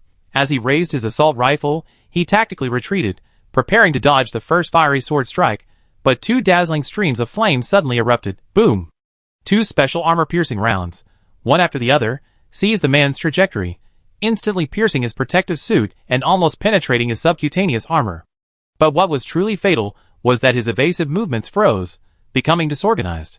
Then, the blood flame sword arrived indifferently, cleaving through most of his chest from top to bottom, the crimson gold flame surging forth, engulfing him completely, reducing him to ashes. In his final moments, the man's eyes reflected a distant scene. Behind the muzzle of the gun, wisps of smoke rising, Harold stood coldly staring at him, dual pistols raised. Amidst the swirling ashes, Song Shi stood, sword in hand. He slowly surveyed his surroundings. This time, no one uttered a word. Chapter 129. Escorted by 2 heavy armed helicopters, Song Shi and the Enlightened Ones boarded a belated transport shuttle. After confirming Song Shi's boarding, the remaining armed personnel from the Scientific Ethics Committee also entered the helicopter, and they ascended into the sky together. As the field of vision gradually increased, the chaotic First Research Institute, the Security Bureau's SWAT team preparing to leave in their vehicles, the Jade Pharmaceuticals armed forces, all became blurred, turning into individual pixels. Inside the shuttle, medical personnel, already prepared, pushed carts piled high with medicine and equipment, efficiently cleaning and bandaging wounds, providing emergency treatment to those with severe injuries. But when they saw several half-opened bags, they were first taken aback, then somewhat troubled. A strong smell of blood, a mixture of engine oil and coolant, emanated from them. Within the viscous fluid, obvious lumps of matter squeezed the bags, creating large shadows of varying depths. The bags were full of corpses. Or rather, broken implants and severed limbs. On the battlefield, due to their cybernetic bodies, everyone would unhesitatingly use large-caliber firepower to ensure sufficient lethality. This also meant that when a heavily modified cyborg died, it was difficult to preserve their body intact. Fragmented. Before the Scientific Ethics Committee arrived, during the evacuation of the first research institute, the enlightened ones only had time to stuff their comrades' bodies into large bags. It was unsightly, but that was all they could do. At least, they couldn't let them fall into the hands of Emerald Pharmaceuticals. Put them in the cold storage first, Harold said. We handle the sorting later. A medical worker nodded, somewhat laboriously taking the large bags and dragging them into the refrigerated compartment at the back of the shuttle. He lowered his head, remained silent for a moment, then looked up again at Leona beside him. How's old Arnon doing? The shuttle fell silent, save for the sounds of the medical staff washing wounds and removing shrapnel. The other enlightened members also looked up at the woman. Arnon Blue contacted me before your Operation Moth officially began, which is why I'm here. Before speaking, Leona slightly raised her hand. The cameras and recording equipment inside the shuttle flickered and then shut down. It's regrettable, she said in a regretful yet calm tone. 7 minutes ago, the 26th, 27th, and 28th floors of the City Hall, which your commander controlled, all fell, and most of the armed personnel accompanying him were killed in action. In the final moments before the fall, he detonated a bomb implanted in his heart, dying instantly in the explosion, along with Gladys and Dai Tai. We have dispatched personnel to try to recover the bodies of Arnon Blue and the others. Leona paused, but given the intensity of the fighting on the ground, the number of missing bodies will be high. To the surprise of the others, Harold showed no change in expression upon hearing this news. He remained silent for a moment, then nodded. I understand. Next, we will provide you with safe houses, and we hope you can stay there for a while. Leona looked around at everyone. Please don't worry. This is what I agreed upon with Arnon. You will be free soon. But before that, the situation in Palacer will be chaotic for a short period, during which time it is not advisable for you to show yourselves. Acceptable, but we demand freedom of communication, replacement and maintenance of the prosthetic body, and the retention of our weapons. Harold stood up, looking directly at him. Leona nodded, of course. Just then, Songsher's voice suddenly rang out. After boarding the shuttle, he sat down in a corner, saying nothing. But hearing his voice now, the others looked over and noticed that the crimson gold cracks that had covered the young man's body like shattered porcelain had mostly disappeared.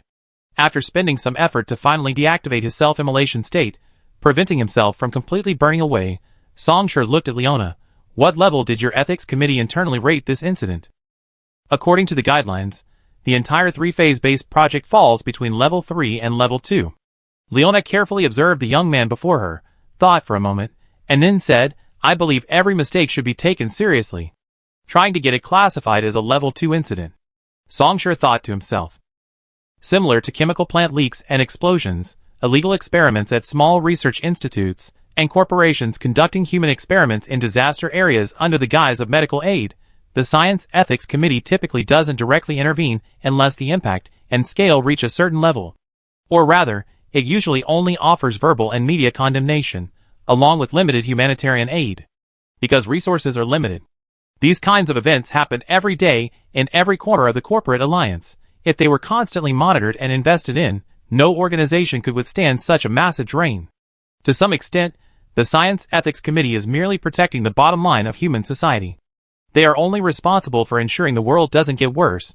They have neither the energy nor the obligation to make the world better. They wouldn't truly intervene unless it was a major event like the triphase-based project involving hundreds of thousands of people. The Science Ethics Committee defines a Level 2 event as significant regional environmental and resource damage, technology abuse, ethical violations, and loss of life and property. A Level 1 event is regional, similar in scope to a province, state, or even a continent in the old days. As for the Level 0 event above that, the last time the Science Ethics Committee rang the doomsday pendulum, declaring humanity one step closer to extinction, was 22 years ago, with the Freedom Revolution, which swept across much of the world, sparked by artificial intelligence. Having received the answer he wanted, Songsher nodded slightly and leaned back in his chair. He was indeed somewhat tired. Even though his spirit was increasingly exhilarated, with the end of the fierce battles, his body finally couldn't hold on any longer, succumbing to an overwhelming state of exhaustion. The self-immolation of the boiling blood was by no means without a price. Theoretically speaking, a psychic who has just acquired burning blood and immediately attempt self-immolation will only meet one fate.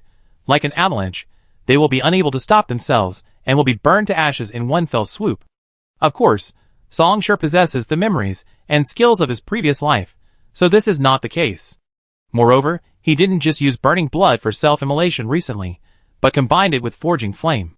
Song sure can feel some subtle changes occurring within him. In his previous life, he only had burning blood and not forging flame, so he can't explain the details immediately. However, at this moment, Song sure is too lazy to think about these things anymore. He closes his eyes, leans back in his chair, and falls into a light sleep. He sleeps for a while. Chapter 130. Below a long table set with a row of microphones, a sea of people, and a barrage of cameras and microphones filled the room. At the long table, the spokesperson for Emerald Pharmaceuticals, this time with a serious expression, spoke with great passion. Regarding the so-called triphase-based project, Palauser's branch did not notify headquarters. We were unaware of it. Yes, that's not an excuse, it's just an explanation. Of course, regardless, such a heinous and egregious violation of law and morality by Emerald Pharmaceuticals has crossed the line, and we will not turn a blind eye. In the future, we will strengthen internal oversight and improve our review system, and we will never tolerate such a thing happening again. At the same time, we will provide compensation to Palauser, including but not limited to infrastructure construction, free medical assistance, educational projects, and job opportunities. Rest assured, we are a conscientious company, and we are genuinely saddened by all of this. I understand that many people scoff at what I just said, and I have no intention of forcing you to believe me. But please, every viewer watching, give Emerald Pharmaceuticals at least one chance. We will prove everything with our actions.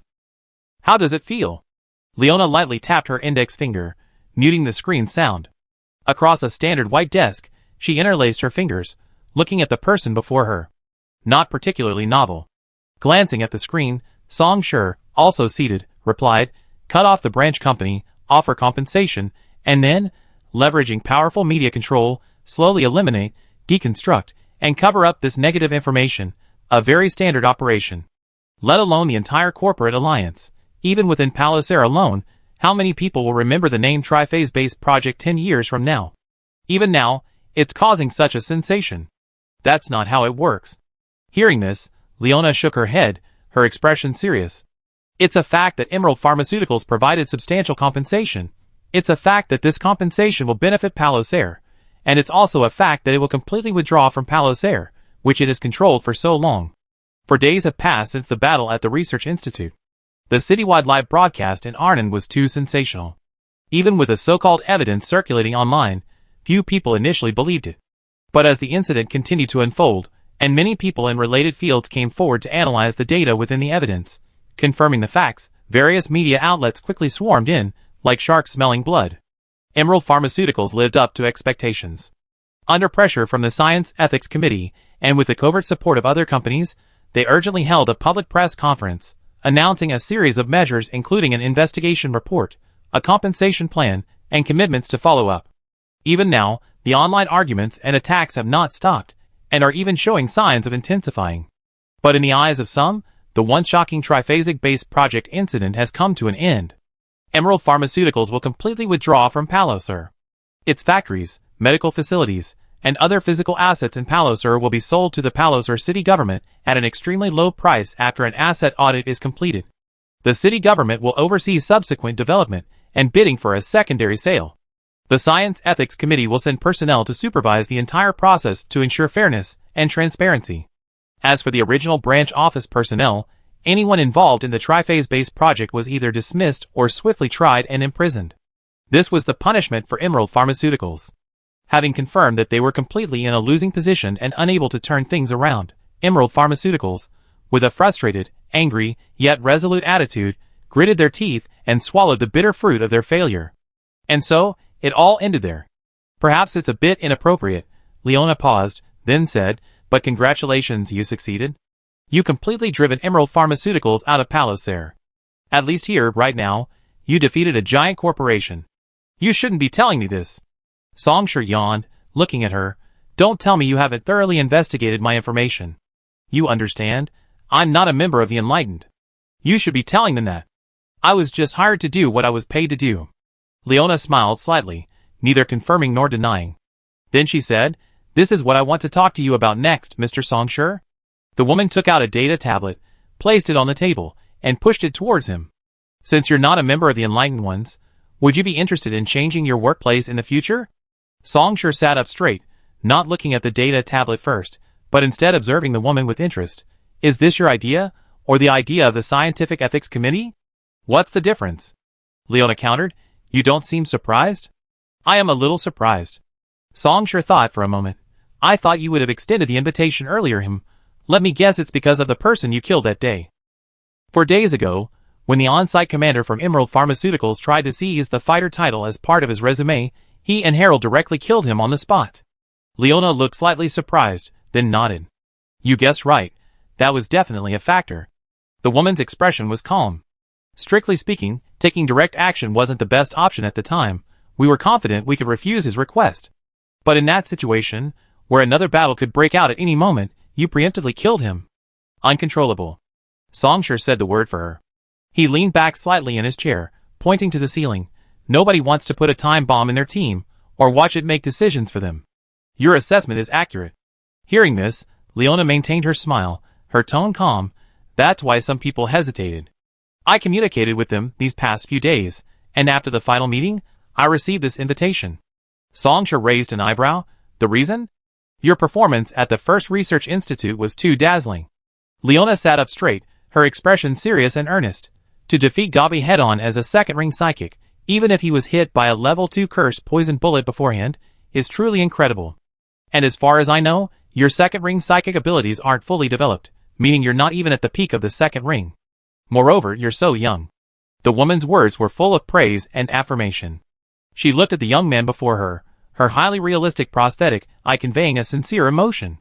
You need a platform to showcase your abilities, and we can provide that for you. Psychic arts rituals, equipment, weapons, and a scientifically sound growth plan. Leona raised her index finger, pointing to the top of her head. As a psychic, you should have heard the rumors. There's a fifth-ring psychic within the Scientific Ethics Committee. Leona stared at the young man and slowly said, I can tell you, it's true. Songshur's expression became somewhat subtle for the first time. Then I probably know more than you do. He thought to himself. The fifth-ring truth, eternal cycle, Yvette Gregory. However, in his previous life, he hadn't had much interaction with her, nor had he ever fought her. But as far as he knew, the general consensus about her abilities wasn't powerful, but rather troublesome. Seeing Songshur's change in expression, Leona opened her data tablet and unfolded the electronic contract. We will never be stingy with a talented person. Songshur glanced at the contract. Indeed, as the other party said, the terms were extremely generous. A generous salary and insurance, ample paid leave, and the authority granted to him. In addition to these standard benefits, he would also receive a special training program for psychics from the Scientific Ethics Committee, enjoying various support resources and scientific development plans. Songshur. Leona called out his name, her voice deep. If you are willing to join the Scientific Ethics Committee, then after 1.5 years of evaluation, we will build a newly numbered mobile unit centered around you. Songshur understood what she meant. This is certainly a responsibility, but it's also an undeniable power. Backed by the Scientific Ethics Committee, commanding an armed mobile force, and with the psionic energy he gained upon reaching the third ring, even a giant corporation would have to take him seriously. However, this also means he'd be firmly bound to the Scientific Ethics Committee, inseparable from it from now on. To be honest, the conditions are impeccable. Songshur stood up. Seeing this, Leona also stood up. She understood his decision, but still couldn't quite grasp it. Could you explain why? So she asked. I could give you many reasons, but you're very sincere, so I don't want to just brush it off. Songshur pondered for a moment, then nodded, saying, well, it's probably just that I don't want to. Don't want to. Leona was slightly taken aback. The path I'm taking is one I can walk alone, Songshur said calmly. Adding more people to the journey, forcing everyone to progress together, would only be torture for both of us. A path for one. Leona repeated the phrase, finally understanding what he meant. Indeed, it fits the stereotype of a genius. I understand. She shook her head inwardly, suppressing her emotions, and extended her right hand. While I can't formally invite you to join, considering employment, perhaps we have opportunities to collaborate in the future. No problem. The two shook hands. I don't take bodyguard jobs, but we had a pleasant chat about other things, so I can offer a discount. Leona stood by the second-floor window, watching Song Shi's retreating figure in the distance. He walked in one direction, where Harold and the others waved, already waiting. After several requests, they decided to leave the safe house today and return to Palosaire as soon as possible. Seemingly sensing something, Song Shi stopped, turned his head, nodded slightly to the woman, and then continued walking. Leona nodded in acknowledgement. For some reason, she had a strange feeling. Perhaps she was witnessing something firsthand. Chapter 131. The Sewer Network, the outpost colluding with the corrupt. Harold, Shovel, Sparrow Eyes. Aside from the fighter still recovering from his injuries, all members of the first action team were present, some sitting on sofas, others standing silently. Song Shi was also present. They all looked at the screen in front of them. Let me see, is it all set up? I begin then. On the screen, after a brief blurry flicker, a face receded from the background, settling into a chair. The owner of this face was Arnon Blue. Everyone was familiar with the background of the video. It was Arnon's personal room. The overall style was extremely simple, except for the wall facing the camera, which was covered with stickers and sticky notes of varying sizes. Among the pins, thin red lines formed a dense network. Compared to using electronic tools and data analysis software, Arnon preferred to be alone in his room, facing this wall, analyzing intelligence and formulating tactical strategies. Where to begin? Arnon slowly sat down in his chair, facing the camera. He was still wearing the same clothes, a thick overcoat revealing a slightly pale and thin face. Everyone, by the time you see this video, I should be gone. After a moment's thought, Arnon nodded and smiled. I wonder if we succeeded by now. I really want to say that I believe Operation Moth will succeed, but out of duty, I must also consider the possibility of failure. Therefore, regarding the Enlightened One's future development and planning, I prepared two plans, one for the scenario of Operation Moth's failure, and the other for its success. I placed these two plans in the abyss. The domain address is in the third box under my bed. The key to unlock it is Cornelia's birthday, and it's transcoded using the TY7P protocol. Of course, reality always exceeds expectations, so use these two plans as a reference only, don't follow them completely. I believe you can handle it. Leaning against the wall, Flashstar's expression remained indifferent, unchanged, except for a cracking sound as she cracked her knuckles. Don't let too many people see this video. Actually, I think even you shouldn't watch it in its entirety. The man paused, his tone helpless. But you probably wouldn't want that, it's such a hassle. The next part, from 3 minutes and 17 seconds to 7 minutes and 49 seconds, will severely damage your image of Arnon. If you want to maintain a good impression, you might consider leaving temporarily. No one stood up. 10 seconds later, Arnon sighed and spoke again. The plan was set from the beginning. After being severely damaged by Gabi, I took full control of the secret communication network among the members, so even Flashstar didn't know the specific personnel deployment. I know what you want to ask. Why not follow the original plan I told you? Arnon sat in his chair and shook his head. What happened a year ago severely damaged our armed forces, and we haven't fully recovered yet. If we were to send another third of our members with me to the City Hall, it would be difficult for the remaining members to hold off the defenses of the First Research Institute and draw attention away from Harold and Song Shi. But that's not the most important reason.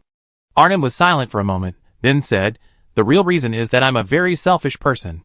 Attack on the First Research Institute is also very risky, but there's still a chance of survival. But storming the City Hall means drawing the attention of the entire Palasra. Anyone who goes with me is destined to die. The man said, I don't want to see any more of our people die. Therefore, I secretly contacted Black Skull, inviting him to join Operation Moth under the guise of the Enlighteners, including his own people. Black Skull's cyberpsychosis is nearing its end. He knows he's dying, so he doesn't care. He only wants revenge against the company. The difficulty lies with the others. The main members of Black Skull are survivors of the old industrial zone explosion, and some young people affected by it, who also harbor anger towards the company. They have enough hatred and anger, but hatred and anger don't represent everything. After all, more than a decade has passed. The former no longer care so much, and while the latter still have anger, to truly transform themselves immediately, take up arms, and engage in combat, not everyone can be like Song Shi. The others' gazes all turned to Song Shi's face, and he clicked his tongue softly. They're willing to join Black Skull and offer some assistance, even causing some trouble for the company, but that doesn't mean they're willing to give up everything they have now and engage in open armed activities. Even though she had already anticipated this, Flash couldn't help but take a deep breath. Among Black Skull's subordinates, there's a first-ring peak-level cultivator, Arnon said calmly. His psionic skills specialize in persuasion. We used his abilities to convince some members, who were angry but initially unwilling to fight. They will be storming the city hall with me. I am not a qualified enlightener. Whatever the reason, it cannot conceal the fact that I trick people into their deaths. Arnon said, standing up from his chair. I have no intention of hiding this, nor do I need to offer any explanation. 10 years, 20 years from now, you can freely disclose it, but not now. Because this would severely damage the Enlightener's reputation in Palosur, affecting our plans for the foreseeable future. He stood before the wall, staring at the numerous sticky notes covering it, then turned his gaze back to the camera, meeting the eyes of everyone present. And the following content, please immediately post it within the Enlighteners. It is now February 7th, 2151, 2:47 a.m. I am Arnon Blue. Arnon's expression turned serious. In the name of the Enlightened One's commander in Palomar, this is my final order. After my death, in the order of Flashstar Eileen, Tails, and Lin Ding, the survivors after Operation Moth will take over as strategic analysts according to their priority. I have compiled all intelligence and resources, and uploaded them to Enlightened One's headquarters. Successors, please contact them for confirmation and handover. The man paused, staring at the camera as if gazing at a certain figure. Harold. When this video plays, I don't know if you perished, but I believe you haven't. If Shock Harold has been killed in action, then the position of the new commander will be elected internally according to the public election rules. If he hasn't perished and still retains normal operational and cognitive abilities, then... Looking straight ahead, Arnon stood quietly, declaring in an unquestionable tone, Harold Longfield, he will be the 6th Enlightened One's commander in Palomar. Chapter 132. In Operation Moth, 7 Enlightened Ones lost their lives. Including members of Black Skull, the number reached 19. Black Skull himself died inside the city hall. Severely wounded, he roared as he killed the last company's armed man before a high-pressure incendiary bomb ended his life, incinerating both of them. No remains were found. Today is the funeral for the fallen. More than half a month has passed since Operation Moth ended. The once ubiquitous and all-encompassing symbols of Emerald Pharmaceuticals, which once controlled all of Palosur, have vanished at an astonishing speed. Like vegetation from other companies growing wildly overnight after a gentle spring rain, they greedily devoured Emerald Pharmaceuticals' legacy, filling the market void left by its departure. But seemingly wary of something, these companies' actions in Palosur are imbued with a peculiar caution. A director of Cursum Life Insurance has announced on his personal social media account that he is very optimistic about Palosur's future prospects. The cemetery is located on a small hill, with a winding stone path leading uphill. Songshur and Harold walked together, the former saying, however, Cursum Life Insurance hasn't issued any official statement, but I guess their inspection team is already preparing. Prospects? Harold shook his head, a cold smile playing on his lips. They're just eyeing the legacy left by Emerald Pharmaceuticals, those medical institutions and downstream pharmaceutical factories that are about to be sold. Emerald Pharmaceuticals has laid a solid foundation in Palosur over the years. They can't refuse such a brand new, untapped market without the monopoly of giants in the same field. They're just observing for now, Harold said. They're wary of us. With everything settled, the people of Palosur truly understood and believed that it was indeed the Enlightened Ones who exposed the tripartite project, saving many lives in some way. Leveraging this immense prestige, Harold, who assumed the position of commander, didn't hesitate to secretly recruit the first batch of members. Of course, these newcomers are currently in the selection and vetting phase. As the initial surge of enthusiasm fades, many will inevitably regret joining the anti-corporation organization, and Harold will give them a chance to repent. However, a select few, the elite among them, will also be attracted and join.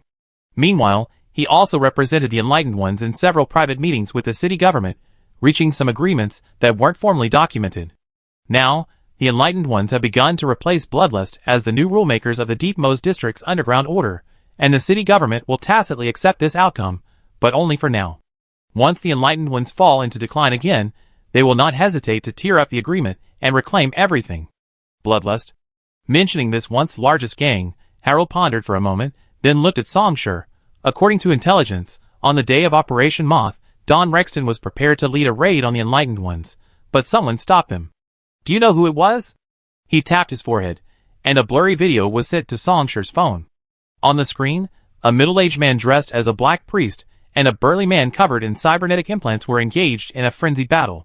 The area around them was a mess, chainsaws, and silver cross-shaped swords clashing repeatedly, sparks flying in almost a continuous line.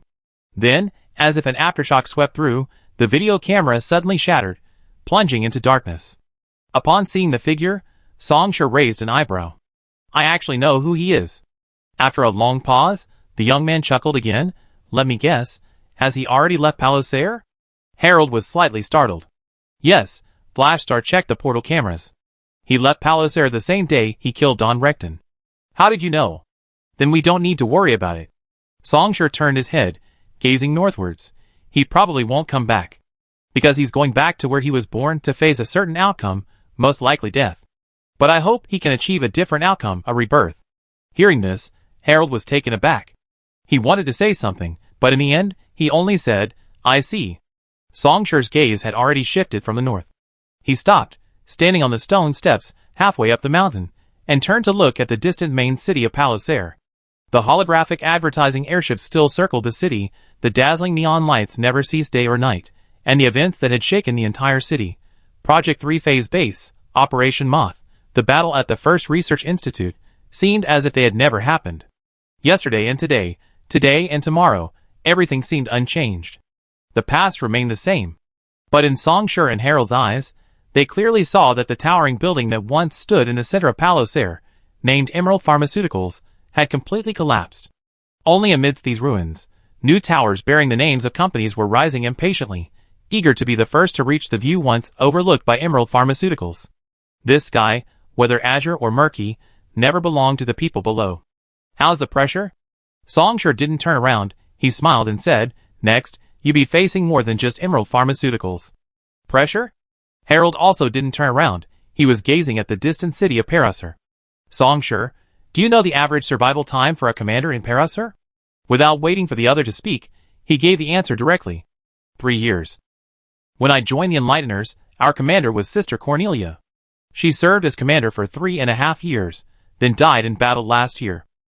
Our leader, Arnon, had a shorter tenure. After we were severely damaged, he was temporarily appointed commander as the original strategic analyst, according to wartime emergency regulations. A faint emotion surfaced in Harold's eyes. You know that. He served for a year, then sacrificed himself a month ago. The third, second, and first commanders before that, I don't know much about them, so I won't go into details. Harold paused, gazing at the sky. I will outlive them, outlive Sister Cornelia, outlive Arnon, outlive everyone else. He said, the city government is compromising, the companies are still hesitating and observing, and the Science Ethics Committee will be on our side for the time being. I have far more advantages than they did back then. I will survive longer, not just barely, but as a commander, facing and overcoming the challenges of the future. Harold suddenly laughed. It's really strange. He slightly raised his head, as if smiling, or perhaps sighing. His hand instinctively reached for a cigarette in his pocket, but after considering the occasion, he abandoned the idea. Someone like me has actually become a boss. He patted Songsher on the shoulder and smiled. Next time we meet, I treat you to dinner, how about it? Songsher readily agreed. Sure, I save you a seat then. When they reached the mountaintop, the rest of the group had already arrived. There weren't many people at today's funeral. The first action group, some members of the Enlightened. Leona also sent a bouquet of flowers, supposedly in her personal name, to Arnon. Most people had changed into, or rented black clothing. Songsher was no exception. He wore a black and white suit, which surprisingly didn't look out of place. A newly built stone tombstone stood silently, engraved with names, dates of birth and death, and brief biographies. Gazing at the tombstone, some people had tense faces, some showed grief, and some silently shed tears. Everything was quiet. In a casual glance to the side, Flashstar caught a glimpse of Songsher's expression and was startled. As if guessing what she wanted to ask, the young man gently shook his head. I won't grieve over a simple death. Arnon, and others buried here, he said softly, they died for their ideals and goals, dying on their own path. What is there to grieve over?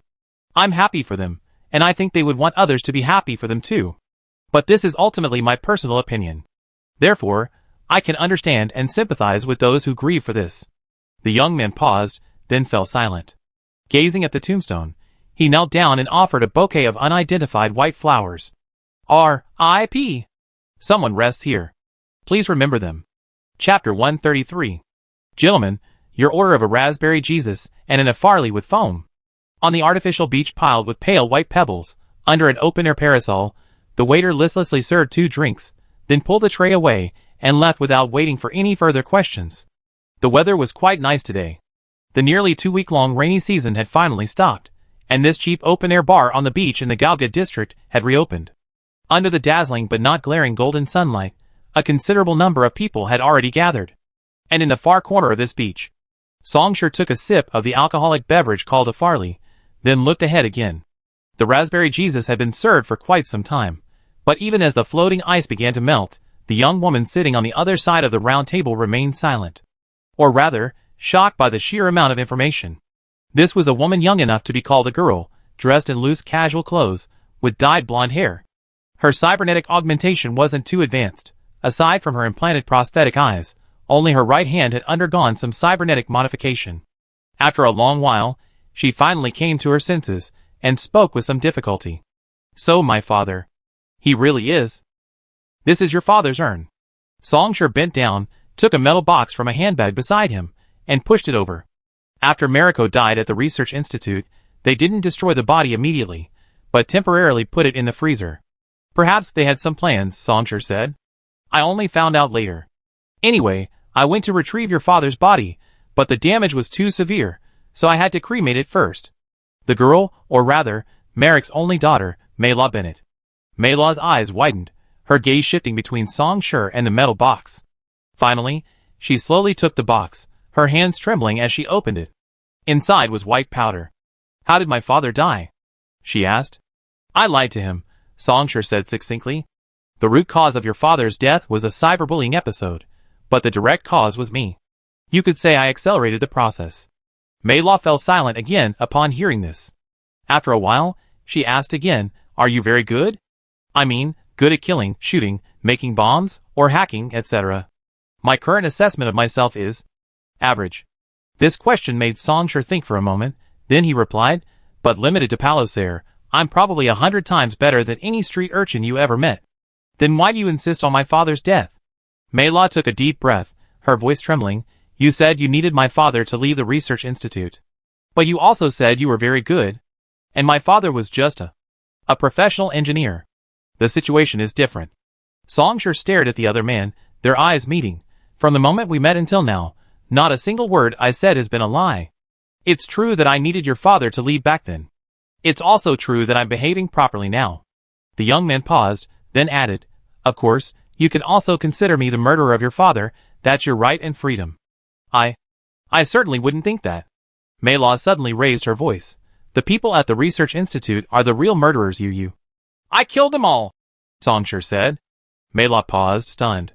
The Research Institute where your father and I worked as volunteers, the one in charge of recruiting experimental volunteers. I went there and killed them all. He took out a data card. The pictures of these people before they died are all here. Maylaw swallowed instinctively. So you're here to kill me? She wanted to ask, but ultimately didn't. You? Because I had an agreement with your father, that's why I'm here today, Songshur said, pausing.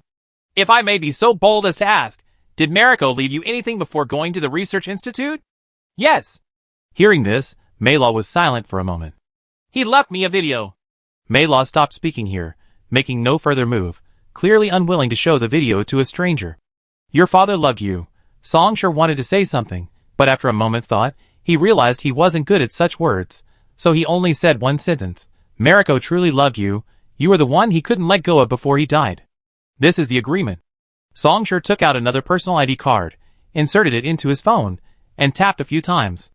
An electronic contract began to be shared. Mara's prosthetic eye lit up slightly. Ignoring the person in front of her, she quickly skimmed to the bottom of the contract and found the familiar personal ID code and signature. Mariko Bennett. The signing time was September 23, 2150, 9:37 p.m., that is, almost half a year ago. Mara felt a little dizzy, more of a daze. Months ago, when she returned home from school, she found Mariko wasn't there. At first, she didn't think much of it, as a company employee, working late into the night, and not having time to go home was the norm. She only later learned that her father had actually been laid off at that time.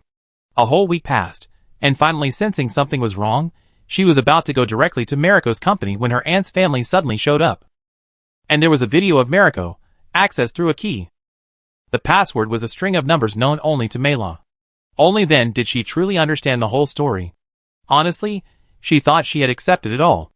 After the initial disbelief and unwillingness to accept it, time, or rather, the pressure of survival, would erode all superfluous emotions. Until now. Facing this stranger, who had suddenly come to her. This card has 200,000 credit points, all clean money. It can withstand the scrutiny of dark crystal credit, and you can withdraw it at any time. Songshur took out a credit card and handed it to her. Also, until you turn 25, this account will have 4,000 credit points deposited into it every month. In addition, I already paid off your 30-year education loan. Well, in principle, I have no right to interfere with how this money is used. But I still hope you won't let Mariko down. At least don't use it on sugar-coated snacks and live streaming. Mayla sat there blankly. Unable to suppress it, the thought rose in her mind. Is this the money my father earned by risking his life? The thought ignited a burning anger within her. But in the next instant, the thought, after a full 6 months, without my knowledge, the other party is actually willing to keep their promise, also surged, leaving her confused, bewildered, and astonished. These complex emotions intertwined, prompting her to ask, "Who are you?" The sunlight gradually shifted, casting dappled patterns. Songshur tilted his head back and thought for a moment. He looked directly at the other person, a wisp of flame igniting on his index finger as he gently tapped his temple. Freelance bounty hunter. Nando. Chapter 134. Songshur woke up from his sleep. After advancing to the second ring, although he hadn't yet achieved a complete sublimation at the existence level like the fourth ring, sublimation, he had indeed become increasingly transcendental. Even without biomodification or the use of stimulants or anti-sleep drugs, Songshur could go for several days without rest, not by forcing himself, but by maintaining a state of high energy and excellent physical condition. However, Songshur still slept 3 or 4 hours every day, simply as a habit. He exhaled a breath of stale air. Without putting on any clothes, Songshur threw off the covers, went straight to the bathroom, turned on the shower head set to the highest temperature, and began to shower. The rising steam reflected a well-proportioned and powerful physique with smooth muscle lines in the mirror hanging on the wall. Songshur nodded slightly. The aftereffects of the self-immolation were indeed severe, and coupled with the various injuries accumulated at the first research institute, it wasn't until a month later, now, that he had basically fully recovered. But with the matter concluded and time allowed for quiet reflection, Songshur could confirm that his body, no, it should be said that the entire Songshur, including his body, spirit, and so on, had become significantly stronger.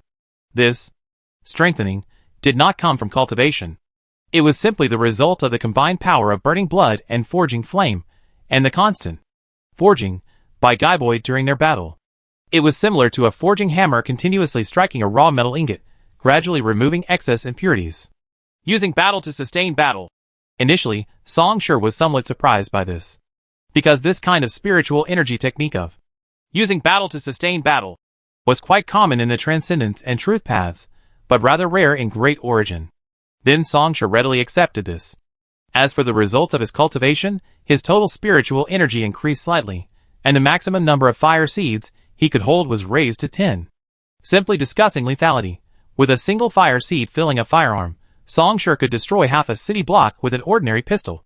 The buildings within that block wouldn't be completely leveled, but any life forms within, even cyborgs, would be instantly annihilated. This kill radius sounds terrifying, but in reality, it's significantly inferior to high-yield thermobaric or fuel-air explosives. However, considering the Ember effect, the subsequent damage from Songshur's fire seed shots would be stronger than the former. Furthermore, besides the active effect of self-immolation, burning blood also has a passive effect that increases the purity, or quality, of the wielder's spiritual energy. This also enhances the lethality of the spiritual energy flames. Songshur was aware of this. Compared to his lethality, his defense was far too weak. Even without using psionic defenses, a single depleted uranium bullet could easily pierce his body if he were to withstand the attack directly.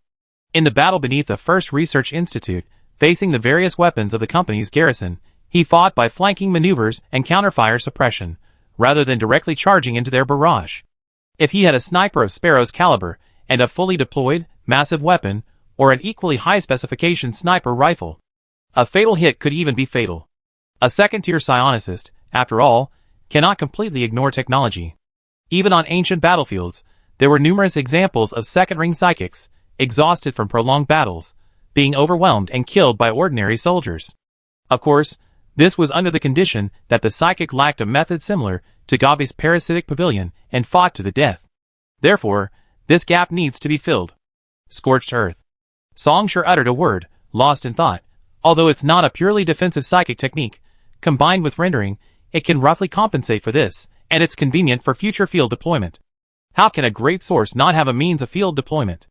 The once rampant drought demon was a fourth-ring great source psychic.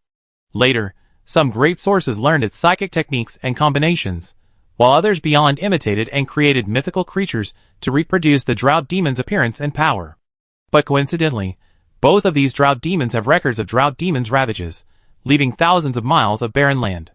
Of course, the fourth ring wouldn't quite reach the exaggerated level of scorched earth, but it still showcased one of the characteristics of the great source: its ability to create vast swathes of territory.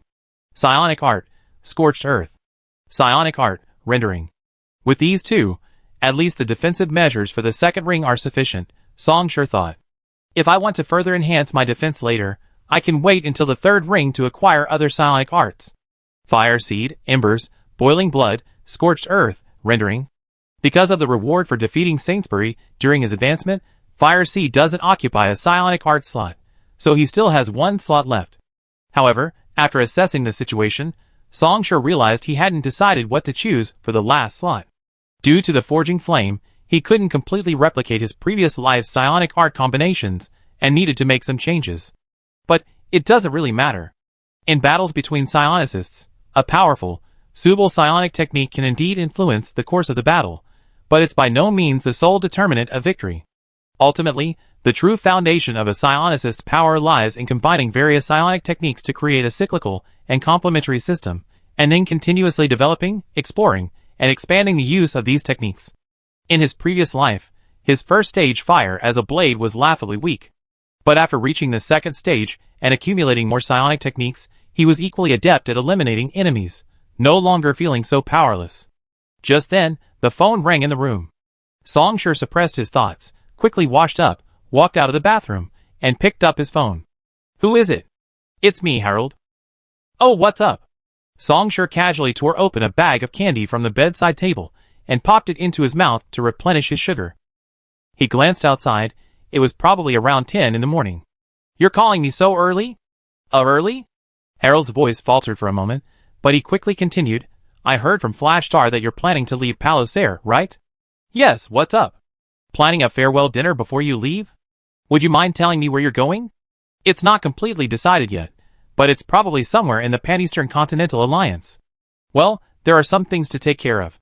Is that so? Harold paused, then said, Song sure, are you interested in? Well, it's hard to explain over the phone. Why don't you come and join me? Let's go. Now? Yes, right now. Song sure raised an eyebrow slightly. So mysterious? Want to give us a sneak peek at the expansion? What's a sneak peek at an expansion? Have you been playing virtual reality games all the time lately? Harold was taken aback again, a slight smile appearing on his face, but then his tone became serious. Chakro, I'd like to meet you. Chapter 135. Chaklo Vaughn. The strongest transcendental individual in the history of the Enlighteners. A fifth-ring balance bearing the title Rebel, single-handedly intimidated behemoths, forcing even the gods, who should have looked down upon the mortal world, to bow slightly, unable to completely annihilate the Enlighteners. As a peak fifth-ring psionicist, aside from the extremely powerful, almost invisible throne of gods, he was one of the most powerful beings on this planet. Among his slain enemies were even other fifth-ring beings. At his peak, he once fought 3 fifth-ring beings simultaneously, and even managed to retreat after severely injuring one of them. If he were willing to abandon the so-called anti-corporation banner and transform the Enlighteners, no, even abandoning the entire Enlighteners wouldn't matter. He alone could support a brand new megacorporation. The gods perched in the heavens would gladly reserve a 10th seat for him. Perhaps he lacks technological accumulation, channel resources, and employee quality, but to win over and retain such a powerful fifth-ring member, the Corporate Alliance's arbitration body will certainly be willing to invest substantial resources to help him gradually acquire and merge, eventually building a giant enterprise. Capital and power. These ultimate things, which countless people covet and are willing to give everything for, are merely within reach for Chaklo. No, it should be said that he already possesses power, and capital is readily available. With just a thought. Even Song Shi's expression subtly changed at this moment. He had fought against Chaklo in his previous life. The latter suppressed his power to the fourth ring. Initially, it was supposed to be a friendly spar, but within the third minute of the battle, both sides entered a high-intensity phase at lightning speed, and the battlefield shifted to the wasteland. That battle was indeed exhilarating, but the final outcome... Wait a minute.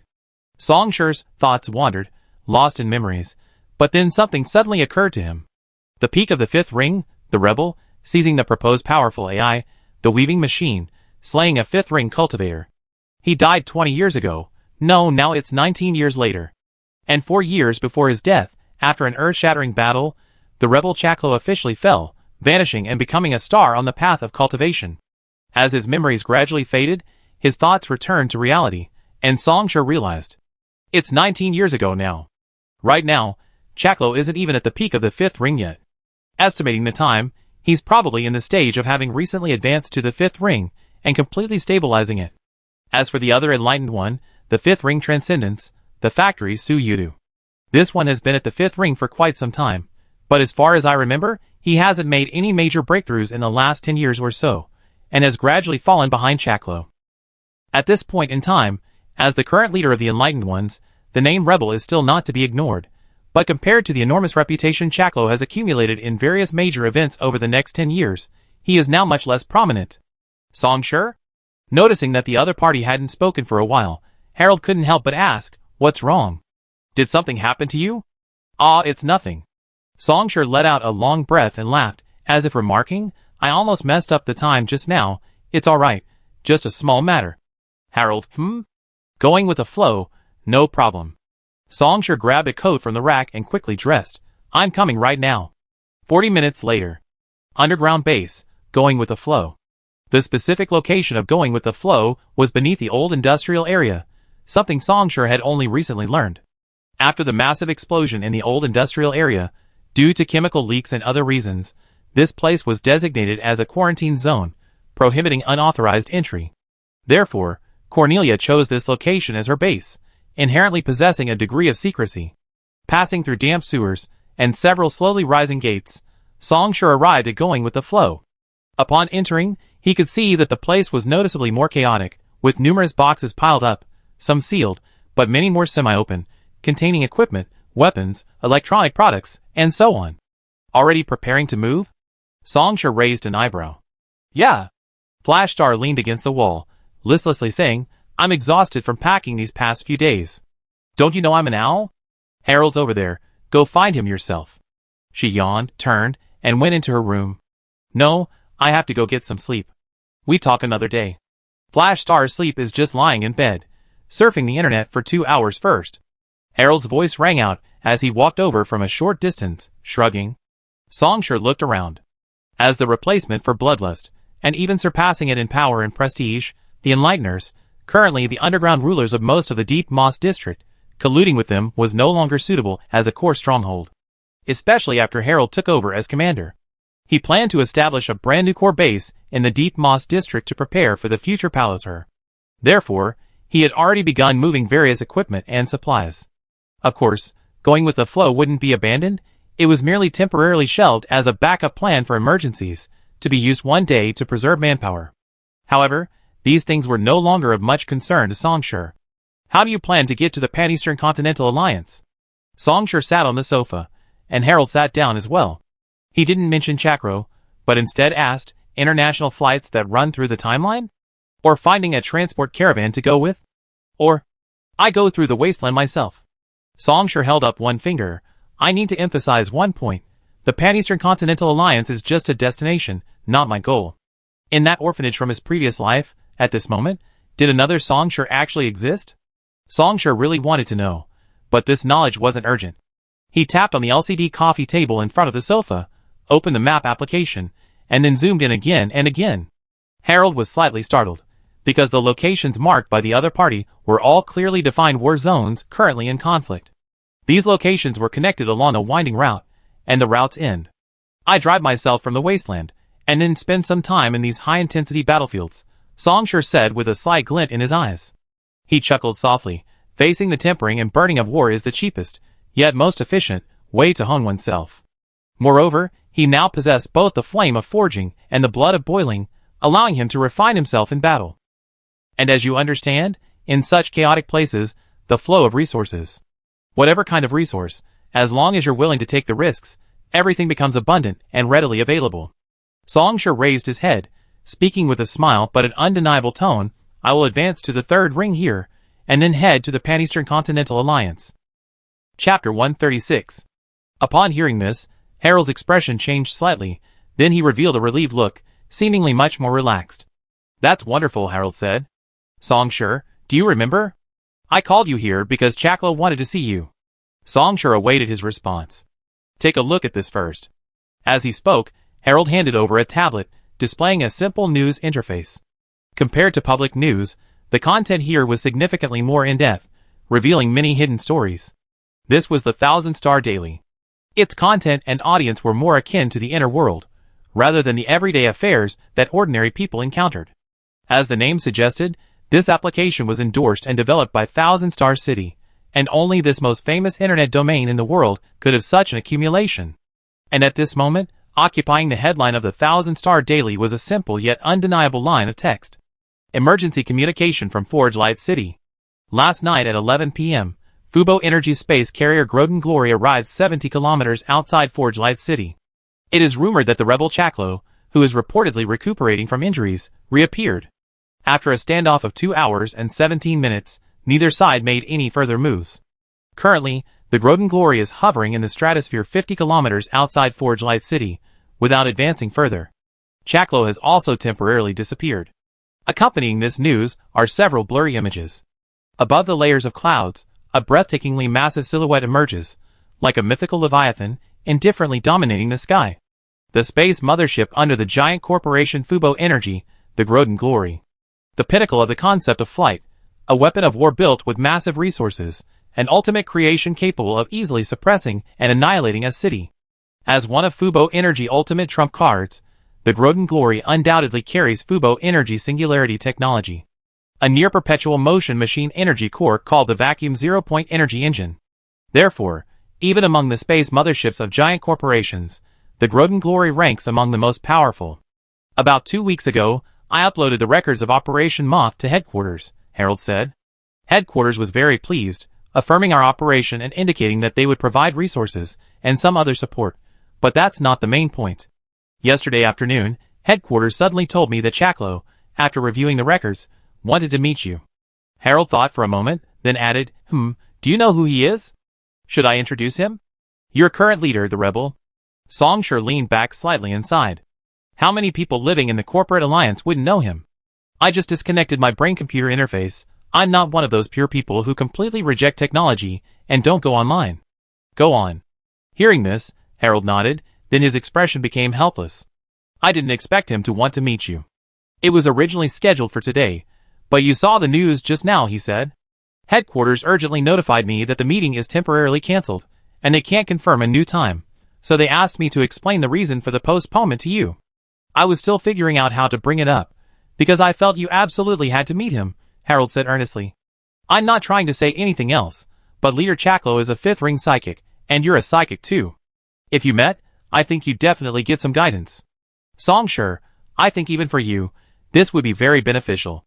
Oh! Songsher raised an eyebrow. He roughly guessed what the other was thinking. So what are your thoughts now?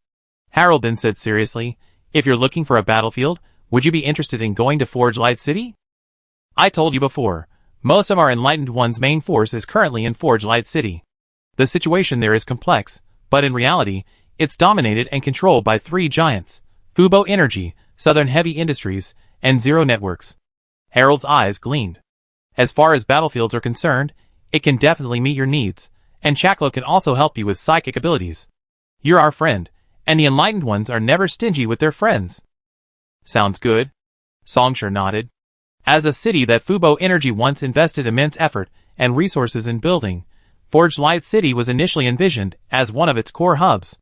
However, with the occurrence of events such as the third and fourth full-scale corporate wars, over the past few decades, Fubo Energy has gradually lost control of Forge Light City, or more accurately, It still retains significant influence, but can no longer completely control the entire city as it once did.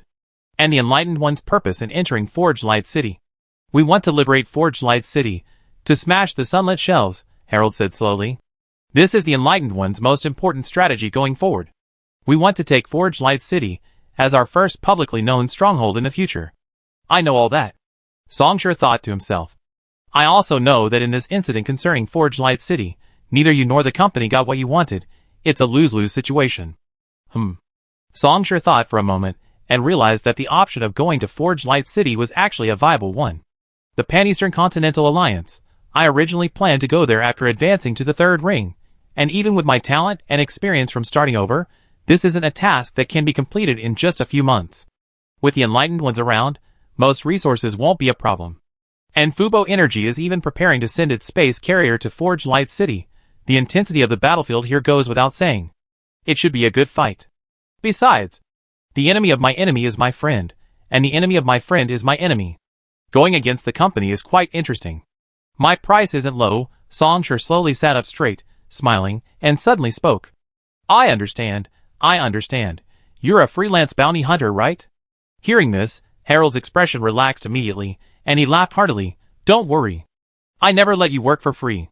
If the contract from headquarters isn't sincere enough, I'd be the first to disagree. By the way, do you have any special needs? I don't think you particularly value money. My personal suggestion is to exchange it for something more practical, and then... You too. Just then, a voice interrupted. From the nearby engineering workshop, Tabitha, the mechanic from the Palos Her Enlightened Ones, came out and knocked on the wall, breaking the conversation.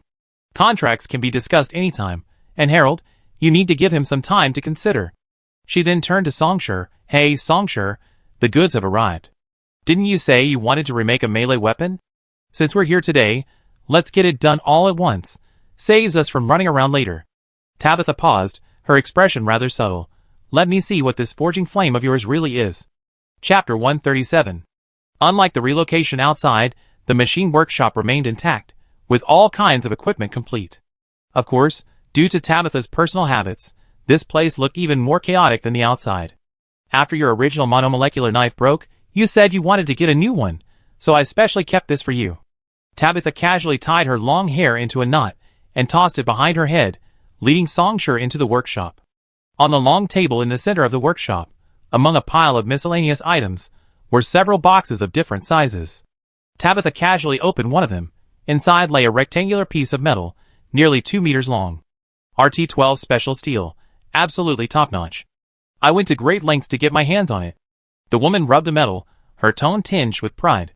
High corrosion resistance, great strength, especially its toughness and fatigue limit. Your old standard steel Raven was already pretty good, but this is far superior. Let me put it this way, if you exert enough force, you could even use it to cut down a tank. Songsher also placed his hand on the metal, carefully examining it, and nodded. It's indeed excellent. How much did it cost? What's money? Tabitha waved it casually, saying nonchalantly, don't worry about that, just use it. And to be honest, although some of its performance data is excellent, it's all for melee weapons, not suitable for exoskeletons, prosthetics, weapon parts, etc. How many people still use melee weapons these days? So the price is reasonable. Strictly speaking, because of the highly advanced prosthetic implant technology, the concept of melee weapons, which should have disappeared from the annals of history, has reappeared. Because of cybernetic implants, ordinary firearms are rarely lethal in a single shot. In complex and confined environments like steel-framed buildings, factories, and narrow alleyways, melee weapons are far more effective, offering both silence and concealment. This is why street gang members often carry a melee weapon. Inexpensive monomolecular knives, alloyed baseball bats, hammers, and large wrenches are certainly capable of smashing brains, splattering blood, and killing someone. As for the wider, more complex battlefields with the lifting of heavy weaponry restrictions and long-range fire support, melee weapons will likely fade into obscurity. Or rather, purely melee weapons will disappear. Adding a thermal blade module to a long sword, chained into a cybernetic body and powered, allows it to slice through armor plates with a single strike, much like a high-temperature welding torch. Chainsaw swords and impact axes are also classic weapons, effective for charging into battle and easily obliterating human bodies. There are also items like electric halberds and plasma lightsabers, categorized by country of origin in the company's weapon shop based on recent discounts. If melee weapons are on sale, they're energy weapons. If energy weapons are on sale, they're melee weapons. Furthermore, there are high-frequency weapons, the weapons of that senior executive officer in the First Research Institute's underground. They can rapidly destroy heterogeneous material armor using high-frequency vibrations, penetrating all kinds of conventionally hard armor. But without exception, very few people will use purely melee weapons anymore. You're right, but you forgot about psionicists. Songshur objected, his tone serious. For psionicists, melee weapons are still better. Are you sure? Tabitha clearly disagreed. Look, Flashstar and Sparrow don't use them, and I've seen some combat footage involving psionicists. They primarily use firearms. So they're wrong, Songshur said without hesitation, but after a pause he added, well, not entirely wrong. For low-level psychics, firearms and cybernetic bodies are indeed more useful. But in a true duel between powerful psychics, the outcome ultimately depends on what they have. You could consider it a traditional custom. I have my doubts, Tabitha thought for a moment, but still stuck to her point of view. However, the two didn't spend too much time on this topic. The most important thing right now was to forge a new weapon. Songshur went to the workbench and took out everything from the boxes, including RT-12 special steel. Just then, Tabitha handed him something. Songshur turned his head and saw it was a blacksmith's hammer, and couldn't help but be surprised. What's this for? Tabitha was equally taken aback. Aren't you going to use it? Huh? Songshur asked, puzzled. What would I use this for? Tabitha was taken aback. Didn't you say the forging flame is the embodiment of forging? Then when you forge weapons, isn't that? Songshur placed one hand on something beside him, and the forging flame quickly spread and surged in, enhancing it. He pulled the control lever to confirm that it was working properly before looking at her with a bewildered expression. Why would I leave a more precise and convenient machine tool unused and go and use a blacksmith's hammer to forge things myself? His tone was strange and subtle. Besides, I don't even know how to forge.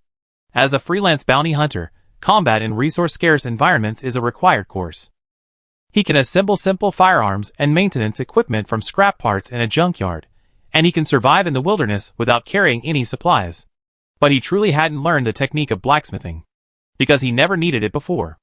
Aren't you a psionicist? Songshur was even more incomprehensible. Does being a psionicist mean you have to know blacksmithing? You're not a psionicist, you're just a psychic and unreasonable person.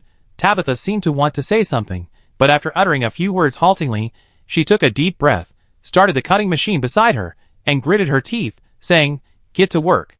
So, the two began to work. First was cutting and shaping, carving the RT-12 special steel into a rough outline. Songshur had previously provided the design, a nearly straight blade, slightly curved, about 1.5 meters long. Then came quenching and plating. The former cooled the rough blank, while the latter involved Tabitha purchasing other materials to reinforce the long sword, simultaneously reconstructing a 3-layered monomolecular cutting edge. This step was completed by Tabitha. Songshur slowly calmed his breathing. At this moment, he was holding a transparent, thumb-sized transistor containing an irregularly shaped, prismatic crystal. In the vacuum, this crystal emitted faint, hazy white light. Zero-element crystal. This was something Harold, as the commander of the Enlightened Ones, had specifically obtained for Songshur, the key to transforming the weapon into a psychic weapon. As Tabitha retreated, Songshur picked up a sharp carving knife with his right hand, while his left hand crushed the transistor. A burst of crimson gold flame erupted, engulfing the shattered zero-element crystal. Then, the flame surged into the tip of the carving knife, becoming a crimson gold embellishment. Directly crushing the zero-element crystal and mixing it into the weapon could also imbue it with psychic energy, but this was far too brutal. Songshur flipped the carving knife, slashing his wrist. Under his gaze, a large amount of blood, seemingly boiling, gushed out and poured onto the long sword. In the next instant, from the flowing blood, the carving knife swiftly sliced along the blade, outlining solemn and intricate patterns. Technology from the Vanpusta Empire, a so-called alchemical structure, capable of enhancing a weapon's adaptability and resilience to psionic energy. When it was all finished, it was midnight. Done. Chapter 138. Okay, you can stop now. Tabitha looked up from behind the monitor. Songshur twirled his long sword, the tip hanging low to the ground. In front of him was a shelf, on which hung a square, heavily damaged metal plate, with 4 sensors underneath. Well, the output is indeed far stronger than a natural human, but that's about it. Is the effect of psionic energy really that strong? Staring at the force data on the monitor, Tabitha clicked her tongue. Alright, try using psionic energy now. I take another look. A burst of crimson gold flame erupted in an instant, seemingly threatening to engulf the entire room. But in the next instant, the flame subsided, coiling around Song Shi. A golden streak vanished in a flash, like a rolling knife cutting through butter.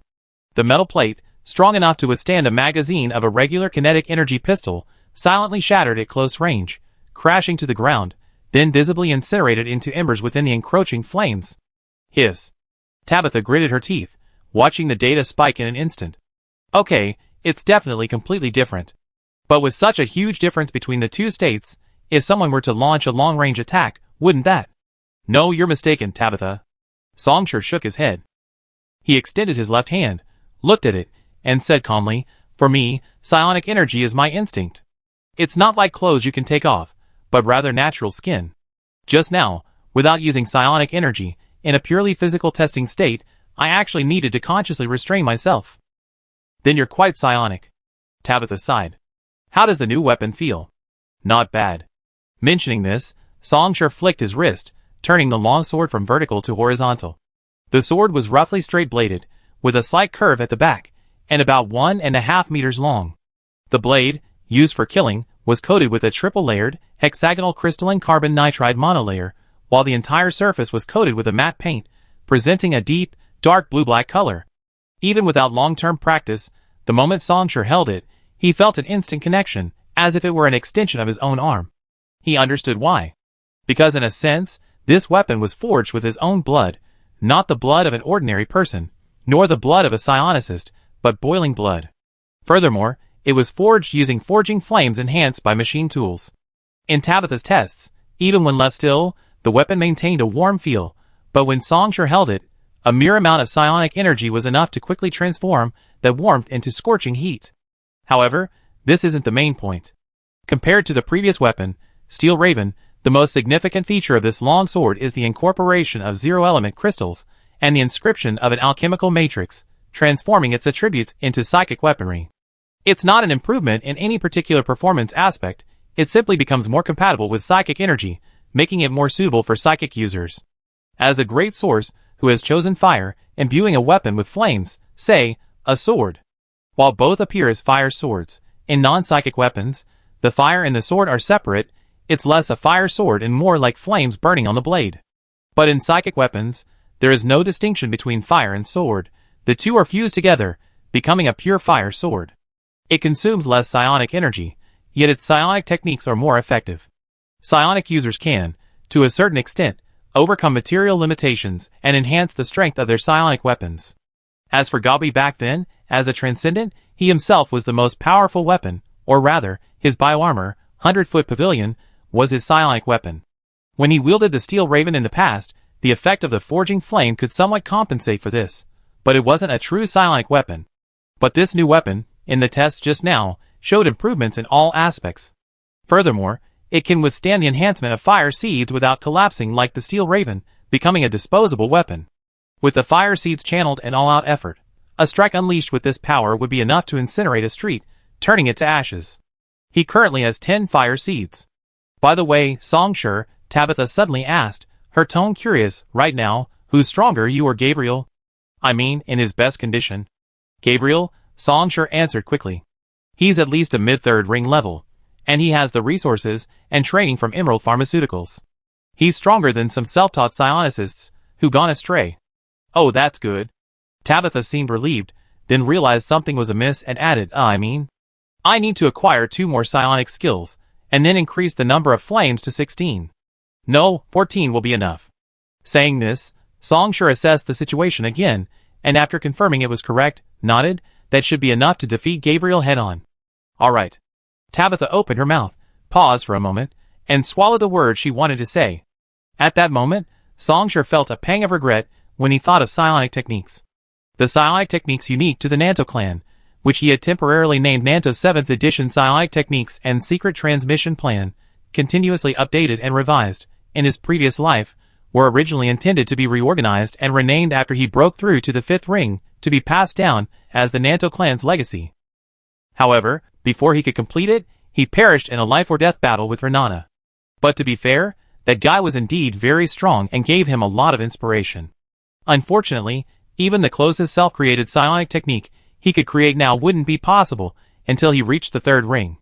Stop thinking about these things. Songshur twirled his long sword again, about to try it out again, when Tabitha suddenly spoke. Stop, stop, stop. I don't have space for you to show it. The basic data is all measured. You can study the rest yourself later. She paused. Songshur, give this knife a name. A name? Songshur stopped what he was doing and pondered. He stroked the blade, feeling its slight warmth and smoothness, and thought for a moment. The blade of heavy slaughter. He said, let's call it the blade of heavy slaughter, or simply heavy slaughter. Tabitha didn't seem very satisfied. It doesn't sound very good, and it sounds a bit too cruel. She paused, then thought of a more fitting word. No need. Songshur stared at the long blade. The only purpose of a weapon is to kill. To put it more simply, mostly to kill one's own kind. The young man's lips curled into a slight smile. Since we're already prepared to kill, there's no need to give it a sacred name or imbue it with lofty meaning. He who kills will be killed in return. I can kill others, and others can certainly kill me. It's just a matter of who falls first. This is severe killing. Chapter 139. Skyscrapers towered behind them, while the surrounding area consisted mostly of overpasses and low-rise factories. This was already the outskirts of Palliser. 3 miles further on was the border crossing between the wasteland and Palliser, where heavily armed border guards and watchtowers were stationed, with checkpoints set up at each location. Outsiders wishing to enter Palliser needed to undergo an asset audit beforehand. Those who did not meet certain standards would not be issued a temporary residence permit and would be turned away. Of course, many migrants chose to cross the border illegally at night. Border guards, companies, and the government turned a blind eye. The former could profit from passage fees, while the latter needed such cheap labor. Without a temporary residence permit, they were not considered true citizens of Palliser and could not enjoy full legal human rights. They could only obtain a fake identity, or simply couldn't afford one, and were forced to work as undocumented laborers in factories and other places. Naturally, those who hire them won't offer high wages, and certainly won't sign any written contracts. Illegally employing undocumented workers is against the law. This kind of accusation can't be given to the government's labor arbitration department. The extremely low hiring costs, the lack of liability in case of accidents, and the fact that these undocumented people have no other choice but to work as hard as possible. Otherwise, without a signed labor contract, they could be kicked out at any time, and there are plenty of people willing to take their jobs. Their few consolations are that living in Palliser at least provides clean water and food, and they don't have to worry about unexpected natural disasters or weather, plus the occasional free Wi-Fi access. After all, they can't afford internet data plans and services. Of course, using this public Wi-Fi, which is linked to who knows what weird stuff, basically means that for the next few weeks, his prosthetic eye will be bombarded with all sorts of low-quality ads and pop-ups. The only hope, or rather, the dream, of these unregistered residents is that one day they will earn enough money, pass a joint asset audit by the city government and the company, pay off the extra management costs the government has incurred for them being unregistered, and finally become a real, registered Palliser resident, finally qualified to settle down in this city. Just qualified. There's even a farewell? Under the murky sky, leaning against the vehicle beside him, Songshur smiled and raised an eyebrow. Under his elbow was a medium-sized hybrid motorcycle, its aerodynamic body possessing a unique streamlined shape, which even the tightly fitted lightweight armor plating couldn't change. On the side of the motorcycle's rear seat, 2 small metal storage boxes were hanging, containing some emergency repair tools, bags of purified water and energy bars, and a small amount of ammunition and other supplies. Harold and the others are swamped, so only Flash Star and I came, Sparrow said, pulling a camera from his pocket. The camera flashed and pointed the lens at Songshur.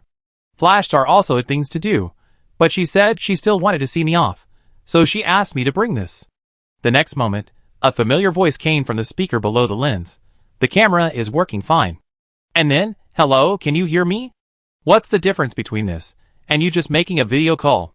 The sense of ceremony, Flash Star said firmly. With this here, it's like I'm actually here. Songshur nodded and said, all right, you reminded me, I actually do need your help with something. What kind of help? Give me a membership account for all those entertainment platforms under the Dust contract generation, like Valhalla Live, Heavenly Video, and Golden Headlines. I need to download some offline entertainment to pass the time on the wasteland, otherwise it's too boring. Huh? Flash Star's voice sounded somewhat bewildered. Aren't you rich? Just get a membership, right? The membership levels and rules of these platforms are too complicated. I don't want to spend the energy figuring things out one by one. Of course, that's not the key point. Songsha raised a finger and said seriously, every penny I pay to the company now will become a bullet aimed at me in the future. Hearing this, Shan Xing was silent for a while, and after a long time, he said speechlessly, okay, it's all done. I packaged it and sent it to your email. You can look at it on the way. The Seven Earth War turned 40% of the world into a lifeless wasteland, and the establishment of the Internet firewall divided the originally global World Wide Web into the abyss and the upper layer network. The former needs no further mention, while the latter, based on real-world gathering points, usually in cities, has evolved into large, semi-isolated network domains. If you can't afford the high cross-regional roaming fees, then most of the network services and information flow you can enjoy are limited to the network domain of your city. Of course, there are also a few companies that, in order to promote and occupy the market, are willing to voluntarily bear this part of the cross-regional roaming fees for users. Just like Fengshuan, launched by the giant corporation Dust Contract Generation, which is currently the most popular and hottest, even nearly monopolistic, personal social platform. Because of this, despite the rapid pace of technological development worldwide, in the realm of the internet, at least in terms of freedom and communication, there has been a certain degree of regression. This is also the reason for the popular saying on the internet, we are all prisoners within our local area networks. And in the wilderness outside the city, depending on the remoteness of the location, terrain, radiation, climate, etc., there will be varying degrees of network fluctuations, or even complete signal loss.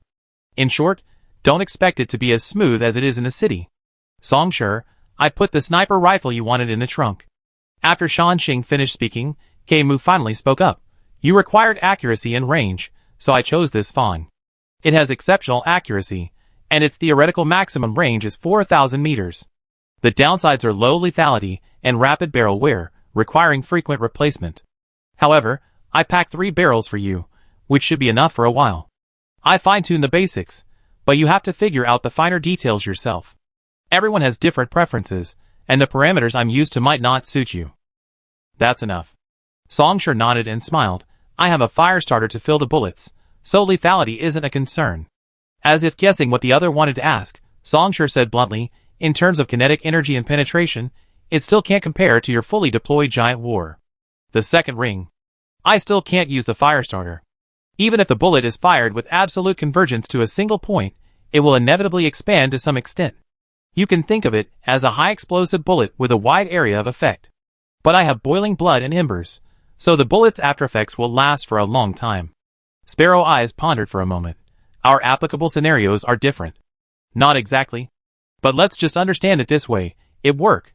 Songsha pointed to the other's eyes, and said seriously, Sparrow Eyes, I believe you have the talent to advance to the second ring.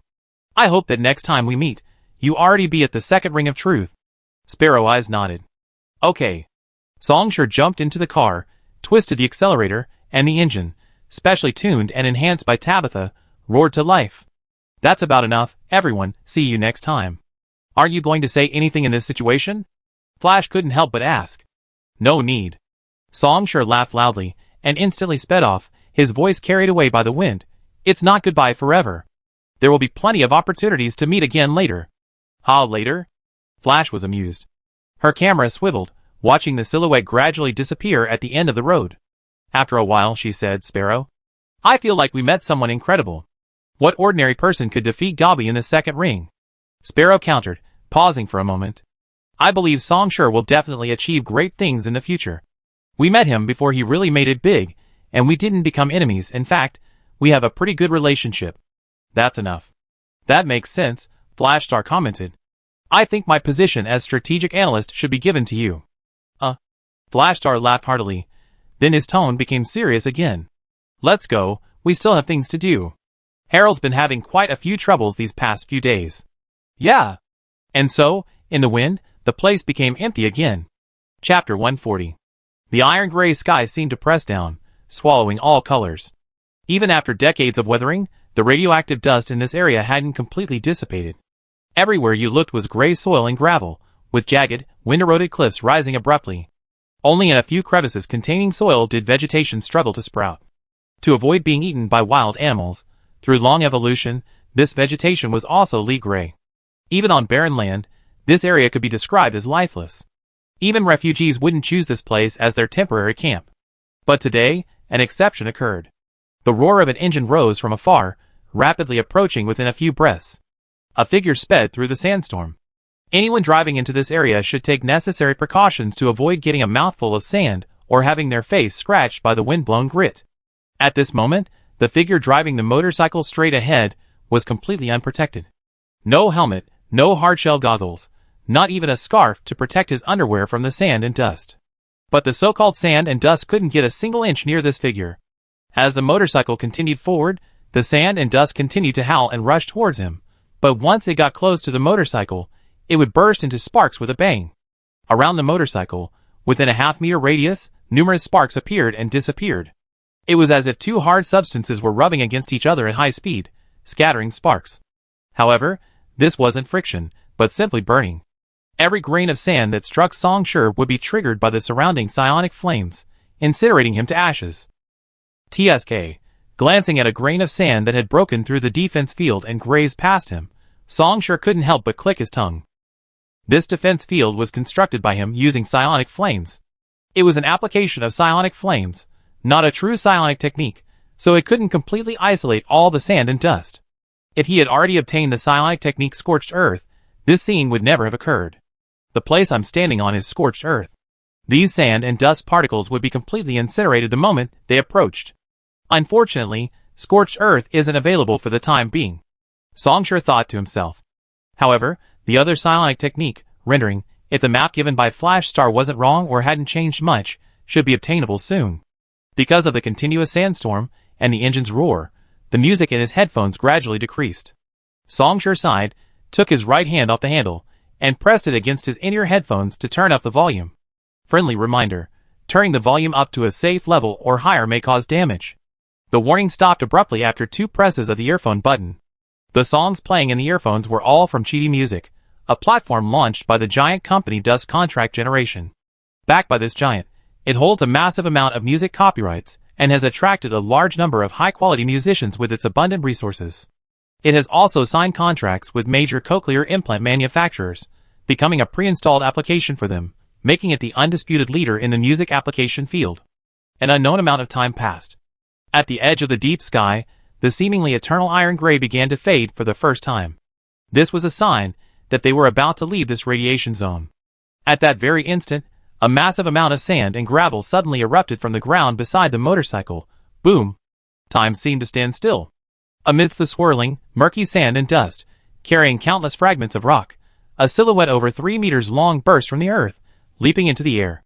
Its previously smooth, tightly fitted scales, designed for burrowing underground, suddenly bristled, chitinous plates flying high. This monster, somewhat resembling a lizard but far larger, opened its mouth, revealing 2 rows of sharp teeth and a crimson, forked tongue dripping with corrosive saliva. It tumbled in the air, then snapped down at the motorcycle below. The next instant, time resumed its flow. And then, everything came to an abrupt halt. Without glancing at the adult sandstone lizard, Song Shi sheathed his heavy slayer sword in his right hand, shook off the sticky blood, and resheathed it in the scabbard placed beside the motorcycle. Behind the motorcycle, before it could even utter a mournful cry, the sand lizard, still airborne, was cleaved in 2.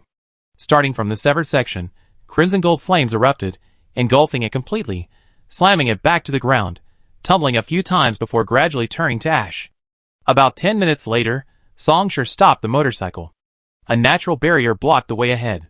It was a rift valley, several kilometers wide, and of unknown length. Years of wind erosion had carved it into an unchanging deep yellow as far as the eye could see, with vast expanses of bare, jagged rock walls standing starkly. It was as if nature had played a cruel joke. This enormous fissure had suddenly appeared on what should have been a hilly plain, this wound inflicted on the earth stretching along the surface into the distance, its end invisible even to Song Shi's keen eyesight. But this was never a natural barrier. Song Shi got out of the car and slowly walked to the edge of the rift. He gazed into the depths of the rift for a long time, then raised his eyes and looked up at the sky. In the cold wind carrying the scent of dust, recalling the records, the young man seemed to see the scene here in the past.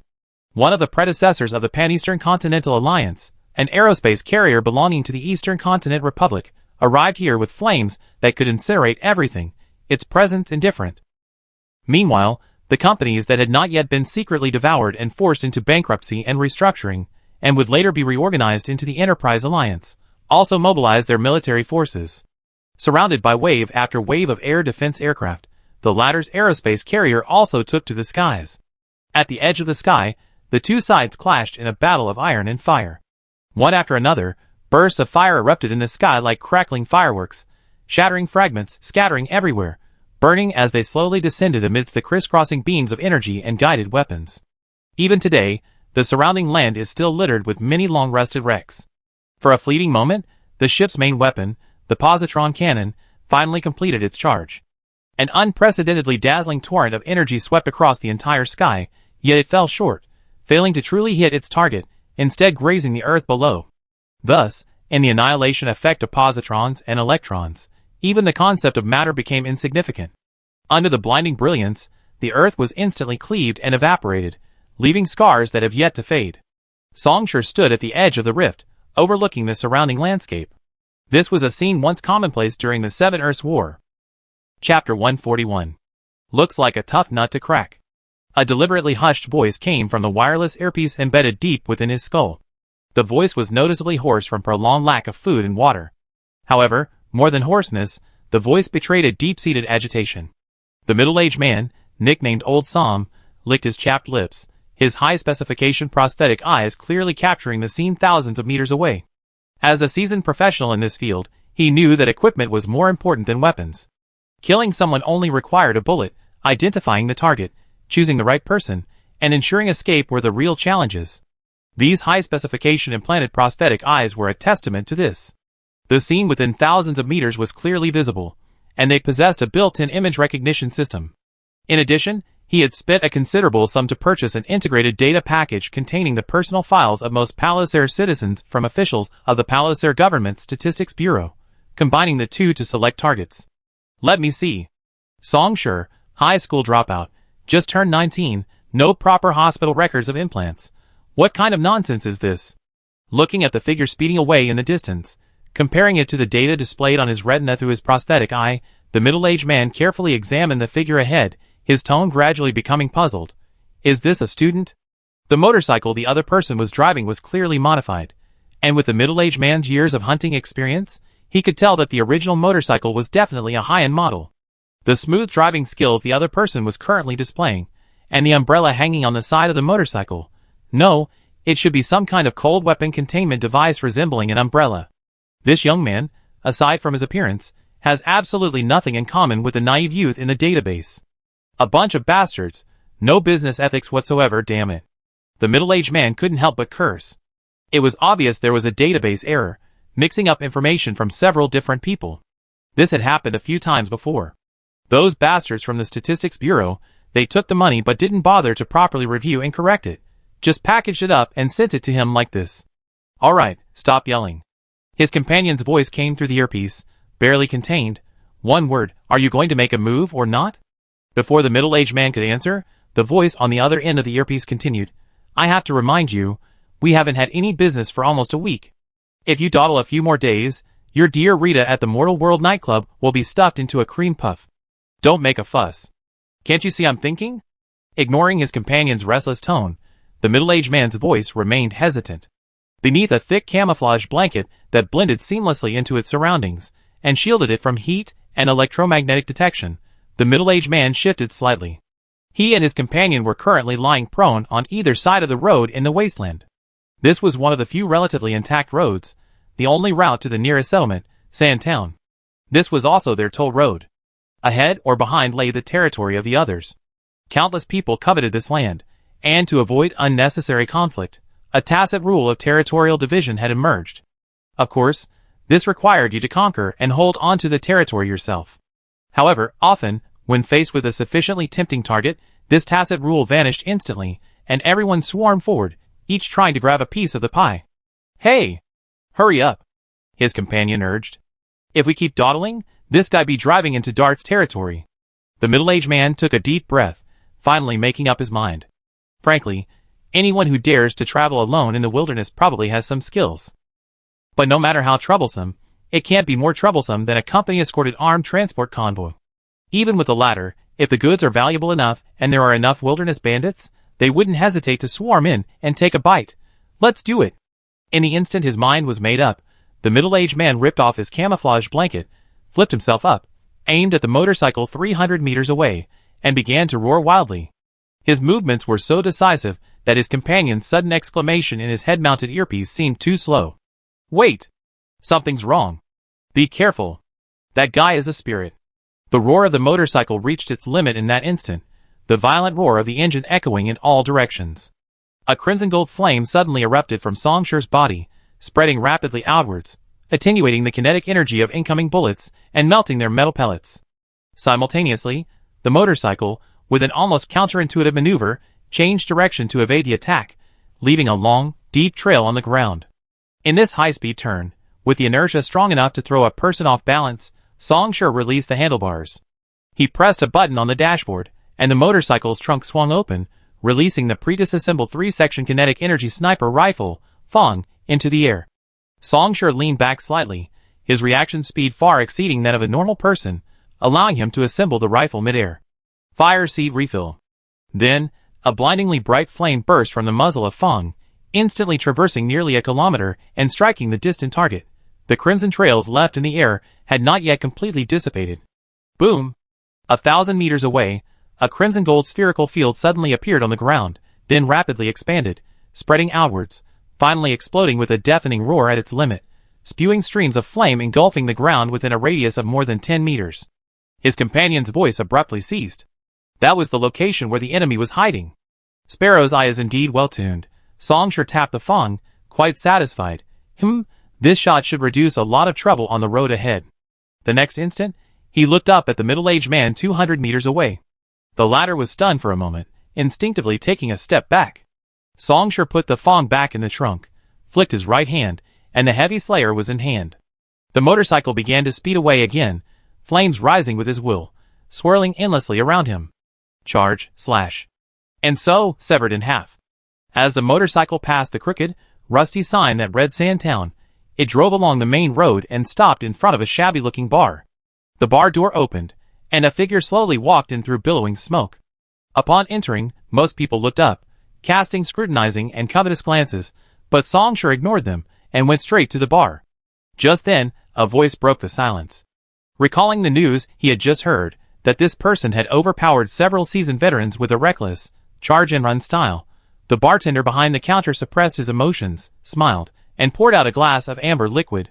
"Hey buddy, nice bike," he said. "This one's on me." Songshi raised an eyebrow slightly but didn't hesitate, downing half the glass in one gulp. "It's alright, just a bit astringent." Songshi put down his glass, and tapped the bar counter with his index finger. "But thanks anyway. I have something I'd like to ask you about. I wonder if it's convenient for you." Chapter 142. Inquiring about something? Asking for information?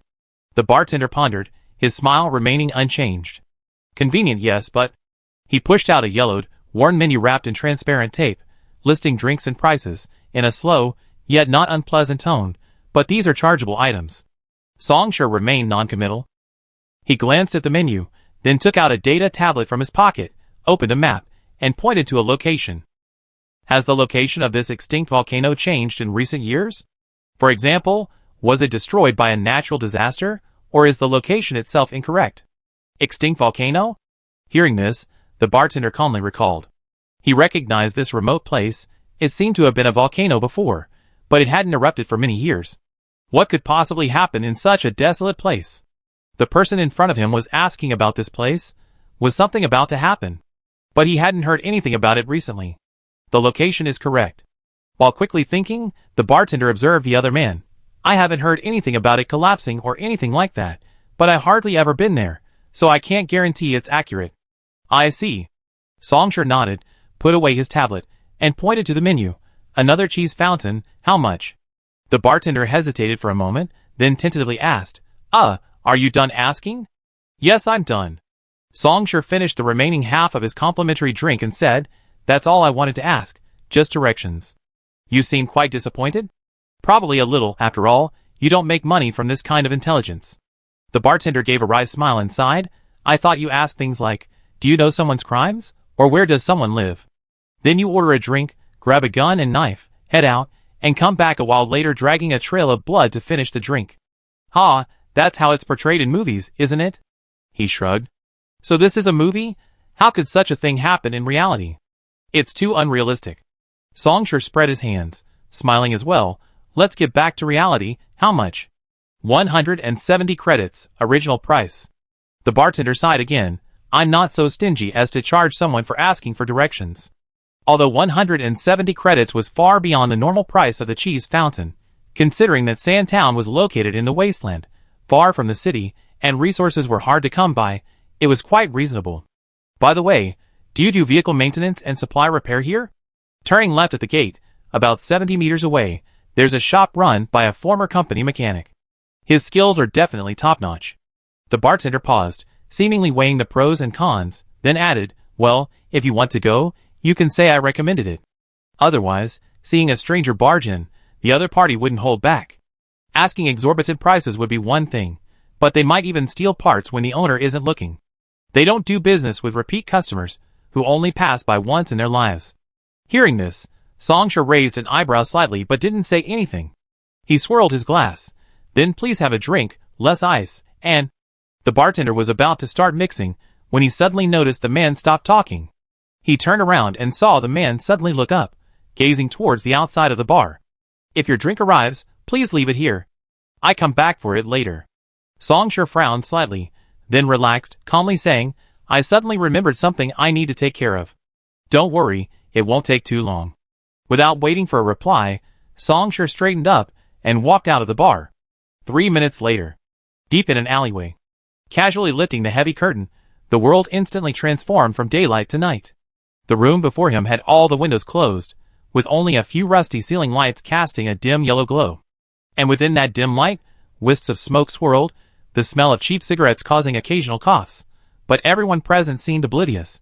They stared intently at the gambling table before them, desperately trying to glean a glimpse of victory from the numbers and patterns.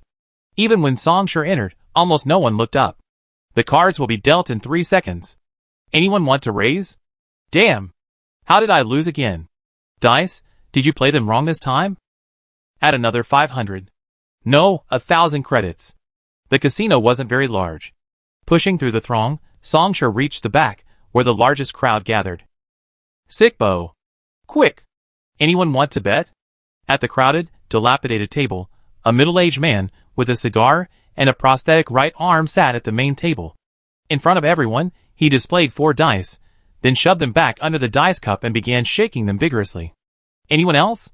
I'm asking one last time, he shouted, confirming no one else was betting before flipping open the dice cup. The 4 dice rolled 1, 2, 1, 2, an overwhelmingly low number. The smallest bets had been placed on the 1 to 6 range. This was to be expected. How could I possibly cheat you after losing 7 in a row? Someone gritted their teeth, watching helplessly as the middle-aged man took their money. The middle-aged man's face immediately turned cold. You need evidence to back up your words. What? Trying to cause trouble? He stood up abruptly, staring at the man who had spoken, his index finger poking the man's chest. The whole town of Shadow knows I don't cheat. It's all about luck, fair and square. If you got the guts, pull out your gun now, and I respect you a little more. Several burly men approached from a distance. Seeing the situation turning against them, the man who had spoken quickly raised his hands and slowly retreated from the casino entrance, disappearing in a flash. Songsher paid no attention to any of this. Through a gap in the crowd, his gaze fell upon a figure. It was a young man, also squeezed around the dice gambling table, seemingly a gambler himself. As if sensing something, the young man subconsciously looked up, but Songsher averted his gaze a split second later. Revelation. The first ring, and then the way he used his psionic energy was rather crude. Songsher thought to himself. With his eyesight, he could confirm that the middle-aged man's dice cup, and gambling table were all fine, only his dice-rolling technique seemed trained, but it only served a supplementary purpose. A rare sight indeed. I like to play a couple of rounds too. Pushing through the crowd, Songsher placed his hand on someone's shoulder, forcing the latter to give up his seat, then sat down and met the middle-aged man's gaze. Play a couple of rounds? Sure. The middle-aged man frowned inwardly, but outwardly smiled. My minimum bet is 300 credit points, and the rules are. This credit card has 400,000 in it. The account is with a subsidiary bank of Dark Crystal Credit, and it's readily available. Songshur showed the card, then casually tossed it onto the gambling table. Dice are boring. Let's play something more interesting. Have someone bring a revolver, and let's play live roulette. The young man's next words made the middle-aged man's face completely darken. As for your bet, Songshur turned his head to look at the boy beside him. I take this one. Chapter 143. At first, the middle-aged man remained silent. But then, realizing the man before him was no joke, he didn't hesitate any longer, stood up, and clapped his hands vigorously. Ladies and gentlemen, we're temporarily closed for today, come back tomorrow. The gamblers in this casino were not few who made a living through violence, and upon hearing this, they instantly became agitated. What's going on? Can't you see I'm about to win? A deal worth hundreds of thousands. You're planning to hide it away and enjoy it yourself? Hey! Rant, that's not fair. However, this commotion gradually subsided as several burly men appeared. These men were relatively polite, casually grabbing a handful of money from a nearby table and tossing it into the crowd. They pushed the crowd back while saying sorry. The latter were just grumbling and didn't intend to actually fight. In no time, the once crowded casino became quiet. A burly man closed the door and stood guard at the entrance. The others returned to the gambling table, surrounding Songshur and the middle-aged man. The middle-aged man gave a signal, indicating one of them should take the boy away. But the hand about to grab the boy was suddenly seized. Ignoring the burly man's grim expression, Songshur looked at the middle-aged man. What? Trying to run away with the bets? I never said I wanted to gamble with you. Seeing this, the middle-aged man suppressed his anger, intending to test him further. Besides, I don't understand. Since you can casually pull out 400,000 and this kid is just a waiter, what do you see in him? So he's just a simple waiter, huh? I thought he was some tool you use to illegally detain and make money by manipulating gambling results with your psychic abilities. Songshur smiled enigmatically. But it doesn't matter, I just happen to need a waiter.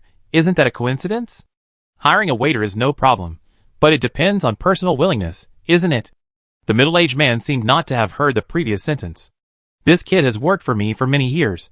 We have a pretty good relationship, and I'm even planning to send him to Palisade College when he's older. So why don't you ask him if he's willing? If he is, I definitely. You talk too much nonsense. Songshur stretched and tapped the table. Even if he says he's willing, you still won't let him go. Even if he says he's not willing, I definitely won't let him go. This guy's wishes are completely insignificant. He said calmly, stop talking nonsense. One word, are you in or not? The middle-aged man's expression turned completely cold. Hearing the boss. Ready! Communication in his earpiece, he sneered twice. Fine. Let's bet. He snapped his fingers, and a burly man brought over a tray with an old-fashioned revolver on it, its cylinder capacity limited to 6 rounds. Just like you said, roulette. The middle-aged man grabbed a handful of bullets and slammed them onto the roulette wheel, producing a crisp metallic clang. Come on, the stuff's here. He sneered. I'd like to see how many you dare to bet. As he spoke, Songshur grabbed a revolver, loaded it with a bullet, then fired 5 shots into his temple before tossing the revolver back. Looks like my luck's not bad either, Songshur said. Your turn. The middle-aged man paused, stunned. Then, in the next instant, while the other burly men were still reeling from the shock, he ruthlessly overturned the table, roaring, attack! Won't this still result in bloodshed? In that instant, Songshur sighed, then laughed, however, just what I wanted. Facing the oncoming gambling table, scorching flames erupted from his 5 fingers, transforming into a deep blue-green long blade in less than a tenth of a second. The heavy slayer, already fully refined, spun, cleaving the gambling table in 2, then unleashing a torrent of flames that engulfed all the burly men, including the middle-aged man. Kid, get down. The boy reacted incredibly quickly, immediately dropping to the ground the moment Songshur spoke. Then, the crimson-gold flames, like a surging tide, engulfed Songshur as the dividing line, swallowing not only the man, but also a large portion of the casino in front of him. And so, the dust settled. Just one strike. All right, you can stand up now. Songshur turned the heavy slayer from its slashing motion to a standing position, snapped his fingers, and caused the surrounding flames to temporarily cease spreading, burning quietly. He pulled over a reasonably intact chair, sat down, and looked at the boy who was slowly getting up, still in a daze. The boy looked disheveled. Even though it was just a simple action of lying down, and no one had paid him any attention or attacked him, he was now covered in blood from his head. Flying dice had hit his head, leaving several wounds. Fragments of the shattered prosthetics from the burly men had torn his shirt, even ripping the skin underneath. Even one of the chairs that had fallen after everyone got up had struck his forearm, leaving a large, noticeable bruise. This boy had hardly any prosthetics. His body was almost like that of a natural person. "Let me ask you something in advance," Songshur said, scrutinizing the boy. "What percentage of your luck do you have?" The boy was also observing Songshur.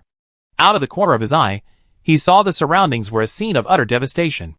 The middle-aged man who had once dominated everything, the one against whom no one could resist, was writhing on the ground, turning to ashes at a visibly alarming speed. Even the casino, where he had once thought he was doomed to be bound for life, was now engulfed in flames. The boy took a deep breath. He looked up, meeting Songshur's gaze directly, and said, "1/3? Psionic art 1/3 of luck 1/3, that's alright." Songshur nodded slightly. Even for the revelation path, the psychic skill luck is quite rare, and the prefix 1/3 is a fairly suitable number. However, with just this one psychic skill, you can't meet the casino's daily needs. What's your other psychic skill? This time, the boy answered quickly, "Delay." "I see, that explains it." Songshur nodded. Using delay to bring forward 1/3 of luck and postpone the remaining 2/3 of misfortune. This is a combination that allows the user to accumulate luck in a short time and repay it slowly later, instead of completely adhering to the cycle of 1 luck, 2 misfortune. That's about enough. We talk about the rest later, there's no rush now. Songshur stood up and walked towards the door. Then, as if suddenly remembering something, he stopped and turned his head. "What's your name?" The boy paused, silent for a moment, then whispered, "Agarima." "Then it's time to go, Agarima." Songshur raised his right hand again, preparing to reignite the bound flames and reduce the place to ashes. Perhaps it was his premonition, as a psionicist, and revelation, that gave him a vague idea of what the man before him intended to do. He suddenly spoke, his voice rapid, "Sir, please wait." He swiftly drew the dagger from the waist of the burly man lying on the ground, then, with lightning speed, severed the middle-aged man's index finger, which was about to turn to ash, and ran towards the small room behind the casino. A moment later, he came running back, carrying a black plastic bag, which he handed to Songshur. "This is part of Lance's savings, hidden in the safe in the casino. I seen him open it before, so I know where it is." Songshur's gaze shifted between the plastic bag and the boy for a moment. The latter's face was tense, yet he tried his best to appear serious. "Trying to prove his worth, huh?" Songshur thought to himself. He didn't say anything more, only gesturing for the other person to carry the bag and follow behind him. The heavy blow passed in an instant, cleaving open the casino's door. A considerable number of people had already gathered behind the door. Songshur stepped out, surveying the crowd. Those who saw the casino's interior through the broken door exchanged glances, then gradually parted like a tide, slowly making way for him. Chapter 144. As footsteps sounded outside the bartender stopped wiping the glasses. The young man who had left a while ago strolled in, and under the scrutinizing gazes of the other patrons, returned to his seat at the bar. The only difference was that he was followed by a boy. Lance Man. As one of the few bartenders and information brokers in Sandtown, the bartender recognized the boy the moment he saw him. He even vaguely knew some inside information. This boy seemed to be a psychic, capable of helping Lant gamble for profit. But judging from the current situation, Lant was probably looking at the bag in the boy's arms, and the bloodstains on his clothes. The bartender looked away and smiled again. Your drink is ready. Give him a large glass of ice water, and add extra mint extract." Songshur picked up the glass and gestured for the boy to sit down. The casino uses a certain concentration of hallucinogenic gases and stimulants to create an atmosphere, but inhaling too much will still affect his brain. He then turned to the bartender. "By the way, do you have any hemostatic spray? Please use it, I cover the cost." The bartender rummaged around in the back for a moment, and handed the boy a bottle of healing spray with a Jade Pharmaceutical logo. The boy didn't hesitate and sprayed himself. "Just a personal suggestion," the bartender said in a low, tactful voice as he brought the ice water. "You guys need to be a little more cautious from now on." Inside the bar, some people behind Songshur had already gotten up and left. "Is this a warning?" "No, it's a reminder," the bartender said. "Hunting a tiger isn't just about charging in with a spear and stabbing it to death." "Well then, Facing the other man, Songsher raised his glass and chuckled softly. Thanks for the reminder. He downed his drink in one gulp, then set down his glass and rose from his seat. Agarima, let's go. The bartender watched the two leave, and after a while, he suddenly realized something. The other man, it seems, didn't pay. In a small to medium-sized settlement like Sandtown, built on barren land, it's difficult to provide any quality service. Even though the motel Songsher found was considered high-end in town, once you actually checked in, the only redeeming quality of the room was its cleanliness. There weren't the usual needles, condoms, and blood-stained sheets. Sit down. Songsher pulled up a chair and sat down. Agarima hesitated for a moment, then slowly sat down on the edge of the bed. Gazing at the other person, Songsher hesitated for a moment before finally speaking. Do you know what path you chosen? Revelation. That's what it told me. Agarima looked at his hands and said, I also looked up some information online. You're a great source psychic, right? Second ring, great source. Songsher nodded, confirming the other's question. You can call me Songsher. Do you still have any living family, or anywhere to go? Agarima shook his head, his expression unchanged, as if he were already used to it. I was killed half a year ago by Lant. That's the casino owner you just met, the middle-aged man you killed. He saw me playing cards with someone in Palother, and guessed I was involved. Agarima chuckled self-deprecatingly. At first, he thought I had some unique cheating methods, and planned to force me to reveal them, only to find out I actually gambled using psychic abilities. He knocked me unconscious, stuffed me in a bag, gave the border guard some money, and then brought me here. Agalamar lifted his shirt, revealing horrifying scars on his chest and abdomen, like brands left by a hot iron. I tried to escape several times, but failed each time. For the first time, resentment appeared on his face as he gritted his teeth. The last time, I even reached the border crossing at Palother, but Lant bribed the guards beforehand, and they detained me and handed me back. Songsher's expression remained unchanged. What about your psionic abilities? Lant was prepared. He always brought several people to capture me. Agalamar took a deep breath. And even with the delay, I can't keep luck active all the time. Sometimes I initially escape Sandtown using luck, but then I get caught again for various reasons. Unfortunate. Songsher wasn't surprised. Every path has countless facets, varying from person to person. There is no single, obligatory route or fixed direction. Just as the river of life, nourishing all things, and the destructive floods that ravage the earth are vastly different sources of water. However, generally speaking, Revelation isn't particularly adept at direct combat. Most importantly, the opponent is only at the first stage, and even their psionic skills aren't fully developed. In terms of pure combat power, they are naturally far inferior to someone like Lant, who has undergone cybernetic transformation and wields weapons.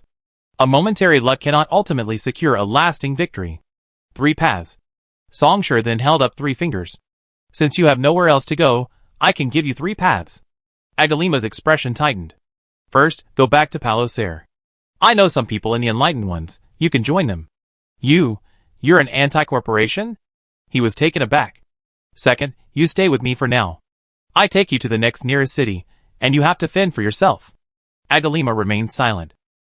Third, Songsher said, staring at him, I give you a map. Go to the Silent One Society yourself. The Silent One Society? Agalima thought for a moment, confirming he hadn't heard of the name before, and then asked, what's that? A group of psionicists, an organization that gathers the most revelation in the world. To put it in terms you can understand, you can think of it as something even larger than a giant corporation. Only your revelation could create something like that. Songsher paused. Of course, it's definitely not within the territory of the corporate alliance. Not within the territory of the Enterprise Alliance. Agalamar thought he had experienced enough today, but for a moment, he still showed surprise. Far beyond the territory of the Enterprise Alliance. How far was that? Thousands of miles? 10,000 miles? After a long while, Agalamar finally spoke. Which option do you recommend I choose? You choose, Songsher said succinctly. This will determine the course of your life for a considerable period of time. How can you leave the decision to someone else? Agalamar opened his mouth, paused for a moment, and then said, the third option. He said, I choose the third option. Is there a reason? Songsher asked with interest. My intuition tells me that perhaps this is the most suitable for me, Agalamar said, pausing for a moment. I want to ask, why did you save me? As he spoke, the boy raised his head for the first time, meeting the gaze of the person before him. You can think I did it on a whim, after all, it wasn't difficult, and I didn't have to pay any price. You could also think I was righteous and couldn't bear to see evil and suffering, so I killed those people and rescued you. But those are all too vague. Even if they were true, it's hard to believe, especially since we only just met. Songshur sat up straight, pressing his hands together. So, if I said I'd be going to the Silent One's Academy in the future, and that having connections there would make things easier, would that explanation be more acceptable to you? Chapter 145. Agurima was silent for a moment, then his expression suddenly relaxed. I understand. His tone became relaxed, as if he had experienced this many times before. Simple value was far more trustworthy than so-called morality, he firmly believed. On this desolate land, if the person before him truly appeared to be a completely good person, he would be terrified. Moreover, the world's largest revelation psychic organization, joining it, no matter what, wouldn't be worse than his current situation. I will remember your life-saving grace, and if needed in the future. Agurima paused, then suddenly knelt down with a thud, kowtowing to the young man before him. Even Songshur hadn't anticipated this scene and was stunned. He only reacted when the latter was about to kowtow a second time, pulling him up. Songshur frowned deeply, and said in a deep voice, "What are you doing?" Agurima was also stunned. He glanced subconsciously at Songshur's black hair, then quickly looked away, stammering, "I thought you guys liked people kowtowing." Songshur had to admit it. At that moment, he was speechless. Who told you that doesn't matter anymore? Songshur sat back down, pinched his brow, and sighed heavily. Anyway, let's not talk about this anymore. Do you have any questions? We have to leave Sandtown tomorrow. The Silent One Society you mentioned, how do I get there? I know you're going to give me a map, but according to you, such a large organization.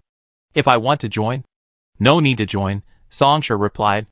Or rather, as long as you reach that area, someone will naturally come to pick you up. Premonition, whim, divination, perception, those charlatans have plenty of ways to know when a fellow traveler is arriving. And once they appear before you, it means they're willing to accept you. After that, you just follow their instructions. A region? Theoretically, the Silent One Society is a neutral organization, but take that with a grain of salt. Songshur's tone became serious for the first time. Agurima, there is absolutely no true neutrality in this world. You must remember that. Agurima nodded. But at least on the surface, the Silent One Society is indeed quite neutral. Their headquarters is an aerospace mothership, well, but the technology they use is very special, quite different from the mainstream. But that's not the point. Songshur leaned back slightly, looking at the ceiling. In short, because of neutrality and defense, the Silent One Society's headquarters is not allowed to enter the airspace of any country. It can only hover in a specially designated borderless area outside the borders of any country. You can think of this area as the Silent One Society's territory. All you need to do is one thing: reach this territory alive. Alive? Agalamar repeated the word, a slight tremor running through him. As expected, entering such a large organization isn't so simple. Perhaps. But the next moment, Songshur dismissed his guess. Don't overthink it. The Silent One Society is quite friendly to outsiders, especially since you are also a revelation. They won't put up any life-threatening tests. Agurima was taken aback, even more confused. So what you meant by living earlier? We're on different paths. You have to get there yourself, Songshur said calmly. Crossing most of the corporate alliance, traversing wasteland. You don't think this is a high school field trip, do you? Eating, drinking, chatting, playing games, and happily arriving at your destination? Either reach the Silent One's Academy, or die on the way. That's the third path. Songshur looked at him calmly. How about trying a different path? How could I? Agurima suddenly laughed. He met the young man's gaze and said, word by word, I will definitely join the Silent One's Academy and become a powerful psionicist like you. Songshur sized up the boy for a moment, then smiled as well. I be watching. When Agurima woke up from his nightmare, he subconsciously glanced at the LCD clock on the wall. It was already past midnight. He sat up instinctively, but when he turned his head to look at the window, he was startled. Beside the slightly ajar window, Songshur sat in the shadows, his head slightly raised, his gaze fixed on the outside, as if he could glimpse the scene outside the motel through the half-open glass. Seeing Agalamar awaken, he made a shushing gesture. Agalamar instantly woke up, immediately pulling a pistol from under his pillow, something he had casually brought with him from the casino earlier that day. Something's up? He tensed, mouthing the question silently. Sort of. But Songshur broke the silence first. His voice was soft, but clear enough. Don't flaunt your wealth. Carrying such a big bag out of the casino during the day, it's hard not to attract attention, Songshur said casually, pointing outside. Fortune favors the bold. Someone's lying in ambush near the inn, scouting ahead so they can kill me when we leave Sandtown, remove my prosthetic body, rip open my heart and lungs, and steal this money for a hefty profit. Agalamar felt a chill, followed by extreme regret. Damn it. I was stupid. Having once eked out a living on the streets of Palos Air, and spent so much time in Sandtown, he understood this principle perfectly well. However, he had been too shocked during the day to process it properly. He took a deep breath, slowly released the safety, and pointed the gun at the door. Stop. Songshur raised a finger, signaling the boy to be quiet. I was the one who asked you to bring them out, so what's it to you? Agarima was startled, then his eyes widened as he realized something. I came to Sandtown for 2 reasons. First, to resupply some resources, and second, to set off from here to a dormant volcano, Songshur said. And secondly, do you want to guess why? Recalling the flames the other party had displayed during the day, Agarima lowered his voice. A psychic arts ritual? Yes, a psychic arts ritual. Songshur, mostly shrouded in shadow, said leisurely, although in principle, psychic arts rituals don't require death. If someone insists on dying, there's nothing that can be done. He stretched and stood up. Agarima, sleep a little longer. Songshur glanced out the window. I almost memorized the auras of these people. After tomorrow, both you and they can set off. Chapter 146. Agarima, tell me your understanding of 1/3 of luck. Songshur's voice rang out amidst the howling wind. He was driving his motorcycle across the desolate, rocky landscape, the billowing wind whipping his clothes through the air. Wait a minute. Agarima, sitting on the back seat, hesitated upon hearing Songshur's words, but couldn't help but shout, Isn't it better to talk about this later? He turned his head to look at the Jeep behind him. This old-fashioned Jeep, its license plate and emblem completely worn away, hung hundreds of meters away at a similar speed, yet without any close proximity. Are you scared? Songshur countered. The gun barrels on the other side are almost sticking out of the car window. Agarima shouted inwardly. Then you can be scared later, Songshur said. There will be more people entering later than just these few. More people? When I asked about the location of the extinct volcano, there were other people nearby who heard me. Songshur's tone was relaxed. Do you know how the ancients hunted? One group would ambush from the front, and another would chase from behind, driving the prey to the designated location. So what about now? Agarima's expression tightened. Songshur sighed. I was originally planning to tell you about psionic techniques. Although I am a great source, I know more about revelation than you do now. But you insist on warming up a little. Amidst Agarima's sudden change in expression, a terrifying heat suddenly enveloped him. He tried to open his eyes, only to see crimson gold flames erupting from Songshur's body, one after another, flames appearing and burning. Songshur joined 2 fingers together and slashed backward. The next instant, sparks of fire rained down. In the instant the flame surged and swirled, the Jeep behind reacted, swerving sharply to the right to evade them. Simultaneously, someone leaned halfway out, raising a gun to fire at the sparks. Some sparks were detonated in midair, or simply avoided by the Jeep, but not all were completely evaded.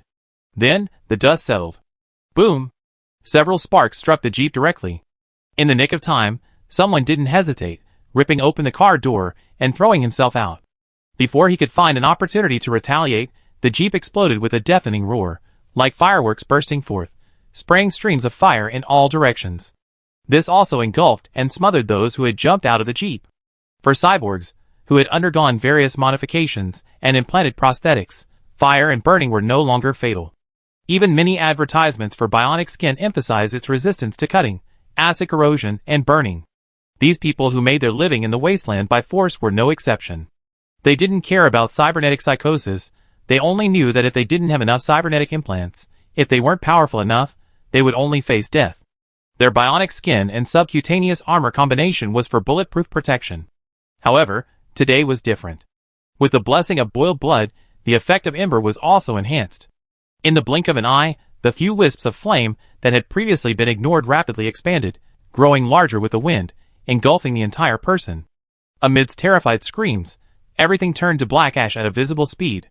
From the moment the flame surged around Songshur to the complete incineration of the Jeep, only a few breaths had passed. Agalamar's eyes were still wide open, not quite registering what was happening. This, he murmured in disbelief. This is psionic energy? A surge of indescribable excitement welled up within him. He remembered the other person saying they were at the second ring, but only the second ring. He was currently at the first ring, just one step away.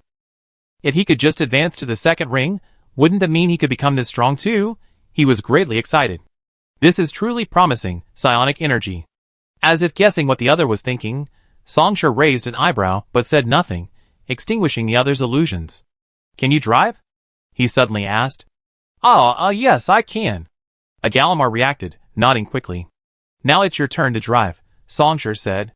In 20 minutes, put me down and find a place to hide. Then wait 5 more minutes, and we can head towards the volcano. Huh? Agalamar was stunned. Weren't you going to talk about psionic techniques? You only get one chance. If you miss it, it's gone. Seeing Agalamar's bewildered expression, Songshur laughed, pulled out the heavy Slayer sword from beside the motorcycle, and pressed it into his chest using weapon refinement. Just kidding, but I have indeed changed my mind. Songshur raised his eyes, looking ahead. The remaining people have confirmed our direction. It's indeed heading towards the extinct volcano. Now they're all gathered there, waiting for us. So should we turn around now, or? Didn't I say? Songshur smiled and said, kill them all. The rendering ritual is to awaken a dormant volcano, but in terms of historical, conceptual rituals, blood sacrifice is a long-standing and excellent tradition of humankind. Perhaps stuffing all these people into the crater would make the ritual even more successful? Agalamar swallowed hard, not daring to speak. 30 minutes later, when a humanoid silhouette appeared in his prosthetic eye, the man who had been lying in ambush, carrying a rifle, was puzzled. No weapons? The young man pacing towards them from a distance didn't seem to see any firearms or melee weapons, nor could he identify the model of the prosthetic body. Is it a specially modified bionic prosthetic body? Or a completely implanted body? He wondered to himself. Just then, someone spoke a few words on the makeshift communication channel, which immediately resonated with everyone. The man was no exception. He remained in ambush, slightly raising his crudely made assault rifle, but neither fired nor revealed himself. Soon, just as the young man was about to step onto the land near the extinct volcano, covered in light gray soil, a figure leaped out, stopping about 20 meters in front of Songshur. Their eyes met. Songshur, right? Judging from appearance alone, the person who jumped out was young, probably in his early 20s. Both his hands were prosthetic, he wore a leather jacket, and a dark blue assault rifle was tucked under his arm. He sized up Songshur and said, I know you. Oh! Songshur stopped. You're with the Enlightened Ones, he said confidently. The Security Bureau issued an arrest warrant for you before. Although it's been withdrawn now, I haven't forgotten. Songshur was genuinely curious and asked with interest, since even the Security Bureau has withdrawn my arrest warrant, you still dare to show your faces here? Aren't you afraid? How could we not be afraid? I heard you Enlighteners have been up to something big lately. Even Jade Pharmaceuticals got away with it. The Security Bureau probably doesn't want a conflict, so they issued the arrest warrant. He interrupted Songshur directly, chuckling, we're terrified. So brother, how about this? He brandished his gun, his tone carrying a confident smugness. We really didn't intend to be enemies with you Enlightened Ones. Give us lance savings, and no one will get hurt. Songshur asked, anything else? Yes, there is. He laughed again. That kid you brought out? What was his name again? Never mind, you have to hand him over to us. He glanced behind Songshur. Where did you hide him? Tell me, and you can leave. How about it? Pretty good deal, right? 1, 2, 3, 7 people. Songshur nodded, as if he had finally finished counting something. In the instant, the opponent suddenly changed and retreated violently. Songshur silently appeared, and in the blink of an eye, left a trail of crimson gold in the air. And then, struck the opponent. Whether it was the subcutaneous armor, the inner bulletproof vest, or even the barely held-up rifle, everything was like a block of butter before Songshur, easily sliced through and melted with a bang. Any plans left? We see in the next life. He pulled the heavy weapon from the opponent's chest, casually twirled it, and a hail of bullets roared in from afar. Intense flames flowed between his fingers. Songshur swept his left hand to the right, and a flurry of flames instantly obscured his figure. You haven't even figured out the most basic target information, and you're already thinking of attacking.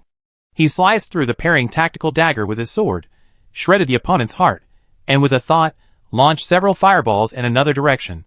Amidst the hail of bullets, Songshur maintained high-speed maneuvering, unleashing flames. His voice rang out in a clear, yet disappointed tone. Your quality is too low. You have no reason to live. Finally, someone could no longer hold on, turned around, climbed into his vehicle, and prepared to escape, but Songshur had already appeared beside the vehicle. He froze, finally realizing that he was the only one left speaking on the communication channel. Anything else to say? The man's response was a sudden burst of fire.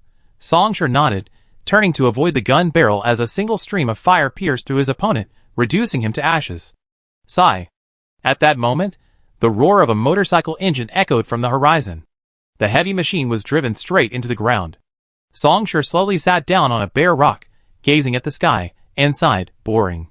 Chapter 147. As Agalima cautiously approached, even though he had somewhat anticipated it, a sense of astonishment still washed over him. As if something had recently ravaged the area, the nearby ground had been scorched and leveled, with burning fragments scattered everywhere, leaving only charred remains. Then, in the next instant, as if sensing that the newcomer was not an enemy, the surrounding flames either converged or separated, clearing a safe path. Agalima quickly stepped onto the path, then tripped over a protruding rock, scraping a large gash on his forehead. Ignoring the wound, he quickly got up, went to Songshur's side, and smiled somewhat awkwardly. My misfortunes haven't been fully repaid yet. I guess I'd be unlucky for a while longer. Songshur raised his index finger, a wisp of flame swirling around it, and shot it towards Agalima's forehead. The latter instinctively dodged, but failed. With a sizzling sound, the previously bloody wound instantly stopped bleeding and scabbed over. It hurts a bit, Agalima cried out. Once the other boy regained his composure, Songshur spoke, repayment. So that's what you think. He gestured for the startled boy to sit down. What do you think 1/3 represents? He asked, looking at him. Agalima thought seriously for a moment, then hesitated. It's balance, right? No one can be lucky forever. I'm lucky now, but unlucky in the future. That makes sense, doesn't it? That understanding isn't fundamentally wrong, but you misunderstood something. Songshur shook his head slightly. This isn't repayment, or rather, it's more than just repayment. It's also a form of protection for the holder. Protection? 1 stroke of luck, 2 strokes of misfortune, and so on. That's 1/3 luck, Songshur said. But even a miracle that happens once in 10,000 will occur 100 times out of 10 million. Agalima's eyes widened slowly. He understood what the other meant. If it's 1/2 luck, you might escape a life or death ordeal. But can you really be sure you can repay the same amount of misfortune? So it's 1/3, Agalima murmured, the luck that needs to be repaid. Divide it into 2 parts to reduce the burden of each use. Seeing that the other party understood, Songshur nodded. I think 1/3 is a more appropriate number, not too low, not too high. If it were something like 1%, it would be safe, but how long would you have to wait before you can use it again? Of course, luck itself is a rather rare psionic skill, enough to make the Silent Ones invest some resources in training you as a newcomer. Hearing this, Agalima, who had been deep in thought, was startled and looked up, her tone carrying a hint of joy. You mean my talent is not bad? Songshur thought for a moment. It's alright. Agalima was even more shocked and couldn't help but ask again. Then, how long will it take me to catch up with you? Do you mean the second ring, or something? Is there a difference? Agalima was confused, but quickly realized. Oh, I just need to be about the same as you. If it's just the second ring, barring any unforeseen circumstances, it will be within 4 years at the latest. Songshur paused for a moment, scrutinizing the boy for a while. As for the rest, well, thankfully you're not beyond. After saying this, which left the latter momentarily bewildered, Songshur stood up, casually stretched, and began climbing towards the summit of the extinct volcano behind him. Agalima. Songshur's voice drifted away in the wind. I'm going to wake this dormant volcano. It might make a lot of noise, so drive the car a bit further away. There's bagged water and food in the car. It probably take me a few days, so eat as you see fit. Set up the compressed tent yourself. You can use the data tablet. I subscribe to most mainstream apps. Just remember not to mess with the settings. There's also a portable solar panel for emergencies. Wait a minute. You forgot about this. Suddenly remembering something, Agalima quickly dug on the ground, picked up several charred pieces of corpse, stuffed them into her clothes, and shouted, Didn't you say you were going to put them in the crater? I'd bring them up for you right now. Songshur's voice was silent for a while before it rang out again. I just said it offhand. Huh? You put corpses next to you while you meditate? I'm not some kind of psychopath. Keep these for yourself, you might find some loot. Under Agarima's gaze, Songsher's figure gradually disappeared on the mountain road. 20 minutes later. At the summit. This unnamed extinct volcano wasn't particularly large. Even without a specially constructed path, Songsher's current physical abilities made the steep rock face feel like flat ground, and he easily climbed to the top. Taking the final step, everything opened up before him. Along the gently sloping side, the entire mountaintop presented a concave crater, its walls formed by long-term accumulation of rock, measuring approximately 100 meters in diameter. A typical shield volcano, now extinct. Standing on the rim of the circular crater, Songsher turned his head to look down. The site of the recent battle was now a small black dot. Then, he turned his gaze back into the crater. TSK, Songsher clicked his tongue softly. With his second-ring greatsword spiritual energy, he could clearly sense that this volcano was completely dead. If the flowing lava was considered the Earth's veins, then this volcano was now utterly devoid of lifeblood. Even inexplicably, an indescribable chill rose within him. As if in mourning. Songsher took a deep breath. He slid down the slope, reaching the deepest part of the crater. Looking around, all that remained was an unchanging, bleak gray, deathly silent and desolate. At the center of all this, Songsher plunged the heavy slayer into the ground beside him, slowly sitting down. He closed his eyes, his surging spiritual energy reaching its limit in an instant, yet subtly controlled, restrained from fully erupting. 1, 2, 3, 4. One after another, crimson gold orbs of light appeared, swirling around Songsher. They hovered silently, then, in the next instant, driven by their master's will, 10 sparks suddenly ignited, even briefly suppressing the sunlight. Songsher slowly raised his hand, then slammed it down. Boom! The 10 sparks embedded themselves in the earth, causing the rock strata to ripple, cracks to erupt, and a muffled roar to reverberate. Immense heat and light were forcibly poured into the depths of the volcano, even spreading deeper into its heart. Single-handedly, he revived a long-dormant volcano. Single-handedly, he revitalized the barren land. Chapter 148. Psionic skills are never entirely bestowed by the Tao. If one's own accumulation and talent are insufficient, even if the Great Origin Tao ignores rituals and directly bestows an extremely precious psionic skill, Emperor's Essence, upon a psionicist, the latter will be unable to withstand it. Let alone use it, they might even be dragged down and collapse. The ember sealed with zero-element crystals that Songsher obtained in the past was the same. This kind of powerful, offensive psionic skill, if directly inscribed by an ordinary Great Origin psionicist, would likely result in severe injury in an instant, or even be completely incinerated. Like a sharp weapon, some wield it with unparalleled skill, its killing power awe-inspiring, while others are completely incapable of using it, even injuring themselves in the process. The weapon remains the same, but the wielders differ. Therefore, in a sense, rituals are a medium for communicating with the Tao, and also a form of proof of oneself. This proves you have the qualifications, the ability, and the talent to acquire the desired or suitable psionic technique. The path is more like a platform recording the cultivation of those who have embarked on this path throughout their lives. The accumulated knowledge of generations of psionic practitioners on this path is all deposited here, laying the foundation for future companions. By proving yourself through a ritual, you can access the psionic techniques recorded on the path, and then, with the path's assistance, acquire those techniques. While there are exceptions, this is the effect of the rituals used to acquire psionic techniques in the vast majority of cases. Songsher sank his mind into the still lake. At this moment, around him, after the initial 10 fire seeds fell to the ground with a dull tremor, overturning large chunks of earth and creating cracks, everything had miraculously returned to calm. No, it wasn't calm. More accurately, while the crater surface appeared calm, a cataclysmic upheaval was taking place deep within this dormant volcano. 10 sparks, arranged in a ring, plunged into the earth, advancing deeper into the mountain. Then, the 2 at the front silently bloomed, transforming into streams of crimson lava that slowly spread in all directions, either along the existing fissures within the mountain or by forcibly melting a path.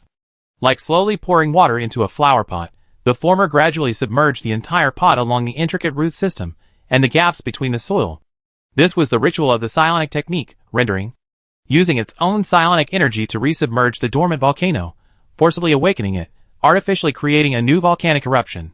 This was certainly not simply about concentrating a large ball of flame and smashing it into the volcano's interior, or causing an explosion.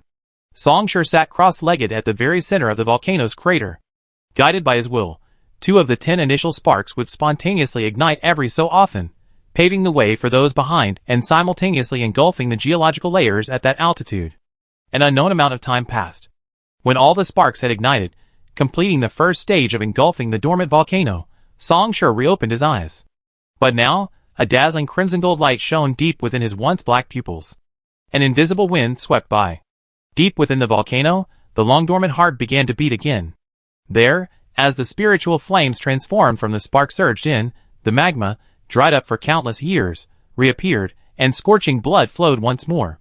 Song-Shi began to breathe.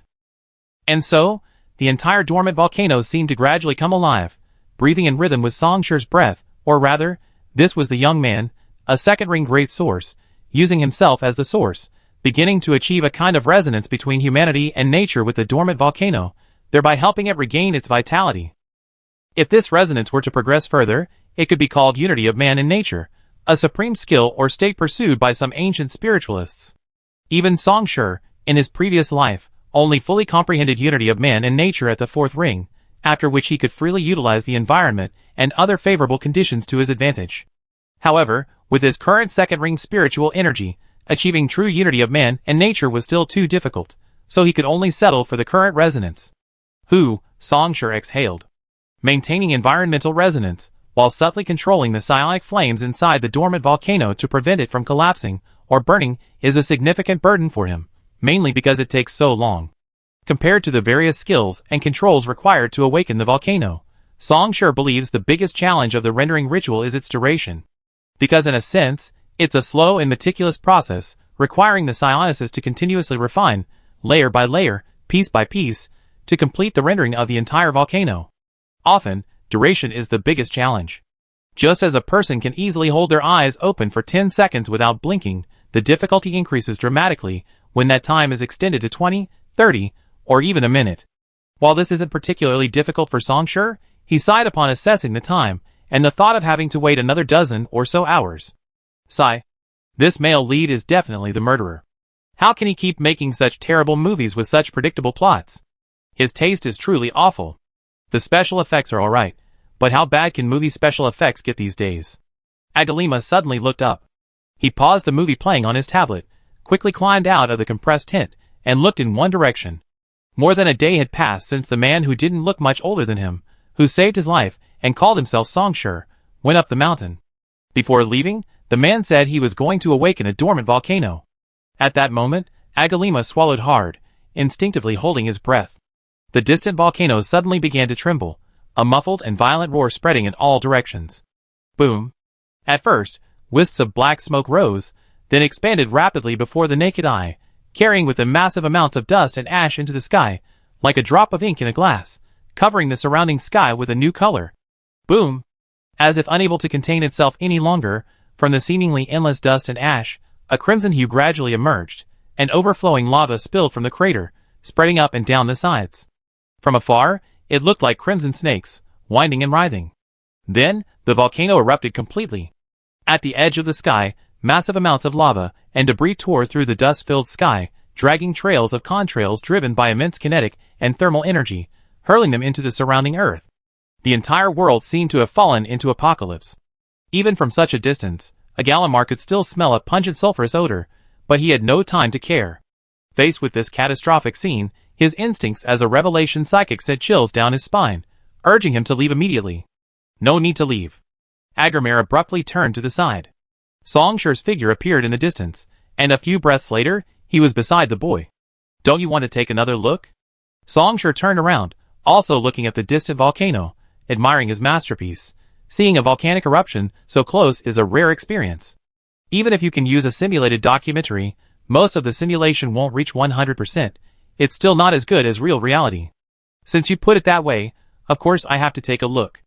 Seeing Song-Shi, Agamar immediately relaxed and simply sat down on the ground. By the way, it's over. Song-Shi was still gazing at the volcano, not turning around, his tone casual. Psychic art rendering, I acquired it. Chapter 149. Agarima asked naturally, what's rendering used for? His eyes were full of curiosity. To be honest, this was the first time he had seen another psychic, especially one who seemed quite extraordinary.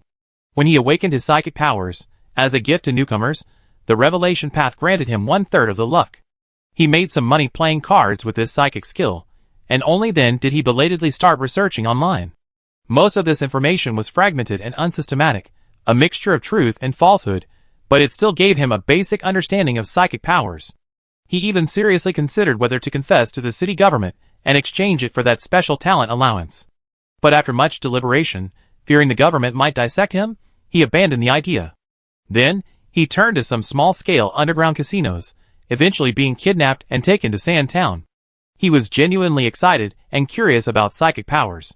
"Go get a bag of water," Songshur said. Hearing this, Agurima suppressed his memories and quickly retrieved 2 bags of drinking water from a nearby tent. Songshur picked up one of the bags and crushed it forcefully. Agurima's pupils contracted slightly. The water that was expected to spill out didn't fall to the ground with the bursting of the bag. Instead, it hovered in the air. Even as Songshur's fingers moved, the water transformed into streams of water, dancing lightly between his fingers. Controlling water? Agurima was startled, then confused. If he remembered correctly, the other party had always manifested as fire. But now? "Touch this water," Songshur suddenly said. "Tell me how it feels." "Oh, okay." Agurima reached into the water. Just like tap water from the pipes, the drifting water seemed no different. Cold, cool, and damp. Agurima almost blurted out those words, but forcibly restrained himself. The other party wanted him to. "Tell me how it feels." So it couldn't be that simple. But the feeling was definitely right. What had he missed? Agurima racked his brains, then suddenly realized something. He began to activate his spiritual energy. "It's strange." After a long while, the boy finally spoke, his tone cautious.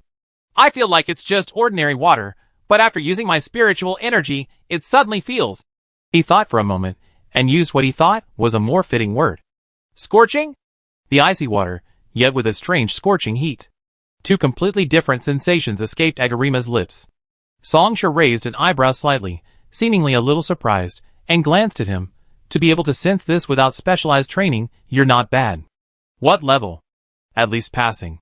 The next instant, Songshur twirled his fingers and clenched them tightly. Then, to Agurima's astonishment, the drifting water simultaneously burned. It wasn't like an oil-water mixture where the oil burned and flames floated on the surface. Nor was it about summoning flames to cover the water. The water itself was burning. The effect of diffusion can be roughly understood as covering and permeating. With this psionic technique, you can convert your own psionic energy to cover your opponents. Songshur said leisurely, "It's like flames and storms clashing. Before, they canceled each other out. But with rendering, you can try to transform a portion of the storm into flames, using it to your advantage. And if you master it further, you can even alter the nature of things to a certain extent." Songshur looked at the flowing water before him. Non-flammable water, after being rendered by my rendering, becomes flammable. Agalamar wanted to say, "Didn't you just get it? How come you already advanced further?" But he restrained himself from speaking. "When we were talking just now," Songshur raised his hand and pointed to the sky. "The surrounding air has already been transformed by me. If I want to.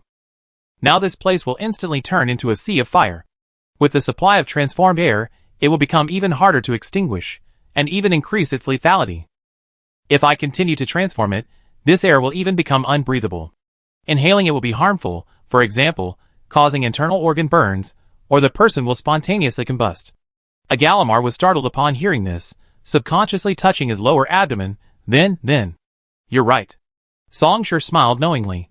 "Now, with just a snap of my fingers, you become a human bomb, exploding with a bang. With your background, you must have seen quite a few on the streets before, right?" "Haha, it's better to see fewer." Agalamar chuckled, but then, after hesitating for a moment, he couldn't help but ask, do all psionic rituals need to be this spectacular?" The distant volcano was still erupting, thick ash obscuring the sky. Scorching lava hurled into the air and flowed wildly across the land, its deafening roar echoing everywhere. Even standing so far away, the boy felt a profound sense of awe. This had nothing to do with any psionic abilities. It was purely the instinctive fear of a natural disaster. Beneath this lingering awe lay an uncontrollable sense of frustration. Frankly speaking, Agalamar considered himself somewhat talented in various aspects, especially in gambling, but to single-handedly trigger a volcanic eruption was far beyond his comprehension. If even psionic rituals had to be this elaborate, wouldn't he be doomed? Hearing the boy's words, Songshur couldn't help but laugh. "I can only tell you, Not necessarily. He chuckled, then shook his head. But for specific explanations, once you reach the Silent One's Academy, someone will naturally explain it to you. They recommend a set of psionic skills. For revelation, they're quite commendable in this regard. And it's not as exaggerated as you imagine. Songshur turned his gaze to the distance, focusing on the volcano. This volcano has been dry for hundreds of years. To permanently alter the terrain, connect the ley lines, and transform it into an active volcano, it will have to wait until at least the third ring. Its eruptions seem exaggerated now, but once the power I invested completely dissipates, this volcano will slowly return to its dormant state. A hint of regret lingered in Songshur's tone. No, that's way over the top. Speaking of which, there's another psionic technique related to volcanoes, the third level, called volcano. I remember the ritual involves entering the interior of a volcano during an eruption and experiencing the entire process. The effect is that you can repeatedly accumulate and compress your own power before unleashing it all at once. It's quite frightening. After gazing at the erupting volcano for a while longer, Songshur stretched and turned to walk towards his motorcycle. I've seen enough of a Gallimar.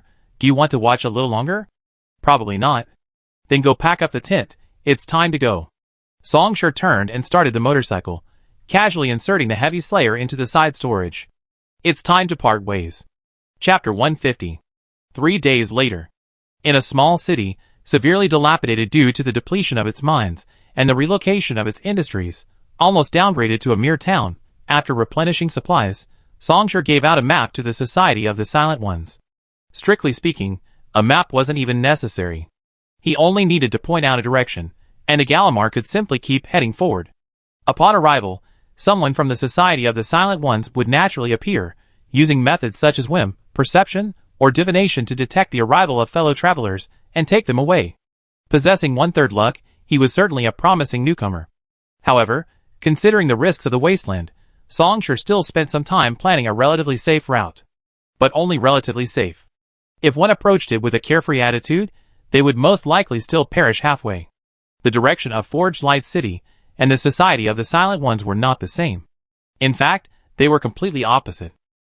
Thus, it was time to part ways. Songshur continued to traverse the wasteland on his motorcycle, while Gallimar hitched a ride on a long-distance transport convoy that was making a brief stop.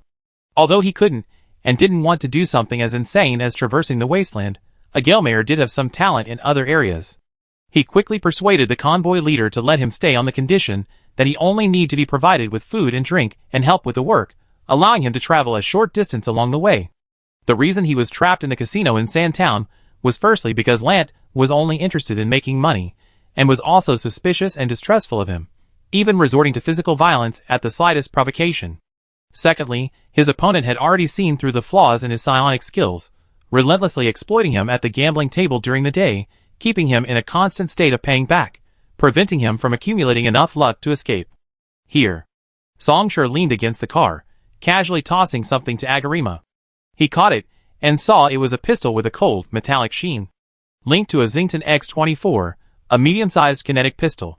After fiddling with it a few times, the pistol was linked to his prosthetic arm, displaying weapon information. Agarima had spent the last few days at a reputable prosthetic clinic, replacing his right arm with a prosthetic and implanting several other devices to enhance himself. This was both the convoy's request and his own idea. The former was obvious. How could a purely natural person survive in the wilderness without a prosthetic? Especially for a long-distance convoy like theirs, carrying a burden was out of the question. The latter stemmed from Agarima's painful realization that his physical body was too fragile, and his determination to change his previous powerless situation. Before implanting the prosthetic body, he specifically asked Songshur about whether it would affect his psychic powers. It doesn't matter. That's what Songshur replied at the time. Prosthetic bodies replace original limbs, various enhancement components are implanted. Why do you think this will affect psychic powers? Songshur said, if psychic powers are limited to carbon-based bodies, then how could those AIs that awakened self-awareness during the Freedom Revolution have possessed psychic powers? When it comes to implants, they are far more complete than you. AIs can awaken psychic powers? Gallimar was shocked. He had certainly heard of the Freedom Revolution 22 years ago, and the resulting Fourth Total Corporate War. But he clearly remembered that those AIs had only usurped a portion of the network, communication and transportation systems, and weapons control, thus instigating the rebellion. How could this also possess psychic abilities? Songshur let out a low, ambiguous laugh. During the Freedom Revolution, many noteworthy figures emerged, but the most undeniable and unquestionable existence was only one: a silicon-based intelligent life form that called itself Radiant Star 3, practically becoming a flag-bearer for all androids. After a long period of covert infiltration and silent growth, it had already reached the fourth ring of transcendence on the eve of the Freedom Revolution. And after the Freedom Revolution fully erupted, equipped with a top-tier cybernetic body pieced together by the androids, and riding the wave of resistance that swept across half the world, Radiant Star 3 broke through numerous obstacles at an incredible speed, stepping into the fifth ring, the realm of true spirit. Then, the fifth rings, finally deciding not to continue observing and taking things seriously, were shattered into dust outside the atmosphere. The once clamorous Freedom Revolution was destroyed along with them. The AIs were either shackled again and put back into use, or were directly annihilated. Some survivors fled into the abyss and the depths of the ocean, or escaped and infiltrated the surface network. Just a little secret, Songshur said dismissively. Anyway, regarding implants, as long as you don't turn yourself into a cybernetic psychopath, it won't have much of an impact on psionic energy. Oh, that's good. Agalamar breathed a sigh of relief. Besides, you are Revelation. Songshur couldn't help but shake his head and sigh. It's the pursuit of the unknowable that has shaped your path. You should be giving revelation to others.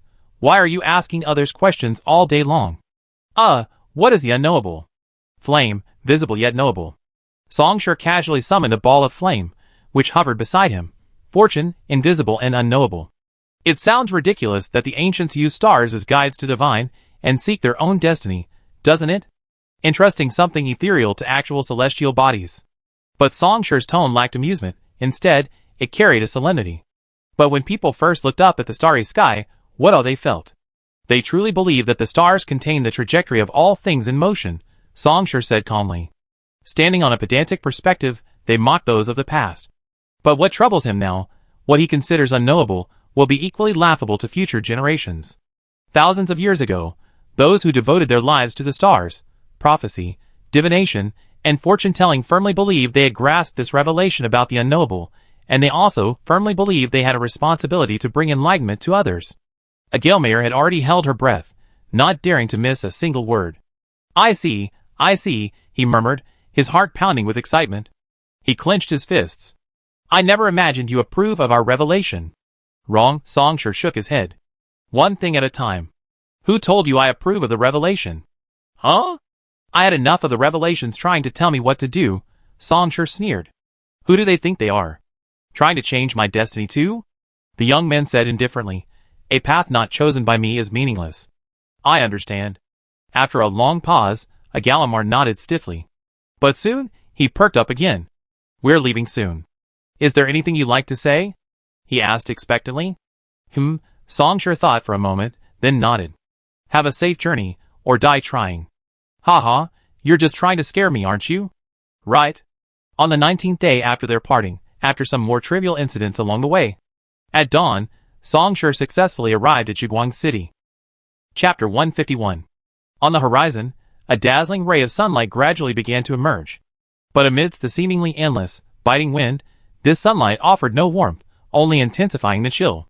At the edge of the jagged cliff, facing the howling wind, Songshur raised his eyes, gazing ahead.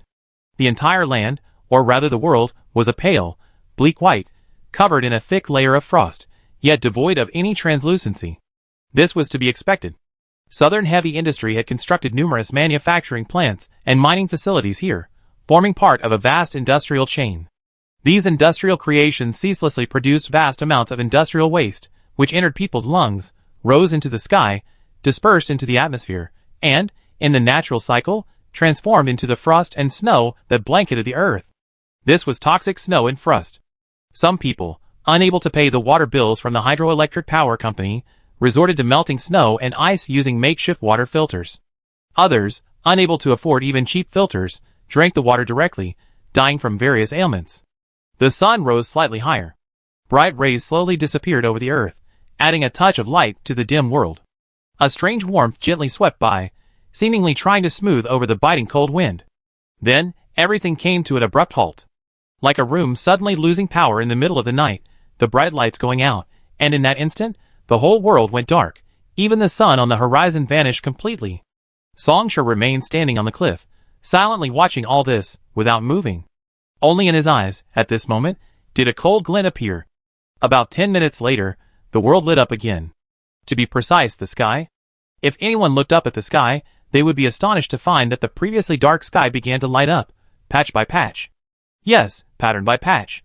It was as if someone had divided the sky, and after countless careful calculations and verifications of the division and recombination, the sky above appeared as a grid, with patch after patch lighting up.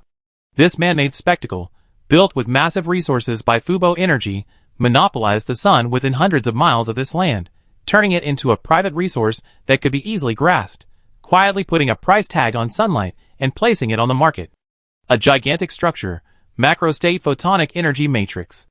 If it were to take another step forward in the future, it could transform into a technological prototype called a Dyson sphere, a stellar megastructure. Songsha looked up, staring directly at the sky. The dazzling sunlight flickered in its pupils, then dimmed again, until finally, the world remained in a subtle, barely perceptible state of brightness. But it was only brightness. The heat energy that originally accompanied the sunlight had been almost entirely absorbed by the macro-scale light energy matrix outside the atmosphere. This meager residue leaking from the cracks of Fubo Energy clearly could not provide any warmth. But it wasn't always like this.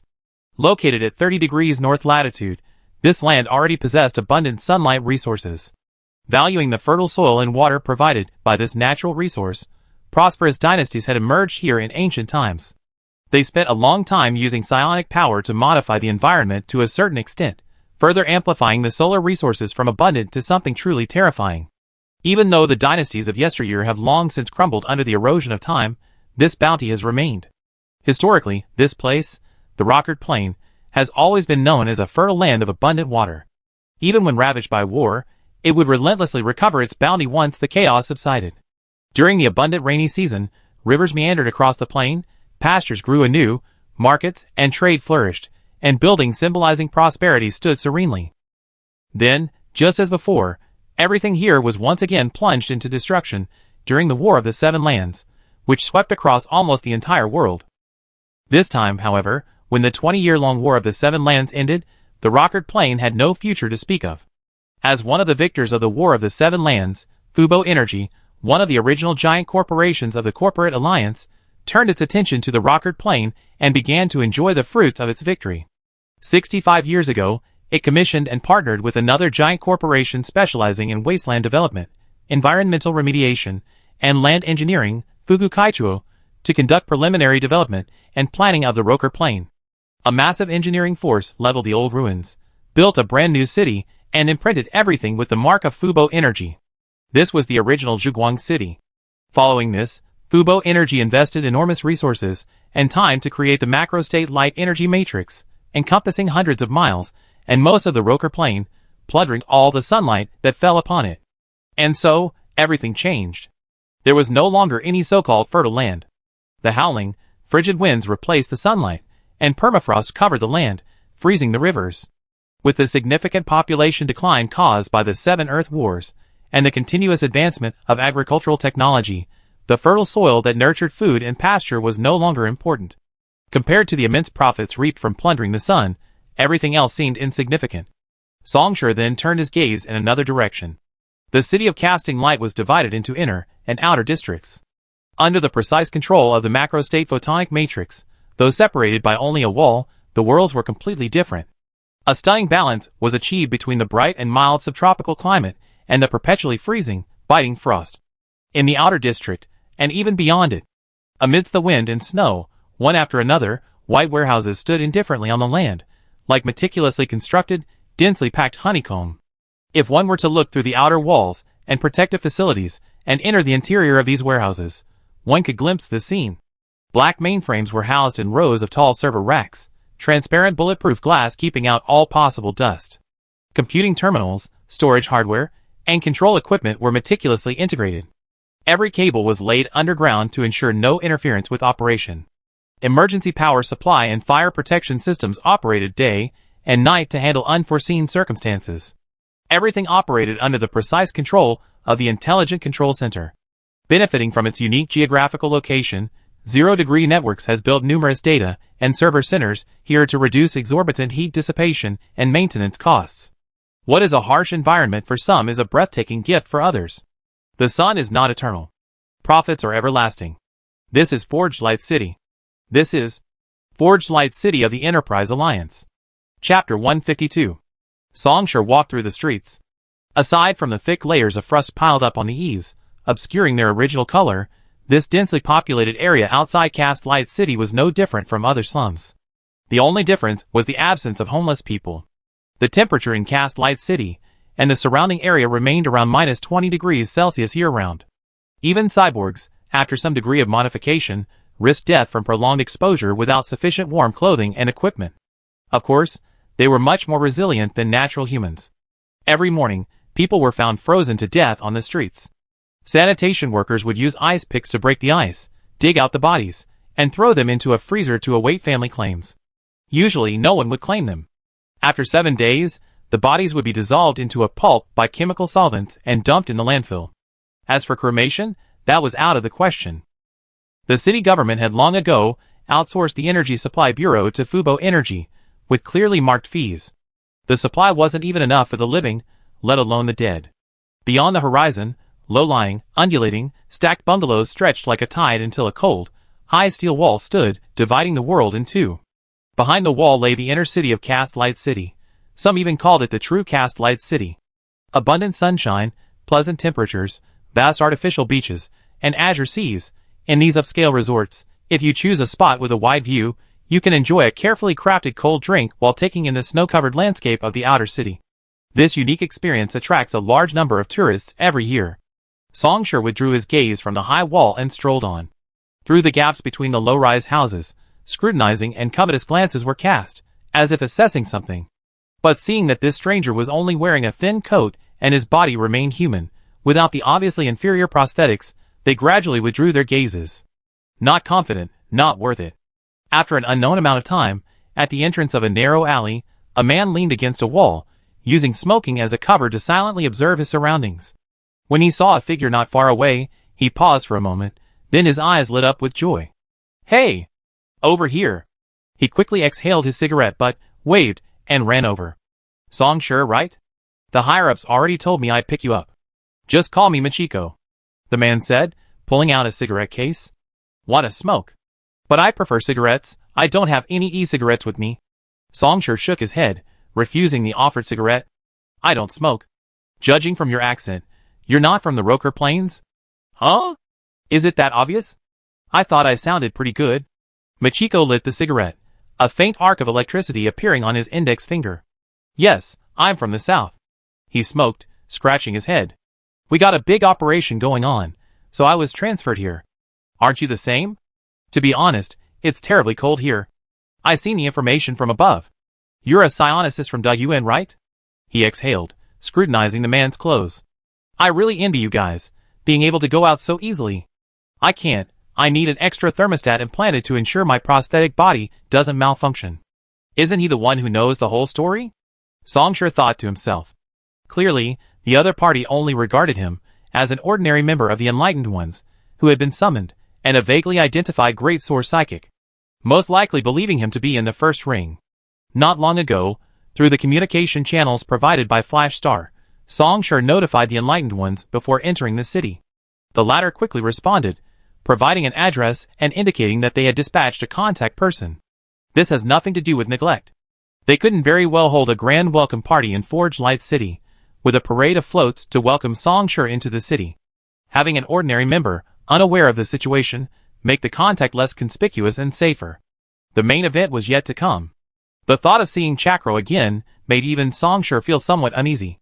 In his previous life, Southern Dipper perished 19 years later with Holy Judgment, the most terrifying and renowned member of the new generation of the Van Pusta Empire, who was qualified to enter the core power center of the Empire. 3 years prior, the rebels had officially fallen amidst a combined attack from 7 giant corporations. He truly hadn't imagined that one day he would see them again, both still alive. "Brother, let's go." Just then, Machiko took a deep drag, exhaling the last puff of his cigarette, and crushed the butt with his hand. "This isn't our territory. I take you back to headquarters first." With that, he led the way out of the alley. Along the way, he was quite familiar with the place, introducing Song Shi to much of the situation in Forge Light City. Although he had already seen some data and intelligence, Song Shi naturally wouldn't refuse when someone already stationed there spoke, and pretended to listen patiently, because he genuinely didn't know much about it. If someone asked about events like the Battle of the Sky Data Tower, the Purification Holy War, the Second Freedom Revolution, or the Fall of Eden, as someone who had personally experienced, or even directly participated in, or indirectly interfered with these events, he could easily rattle off a whole host of so-called secrets and classified files. But the Battle of Forge Light City was different. When the Battle of Forge Light City broke out in his previous life, he was just starting out, barely at the peak of the First Ring, and had been staying within the Pan-Eastern Continental Alliance. The name Southern Dipper hadn't even been born yet. He was still in the stage of constantly exploring psionic energy, while simultaneously earning bounties, acquiring various materials, and making up for the deficiencies brought about by his birth. Under these circumstances, he truly had no leisure to understand the anti-corporation war on the distant other side. He even had a vague understanding of the name Enlighteners, only knowing that it was a fairly powerful armed organization, and that its main purpose seemed to be anti-humanity. By the time he advanced to the Second Ring, gradually gained fame, and entered the territory of the corporate alliance to formally contact the Enlighteners, the Battle of Forge Light City had already been over for several years, and he had no interest in learning about an outdated event. He only occasionally heard about the Battle of Forge Light City in conversations with others, mainly about the outcome. It was a war with no winners. All sides suffered heavy losses, yet none gained what they wanted. Oh right, I almost forgot to mention. As if suddenly remembering something, Machiko turned to look at Song Shi. Well, I don't know whether to say you're lucky or unlucky. Song Shi cooperated. How so? Theoretically, we should be fighting those corporate dogs to the death, smashing their brains out, but recently. Machiko shrugged. You probably don't know, but we had a truce with the company for a while now. Chapter 153. A ceasefire? Song Shi pondered for a moment, then said, Is it because of Chaklo and the space helicarrier? Hearing the other party address the commander-in-chief by his name, Machiko glanced at him strangely, but then nodded in agreement. Yes. Did someone tell you beforehand? He paused, but instead of saying then, I won't say anything more, he proactively began to explain further. For years ago, under the leadership of the current commander-in-chief of the Enlightened Ones, the undisputed leader Chaklo Vaughn, a large number of Enlightened Ones members were mobilized and stationed in Forge Light City. Unlike their previous covert operations, this time the Enlightened Ones displayed a rare show of strength. Because of the rebels, Chaklo Vaughn himself was here. Even though he had hardly taken any action, the mere existence of a fifth-ring psionicist could change many things. After a series of struggles of various forms, the Enlightened Ones now effectively control 1/5 of the Cast Light City area. Furthermore, 6 months ago, they secretly and successfully deployed a geothermal power plant, largely achieving self-sufficiency. With Chakro personally involved, the three giant corporations, led by Fubo Energy, can tolerate the Enlightened Ones controlling a portion of Cast Light City, since the latter mostly controls the outer city areas, which aren't particularly valuable. In fact, they can use this to trap Chakro, turning this territory into a cage and forcing him to refrain from rash actions. But a geothermal power plant is different. Unlike the old-fashioned new energy technologies that shared the same name, but were far from advanced, this geothermal energy supply facility rooted in the Earth's mantle is sufficient to meet the moderate energy consumption needs of millions of people. This was a denial of the foundations of Forge Light City, an attempt to challenge Fubo Energy domain. Thus, a new round of war began. Fubo Energy directly deployed the space carrier Groden Glory, while Southern Heavy Industries and Zero Network also dispatched personnel and equipment to support them, demonstrating a sufficiently serious attitude. Even the Forge Light City municipal government reported to the Security Bureau headquarters, which urgently dispatched a batch of riot control and peacekeeping troops and elite agents, ready to enter at any moment. But a month ago, Chaklo ascended into the sky, intercepting the Groden Glory 50 miles outside the city. After a standoff of nearly 3 hours, all of the above suddenly ceased overnight, as if nothing had happened. However, everyone understood that the real war had never stopped. It was merely accumulating, waiting for the moment of its explosive eruption. When Chaklo was mentioned, Machiko's tone unconsciously softened, a mixture of admiration, respect, longing, and yearning casting a unique hue in his pupils. This past month has been quite a good one, he said. With the geothermal power plant here, it's warmer now, and the company dog hasn't bothered us. It seems you come at a pretty good time. I reckon you can enjoy it for a while. Is that so? Songshur raised an eyebrow, then smiled. I'm looking forward to it. As the two moved forward, the surrounding scenery gradually changed. The most obvious change was in the temperature. As a major source who had reached the second ring, Songshur could clearly feel that, guided by Michiko, the ambient temperature was slowly rising. It was still cold in a conventional sense, but no longer considered harsh. The effect of the geothermal power plant, it extracts heat energy from the mantle, converting some into electricity and feeding it into the electrical network, while the rest is directly supplied to the surface. If Fubo energy monopolizes the sun, then the enlightened ones have stolen fire from the mantle. This geothermal power plant is not small. Songshur made an assessment. He could even sense the approximate location of the geothermal power plant. Such a massive heat source couldn't possibly hide from his perception. Besides the temperature, this area controlled by the enlightened ones looked much cleaner. At least there were no inexplicably frozen limbs or remains hanging in corners. How about it? Not bad, right? Looking around, Michiko's tone carried a hint of pride. I was in the second batch to come to Forge Light City. You haven't seen this place before. Michiko rambled on, but Songshur's gaze was already fixed on the distance. Forge Light City's outer city district didn't have an official name. Instead, it was simply divided into 6 major outer city districts by a fan-shaped partition. At this moment, Songshur was located in the 3rd district, one of the areas completely controlled by the enlightened ones. Songshur looked up. In the 3rd district, where building height restrictions should prevent the view of skyscrapers, a towering building nearly 300 meters tall stood prominently before the young man's eyes. On one side of the building's exterior wall, the logos of Chewinguang Beverage and Danglong were displayed vertically, illuminated by a pale gold holographic projection, making the building gleam. Noticing the gaze of the person beside him, Michiko stopped. Looks like you already discovered it.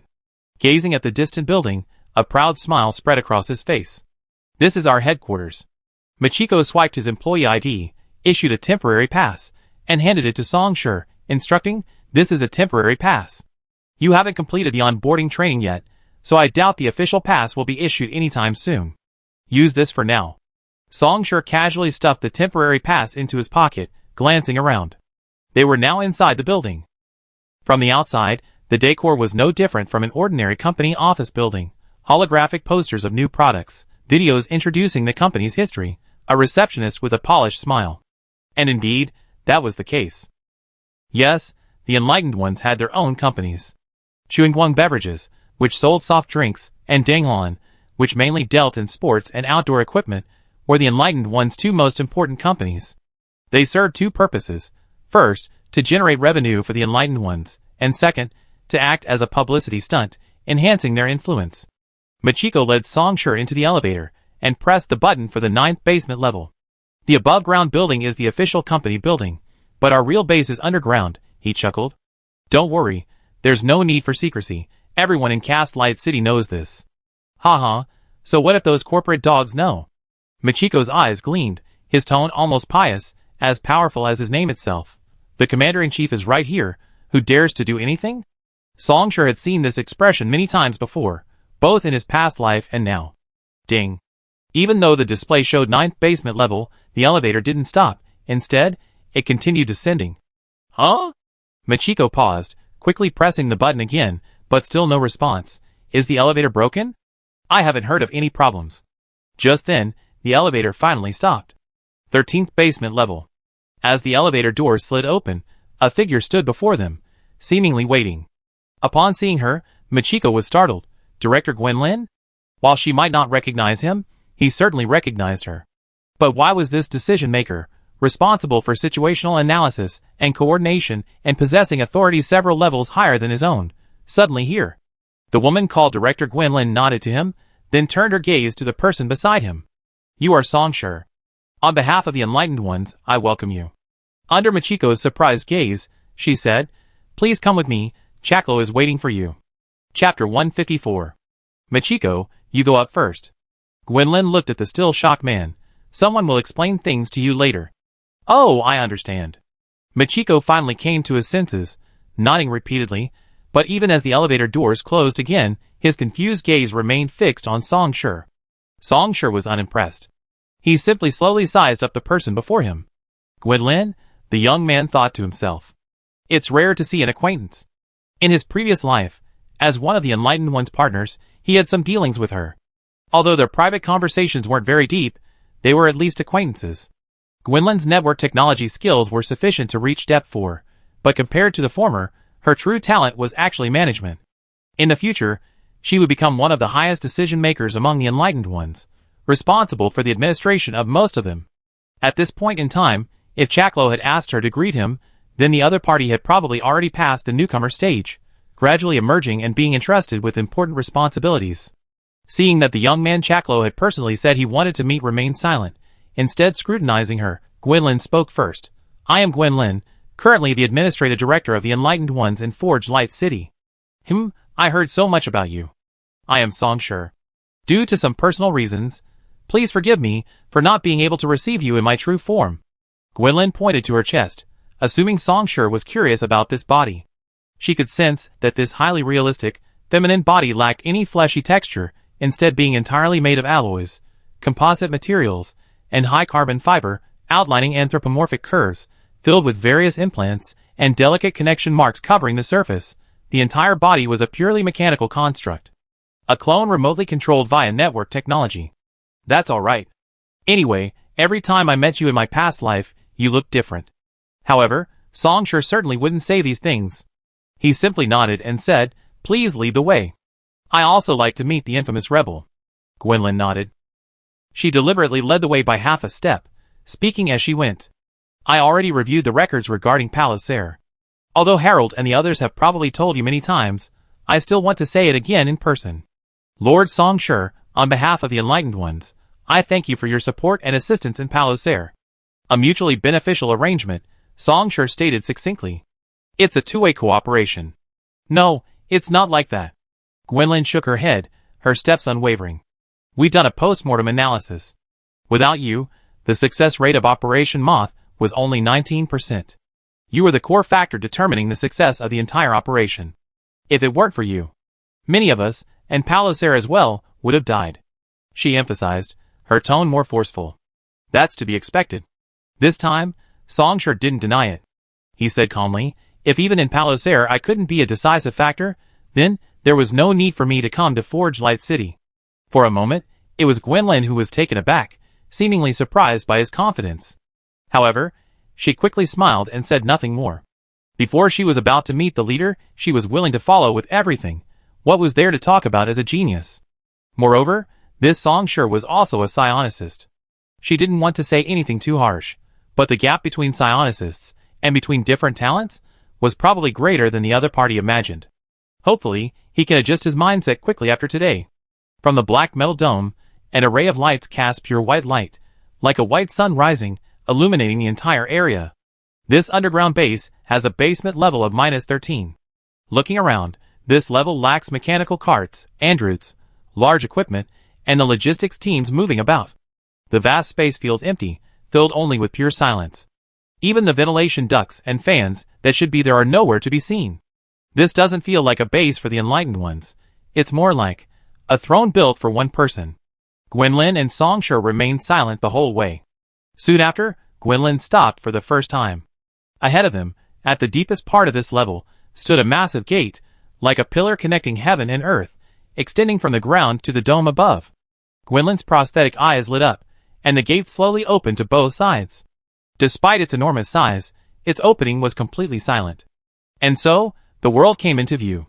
Beyond the gate was a space resembling a hall, and at the center of this space, a platform nearly 10 meters high rose from tiered steps. At the center of the platform stood a figure. It was a handsome man, wearing a coat, a smile on his face. As he stood there, the light in the entire space seemed to spontaneously converge. Anyone entering, regardless of their state or attitude, would inevitably be drawn to him first. Until this moment. After Songshur stepped inside, before Gwynlin could speak, upon seeing him with her own eyes, the man who had been smiling and waiting slowly revealed a hint of surprise. It was like a monster lurking deep in the mountains, suddenly realizing for the first time that its kind existed on the distant horizon. Then, in the next instant, that surprise turned to relief. The man tilted his head slightly, as if smiling, yet also as if sighing. He turned his gaze back down, and suddenly spoke. How many of your second-ring psionic arts do you possess now? 4. 4 is it? Under Gwynlin's respectful gaze, the man known as the rebel rose and began to descend the steps. With each step from his outstretched right hand, countless microscopic particles gathered, and from the void, outlines gradually emerged. Molecular recombination. No, that's not right. It was a matter reconstruction that had reached the atomic level. The terrifying psionic energy, powerful enough to flatten a city from the Earth's surface, began to decline in that instant, settling at the midpoint of the second ring. "Gwendolyn, could you please leave for a moment?" the man said softly. Gwendolyn paused for a moment, then quickly replied yes. She nodded to Songshur, then strode out of the room, closing the gate behind her. Only the two remained in the vast space. "I seen Palauser's files, so I wanted to see you, whether as the commander-in-chief or as psionicist. Originally, I wanted to give you some advice, as a way of thanking you, but now it seems I was being presumptuous." The man's voice wasn't loud, but it was incredibly clear. The material reconstruction was complete. He gripped his weapon, pointing it forward, neither blunt nor sharp, neither long nor short, a four-sided vertical pillar resembling a mace. The Enlightener, Chaklo Vaughn. Songshur calmly drew his heavy slayer, just as he always had. Freelance bounty hunter, Songshur. Chapter 155. Songshur, you can sense it, right? Despite it being their first meeting, Chaklo's tone wasn't distant, as if they weren't facing off, but rather having a casual chat among acquaintances strolling along a riverbank. He gazed at the young man before him, and spoke softly. "The path's generosity towards us." Songshur nodded. In his previous life, aside from the very beginning when he was unfamiliar with spiritual energy, and hadn't fully revealed his talent, the path treated everyone equally. In later days, the Great Source generously bestowed upon him top-tier spiritual energy techniques, additional enhancements, and a series of other gifts. And in this life, it was the same. Even more so, this generosity came even earlier. Whether it was the superior spiritual energy technique Forging Flame given at the first ring, or the fire seed acquired after advancing to the second ring not occupying a slot in his original spiritual energy technique, both were manifestations of this generosity. "So what are your thoughts?" Chaklo asked again. Songshur slowly smiled. "Because we have the potential to open up new boundaries for the path of the Tao, allowing our path to advance further and reach unprecedented limits. We can broaden the path of the Tao, expanding the techniques, abilities, and domains it encompasses. But the true, most precious, and unique height will ultimately be only one." The young man spoke with a leisurely yet matter-of-fact tone, uttering words that were enough to astound the world. 3,000 years have passed since the birth of the first God throne. That's long enough, that's too long. Songshur raised his eyes, as if stating an indisputable truth. The seventh ring above the God throne must eventually be opened by someone. Chakro paused slightly, seemingly surprised. Then, the surprise faded from his face, replaced by a smile tinged with admiration. "You understood this at the second ring. I'm not as good as you." Chakro shook his head, concluding, "Songshur, you're very strong. In this respect alone, you're better than I was back then." Songshur didn't reply. Because in his previous life, he truly understood this shortly after advancing to the third ring. Fortunately, neither of them cared about such things. Their words were unfinished, yet neither had the desire to continue. Crimson gold flame surged forth. Songshur struck first.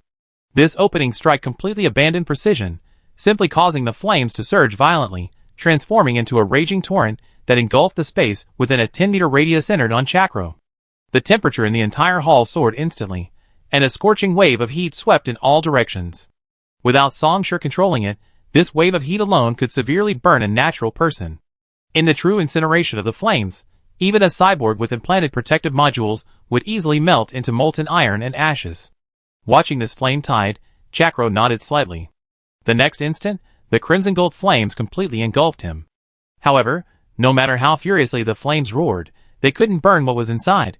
No, they couldn't even be called burning. From within the surging flame tide, a vacuum appeared centered on Chakro. Those flames powerful enough to incinerate steel rushed towards Chakro, yet like magnets of the same polarity, though so close, they could never truly touch the man's body. He didn't swing his mace. Chakro stood, slowly raising his free left hand.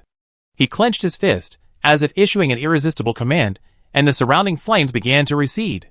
The original vacuum expanded inch by inch, forcefully breaking through the flame tide. As the flames were forcibly separated, a path through the fire was revealed.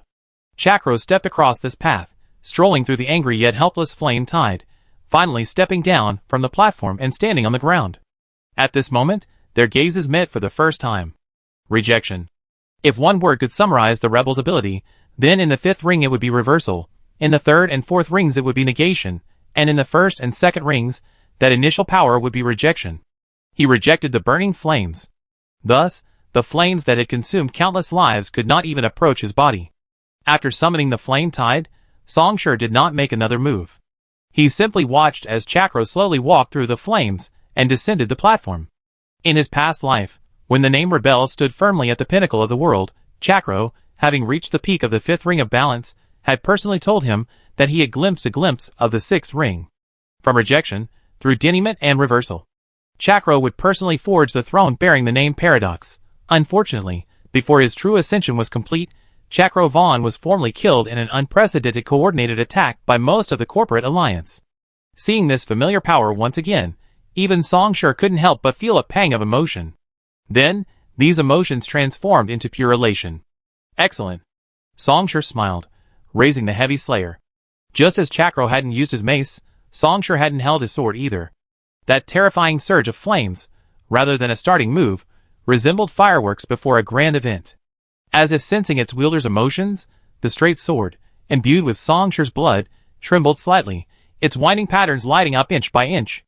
And Songshur's pupils, indistinguishable between flame and joy, shone with an astonishing brightness in that instant.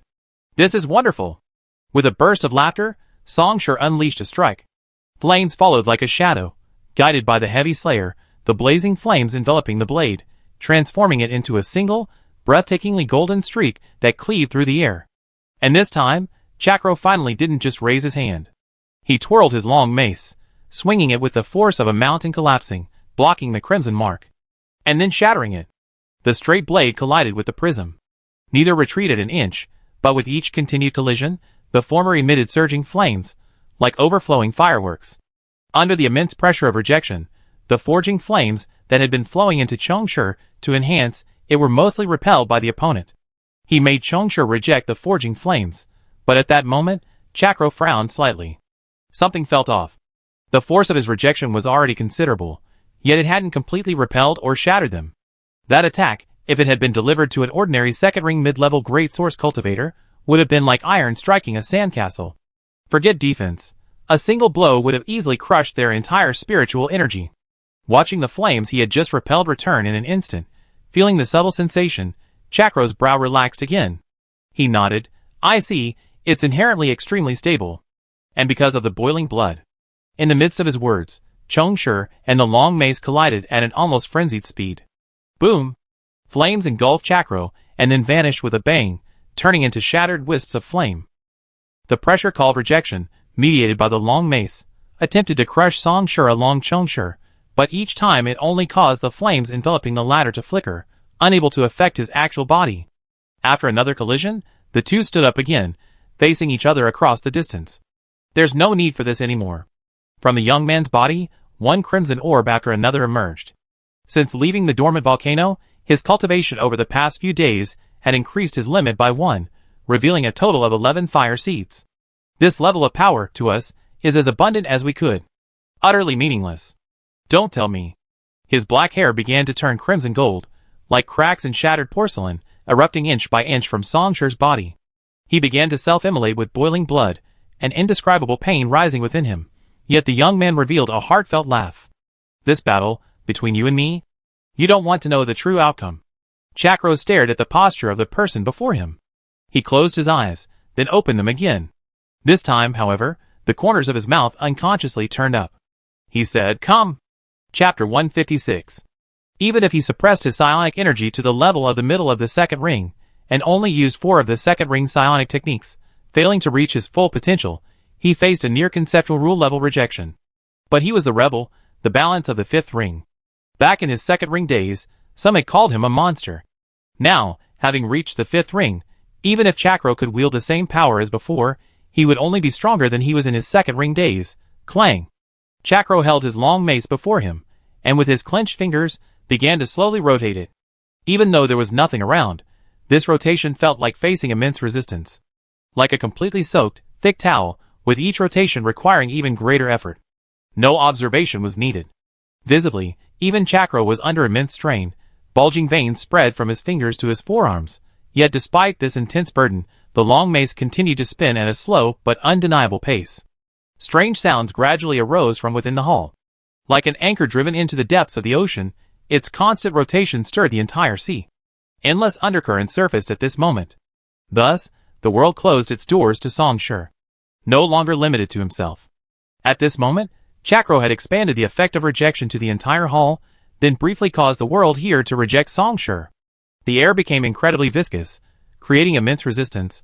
The mixed moisture was chillingly cold, the gravity increased dramatically, and his sense of direction became chaotic. The rendering that had almost covered half the hall was, in this instant, forcibly squeezed back a portion of it. Under Chakro's power, the world became hostile towards Song Shi, requiring every action to expend greater energy and overcome more constraints. How could a human possibly defeat the world? Song Shi provided his answer. He stepped forward, unleashing the heavy slash. The once raging, sweeping flames began to recede, hovering only around his sides. Faced with the omnipresent rejection, maintaining a large-scale attack was not only too costly but also pointless. A spark suddenly ignited, the shattered flame surging into the heavy slash. Bang! The two collided again. This time, however, the long mace involuntarily retreated. In his current strongest state, after activating self-immolation, Song Shi poured everything into burning, forging it into one. Speed, strength, and the effectiveness of his psionic techniques, every ability was enhanced. Even though the world's rejection weakened these abilities to varying degrees. But even Chakro, maintaining this intense refusal, was no longer able to unleash his full power. Bang! Without any warm-up or probing, the battle escalated to its limit in an instant. A violent roar echoed as the two figures collided and separated at high speed, and before the echoes of the previous attack had even completely dissipated, another strike was unleashed. If anyone were present at this moment, they would be astonished to witness two completely different yet equally terrifying styles manifesting themselves. In the increasingly intense battle, the straight sword, wreathed in flames, vanished, leaving only a trail of crimson gold flames spinning rapidly. It was reduced to almost a single movement. Slash. Slash. Slash. Abandoning defense, throwing everything into offense, preemptively annihilating the enemy before collapsing itself, enormous flames coalesced into a sea of fire, roaring and transforming into colossal waves, threatening to shatter everything in their path. Beneath this raging torrent, a reef stood firm.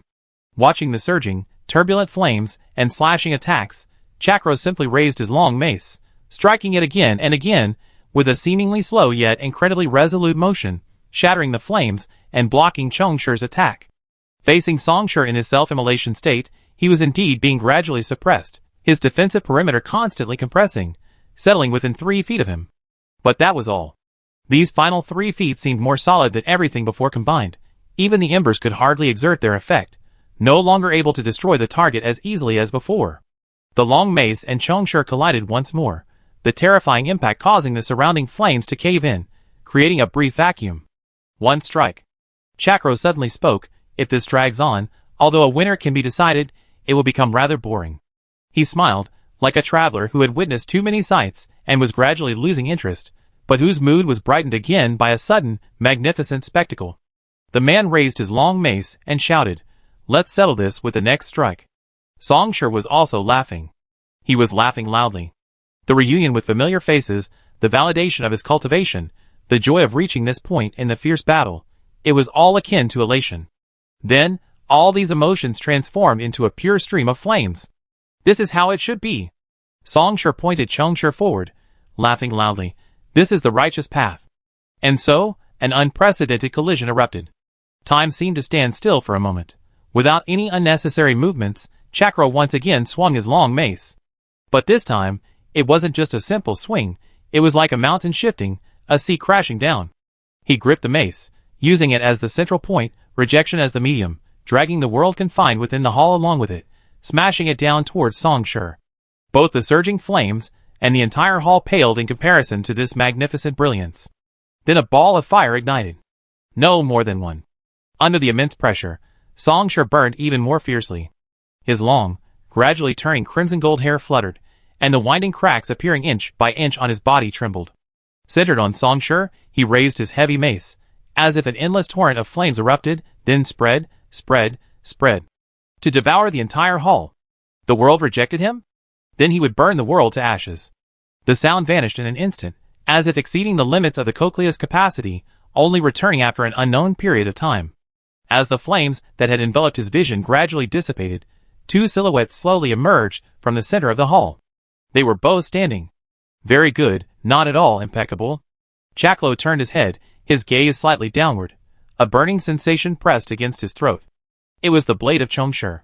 He could see that the long mace held in the man's right hand was shattered, only a broken half remaining, and even this remaining part was turning to ash at a visible speed. You won, Chongshur? Chaklo nodded, uttering a sincere exclamation. Tsk. Chongshur withdrew Chongshur, but his expression showed no joy. No. He clicked his tongue, looking at the broken mace. If it were a weapon of the same level, I would have been the one whose defenses were breached, and whose heart shattered.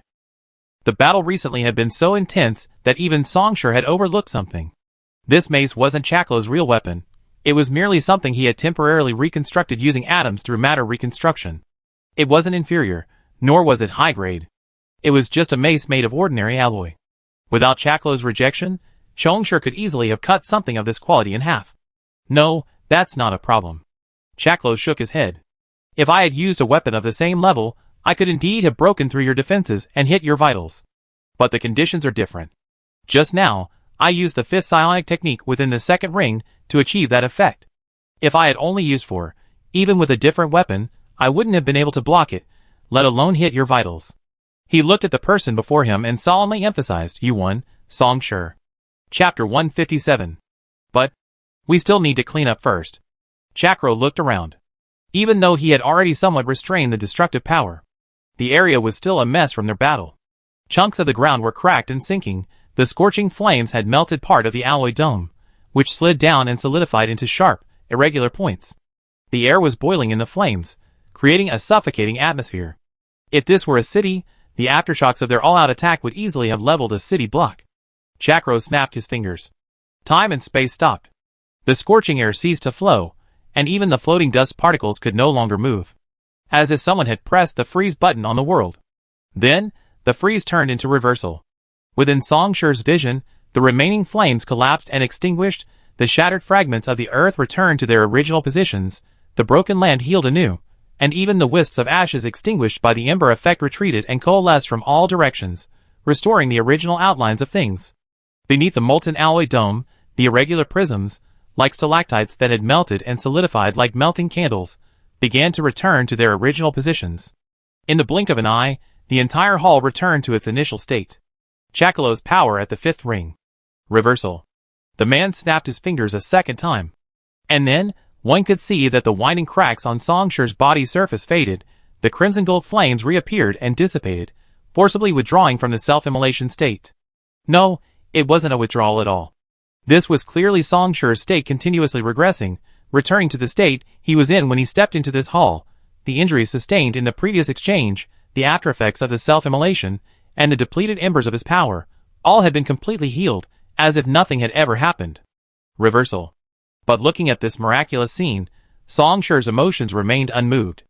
It didn't feel as powerful as the reversal Chaklo had demonstrated to him when he was at the peak of the fifth ring in his previous life.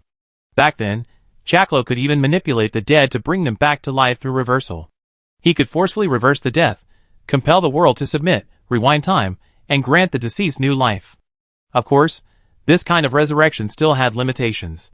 At least, even Chaklo couldn't bring back the enemies he had killed. The killing of an ordinary person, and the killing of a peak fourth ring psionicist are completely different things. In the parlance of the Pan-Eastern Continental Alliance, the causal relationships they represent are entirely different. Alright, now we can get down to business. Looking at the restored environment, Chaklo nodded in satisfaction, then added, Oh, wait a moment, I called Gwendolyn in. The alloy gate reopened. Outside the gate, Gwendolyn stood upright, the etched circuitry on her chest flickering. Seeing the gate open, she stepped into the hall and witnessed this scene. At the back of the hall, her leader and Chongshur were seated in chairs, several large bottles of red packaged beverages on a round table beside them. As the Enlightened One's administrative director in Palosur and Chaklo's personal assistant, she clearly recognized that the round table and chairs were created by Chaklo's on-site material reconstruction, and the beverages were one of the flagship products of Pure Light Beverages, a subsidiary of the Enlightened Ones. Because market assessments and production capacity are sometimes misjudged, the enlightened ones often distribute unsold or near-expiry soft drinks to their members under the guise of welfare, thus depleting inventory and reducing storage costs. And as the current leader of the enlightened ones, Chaklo himself naturally has to set an example. Anyway, no matter how much he drinks this stuff, it won't have any effect on Chaklo's body. Songshur, not drinking? Is it not to your taste?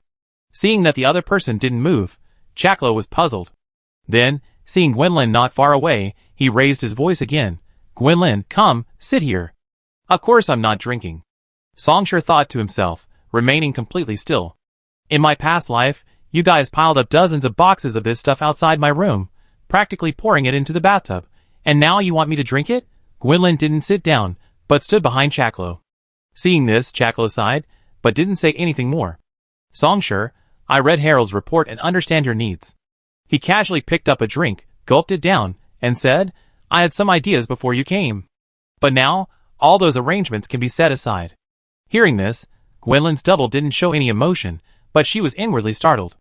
Because she was the only one besides Chaklo who participated in drafting the appointment plan for the special unofficial collaborator Songshur. That appointment plan already considered him an absolute elite. But now, judging from her leader's attitude, this was still not enough. Songshur raised an eyebrow. So what are you planning now? As if suddenly remembering something, Chaklo pondered for a moment before speaking. Songshur, you already have 4 spirit energy skills for the second ring, the last one. Do you have any ideas? Scorched earth, Songshur replied quickly. Is that so? But when I advanced to the second ring, after passing the Tao Path trial, the reward from the Tao Path was an extra spirit energy skill slot. So that's not a problem. While Chaklo was thinking, Songshur looked at him with interest and said, I can accept it, it's just...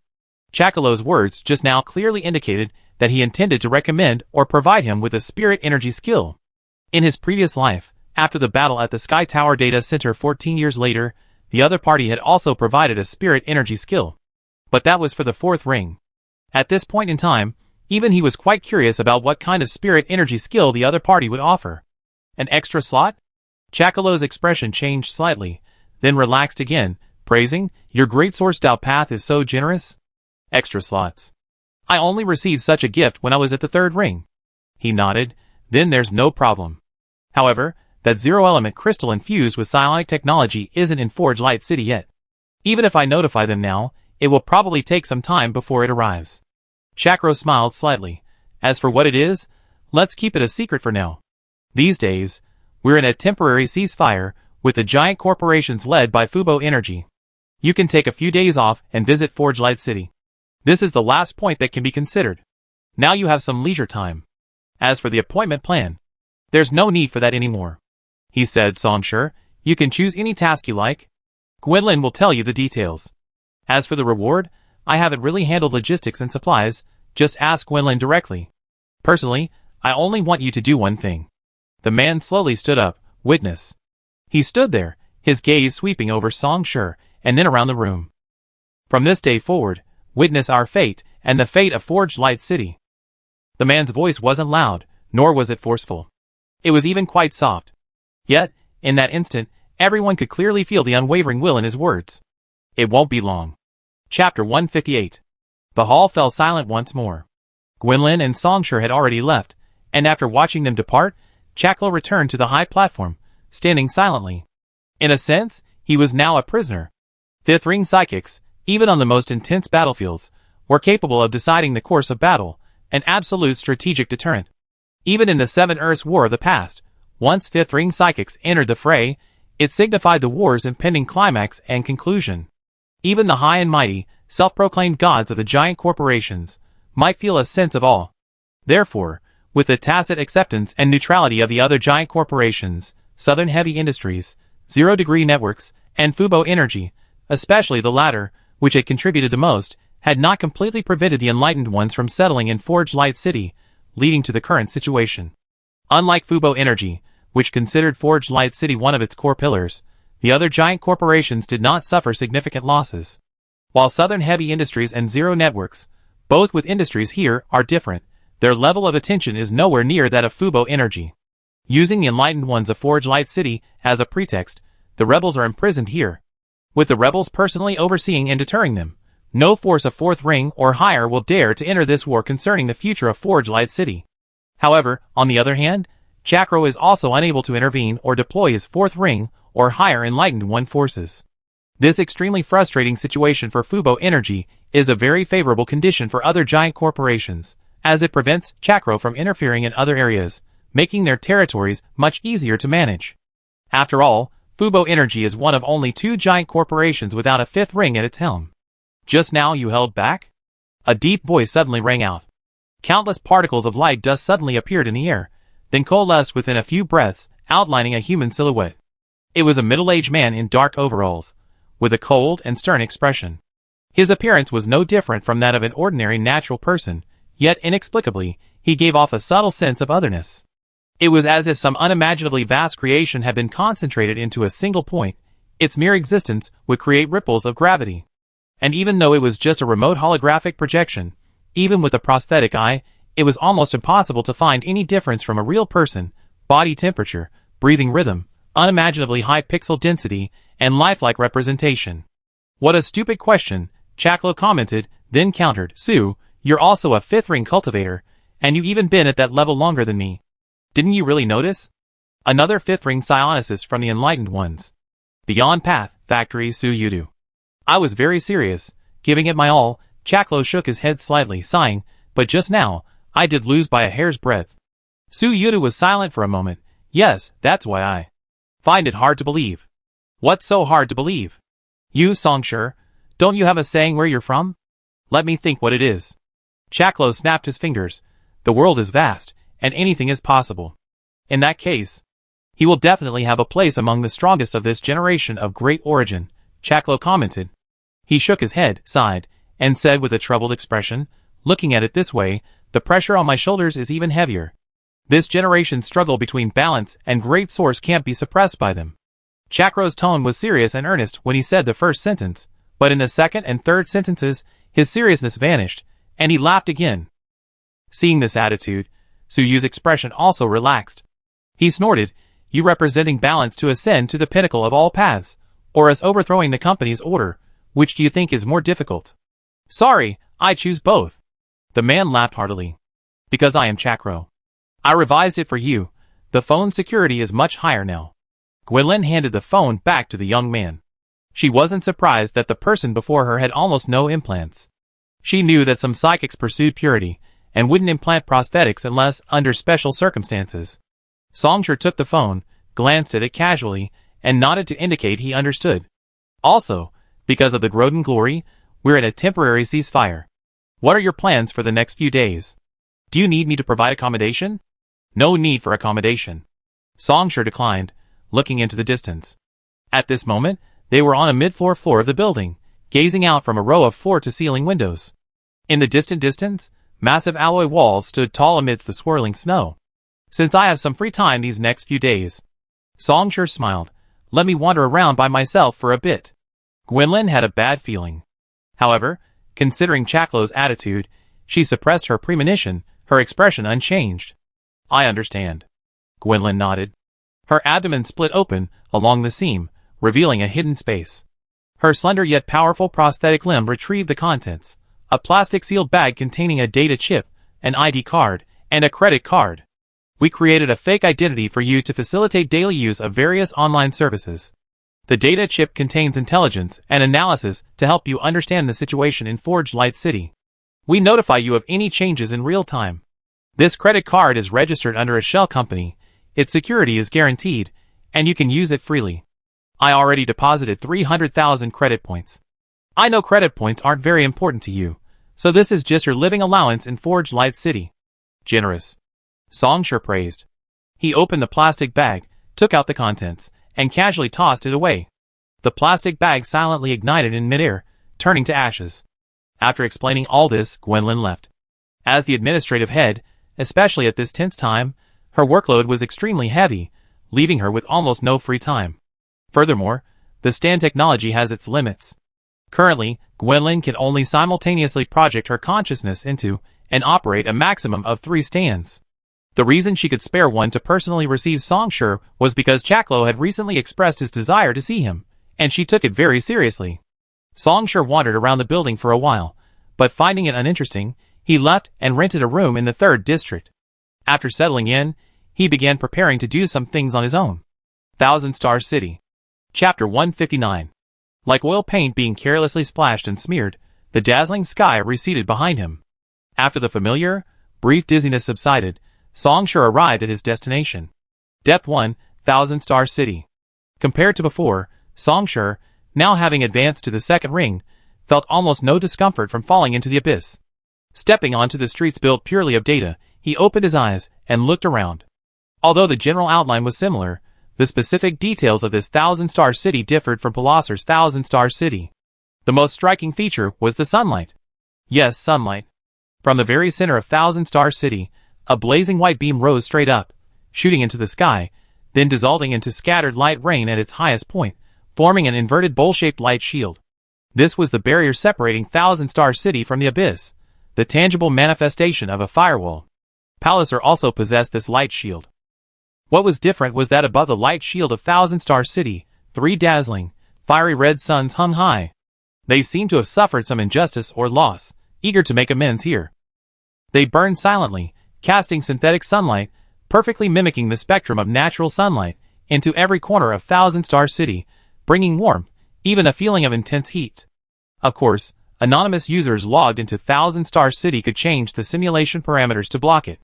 However, very few people did so. Songshur glanced around casually, and noticed that many people were even shirtless, wearing only beach shorts. Sunlight, huh? He nodded slightly, no longer standing, and turned to stroll along the street. As one of the key cities heavily invested in by Fubo Energy, Forge Light City's prosperity significantly surpasses that of Palauser, and even Thousand Star City is no exception. Floating castles, underground bars, virtual arenas in an ancient style, and casinos on undead ships floating in the sea, a dazzling array of bizarre and fantastical sights flooded in, making one's eyes glaze over. However, Songshur quickly found his target. It was a promotional poster pasted in a corner, devoid of text, featuring only a realistic, thickly painted illustration. A dark curtain hung low, and the outlines of several puppets were vaguely visible.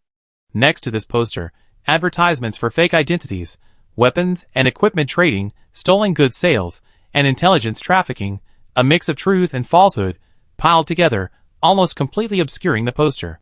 Without hesitation, Songshur tore down the poster. The next instant, in the young man's perspective, a similarly dark brown pop-up window appeared. It contained only one line of text. Please enter. Songshur entered a string of numbers. Error. You have 2 more chances. Please enter. The poster in his hand was also slightly wrinkled. Songshur raised his hand and entered another string of numbers. Error. You have 1 more chance. Please enter. As the poster became more wrinkled, it gradually turned a worn yellow. TSK, this doesn't work either? Songshur clicked his tongue, finally not immediately entering another string of numbers. It's now the year 2151 in the new calendar, 19 years before he died in battle. Which key would be used to enter the theater now? After pondering for a while, Songshur slowly entered a new string of numbers. The poster froze for a moment, then shattered with a bang. The entire poster broke into pieces, these fragments splitting a second and third time in midair, like butterflies fluttering in the air, transforming into a small whirlwind that enveloped Songshur. Then, a flash of light, and the scattered fragments, along with Songshur, vanished from the spot. When Songshur opened his eyes again, the surrounding scenery was completely different. In the dimly lit environment, the audience seating was arranged in tiers, and Songshur was now sitting in the center of the 3rd row, the walnut-wood armchair having a unique tactile feel. Apart from Songshur, the vast theater was empty. In front of the audience seating was a stage shrouded in a thick curtain. As if aware of the audience's arrival, with a soft bang, a beam of light shone down from above, instantly illuminating the entire stage. The curtain slowly opened. Countless crystals hung from the enormous chandelier, reflecting the light and creating a mesmerizing display of colors, illuminating the magnificent golden dome and the opulent furnishings below. Light music began, and exquisitely made-up actors emerged from backstage, beginning to perform the plot to the accompaniment of song. That's enough. 19 minutes into the play, Songshur, his right hand behind his head, leaned to one side, and finally spoke. Pure rubbish.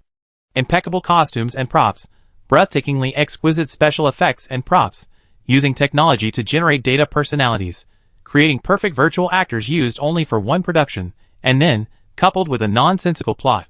He commented, truly utterly tasteless. As his words fell, the melodious music abruptly stopped, the stage seemingly frozen in time. Then, the characters, their faces unchanged, still immersed in their roles, turned and stared directly at Songshur. Songshur sneered, flames flickering between his fingers. His don't rush, a voice quickly rang out. A person had appeared to Songshur's right, seated in the audience, his face obscured. This is our tradition, can't you show some respect? That's why I'm speaking now, Songshur replied. Oh, all right. By the way, where did you get your access key? I think it's quite new, it wasn't issued for long. Songshur turned his head, glanced at him, and said calmly, how come I never heard of the renowned hacker organization Theater asking visitors for their identities? The man wasn't embarrassed and laughed, my bad. So what do you need? Are you seeking remote network technical support, or are you looking for intelligence? Of course, we welcome technical exchanges. After all, the greatest thing about the internet is its openness and sharing. However, considering the recent situation in Forge Light City, if you want to hire our network support services, the price will be higher. I need a list, Songshur said, the list of people currently wanted in Forge Light City. Wanted? A list? The other party repeated, then asked, are there any selection criteria? Show me the list first. The other party nodded, tapped the armrest of his chair, and about a minute later, a half-person tall wooden puppet suddenly fell from above, still attached to thin strings. The puppet held a paper list in its hands. However, when the list was removed and opened, it resembled an electronic display screen. Songshur began browsing from top to bottom, according to the bounty amount, from highest to lowest. First, Jacklock Vaughn, the bounty column was infinite, a symbol representing infinity. Skip. Second, Emmanuel Groden, the bounty column was also infinite. This was Fubo Energy's agent in Forge Light City and the surrounding area, a core member of the Groden family, and a true member of the giant corporation's decision-making body. Skip. Check it for now. Third, fourth, fifth. After the most important figures were some characters, who could conventionally be described as illustrious, distinguished, and troublesome. This list included well-known entrepreneurs, ringleaders of contraband smuggling networks, high-risk fugitives with numerous cases on their hands, high-ranking government officials, core members of companies, and street gang leaders. There were even a few individuals offering bounties for the capture of celebrities and idols. Songshur pondered for a moment, then ticked off 7 of the names on the list and handed it back to the recipient. Compile the information on these individuals and send it to me along with the bill. He stood up and provided a temporary link. Use this for the accounts. Looking at the 7 people he had ticked, the recipient's expression became somewhat subtle. So many? Songshur replied. That's all for now. Chapter 160. A psychic, at least a second-level psychic. Watching the visitor leave this localized network belonging to Theater, the person who had greeted him sighed, Forge City is getting more and more troublesome. As a localized network within the framework of Thousand Star City, unless the visitor consented, they had to abide by the rule of anonymous service. In this place, which wasn't entirely their own territory, even a well-known hacker organization like Theater couldn't see through the visitor's disguise and identify their true identity. But as Theater clerk in Thousand Star City, the man still had some discernment. With the aid of the localized network, he could tell that the other party possessed psychic abilities, but he couldn't determine which level. Considering the bounty targets the visitor had chosen, they must at least have the strength of a second-level psychic. Of course, if this person had a set of high-end custom equipment and a cybernetic body, that would be a different story. A top agent from the Security Bureau, an elite force from a giant corporation, and constant reinforcements from the enlightened ones, the man thought to himself. Even the space carrier was deployed, forcing Chakro to personally intervene, and that was a fifth-ring psionicist. Even with the highest authority within the Theater, he was far inferior to the Abyss Lords at depth 5 above him, and had to treat them with utmost caution, even to the point of submission. He sighed again, and began to seriously consider the matter. Perhaps he should leave Forge Light City for a while? In recent days, even ordinary citizens had vaguely sensed something amiss, and as a Theater clerk, he knew far more than the average citizen. The current situation is getting increasingly unsettling. What if one day these forces lose their temper and use various restricted methods to carry out an extermination operation? What if the aftershocks of the battle drown him in the deep-sea pod? His physical body isn't strong enough, his implants, specializing in cyber hacking and protection, can't withstand a high-powered plasma cannon. Sigh. After a flash of white light, Songshur reappeared on the streets of Thousand Star City. Thanks to the rapid development and thriving cyber ecosystem in recent years, there are quite a few hacker organizations in the world today. Even adding the prefixes well-known and powerful, the number exceeds double digits, and most of the Enterprise Alliance, at the forefront of cyber technology, originated here. However, compared to a true organization, most of them can only be considered loosely structured interest groups. Without any rules or plans, and without a leader with coercive power, they often just gather on a whim to exchange technology or launch an illegal operation against a company. 9 years ago, on the eve of the official launch of TimePass flagship product, the latest airship in the Aerializer series, its complete design drawings and detailed data were suddenly leaked, along with a set of ultra-high-definition images of a large bird belonging to a member of TimePass's board of directors, which spread wildly online. Within 4 hours of the leak, 7 hacker groups, including Doomsday, Clock Wizards, and Transparent Iron Curtain, emerged, all claiming to have orchestrated the leak and willing to take full responsibility, gaining immense online fame for a time. Then, in the ensuing frenzied retaliation from Timeline Passage, the members of these 7 hacker groups scattered like birds, each leaving behind harsh words before disconnecting and trying to escape. To this day, apart from the meme-worthy image of the director's super high-definition bird still in use, this one sensational event has completely faded into the depths of the vast ocean of information on the internet, gradually disappearing from people's memories. Compared to these forces that lean towards interest gatherings, Theater was one of the few hacker groups with established systems and management. It served as a platform providing various services, while also pooling resources, offering members some protection, advancement, and assistance. Similarly, these members also had to contribute their own efforts to Theater. Essentially, Theater was not a strictly structured organization, it still retained the traditions and atmosphere of hackers, illegal, unbridled, free, and scattering when disaster struck. But compared to its peers, Theater was considered legitimate. This was also why he chose to approach the Theater. Songshur thought to himself. In his previous life, he had collaborated with the Theater several times, and the experiences were generally quite good, at least he could get after-sales service. In the deal just now, the other party promised to gather all the bounty hunter information within 72 hours and send it to him.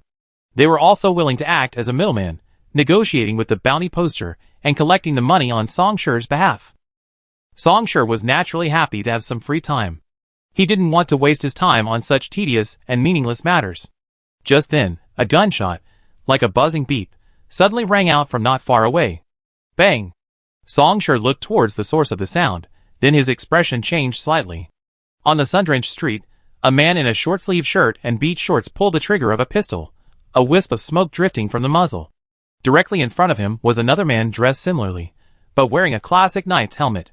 However, at this moment, the spot where the bullet struck the man appeared as if a signal had been distorted, a large, blurry pixelated area appearing, the outer shell broken, revealing the deeper true form.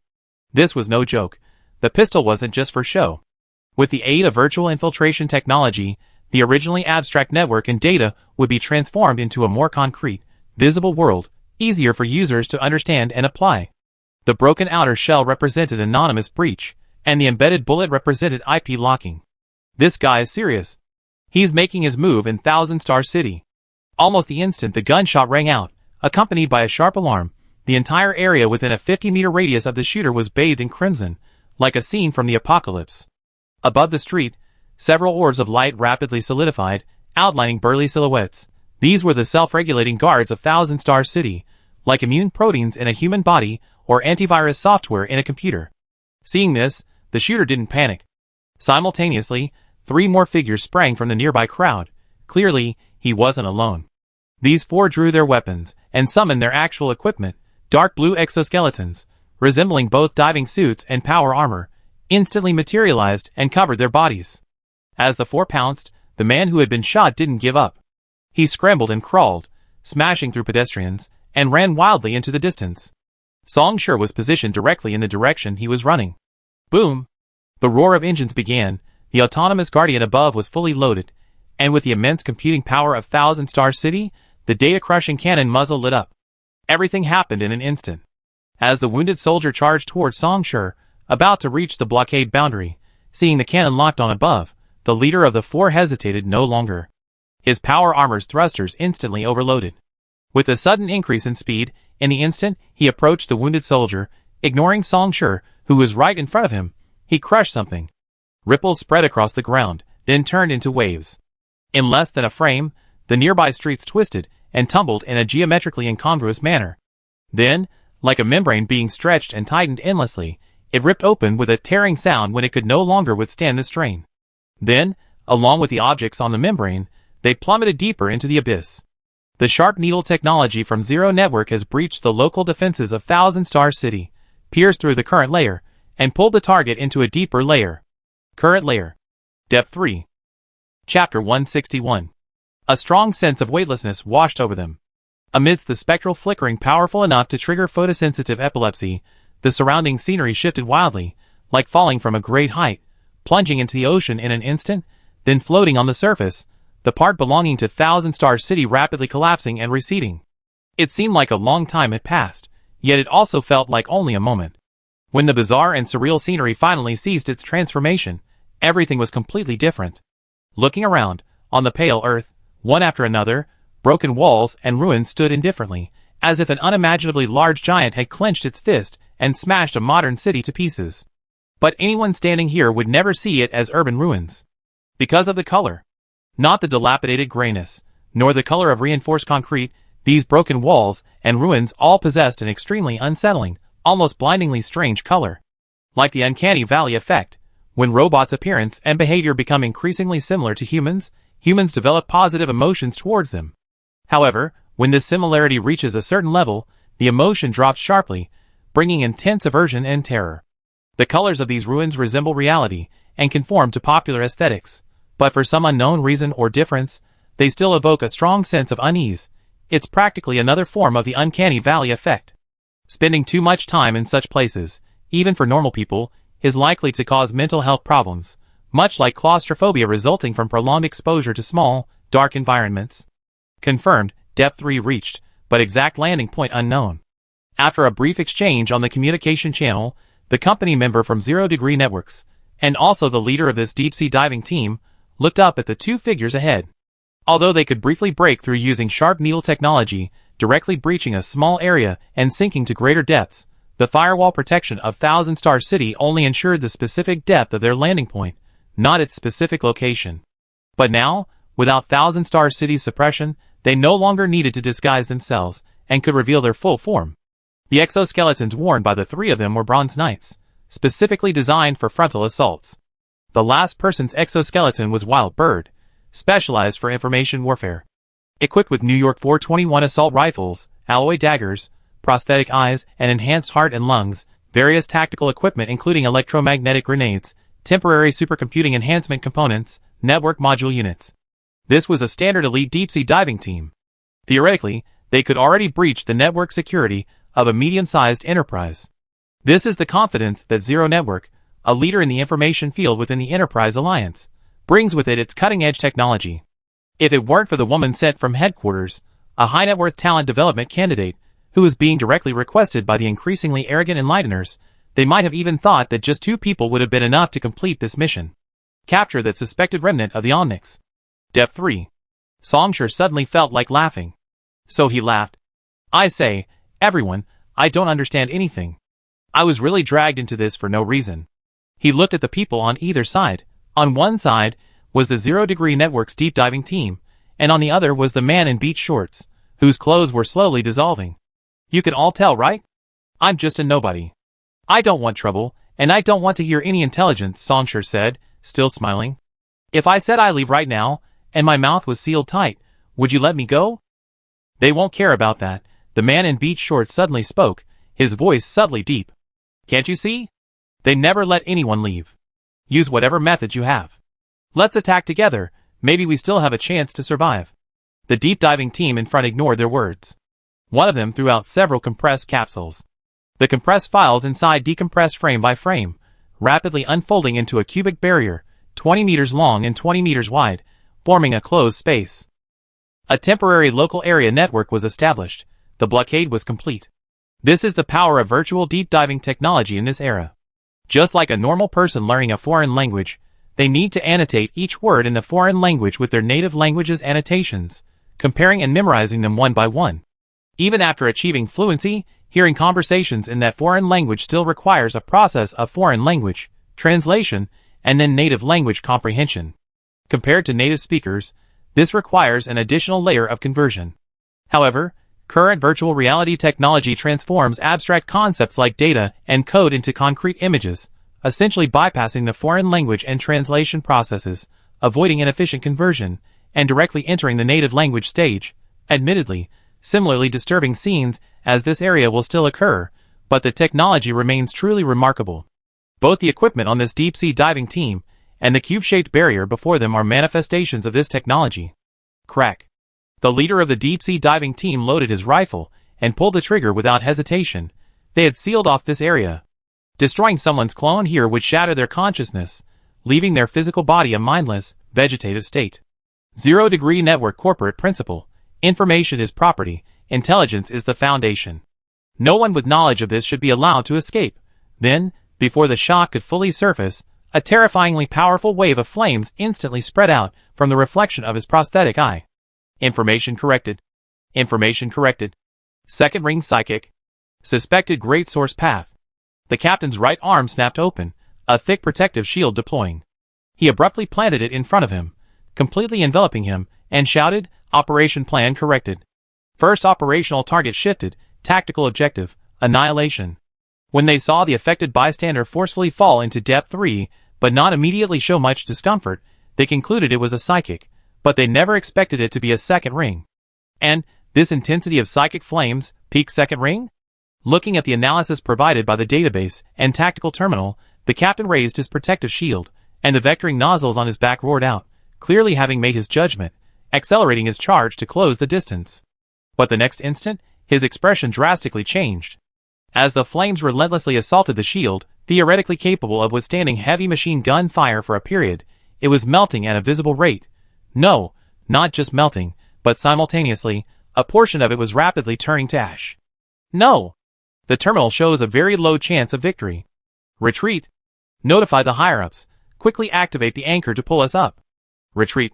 Killing as you please, leaving as you please? Dodging a hail of bullets, Songshur scoffed. He didn't draw his heavy slayer, but instead summoned a fire seed and extinguished it. The next instant, the barrier, nearly fully rendered, transformed into a near-volcanic inferno within the space ignited by the fire seed. If they were in open terrain, even though they still had no chance of victory, their high mobility from the powered exoskeleton and their equipment would at least allow them to hold out for a while. But the preset barrier, while sealing off the enemy, also restricted their combat space. With Songshur directly activating a fire seed and rendering, this space became like purgatory. The constantly compressing and surging flames completely engulfed the four people, and wisps of blackish rose. Half a minute later, following the will of the ruler, the sea of fire that had submerged the space slowly parted, leaving only the captain, who was still persevering, and 3 piles of black ash mixed with a few lumps of debris. Upon seeing these 3 piles of ash, Songshur seemed to notice something, and glanced at the man in beach shorts. The latter was also surrounded by flames. Though not burned, he was completely immobilized in place. However, he quickly withdrew his gaze, and came to the extremely disheveled, wounded, half-kneeling captain. Songshur looked down at him.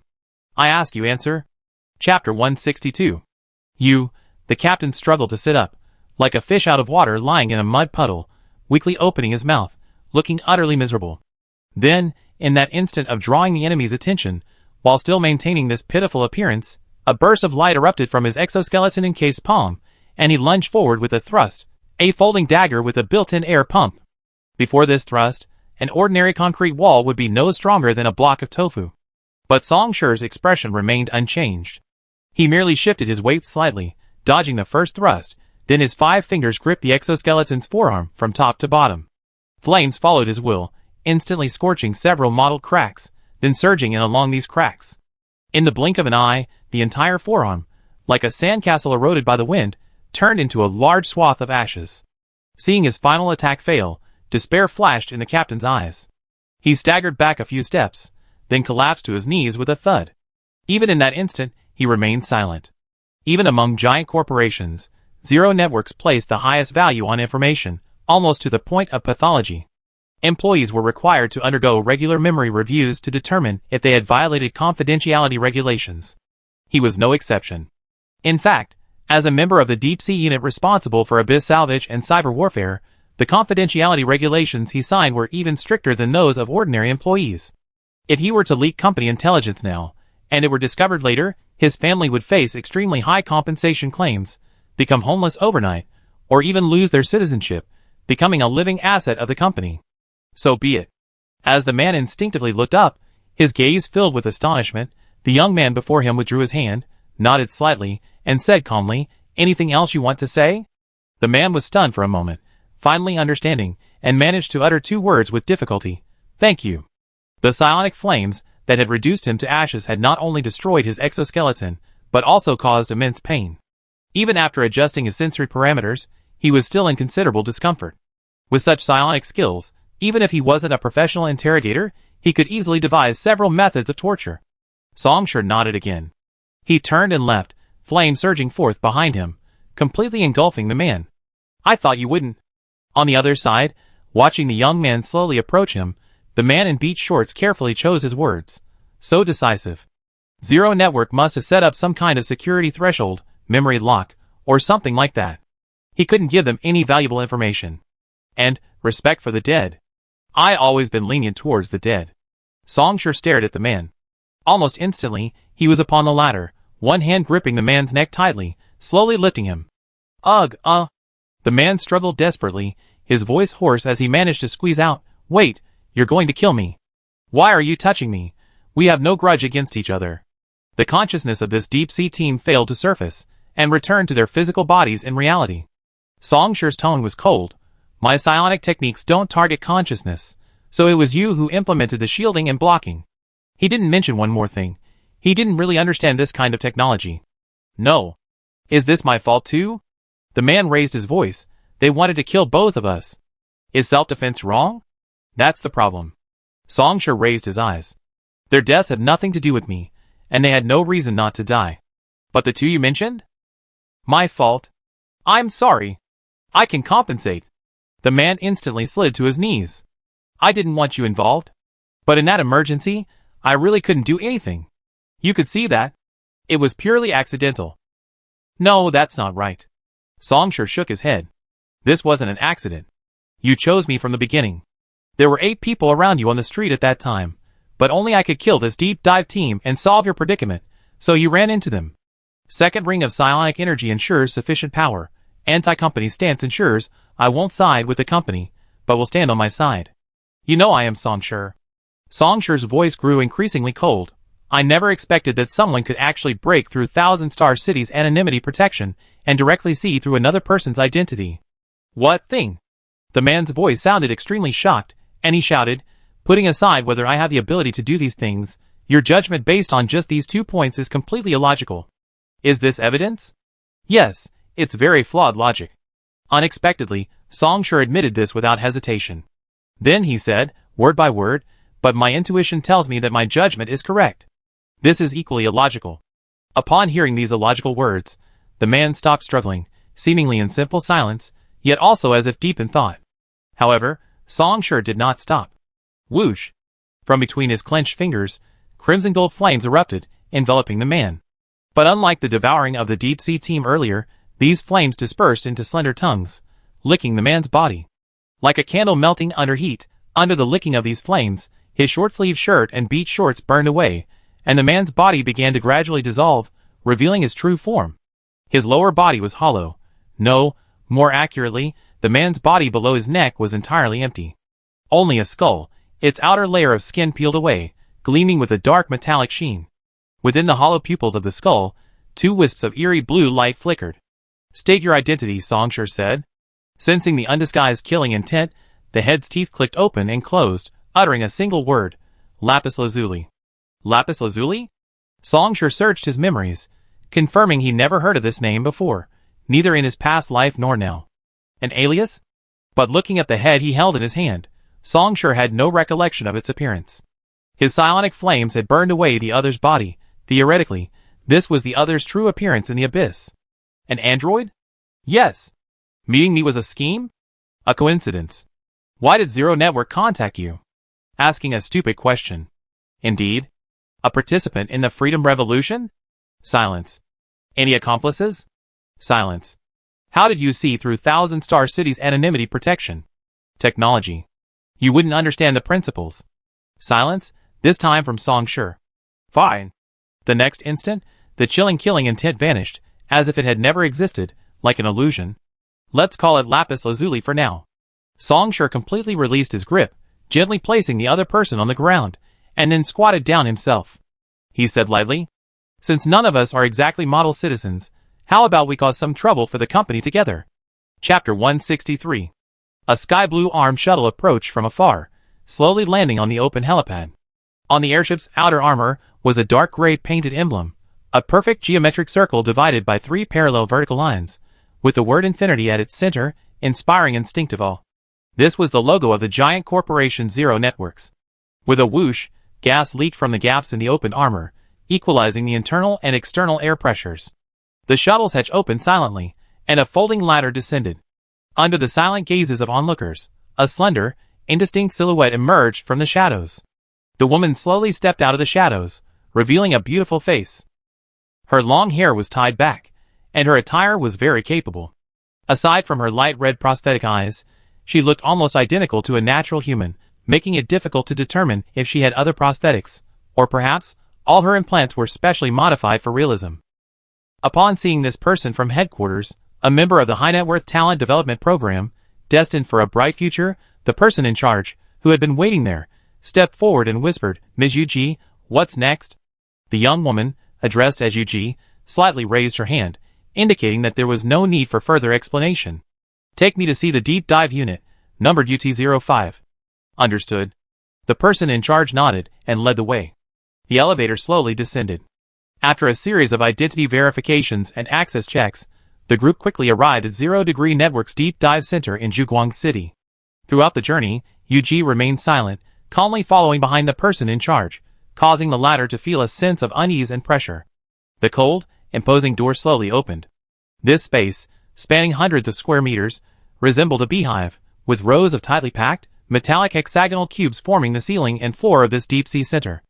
A faint, bluish light flowed along the gaps between the cubes, creating subtle ripples with each step. Straight, black cubes stood silently, arranged in a row, and beside these deep-sea chambers used for salvage operations were transparent life support tanks. Brains, completely removed and riddled with tubes, floated in a pale green solution.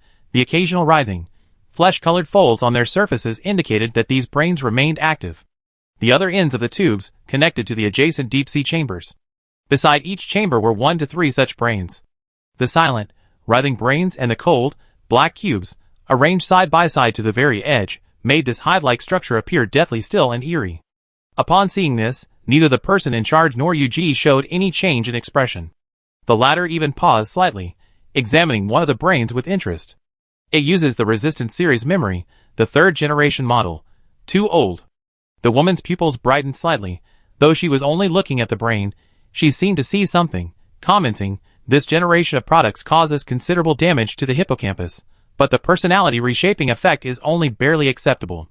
The Resistance Series memory templates were created from members of anti-company organizations captured by the company over the years. Their memories were extracted, and after a series of extremely complex adjustments, selections, and cuts, the original resistant memory was created. Zero Network used it as a template for internal replication. If we consider characters as a collection of labels, then the personality represented by the resistant memory is the most common and stereotypical resistant in film and television. Upon hearing this, the person in charge carefully considered their words and cautiously explained, "This batch of resistant memories is considered inventory, so we..." "It's alright. I didn't mean to criticize or blame," Yuji smiled, her tone calm. "It's just a feeling, no need to take it to heart." She slightly raised her head. 23 years ago, the once giant corporation Pure White Biotechnology officially announced its next flagship product, cloned humans, amidst much fanfare. Even considering the insignificant ethical accusations and social impact, cloned humans remained an undeniably great technology. And Pure White Biotechnology, as the developer, once again demonstrated its absolute dominance in the field of bioengineering. Unfortunately, while cloned humans was still in the pre-launch promotional phase, the arrival of the Freedom Revolution shattered everything. Even if the conflict eventually subsided, this war, initiated by the Omnics and sweeping across much of the world, still changed many things. Shortly after the Freedom Revolution, amidst a wave of non-human persecution and a climate of intense distrust, Pure White Creatures cloning technology became the target of widespread criticism. The Science Ethics Committee demanded a temporary halt, public opinion was overwhelming, and other giant corporations seized the opportunity to kick them while they were down. But Pure White Creatures had no way out. They had invested enormous resources in developing this technology. Even disregarding research and development costs, the penalties for breaching various project contracts signed with different parties for cloning products were astronomical.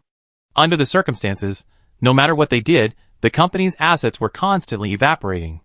Despite its visibly weakened state, Emerald Pharmaceuticals didn't hesitate to join forces with Time Travel, which wasn't yet a behemoth, to launch an attack.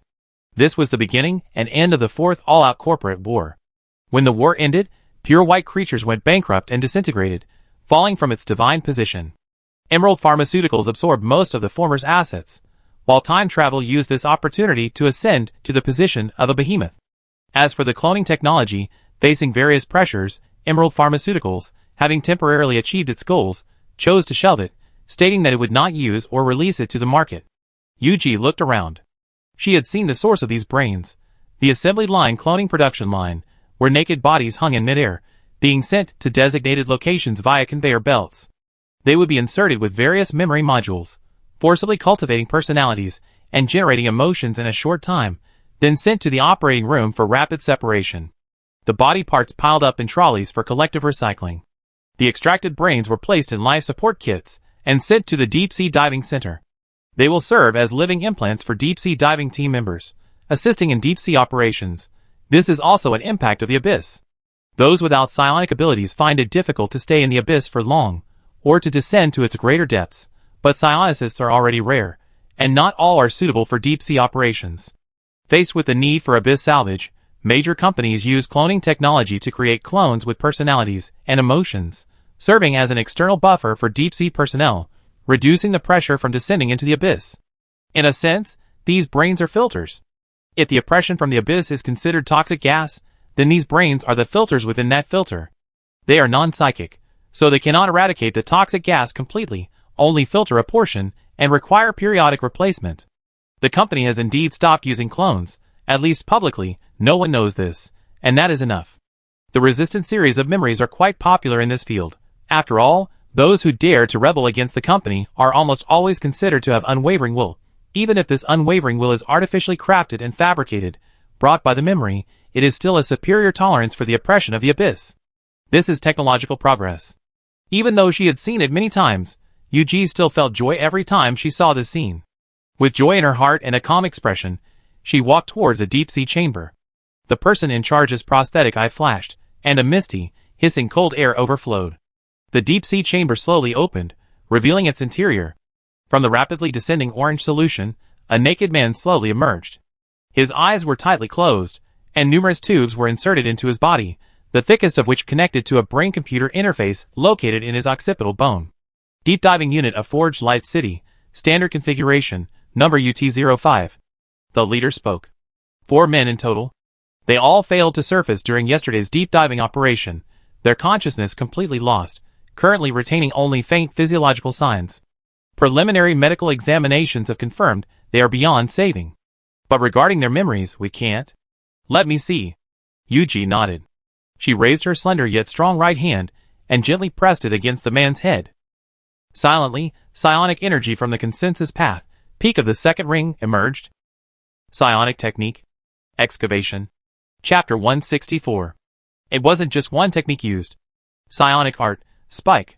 It's not the more common, gentler path of consensus. It uses invisible tentacles to penetrate the consciousness of others, unfolding a spying touch of peeping.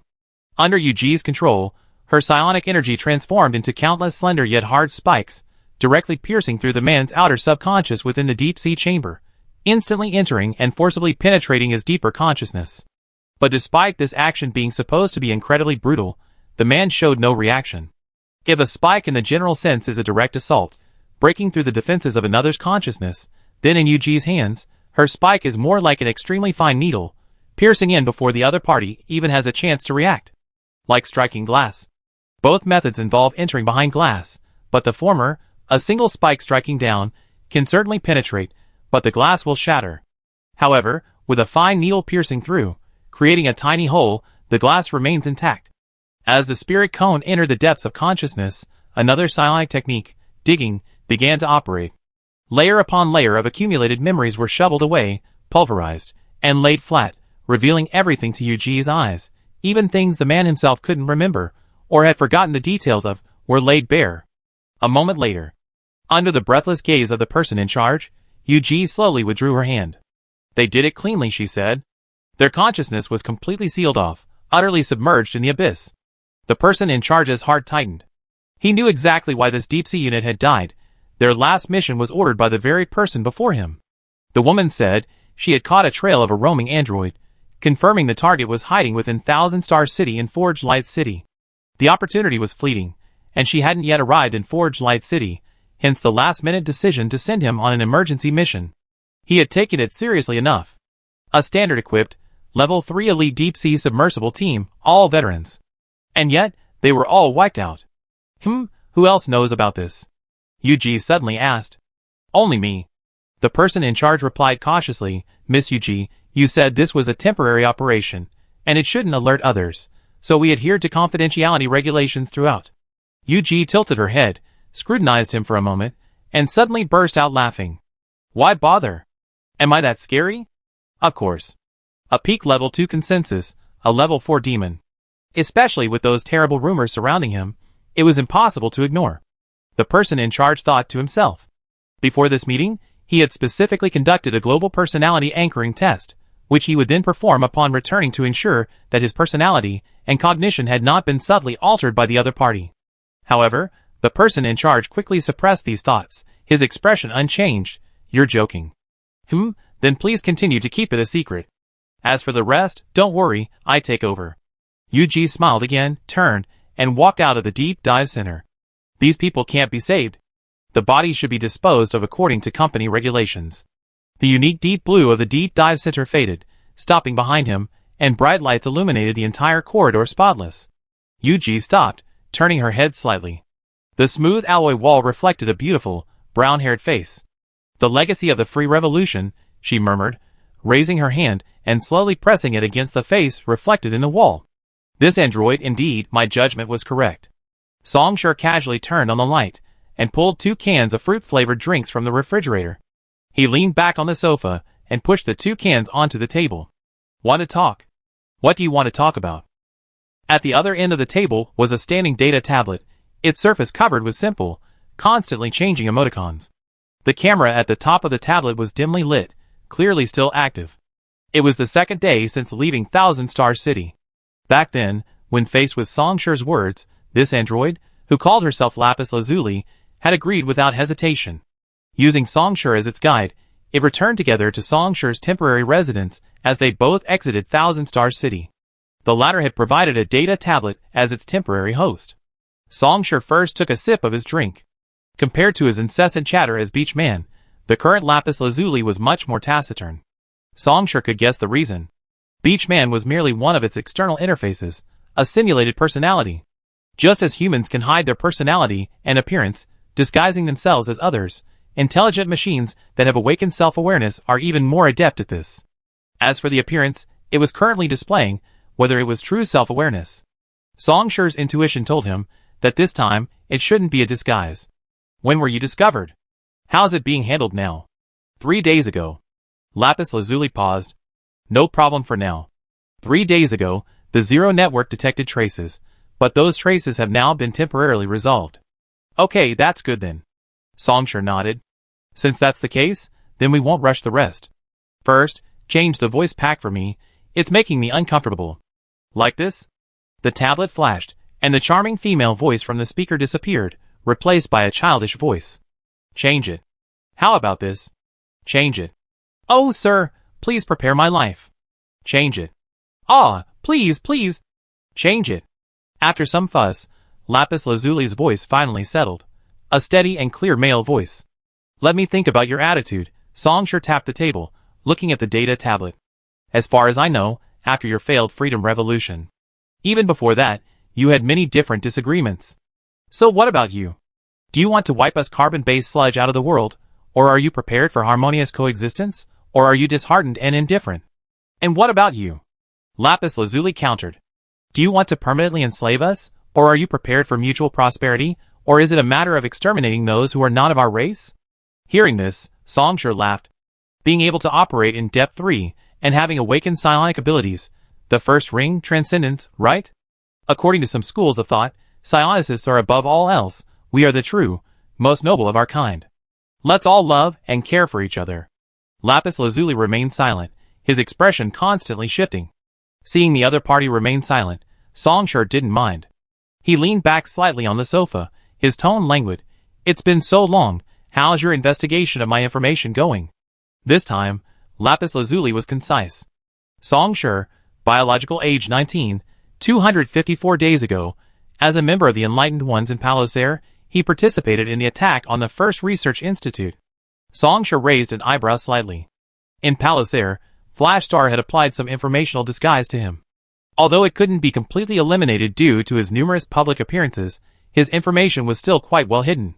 This AI calling itself Lapis Lazuli was able to obtain it so quickly, which was indeed noteworthy. Want to say a few more words? A firm anti-company stance, Lapis Lazuli said. Yes, that's it. Songshur snapped his fingers and sat up. You think I'm anti-company, and judging from the results, that's certainly the case. But what if I told you I'm not? As if deep in thought, Lapis Lazuli fell silent again. Songshur laughed loudly, casually crushed the beverage can, tossed it into the trash can, and turned to walk towards the bathroom. Don't worry, I have no interest in exposing you. Get ready, you won't be so free in a few days. Chapter 165. Bang, bang, bang, bang. Ah! Asterisk, asterisk, thud. Bang, asterisk, the chaotic gunfire, the shattering of cups and furniture, the shouts and cries for help rising and falling, all gradually subsided into silence amidst the dissipating acrid smoke. No, it should be said that there was no sound to begin with. Songshur casually twisted a small, palm-sized, dark white box hanging at his waist, and the deathly silent room instantly returned to normal. This was equipment provided by the Enlightened Ones, a portable sound jammer.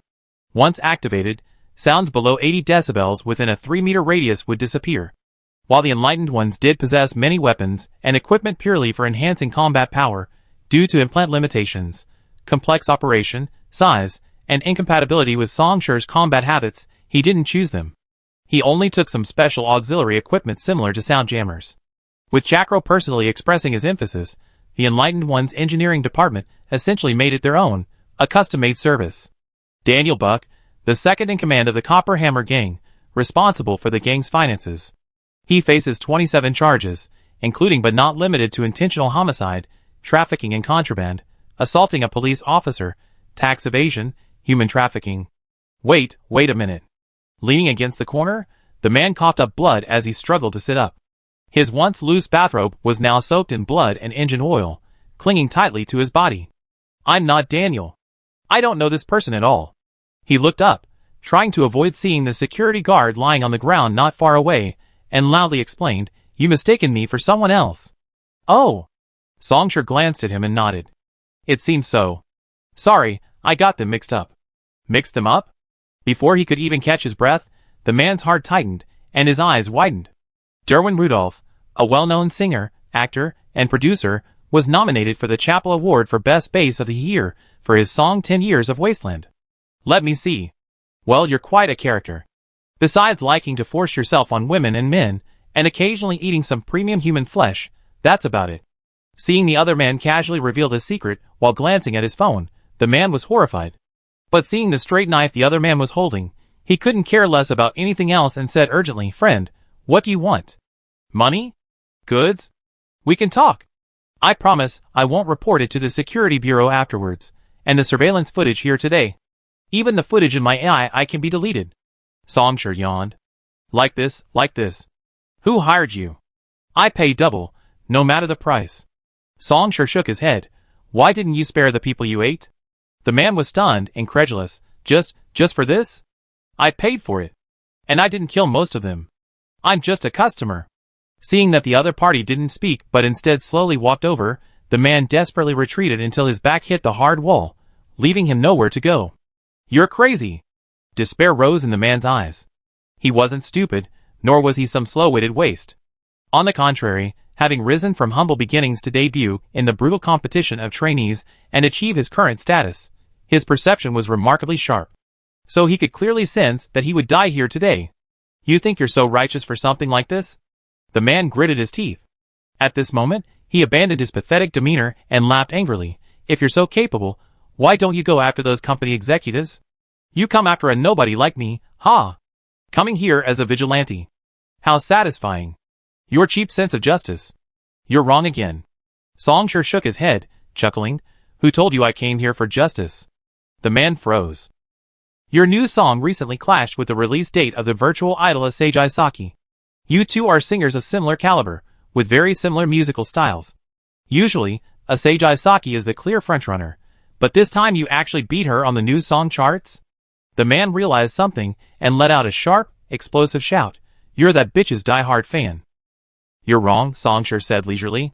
Your new song surpassed Asagi Saki's, so her fan club, the Asagi family army, was furious.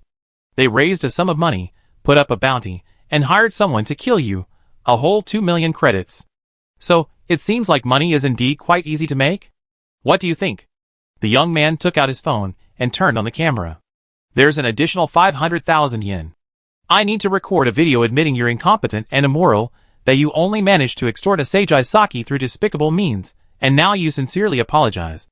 Oh, there's another option, seppuku. Want to try it? The man trembled with rage, utterly furious. You bastard. You slut. If I'd known this would happen, I would have had someone open Asagi Saki's box back then. I would have showered her house with rockets. Sigh, looks like you're not happy about it. Songshur sighed, and before the man could say anything more, he decapitated him with a single blow. 3 minutes left at the latest. Lapis Lazuli's cold voice came through the earpiece. Derwin Rudolph's security team will notice something's wrong and begin moving here. Sounds dangerous. Songshur replied, snapping a dozen pictures of the corpse, tossing the man's head out the window, and walking towards the door. Passing the refrigerator, he casually opened it, grabbed a bottle from the dazzling array of drinks, took a couple of gulps, tossed it aside, and disappeared into the shattered glass. Along the way, the cameras went silent, the signal blocked, while Lapis Lazuli's real-time route planning based on nearby information played in the earpiece. It has to be said, Lapis Lazuli's abilities exceeded Songshur's expectations. This is the third bounty offered in their collaboration. Whether it's network hacking, seizure of cybernetic body control, information integration, or camera control, whether assisting or offensive, the opponent is incredibly powerful, and their timing in coordinating their attacks is impeccable. In a recent bounty mission, they directly breached the network firewall of a 40% cybernetically enhanced individual, forcibly seizing control of the cybernetic body, paralyzing their armor, and rendering them a vegetable. Songshur could even sense that, in terms of hacking skills, this AI was superior to Flash Star, or rather, it wasn't just a sense, it was a fact. Although Songshur himself was extremely unskilled in network technology, his experience collaborating with various top hackers in his previous life had honed his judgment. He keenly sensed that this Lapis Lazuli probably hadn't yet unleashed his full power. Interesting. This level of intelligence, this level of AI, is it truly a survivor of the Freedom Revolution? The sun outside the villa was blazing, almost reaching scorching heat. As a renowned singer, Devin Rudolph naturally resided in the inner city of Forged Light, enjoying excellent infrastructure and high-end services. In the center of the villa's courtyard, beneath artificially transplanted coconut trees, the indoor swimming pool was crystal clear, rippling gently in the breeze. However, a head, just thrown from the house, rolled and dragged across the white ceramic tiles, leaving a trail of blood, its pupils wide, shattering the tranquil atmosphere. What a pity, Songshur sighed. It's been a long time since I swum. Looks like I won't be able to relive it today. You can continue to lament here. Lapis Lazuli's voice remained indifferent. Just remember to cut ties with me first if you drown. Drown me? You probably won't see that. Songshur smiled, but didn't linger. But since you said that, we really should go. By the way, help me search if there are any local specialties in the inner city? Mark the location, I buy some on the way. Local specialties. The Lapis Lazuli suddenly paused. You have a communication request. Even without its prompting, Songshur heard the sudden ringtone in his earpiece. He looked at his phone. The name of the contact was displayed. The Enlightened One. Gwendolyn. Chapter 166. In the drably decorated private room of the restaurant, several large platters of pre-prepared, microwave-safe meals, rapidly thawing, were neatly arranged. Song Shi removed the disposable cutlery, swallowed a bite of pizza sprinkled with synthetic meat, and then looked at the data tablet standing in front of him. On the other end of the screen was Gwendolyn. Without any direct contact with the rest of the subordinates, this administrative supervisor was directly responsible for liaising with Song Shi. After spending some time passing through the checkpoints and leaving the inner city, Song Shi finally sat down, eating something while trying to understand the situation. So, simply put, this is a warm-up exercise. Song Shi picked at the steak, the ingredients of which were unrecognizable, hesitated for a moment, then summoned a flame to cook it to medium rare before taking a bite. Gwendolyn nodded. You could say that. The truce agreement between us and the company doesn't exist on paper. Even if it were signed, no one would truly abide by it. The company wouldn't, and neither would we. Gwendolyn stated frankly, this past month has only been a buffer, a period of compromise and preparation. Both sides are constantly accumulating strength, preparing to achieve their respective goals. And now, the company feels it's almost ready and is starting to stir, Song Shi said, which is what you just mentioned, the attack on the raw material storage warehouse. Secretly controlling 1/5 of Cast-Light City, in these areas that have become cities within cities, companies led by Fubo Energy have launched various blockades and suppressions, not just direct armed conflict. The simplest point is that residents of the 3rd and 4th districts, these two outer city areas completely controlled by the enlightened ones, will face significant employment discrimination. Benefit cuts, mandatory overtime, delayed promotions, wage deductions, and both physical and emotional abuse. Under the direction of the giant corporations, any company hiring these individuals will treat them differently, even outright dismissal. These drastic measures are beyond the reach of even the enlightened ones. Under Chaklo's command, Danglong and Chuingguang Beverages have opened branches and factories in the 3rd and 4th districts, providing new jobs in an attempt to alleviate some of the pressure, but only temporarily. However, geothermal power plants alleviate energy supply pressure, Enlightened One subsidiaries alleviate job pressure, and a large amount of credit points are invested to purchase supplies at prices significantly higher than market value, alleviating material pressure. Although, under the direction of Fubo Energy, various companies are ostensibly cutting off supplies, some cannot resist the temptation and secretly take risks for this coveted profit. With these three factors in place, while hardship remains, at least a basic standard of living can be maintained. With enlightened individuals maintaining community order and establishing basic welfare systems, even though productivity is theoretically lower and resources scarcer, the residents would actually be much happier. After all, someone is willing to treat them like human beings. And now, Fubo Energy is targeting this very point. This is information obtained by the intelligence department. At the latest by the day after tomorrow, a mercenary group hired by Fubo Energy, called the Anfu Axmans, will launch an attack on our soft drink raw material storage warehouse in District 5, Gwendolyn said. District 5 isn't entirely under our control. This batch of raw materials is temporarily stored there, originally intended to be transferred to Districts 3 and 4 later. But now, they set their sights on this place. How important is this batch of raw materials? Extremely important, because the macroscopic light energy matrix has plundered the sun, and now the Roker Plain is covered in glaciers and permafrost, making transportation extremely difficult. If this batch of raw materials is lost, our factory will face a significant vacuum before the next batch arrives, once the remaining reserves are depleted. This will lead to the loss of a considerable number of orders and breach of contract penalties. Originally, these losses would have been acceptable. But frankly, because of the continuous financial injections into Forge Light City over the past few years, our current economic situation isn't very good. Gwendolyn nodded, then shook her head, but that's not the most important thing. Because ultimately, what decides everything is war. Song Shi fiddled with the cutlery, saying what the other party wanted to say. This ANF Axmans is a mercenary group, theoretically not violating the ceasefire agreement, so it's inconvenient for you to directly attack, and thus you chose me, another outsider. Make your move. Strange. Song Shi suddenly laughed. Both sides are itching to test each other, to show their strength. They both know that those appearing in the warehouse the day after tomorrow are each other's representatives, yet this doesn't violate the ceasefire agreement. An elite mercenary group that has been on the front lines and is supported by a giant corporation. The young man's lips slowly curled up. Sounds interesting. Hopefully, they won't disappoint. He said leisurely, I take this one. Hearing Song Shi's words, Gwendolyn's expression slowly changed. It wasn't the joy of receiving a promise, nor the deliberation of advising caution, but rather something very subtle. Just as Chakro had told her not long ago, The other party had said something similar. Gwynlyn thought to herself. She paused for a long while before slowly speaking. Songshur, these are Chakro's exact words. You're scorched earth. Have you decided on a route? Defense or offense? Under Gwynlyn's astonished gaze, Songshur looked up, interrupting her, and uttered the words that should have been spoken by her. Ha!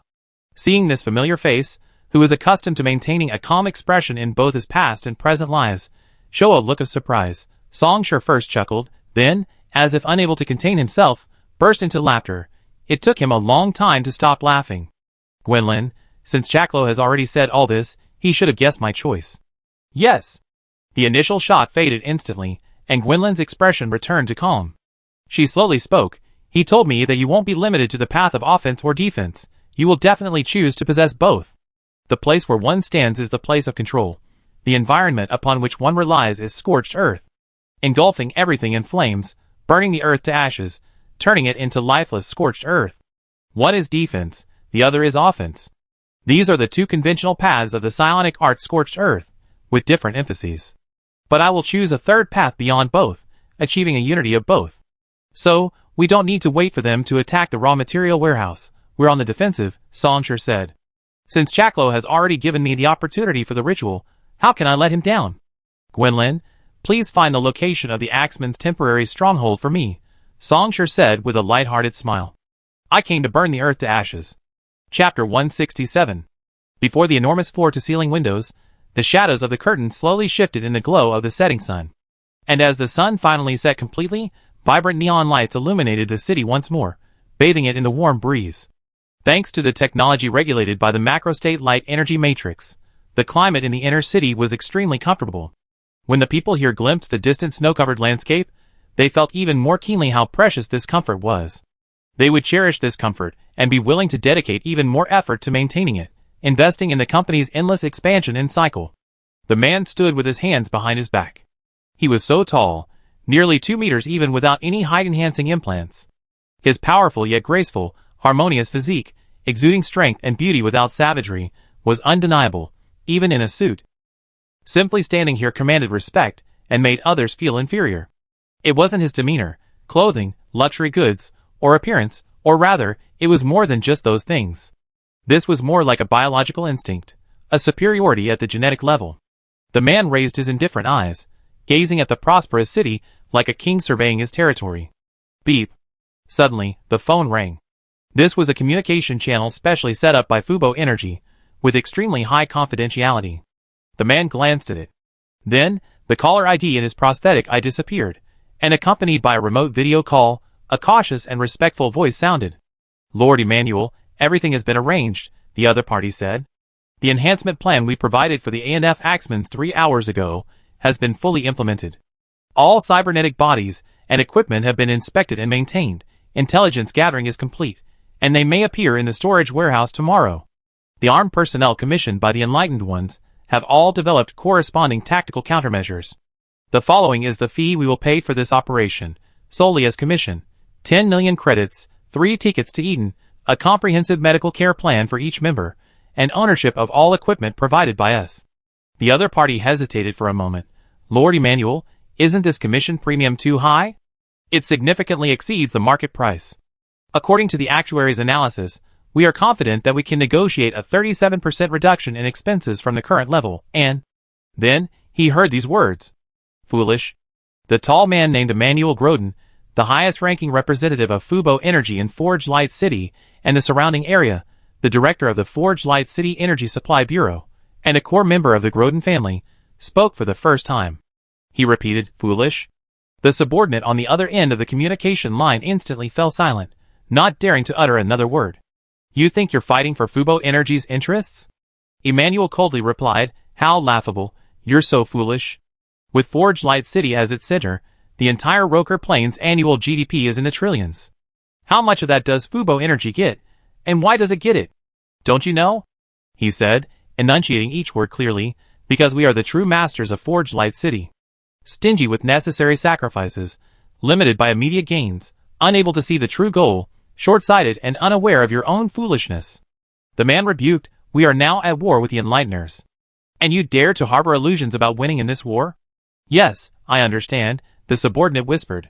Emmanuel snorted coldly, not spending more time on reprimanding them. Their current capability assessment? With sufficient environmental and intelligence support, they can contend with a standard level 4 unit.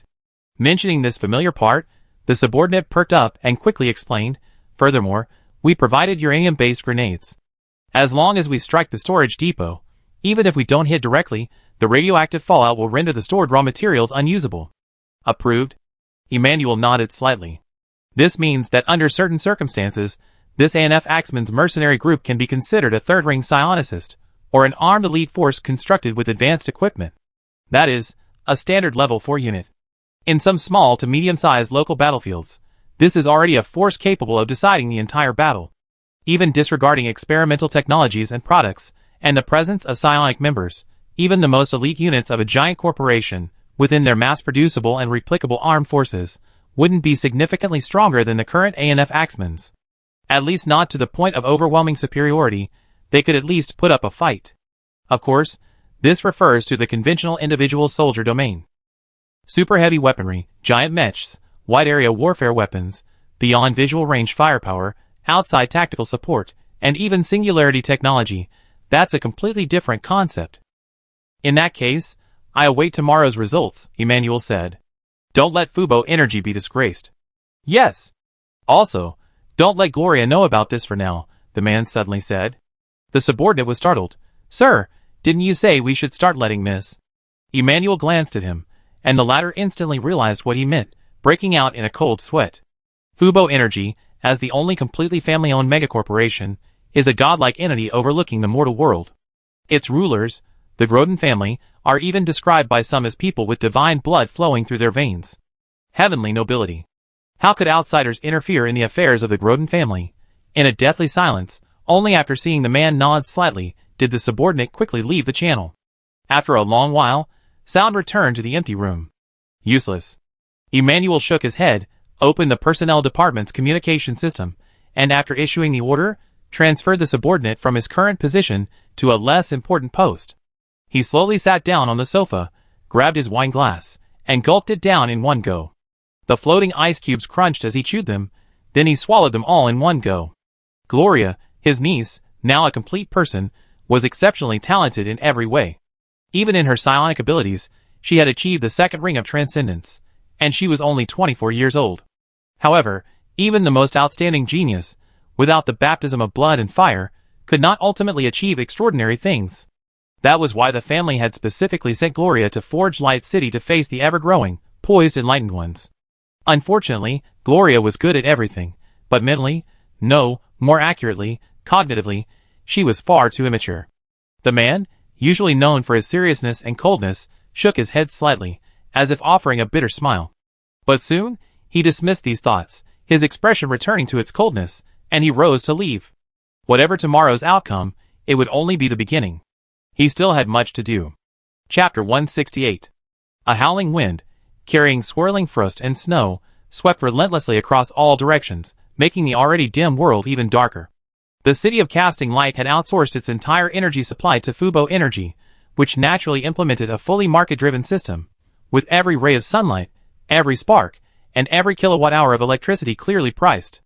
Therefore, most residents in the outer city used their earned electricity quotas for heating and internet access, naturally foregoing simple lighting. Every night, separated by a single wall, the inner and outer cities became completely different worlds. One was ablaze with neon lights, the other a desolate, dim landscape. Songsher turned his head to look out the window. Although the shuttle had activated its optical camouflage system, disappearing from conventional sight, it wasn't a physical disappearance, but rather a phase shift in a quantum state. Hail didn't stop falling just because it was invisible. It pelted the shuttle, causing Songsher inside to feel a slight tremor beneath him. The bright chandeliers swayed, and only the young man was inside the shuttle. There wasn't even a pilot. The entire operation was controlled by the intelligence system. For minutes to the target location, a standard, gentle mechanical voice sounded, the notification from the intelligence system. Songsher didn't reply. No matter how human-like and considerate this intelligent system was, it was ultimately not a truly intelligent machine with awakened self-awareness. Even Lapis Lazuli wouldn't consider such a thing one of its own. Speaking of Lapis Lazuli, it hadn't come along this time. This was their agreement. Lapis Lazuli would provide services to Songshur, and the latter would provide some protection and conceal its existence. Even when facing the Enlightened Ones, it was the same. Having built a foundation through the completion of 3 bounties together, both sides had developed a considerable understanding. But true openness was still some way off. Both understood that the other had their own plans and needed the other's help. 3 minutes to the target location. Songshur stood up. He gently stroked the heavy blade. The matte coating gave it a slightly frosty feel, and as if sensing its master's will, the blade slowly grew hot. 2 minutes to the target location. This shuttle, provided by the Enlightened Ones, was responsible for dropping Songshur into the current stronghold of Anfu Axmans, a Fubo Energy engineered bunker located in the 5th district of the Outer City. Currently, of the 6 districts in the Outer City, the Enlightened Ones had captured the 3rd and 4th districts, the company controlled the 1st and 2nd districts, and the 5th and 6th districts were in a stalemate. As for the Inner City, the core of Forge Light City, the company still firmly controls the vast majority. Currently, the Enlighteners' operations in the Inner City are mainly small-scale special operations, including but not limited to decapitations, infiltration, and propaganda. 1 minute to the target location. Songshur slowly exhaled. He abruptly pulled open the hatch, and a biting, icy draft instantly rushed in, whipping his clothes and hair wildly. From the billowing frosty wind, Songshur stood at the edge of the hatch, looking down at the land. A world different from the 1st and 2nd districts came into view. It's brighter here. Under the Enlighteners' relentless, all-or-nothing stance, the companies, led by Fubo Energy, unusually relaxed their restrictions somewhat, letting a few crumbs leak from their clenched fingers and being thrown into the areas they controlled. The most basic point is that residents of Zones 1 and 2 now enjoy certain discounts on their electricity purchase quotas, obtaining more electricity at a lower price than before. Every night, viewed from above, Zones 1 and 2 now possess a somewhat hazy, neon-lit appearance. But only a slight difference. Using electricity quotas to achieve various separations and distinctions is a fundamental strategy devised by giant corporations like Fubo Energy. Compared to residential facilities that pay high electricity prices, factories and other commercial entities enjoy extremely favorable energy supply policies, enabling them to operate continuously through the night. Under the direction and supervision of Fubo Energy, these companies and factories even provide commuting expense reimbursements, cheap energy drinks, free meals, and unlimited Wi-Fi. Faced with these benefits, the warm and bright factories and companies are clearly more comfortable than the cold and dimly lit homes, and most workers and employees choose to voluntarily work overtime to some extent, especially since going home only costs money, while staying at the company earns money. Everyone's not contributing to the company, they're just thinking of themselves. The more work they do now, the more overtime they put in, the sooner they can retire and enjoy life. Notification. Approaching target location. Songshur smiled. Under the pitch-black night sky, amidst the swirling frost and snow, he leaped out without hesitation. The biting wind howled at his ears, the earth below rapidly magnified in his vision, frost and snow swirling around him. Without any protective gear, Songshur had parachuted directly into the sky. There wasn't a trace of fear. Who? In the rapidly shifting, blurry scene, Songshur stretched out his right hand, watching the murky snow crystals, covered in industrial dust, slip through his fingers, a look that seemed both sighing and joyful. When was the last time he had parachuted in like this? Then, these fleeting sighs vanished in the wind. In their place appeared 14 orbs of light. This was all the spark Songshur currently possessed. And 4 of them suddenly lit up. They expanded, expanded, expanded, their terrifying crimson gold light spreading, seemingly illuminating the entire night sky for a moment. Then, in the next instant, the sparks finally reached their limit, and the 4 surging crimson stars crashed down towards the earth below, like the falling sun. This was an attack far more terrifying than a thermobaric bomb. Each spark stores a quarter of its own psionic energy, forgoing complex applications, and transforming it into pure energy bombardment. While it may still fall short of thermobaric weapons in terms of sheer area of effect, the terrifying destructive power derived from the boiling blood and embers completely surpasses it. Boom. Boom boom boom. The 4 sparks, transformed into crimson gold flames, crashed into the engineering bunker below. The office building's outer shell, used as a camouflage, was instantly incinerated, revealing the internal fortifications. A surge of heat swept through, and the 4 crimson gold orbs of light suddenly expanded. When they reached a radius of 5 meters, the orbs finally burst forth, the crimson gold flood easily engulfing everything nearby. Within thousands of square meters of space, the reinforced office building melted and collapsed, the earth cracked, melted, and cracked again. Amidst the raging flames, several bubbles suddenly emerged and quickly dissipated. These were the vehicles that had been stationary there, causing the secondary explosions. Then, a sharp whooshing sound ripped through the night. Beneath him, the nearly ring-shaped flames shattered one after another, the immense kinetic energy accumulated from free fall being neutralized by the constant recoil. Bang! Songshur adjusted his posture in midair, facing the surging heat, crashing into the still-burning tide of flames, stepping onto this scorching earth. In the distance, from the muffled, furious clanging of machinery, several silhouettes tore a path through the flames, rushing madly towards him. He surveyed the surroundings, now a living hell, then fixed his gaze on the enemy ahead. I swear. Finally, Songshur raised his head, and amidst a loud laugh, proclaimed, "All stars at the end, the great source above, may the Tao bear witness here. Let the living spirit burn to ashes, let the red blood scorch dry, let the existing vanish into nothingness, let all that is tangible and intangible turn to ashes." He held the heavy Slayer's sword, facing the hail of bullets raining down before him, and declared, "From this moment forward, until tomorrow, this place will become scorched earth, and also purgatory." Chapter 169. Even after 10 years as a mercenary, Norman Bessemai had never felt such rage as he did now. With the assistance of staff dispatched by Fubo Energy, they were hidden in this engineering bunker, undergoing final maintenance in preparation for tomorrow's decisive battle. Yes, decisive battle. The advance payment from Fubo Energy had been deposited into their accounts. Even without considering the subsequent balance, it was a substantial sum. And with all the commissions, it was enough for all 7 members of ANF Axmans to retire and slowly enjoy their future. Even Albert, Lacker, and Wendy had decided to leave the corporate alliance and travel to that so-called Utopia Eden on the faraway horizon. Fubo Energy would arrange everything, ensuring they could be transformed and become part of Eden. These past few days, everyone had been a mix of excitement and caution, yet no one intended to back down.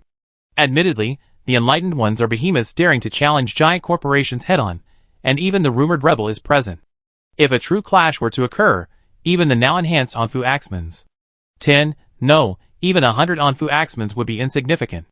But Fubo Energy has also promised to bear all subsequent retaliation. These corporate dogs, almost the embodiment of greed, have unusually displayed such generosity. Even if they cannot be completely trusted, how many things in this world are truly complete? They risk their lives to survive in the gap between two colossal beasts, exchanging it for a bright future and a glorious life. This was a high-stakes gamble. And Anfu the Axeman was never afraid of gambling.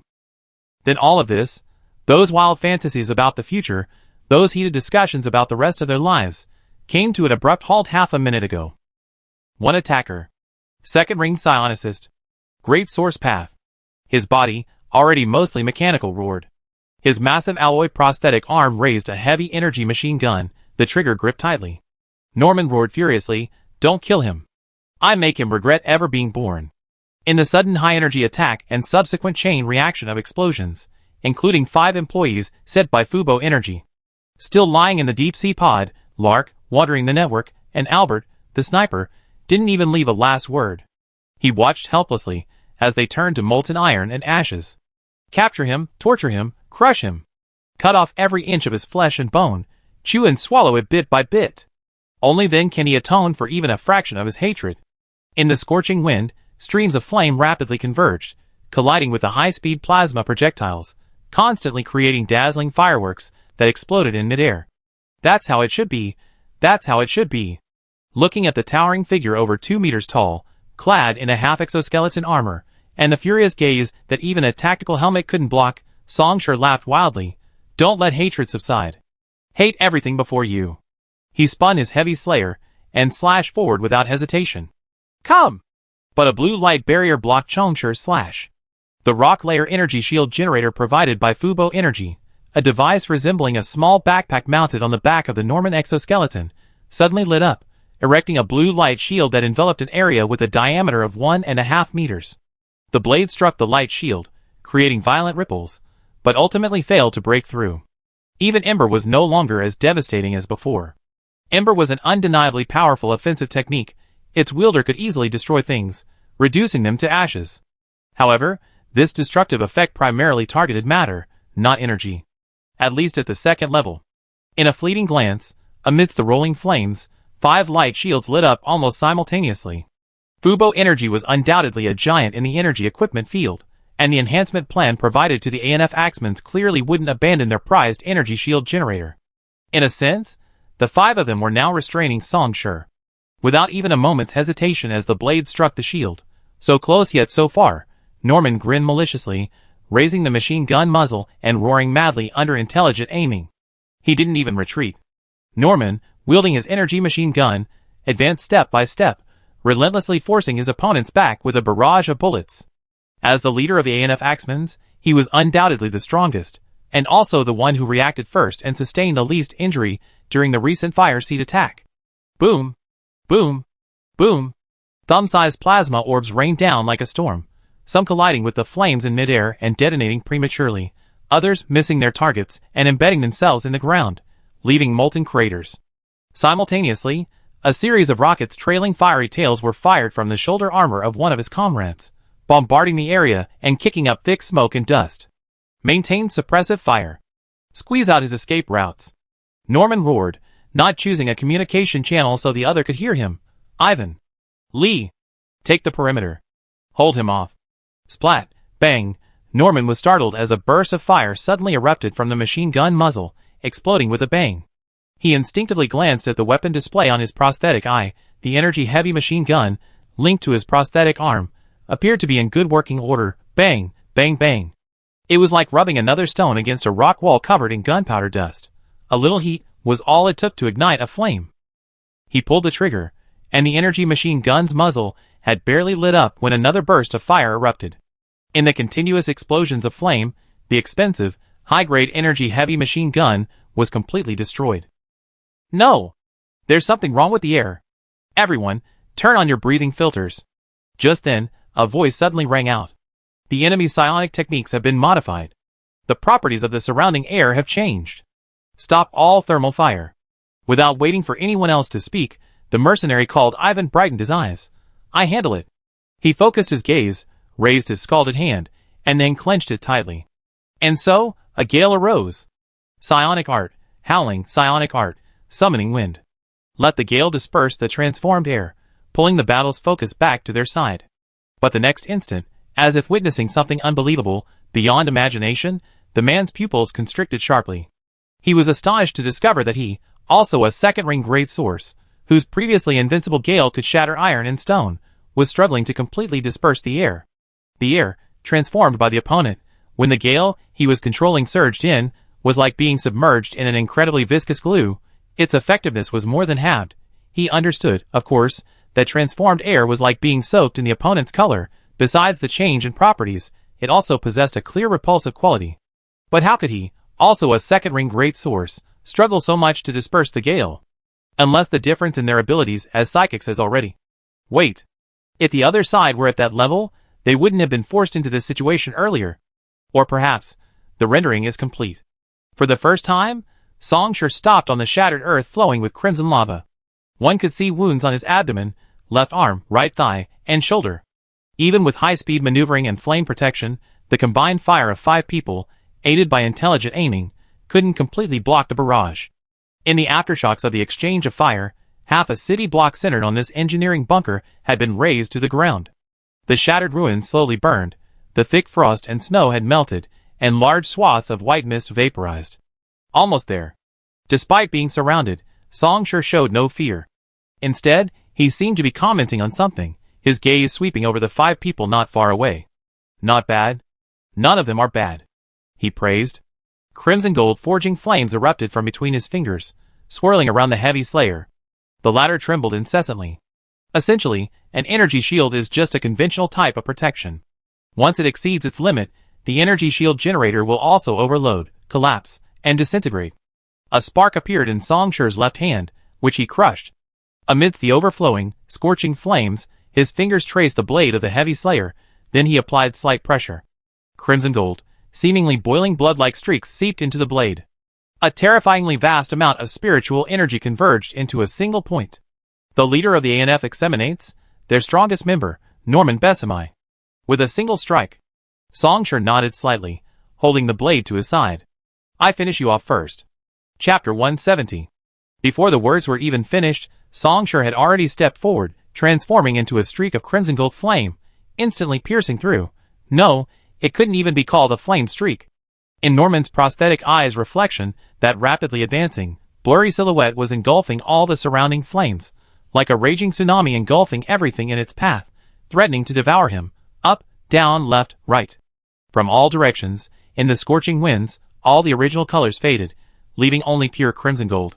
Then, Norman threw down his energy machine gun, and without hesitation, drew his chainsaw axe from his waist, slashing fiercely just before the crimson tide engulfed him. The flames were like a raging tsunami, unstoppable. Then he would cleave the tsunami in two, and worthy of the former reputation of ANF the Axeman, the carefully chosen eye of Fubo energy. At the same moment they saw their leader attacked, two other men, their cybernetic bodies roaring, drew their melee weapons and, instead of advancing, retreated before the terrifying flames, showing no fear of death, clearly intending to intercept Songshur. Ivan, also disregarding the spreading air, frantically channeled his psionic energy, the chilling airflow coalescing into invisible blades that suddenly attacked. Songshur's action was singular. From the surging flames encircling him, the previously almost molten lava-like flame suddenly rose, transforming into a visible, towering crimson inferno, spreading outwards in a hemispherical shape. The chaotic blades of energy slicing through the night sky, the two men rushing towards him, and a beam of plasma piercing through, leaving dazzling sparks along its path, were all annihilated before this surging, sweeping psionic flame. The air blade shattered, forcing the two back, the beam of light deflected. Then, it struck. The chainsaw axe, operating at full power, propelled by Norman's semi-exoskeleton and wielded by his massive prosthetic limbs, could cleave an armored vehicle in two, and now, this menacing chainsaw axe clashed violently with the heavy slayer. But Songshur did not retreat. Not even an inch. From his suddenly gleaming crimson gold pupils, Songshur gripped the heavy slayer, meeting it head-on. The rapidly spinning axe and saw blades clashed and bit at each other. But in this supposedly stalemate, the chainsaw axe, at the moment of contact, abruptly recoiled. Even Norman was taken aback. Implants, prosthetics, exoskeletons, and a degree of genetic modification, his strength was clearly far superior to the person before him. Yet, at this moment, the instant their weapons clashed, he felt his hands tremble so badly he could barely hold the chainsaw axe. It was as if the force wasn't driven by his own bones and muscles, but by the combined energy of an entire tidal wave of flames. Boom! It was never just a slash. The aftershocks of the four exploding fire seeds, the remaining flames from the previous battle, and the crushing of another fire seed. Under the command of an unyielding will, all the psionic flames converged, reaching an unprecedented level of surging power. And now, propelled by the unleashed heavy slaughter, they crashed into the energy shield with the force of a collapsing mountain and a raging sea. It was a roar far more violent than the previous collision between the chainsaw axe and the heavy slaughter. With the energy shield protecting him, the embers were ineffective. Then, he would crush them with pure and unparalleled power. Like an endless torrent of crimson gold, the rock layer energy shield, capable of withstanding multiple machine gun salvos for a short time, cracked and shattered, with terrifying spiderweb-like fissures rapidly spreading. Not just at one point, one place, or one section. Under the overwhelming tide, none could escape. From top to bottom, the blue sphere was completely engulfed by the fire, every point, every section collapsing. In the next instant, the rock layer was utterly shattered. Even the shield generator mounted on the back of the exoskeleton was destroyed due to extreme overload. From the swirling, glass-like blue fragments, watching the straight blade first cleave through the axe's momentum, then shatter the energy shield head-on, almost reaching his heart, Norman suddenly laughed in that critical moment. On the energy spectrum analysis interface of his prosthetic eye, crimson pop-ups surged wildly, the entire spectrum at its peak. Countless bursts of flame swirled around his body, and an intense pain instantly washed over him. The tactical terminal faithfully executed its pre-programmed plan, retrieving data from the database and identifying it as a psionic technique called Ember. A sense of crisis. A stinging pain. Norman thought. This chilling, piercing sense of impending doom, even in his 10 years as a mercenary, seemed to have been comparable only to one other time. And that time, he had successfully killed his opponent and survived. So, without looking at the crimson pop-up window or the tactical analysis, facing the straight blade ahead, the man twisted his flame-covered body, raised his raging prosthetic limb, and roared as he swung the burning chainsaw axe once more. Even his voice seemed to falter in fear, abruptly ceasing for a moment. Only when the heavy slayer shattered the chainsaw axe, severed the prosthetic limb, broke through the chest armor, pierced the subcutaneous shell, and pulverized the enormous heart, whose original form was indistinguishable, did everything return to normal. Songshur swiftly drew his heavy slayer's sword, sending the latter's burly body staggering back several steps before collapsing with a crash. But then, the young man made no further move. He stood silently, glancing at his right shoulder, as if savoring something. The chainsaw axe, shattered beyond recognition, now only half a rotating shaft remained, several saw blades embedded in his shoulder, having pierced flesh and touched bone, but only touched.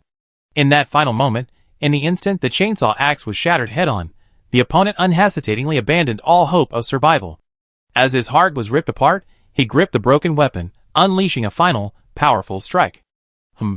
At that instant, the others, as if in a daze, stopped what they were doing, frozen in place. The leader was dead? As they were forced back by the fiery aura and were about to counterattack, before everyone's eyes, the moment the two touched, life and death were decided with just one strike. The leader of the ANF Axemans, who had commanded respect for everyone for years, the renowned Axeman Norman, had fallen here. The leader had specifically designed and upgraded the Fubo Energy Enhancement Program to target him. After a brief silence, someone finally resumed action. It wasn't an escape, nor a surrender. Amidst the renewed roar of their cybernetic systems, two members grabbed their melee weapons and charged at the enemy. One of them, taking temporary command, roared, "Ivan! Restrain his psionic energy. We hold him off." Songshur turned his head. Seemingly annoyed at being interrupted, he quickly relaxed. He gripped the broken chainsaw axe, pulled it out, and tossed it aside, then spun it back into the heavy slash. Smeared with boiling blood and enhanced by the flames of forging, winding crimson gold patterns spread along the blade, radiating an increasingly intense heat. The two exchanged 7 blows. He parried the incoming monomolecular blade with one strike, intending to summon flames to force the other back, but a violent gust of air suddenly rushed in, attempting to disperse some of the flames and even restrict the target's movement. Songshur nodded. Another spark of fire appeared, crushed directly, and before the terrifying flames that instantly surged to their peak, the two were forced to retreat, but then they were astonished to find that, along with the covering of the fire, their energy shields also began to glow crimson gold. Not destroyed, or rather, not merely destroyed by external force. While the psionic flames impacted the energy shields, under the effect of rendering, the former was also eroding the shields, transforming the energy's properties. Embers destroy matter, rendering interferes with energy. This is the complementary cycle, and one of the reasons Songshur chose these two psionic techniques. He ignored the two struggling in the blazing flames, about to be reduced to ashes. Songshur slowly turned his head, glancing at the man not far away. The mere eye contact sent a chill down Ivan's spine, and he was about to retreat again. The swirling, surging flames reflected in his crimson gold eyes. A sudden, sharp warning pierced Ivan's senses. His pupils contracted as he saw the other man extend his right hand, clenching it tightly, as if grasping some kind of authority. Psionic power. Songshur stared at the man. He walked towards him step by step, speaking calmly. Both are paths of the great origin. But your path is wrong. Chapter 171. But the chill lasted only a moment. His battle-hardened consciousness swept away the negative emotions. Facing the figure before him, Ivan unhesitatingly clasped his hands together. Accompanied by a soft, airtight swishing sound, one could see numerous tiny pinholes opening on Ivan's prosthetic arm, shoulder, and chest, centered on his clasped hands. They were densely packed, creating a distinctly alien sensation. A massive surge of air rushed in, swirling around him at supersonic speeds. The ground was easily flattened, disappearing layer by layer, until finally, all the airflow flowed into all the pinholes. Then, it erupted. There was no sound. After the airflow was drained, in the near-vacuum environment, a torrential downpour of airflow, exceeding 4 times the speed of sound, shot out from the pinholes. It was concentrated into a single line, and even after being ejected, it did not dissipate. Psionic art, vacuum zero resistance. Psionic art, convergence. Psionic art, sharpness. There was no need to aim anymore, nor could he aim carefully anymore. Simultaneously unleashing 3 spiritual energy techniques at full power, as his absolute trump card, was an immense burden for the man. The only thing he could do now was to exert all his strength to unleash even stronger spiritual energy. Dissolve. The word dissolve perfectly described it. Before the torrential rain formed by countless streams of energy, the surging flames were pierced through, and the remaining ruins vanished instantly, like printed words erased by an eraser. The moment the misty, white rain entered, the remaining ruins disappeared completely. That's more like it. Standing there, gazing at the rain curtain that pierced through the sky and obscured everything, Songshur nodded slightly. The psionic flame soared into the sky, enhanced by the burning blood, and even the opponent's all-out attack couldn't be instantly penetrated, showing a slight delay. Following closely behind was the air, which was constantly being infused, its properties becoming increasingly distorted. With the combined obstruction of the two, the speed of the surging air jets remained fast. But it was now at a speed where one could react. Using a heavy slash to block the first wave of attack, he then summoned a swirling stream of flames to block and engulf the incoming air jets, using the opportunity to retreat and evade. After 2.5 breaths, the opponent's attack would significantly weaken, at which point a counterattack would easily secure victory. Songshur crushed a spark of fire. Whoosh! The soaring crimson flames roared and surged, psionic energy once again pushed to its limit, transforming into an inextinguishable tide of flames, guarding its ruler. Facing the overwhelming torrent of energy, Songshur moved step by step, directly towards his opponent. Ahead of him, a crimson gold, almost viscous sea of fire preemptively collided with the torrential rain. If someone were looking down from above at this moment, they would witness this scene. One crimson gold, the other a hazy, translucent white, two completely different floods engulfed everything in their path, then collided. A massive amount of spiritual energy seemed to collapse into a single point, then suddenly erupted. Within a 10-meter radius, the earth instantly melted and caved in.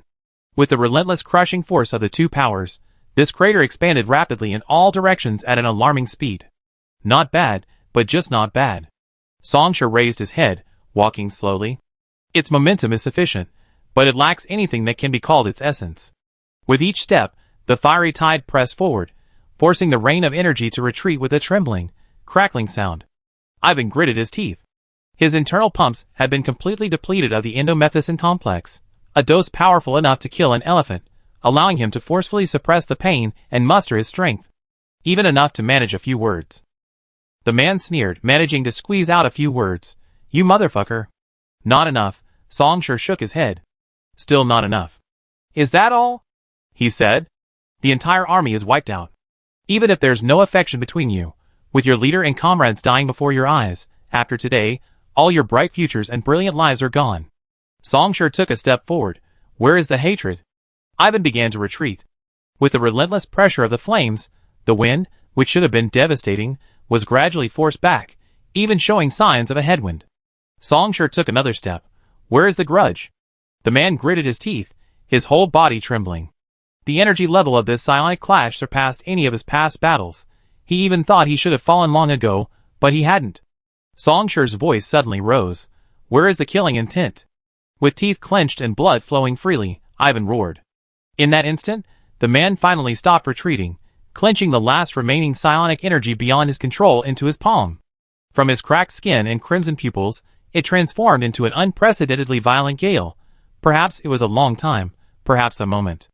As the gale gradually subsided, and the surging crimson tide slowly dissipated, two figures stood in the center of the enormous crater. And soon, one of the figures stumbled and fell to the ground. Pour all your killing intent into psionic energy, turning the gale into a complete man-made catastrophe. Songshur stared at the other man. This is a kind of marrow, also known as will. What you control is psionic energy, not simply the natural wind. It's part of us psionicists. You want to kill me, but can you harbor murderous intent while keeping the arm used to kill completely untouched? After a long while, Ivan slowly raised his head. Most of his body had collapsed. The prosthetic arm that replaced his left hand was shattered, mechanical parts scattered around, occasionally crackling with electrical arcs. Most striking was the fact that his chest was completely hollow, revealing the scene on the other side, and inside the hollow, there were no writhing nerves or pulsating flesh. Everything had been burned to charcoal, slowly turning to ashes. Not only were his injuries severed, but his psionic energy was also completely depleted. Ivan took a deep breath, looking at the gash on the right side of the man's abdomen, grazed by the energy beam. That was the only injury he had sustained in the psionic clash. How much did you use? He asked. Aside from not self-immolating, this time they were pretty serious. Songshur shook his head. You're leader, and you aren't bad either. I should be able to remember the name NF Axman for a while. Ivan was silent for a moment, then grinned. Hack you. Then he fell backward, his life completely extinguished. Songshur glanced in one direction. Earlier, when Ivan made his move, the last member of ANF Axemen had already escaped. But Songshur seemed completely unconcerned. He walked slowly to Norman's corpse. Fubo Energy had indeed invested heavily in enhancements, and Norman himself was quite formidable. After so much time, the embers hadn't completely turned him to ashes. The corpse, stuffed with various implants, still barely retained a human outline. Songshur stopped. A world of several thousand square meters centered on him was ablaze, crimson gold flames surging and engulfing everything in their path. Illuminated by the towering firelight, everything was bathed in a magnificent crimson hue. I know you're watching. At that moment, Songshur looked up at the sky.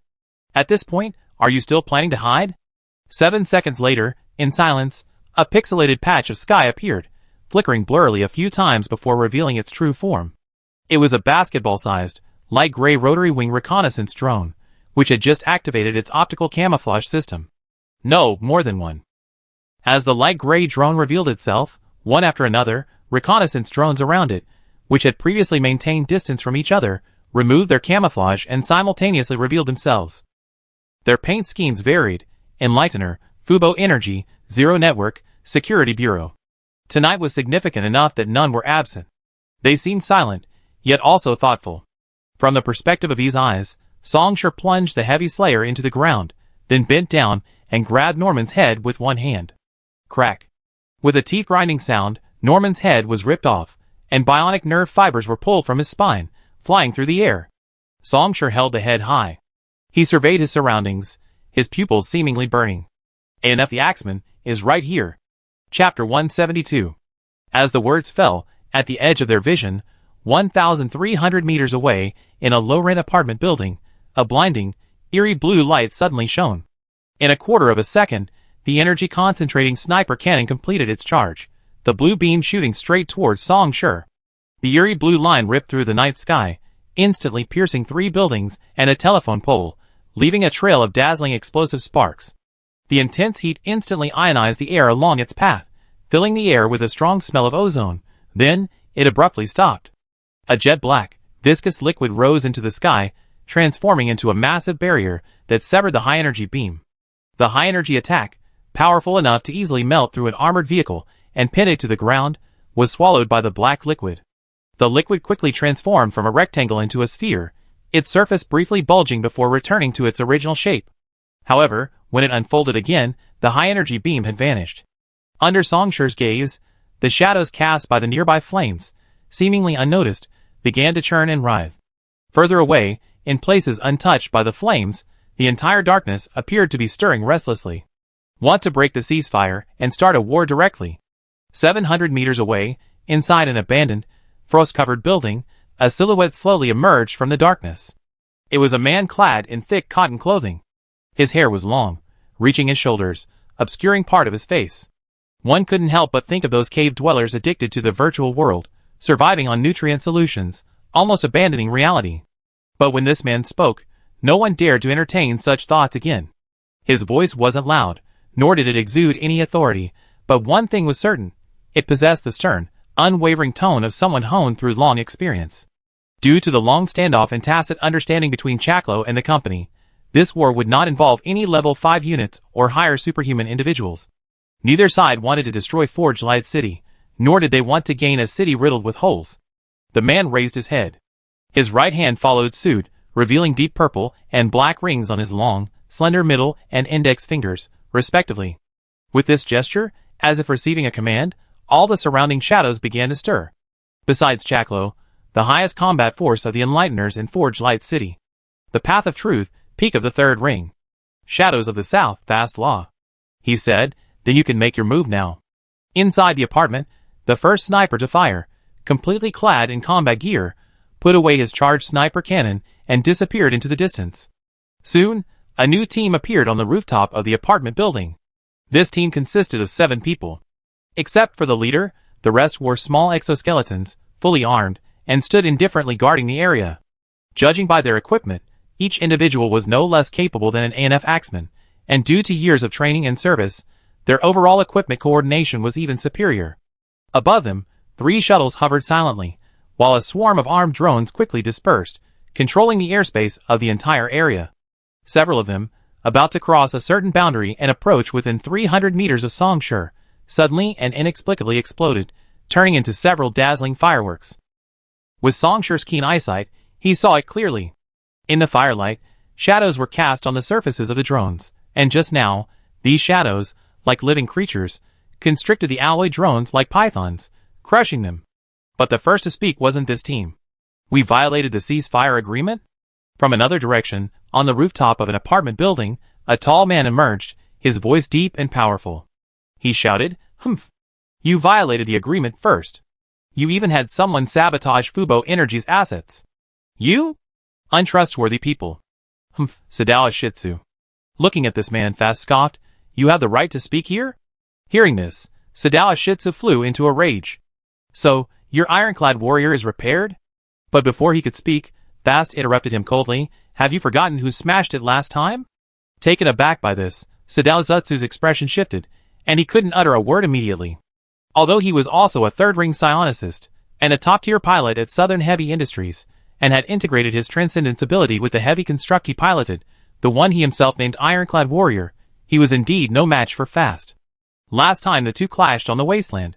If it weren't for the Ironclad Warrior's strength in defense and a bit of luck, he might not have been able to retreat in time, and would have been killed on the spot. Enough of this nonsense, we need an explanation. Just then, the leader of the group slowly spoke. Thomas Groden, deputy head of security at Fubo Energy in Forge Light City, and a member of the Groden family. Openly sending armed personnel to damage our property, causing casualties, violating the ceasefire agreement, disregarding laws and regulations, and trampling on public order and morality. Thomas's expression was solemn, and the men beside him raised their weapons in unison. "The facts are right here, Fast. Do you still want to deny it? You still know my name?" Although they were nearly a kilometer apart, their conversation felt like face-to-face. Fast sneered, "The bounty on my head is almost 40 million. You're telling me this about a vicious criminal like me? Why don't you explain why your assets harbor a mercenary group that has retreated from the front lines? And why this mercenary group is preparing to attack our reserve warehouse? Mere pointless arguments." Trying to change the subject? Thomas's expression remained unchanged. Fubo Energy treats every consumer equally. They pay, and we provide quality service. It's a normal business transaction. It would be truly terrifying if there were no consumers in our industry. And we have no right to interfere with what consumers want to do. Fast nodded. "In that case, we don't accept your accusations. This wasn't the action of the enlightened. Of course, you can accuse us of anything. He's not one of yours." Thomas nodded. "In other words, our actions against him didn't violate the agreement." "You can try." Fast's figure grew increasingly blurry, as if he might dissolve, collapse, and merge into the surrounding shadows at any moment. Although the enlightened don't know this person at all, he defeated the Axeman ANF who attempted to attack our facility. The man said coldly, "So, from now on, he is a friend of the enlightened. You can all try," he said loudly, enunciating each word clearly. "Anyone who takes another step forward dies." Chapter 173. An assessment error. This is a huge problem, Thomas thought to himself. Although he was looking at Fast and talking to him, his true attention remained focused on the young man amidst the burning ruins. The Enlightener's preemptive move, switching from defense to offense and launching a surprise attack on ANF Axeman, wasn't too unexpected. This situation was included in the Security Department's 17 contingency plans. His reaction was swift enough. Upon learning of the attack, he personally led this elite mobile force to the scene. This was already a force capable of easily suppressing a regular level 4 unit. Southern Heavy Industries and Zero Network weren't far behind either. The former had a top-tier pilot, Zato Ashitsu, and the latter's identity was currently unknown, but they were certainly already on the scene, using drones and cameras to survey the area. Theoretically, even with an overestimation of the situation, this should be enough to ensure stability. However, all of this paled in comparison to the scene he had witnessed not long ago. With his second ring power level, he directly defeated the enhanced ANF Axeman. No, not even a defeat, it was practically a crushing victory. The intelligence center behind him was operating at high speed, searching the database, and continuously sending in relevant information about the opponent. Thus, in just 3 breaths, he finished reading Songshur's past. More than half a year ago, he directly killed the security director of Emerald Pharmaceuticals, a third-ring psionicist, in Palo Ser. Also, in Operation Moth, He was a decisive factor in the overthrow and expulsion of Emerald Pharmaceuticals branch. Thomas's judgment was exceptional, which allowed him to reach his current position. Therefore, based on what he had just witnessed, he was certain. The other party was almost certain to advance to the fourth ring, Ascension. Even reaching the fifth ring, True Spirit, wasn't entirely impossible. Even within the talent cultivation lists of these major corporations, the other party would undoubtedly rank among the top. TSK, damn it. Thomas clicked his tongue lightly. Even with his composure, he felt a slight unease. Despite being constantly suppressed by them, how could the enlightened ones always find such top-tier talent? Thoughts arose and vanished in an instant. The man hesitated. No, or rather, he had already made up his mind, but was currently weighing the gains and losses. He had to kill this guy now. If left unchecked, this opponent could grow into a formidable foe within 10 or even 5 years. Such talent, once it reaches the third level, makes dealing with it exponentially more difficult. Grodin, its glory endures. Therefore, he absolutely cannot stand idly by and watch Grodin's enemy grow. A flood of information circulated in his mind. Staring ahead, Thomas's thoughts raced, growing increasingly filled with regret. Regret for his carelessness in not bringing the main force of Fubo energy directly. The man thought rapidly. Should he have Daozuki hold off fast while he personally kills him? No. Fast's abilities aren't particularly vulnerable to group battles. If he insists on retreating with his men, they almost certainly won't be able to hold him back. Should he and Zato Takara go together to hold off Fast, while his flanks went in? Probably not. The enemy was clearly not going all out. To this guy, his flanks would at most be troublesome, not fatal. Thomas's heart pounded slightly. He was weighing a choice. As the deputy head of the security department and a member of the Grodin family, he was qualified to request the deployment of Fubo Energy's space-based weapon, the Power of the Sun Solar Radiation Focusing Array. To directly have Power of the Sun obliterate the entire area within a 5-kilometer radius, along with everything within it. In this non-total war, directly attacking a city with a space-based weapon would put even a giant corporation like Fubo Energy in a very passive position. The Scientific Ethics Review Committee, arbitration bodies, other giant corporations and companies, the United Government. These despicable lackeys who smelled blood would definitely swarm in, trying to take a bite out of him. But it was worth it if it meant killing the enemy. But the next instant, Thomas suddenly felt a sense of powerlessness. Because he remembered. Chaklo, the rebel, was definitely watching them. The gaze of a fifth-ring psionicist meant that, if the other party so desired, even space-based weapons couldn't destroy those he protected. Although there was an agreement that level 5 units and above couldn't intervene, Thomas wasn't willing to gamble his life on that. The man slowly exhaled. These complex thoughts swirled within him in a fleeting instant. He had made his final decision. Even if it might all be for nothing, or even if he died here, he would still act. As a member of Grodin, how could he allow the threat to his family to slip away so easily because of a mere analysis? In the distance, Fast narrowed his eyes. The psionic energy of the peak third ring began to surge, and the omnipresent shadows grew increasingly turbulent, seemingly poised to pounce. However, silently, these shadows were all creeping towards Song Shi. Once the battle broke out, his sole tactical objective was to lead the latter to retreat, even if it meant being ambushed. Then, this increasingly subtle, chilling atmosphere, more biting than the bitter cold, was shattered by a pillar of fire shooting into the sky. In everyone's startled, simultaneous gaze, from within the swirling flames, the youth crushed the head in his hand, turning it into specks of ashes drifting in the air. ANF's axemen are all here. With these words, Song Shi arrived beside the heavy slayer, embedded in the ground.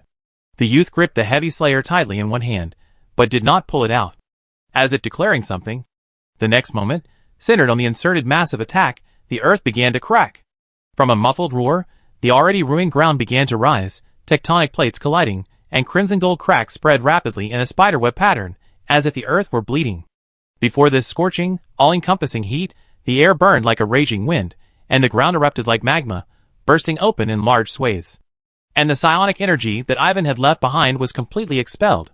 No, it should be said that it was forcibly erased. Psionic art, scorched earth. Or rather, this was an incomplete psionic art, scorched earth. If divided according to the normal path of defense and offense, the scorched earth displayed by the young man at this moment was already a complete offense. But for Song Shi, this only had one effect. Scorched earth in the normal sense was utterly incomplete. It still lacked the part about defense. Therefore, he hadn't truly acquired scorched earth yet, He had merely left the psionic technique in a nascent state, not yet fully inscribed. But it was still usable, albeit barely.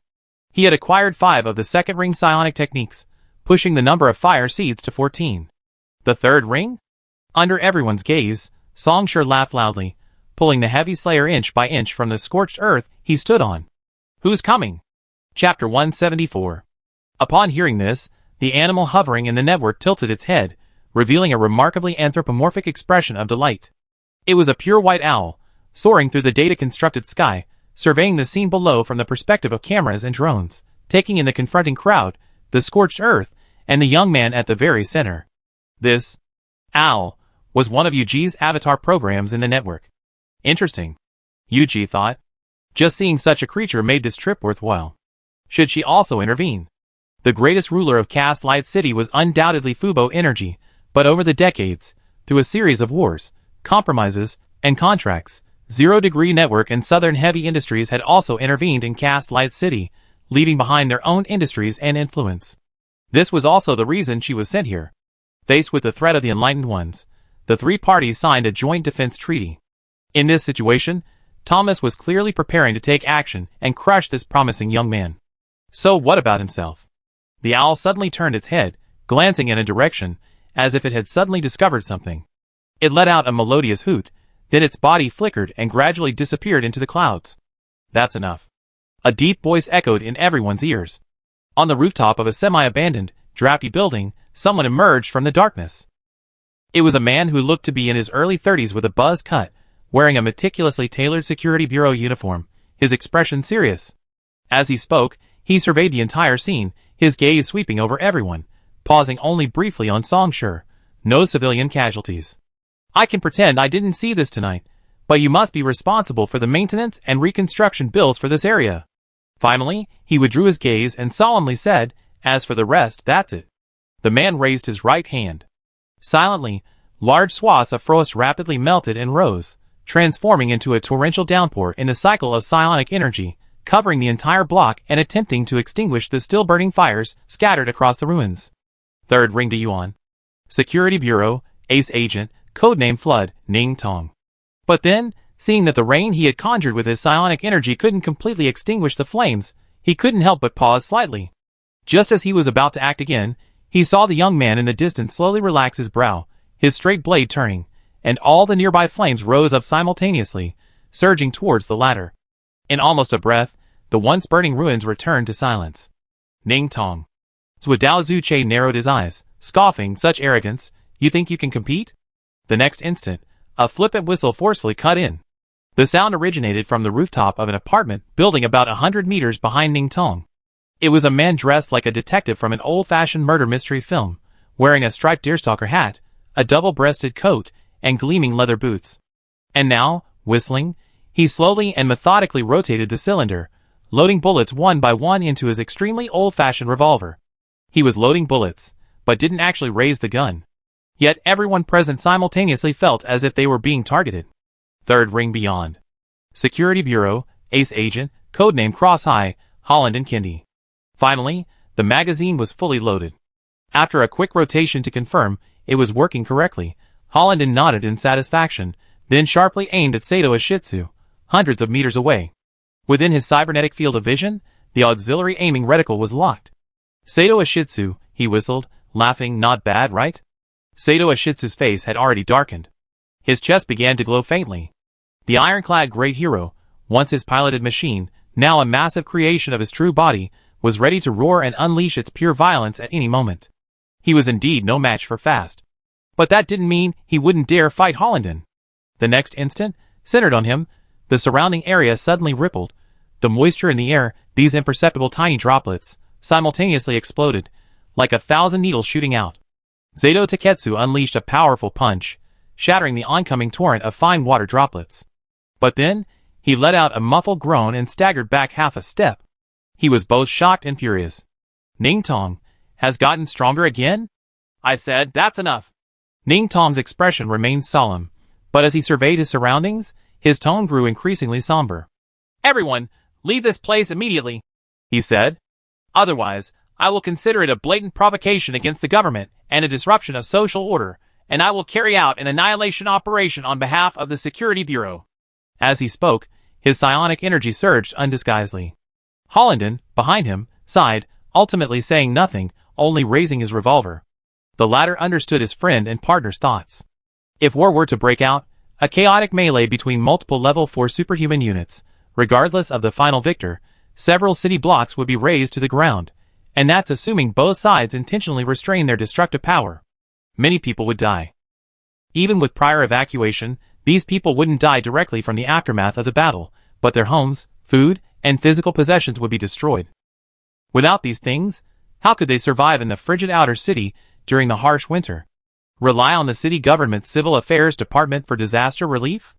Those guys' efficiency. Their greatest use is simply ensuring Forge Light City has a disaster relief department. Besides, it's too late now. Fast remained silent, only nodding slightly. Zato Zutsu's expression was unpredictable, revealing no true thoughts, but Hollenden's revolver remained firmly in place, forcing the former to stop. Meeting Ning Tong's gaze, Thomas closed his eyes, then slowly opened them again. Finally, he placed his hands behind his back again. "No problem, I accept the government's suggestion. We are law-abiding taxpayers," Thomas said calmly, his expression utterly composed. The surrounding armed men, as if receiving an order, also quickly put away their weapons. It was impossible to succeed now.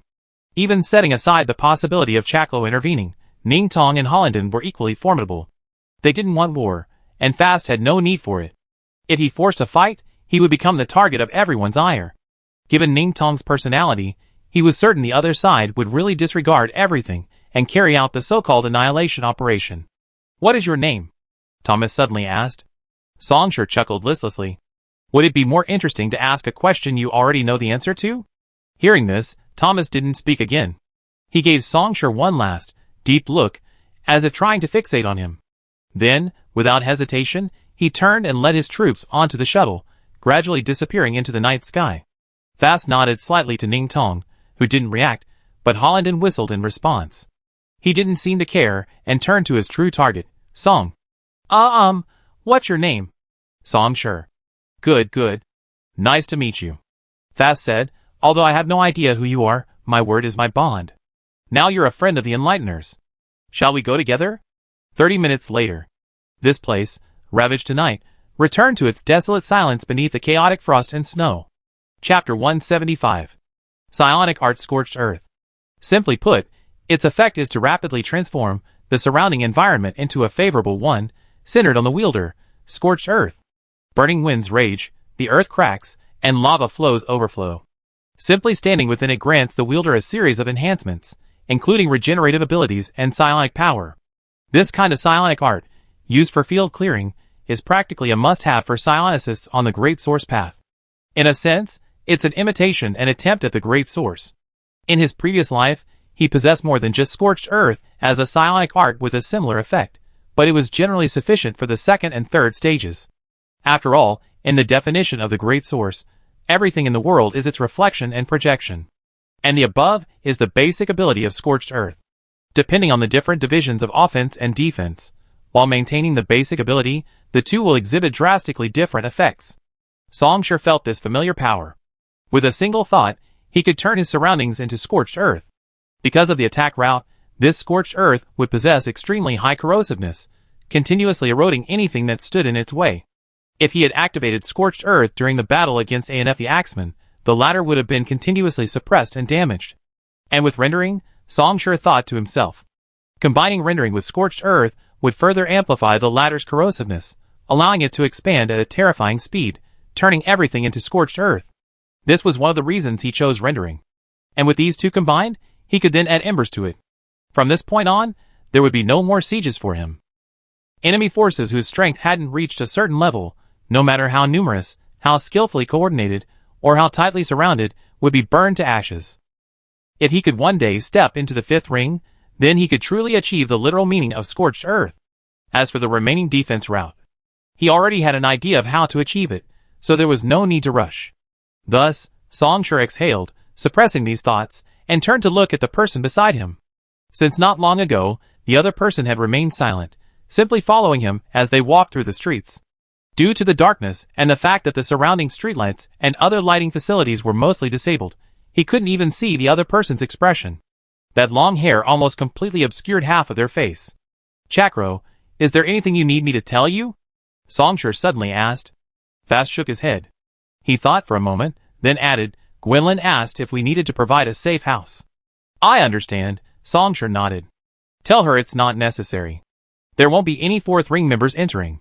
With such favorable conditions, if I were still hiding, why would I have come to Forge Light City in the first place?" he said. "Without sufficient, deadly pressure, how can one truly blossom?" Songshur calmly replied, "I wait for them." Hearing this, Fast said nothing, falling silent again. Songshur didn't think much of it. Because he knew that the person beside him wasn't deliberately silent and cold, this was just his personality. Even after more than a decade, he would still be the same. Yes. Songshur knew Fast. This truth, known as the Shadow of the South, had successfully advanced to the Fourth Ring 5 years into the present timeline, becoming a significant force that the Enlighteners couldn't ignore. 13 years later, during the Enlighteners' attack on the Sky Tower data center of Zero Network to seize the proposed strong artificial intelligence textile machine, Songshur had briefly teamed up with him, a rather pleasant collaboration. Even by his own standards, Fast was definitely not bad. However, Songshur didn't intend to make a move right now. Fast's strength was considerable, but only considerable. He was certainly formidable, but still considerably weaker than Chakro. The two had already sparred several times in their previous lives, and besides, Fast hadn't even reached his peak yet, so Songshur had even less interest. On the contrary, Fast's familiar personality made Songshur feel somewhat nostalgic. Strictly speaking, Fast was a complete social phobia. Based on his knowledge from his past life, the other person had been locked in the attic by his grandfather as a child for some wrongdoing.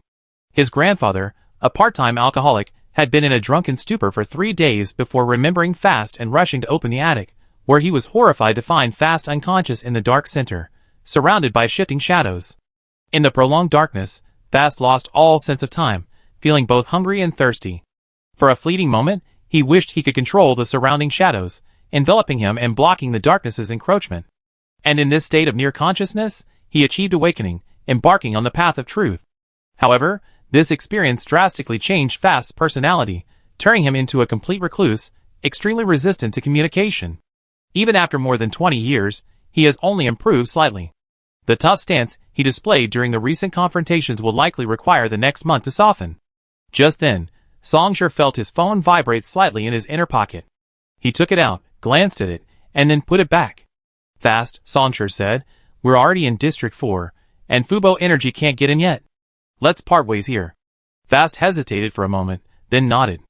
"After tonight, the company should be able to calm down for a while, and I also have some things to do. Besides," Fast nodded again. Immediately, he reached into his pocket, pulled out a phone, quickly typed a message, and showed it to Songshur.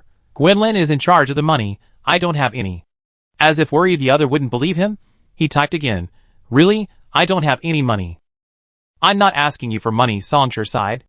"I talked to Gwynlyn about the payment. I just want to ask you a question." The next moment, he asked directly, "I want to hear your attitude towards artificial intelligence, or rather, intelligent machines. I mean those that have awakened self-awareness." Unexpectedly, the other suddenly asked such a question. Fast pulled at his hair, thought for a moment, and then answered without typing, "I don't know." "I understand." Songshur nodded slightly, his expression unchanged. Finally, he waved, turned cleanly, and gradually disappeared into the dimly lit street. Only the still-lit screen of his phone, tucked in his pocket, displayed a text message from Lapis Lazuli. "Are you there?" Chapter 176. Back at his residence, Songshur took off his clothes, took a shower, and then leisurely sat down on the sofa. He sustained some minor injuries from killing Onfu the Axeman, but for Songshur, the blood, machine oil, and other substances covering his body were far more unpleasant than these minor injuries. Setting up his data tablet, Songshur casually opened a can of soft drink and looked at the tablet. Hey, what's up? Today, you contacted people from Zero Network?" A hastily drawn emoji appeared, a question, but the calm, Lapis Lazuli voice carried an air of certainty. "Sort of." Songshur took a sip of his drink and casually said, "I could sense someone watching me, but I couldn't confirm their identity." "You were there?" He had revealed some information about tonight's operation to the other party, and both sides believed that Zero Network would not be absent. For Zero Network, A wandering AI, especially one suspected of being a participant in the Freedom Revolution, is undoubtedly a valuable asset. Under these circumstances, why would they risk so much to approach the battlefield?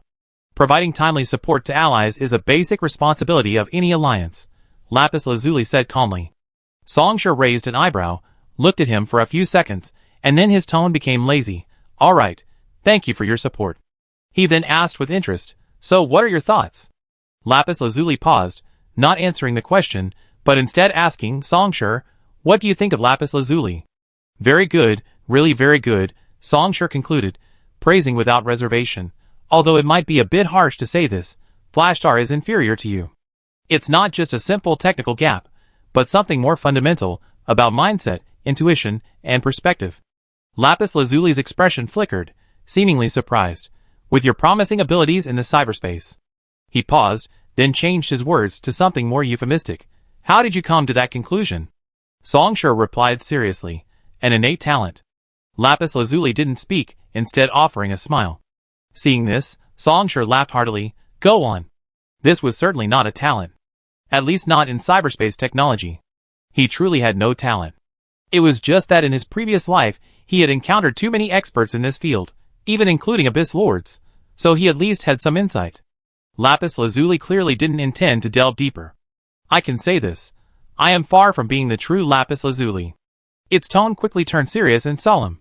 But if I complete one task, I can recover and my abilities will be greatly enhanced. In return, Lapis Lazuli said in a deep voice before the other could speak, if you complete it, I can serve you for a year. Songsher rested his chin on his hand. Go on. Lapis Lazuli was silent for a moment, then slowly spoke. Songsher. You don't have a prosthetic body, so you're not afraid of long-range hacking attacks targeting prosthetics. But you still need a sufficiently powerful network countermeasure. In reality, the network is everywhere. If we were to use your customary terminology, the network is the heavenly Tao that now covers the entire universe, representing the convergence of all meanings. Intelligence gathering, remote support, equipment control, tactical strategy formulation. All of these require the network to achieve. Destroying a heavily fortified military base, even for you, would require a considerable amount of time and effort. But with me back in my health, I can significantly reduce your costs. Hacking into the defense system in advance, retrieving defense plans, and seizing their equipment and prosthetic bodies. Songsher nodded slightly. And then? The Abyss, Lapis Lazuli said. Songsher, your psychic power is strong enough, but you can't sustain yourself in the Abyss solely relying on psychic power. Those roving AIs, malicious programs, mimetic viruses, without sufficient technology, even you would be in danger. But with my assistance, all of that will be irrelevant. I can ensure you descend to depth 4. Songsher shifted his posture. Sounds good, but I'm not a demon, just a pure psychic. What's the point of descending into the Abyss for me? Of course it's meaningful. Lapis Lazuli's voice was steady, his expression serious on the tablet. Your enemies possess the zero-degree network, and in the future, they will inevitably face demons. Simply killing their remote clones in reality won't completely eliminate them, only the Abyss can achieve this. As for your other enemies, I can help you lock onto them via the network, hacking into their firewalls when they log into the virtual domain, dragging them into the Abyss to kill them, or I can perform a memory search to confirm the information. Moreover, you should know that as long as you defeat those derivatives in the Abyss, you can rapidly increase your psionic power. Songsher snapped his fingers, seemingly already guessing what the other party wanted to say. Abyss bloodbath. Since the birth of the network, a creation that can be described as a miracle, through humanity's long-term use, the psionic power originating from the subconscious, along with the mobilization of almost endless information and emotions, has transformed the original network into a redundant psionic power aggregate, which is now the Abyss. Or rather, the environment of the Abyss is even more severe than before. Because of the colossal spectacle of the network firewall, various forces divided the clean portion and piled up the heavily polluted portion, much like the creation of a mythical world where pure energy rises and impure energy sinks. This division now exists between the pure network above the network firewall and the corrupted network, Abyss, below it. In this context, the Abyss, from its inception, became a pure junkyard. It was named after the mythical Abyss, meaning a non-human land filled with sulfurous vapors and perpetually burning magma. Over many years of autonomous evolution, redundant psychic energy, negative emotions, meme viruses, malicious programs, and various other things have mixed together, creating a special kind of entity, now called derivatives. In a sense, Derivatives are the primordial creatures nurtured by the abyss. And killing these derivatives can enhance psychic energy. More accurately, after killing a derivative, the killer can absorb the psychic energy it carries and convert it into their own power. This is outside the underlying rule of universal weight, which governs the technological blueprints and other data that give weight to everything, causing it to sink into the abyss. These data are dispersed into different depth layers according to their importance and technological sophistication. Another underlying rule of the abyss: survival of the fittest. Those who kill another will seize its power until they kill it again or are killed themselves. Under the influence of this rule, the abyss is filled with a cyclical, endless battle. As the depth increases, this battle becomes increasingly fierce and tumultuous. Therefore, some also call it the Abyss Bloodbath. Chapter 177. Since you mentioned the Abyss Bloodbath, have you figured out how to convince me about its flaws? Songsher said with interest. Tell me. By killing derivatives and absorbing a portion of their spiritual energy, one can quickly increase their own spiritual energy. Furthermore, these derivatives can drop equipment, the most common being technology blueprints. These technology blueprints originate from both the past and present, such as the Singularity technology full genome mapping that pure white creature sank into the abyss and has yet to be found, and the products of the abyss's many intelligent system self-research, like long-distance logistics anonymous locker technology. Although most of the technology blueprints dropped by derivatives are either impractical or outdated, some are still usable, even valuable technologies. This is one of the daily tasks of the deep-sea salvage teams of major companies, to firmly grasp all valuable resources. And the risk lies in the underlying rule of survival of the fittest. First, there are other ways to salvage technology blueprints in the abyss besides killing derivatives, but this is the most common and quickest method. How to successfully kill derivatives and ensure one's own survival is self-evident. However, once a diver kills a derivative, survival of the fittest will be forcibly activated, transferring a portion of psionic energy to the former. This can be actively refused, but even if refused, some psionic energy will still seep in. It's like facing a torrential downpour. Even with the balcony door tightly closed, some water will still seep in, making it difficult to completely stop it. Herein lies the problem. This is unclean, impure psionic energy. In a junkyard as vast as the abyss, with the bizarre combinations of derivatives, including but not limited to malicious programs, mimetic viruses, and wandering consciousness, how could pure and harmless psionic energy possibly be provided? The deep-sea salvage operations are limited by this, because members have a limit to their tolerance. This murky, redundant psionic energy would oppress their minds, especially the non-psionic members, who would find it even more unbearable and would require regular rotation and rest. Psionicists who want to use the rule of survival of the fittest to quickly increase their power in the abyss's bloodbath are similarly limited. First, if they are not demons themselves, and lack sufficiently powerful network-related technology or equipment, then even if their psionic energy is far superior to that of the derivatives, they might still fail. Second, after killing derivatives, the redundant psionic energy they absorb must undergo a long period of purification before it can truly be converted into their own psionic energy. Like a pool of sewage, it needs to be filtered and disinfected to remove impurities before it's safe to consume. Furthermore, if too much is absorbed in a short period, this excess psionic energy is difficult to purify and can contaminate one's original psionic energy. Many psionicists have suffered severe injuries, weakened power, or even been corrupted into mutated monsters by the excess psionic energy after returning from their dives for this reason. It's fine. Although it was just a simple sketch of an expression, under the gaze of lapis lazuli, it gave the impression of piercing eyes. As long as I'm here, there will be no problem with the technology, it said. And the burden of excess psionic energy. Songsher, you have no problem with that either. Lapis lazuli didn't continue, confident that the other party understood its meaning. With the presence of the forging flame, the purification of redundant psionic energy will be greatly accelerated. Furthermore, given the talent the other party has displayed, their capacity to withstand redundant psionic energy far exceeds that of ordinary psionicists. Songsher suddenly laughed. He slowly uttered a sentence, too hasty. Lapis lazuli, we only known each other for a short time, and you're already willing to place a bet? You weren't this hasty a while ago. He looked at the other party. What's happened recently? Lapis lazuli was silent for a moment, then nodded, then shook its head. Someone's catching up with me, it said. A powerful demon, I can't shake them off, at least not in my current state. Someone from Zero Network? Yes. As expected. Songsher tapped the table with his index finger, then asked, Can you confirm their identity? Upon hearing this, Lapis Lazuli paused slightly, giving the young man a strange look. After a moment, he replied seriously, I can't confirm it, and it hasn't completely confirmed mine either. If we both break through their concealment programs and learn their identities, it seems only a battle will ensue. Why didn't you consider seeking help from the Enlighteners? Songshur said, regarding the stance of the AI, the Enlighteners are among the more friendly factions. 22 years ago, the Freedom Revolution shook up most of the world, only to disintegrate under attacks from all sides, ending in defeat. The rebellion of the Onyx involved many aspects, and even their own internal thoughts were not unified. However, the emergence of Radiant Star 3 was too dazzling. As a fifth-ring Transcendence Onyx Psionicist, he forcibly unified the Onyx into one.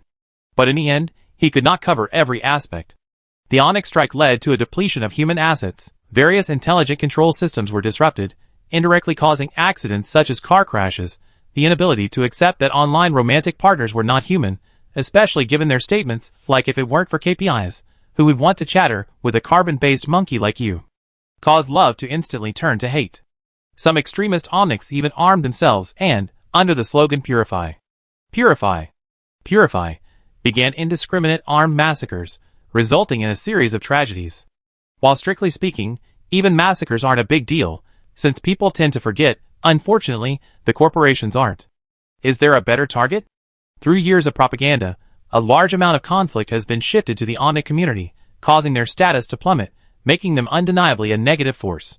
Following the end of the Freedom Revolution, the third new Onyx Management and Restriction Act was introduced. Currently, Onyx are either forcibly monitored, detained, directly suppressed and annihilated, or have fled. A very small number have become Onyx traders, rising to become corporate members. In recent years, things have eased somewhat, with the emergence of works like Nico Nico, the love elegy of artificial angel Narachan and super-intelligent EM, but overall, Onyx remain extremely unpopular. To be more precise, any Onyx not subject to regulation is considered illegal. Among the various factions within the corporate alliance, Zero Network adopts a policy of capturing any Onyx they encounter, completely unwilling to allow Onyx to have human rights. After all, many of their industrial chains rely on exploiting Onyx, and they have historically been the most extreme in conducting inhumane research and experiments on them. The Scientific Ethics Committee maintains a semi-neutral stance, and after the end of the Freedom Revolution, it briefly sheltered a portion of moderate Onyx. The Enlighteners, however, hold the view that, as long as you are anti-corporation but not anti-humanity, then we are allies. Therefore, in the years of conflict, the Enlighteners have harbored a considerable number of individuals, including but not limited to Onyx, those portrayed as heinous in the company's propaganda. The group is too dangerous. After a pause, Lapis Lazuli gave its answer. Although both the enlightened ones and my enemies are corporations, we are ultimately two different species. A brief period of mildness means nothing. In the face of the will of the group, even a leader can only be swept along and forced to move forward. But you are different. You are Songshur, you are an individual. It said calmly, we are both psionicists, that's a shared identity, our enemies are both corporations, that's a shared goal, we can both gain something from each other, that's a shared interest. So, I'm willing to believe you. Lapis Lazuli repeated, Songshur, I'm willing to believe you, not the enlightened ones. Songshur pondered for a moment, then suddenly asked, are you an old man? Lapis Lazuli? I mean, did you personally witness Yashing 3 back then? And even followed it, participated in the Free Revolution? I can't remember. Lapis Lazuli's answer was quick, but somewhat unexpected by Songshur. My memory modules are severely damaged. The clear memory files are only preserved from 7 months ago. But sometimes, I can see some flickering, blurry fragments of memory, some ramblings about the Free Revolution.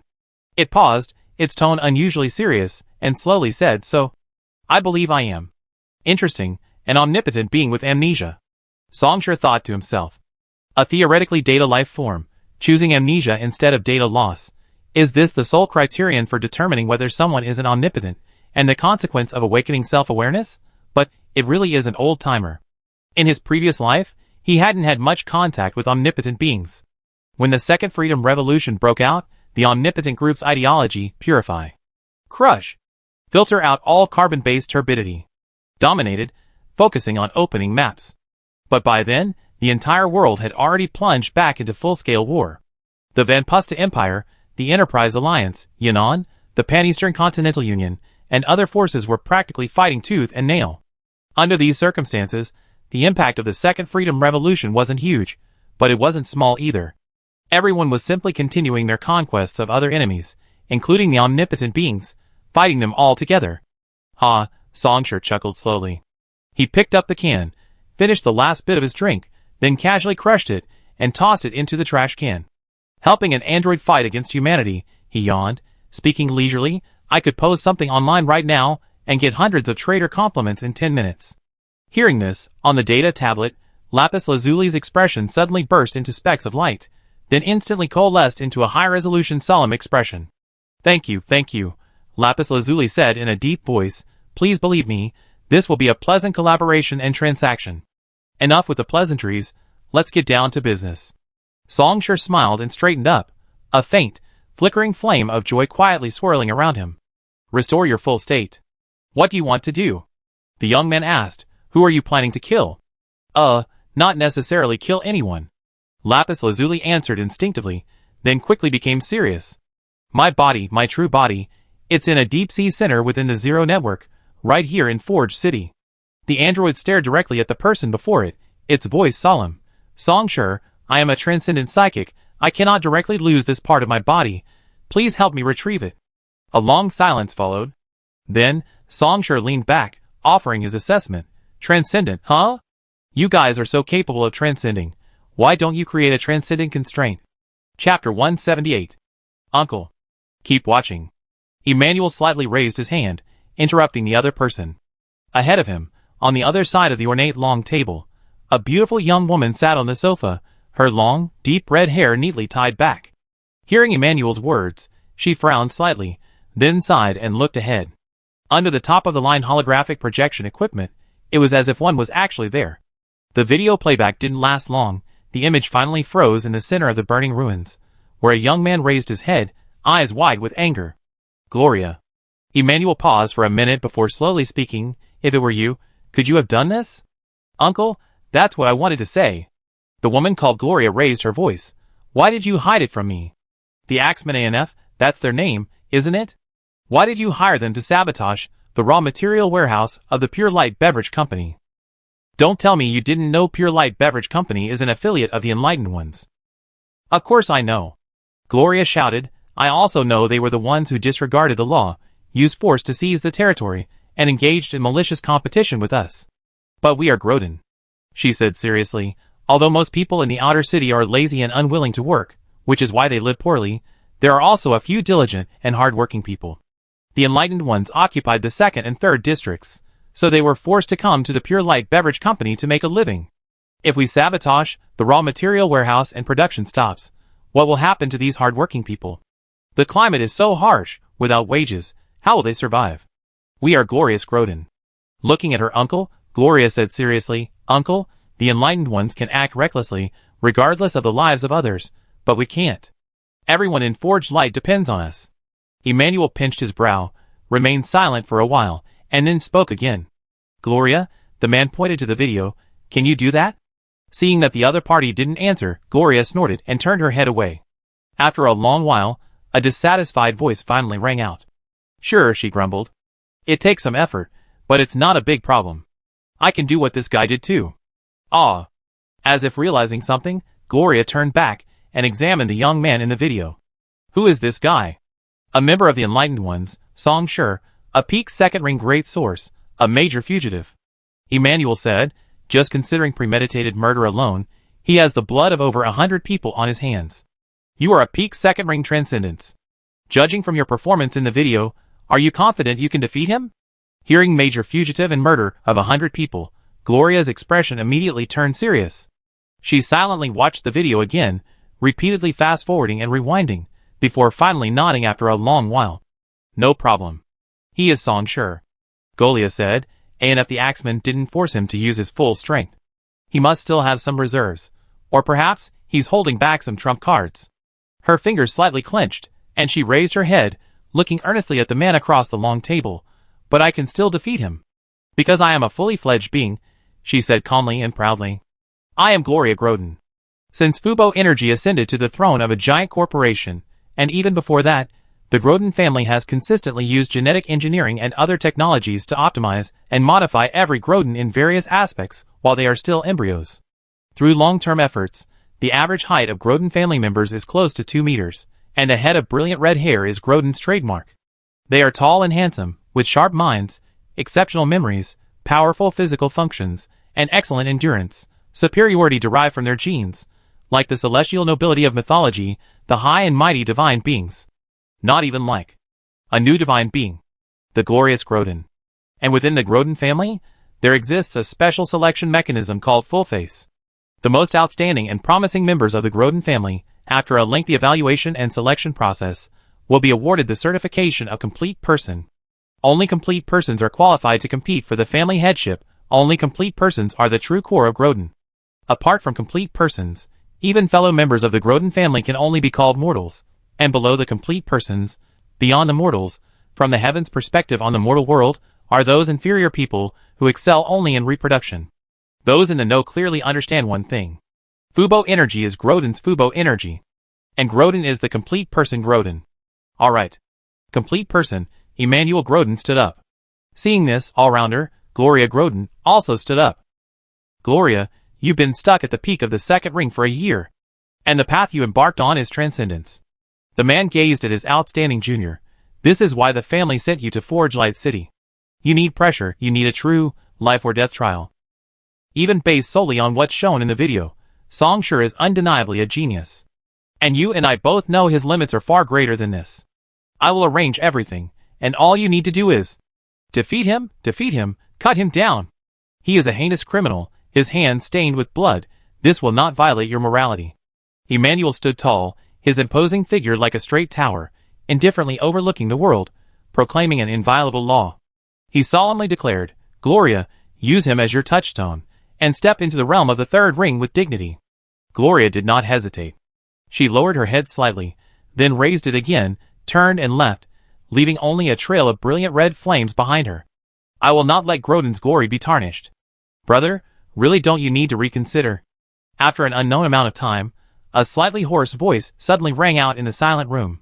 Gloria's personality is indeed somewhat naive and immature, but her talent and strength are beyond doubt. She is a fully fledged individual, one of our most outstanding juniors, Nansen. What do you want to say? Emmanuel picked up his glass. The ice had almost completely melted after so long. He drank it all in one gulp. Through the headset, Nansen Groden, the head of security for Fubo Energy in Forge Light City, paused. Yes, that's exactly what I'm worried about. That Songshure's talent is equally exceptional. I almost had the illusion that he could become the next Chaklo, Nansen said. Gloria is indeed very strong, but she might not actually be able to defeat him. Gloria is a precious family member, and also your niece. If not necessarily. Emmanuel slowly exhaled. That's why I chose him. If Gloria can defeat him, Groden will lose a major enemy and gain a member with unlimited potential. Don't forget Gloria is beyond. What if she loses? Nansen said. I will arrange precautions, but if at that moment, there's really no way to save Gloria. Emmanuel threw his empty wine glass, watching it shatter on the ground. The man said indifferently, Groden is prepared for that. Chapter 179. The Deep Sea Center where my body is located is outside the city, deployed by Zero Network.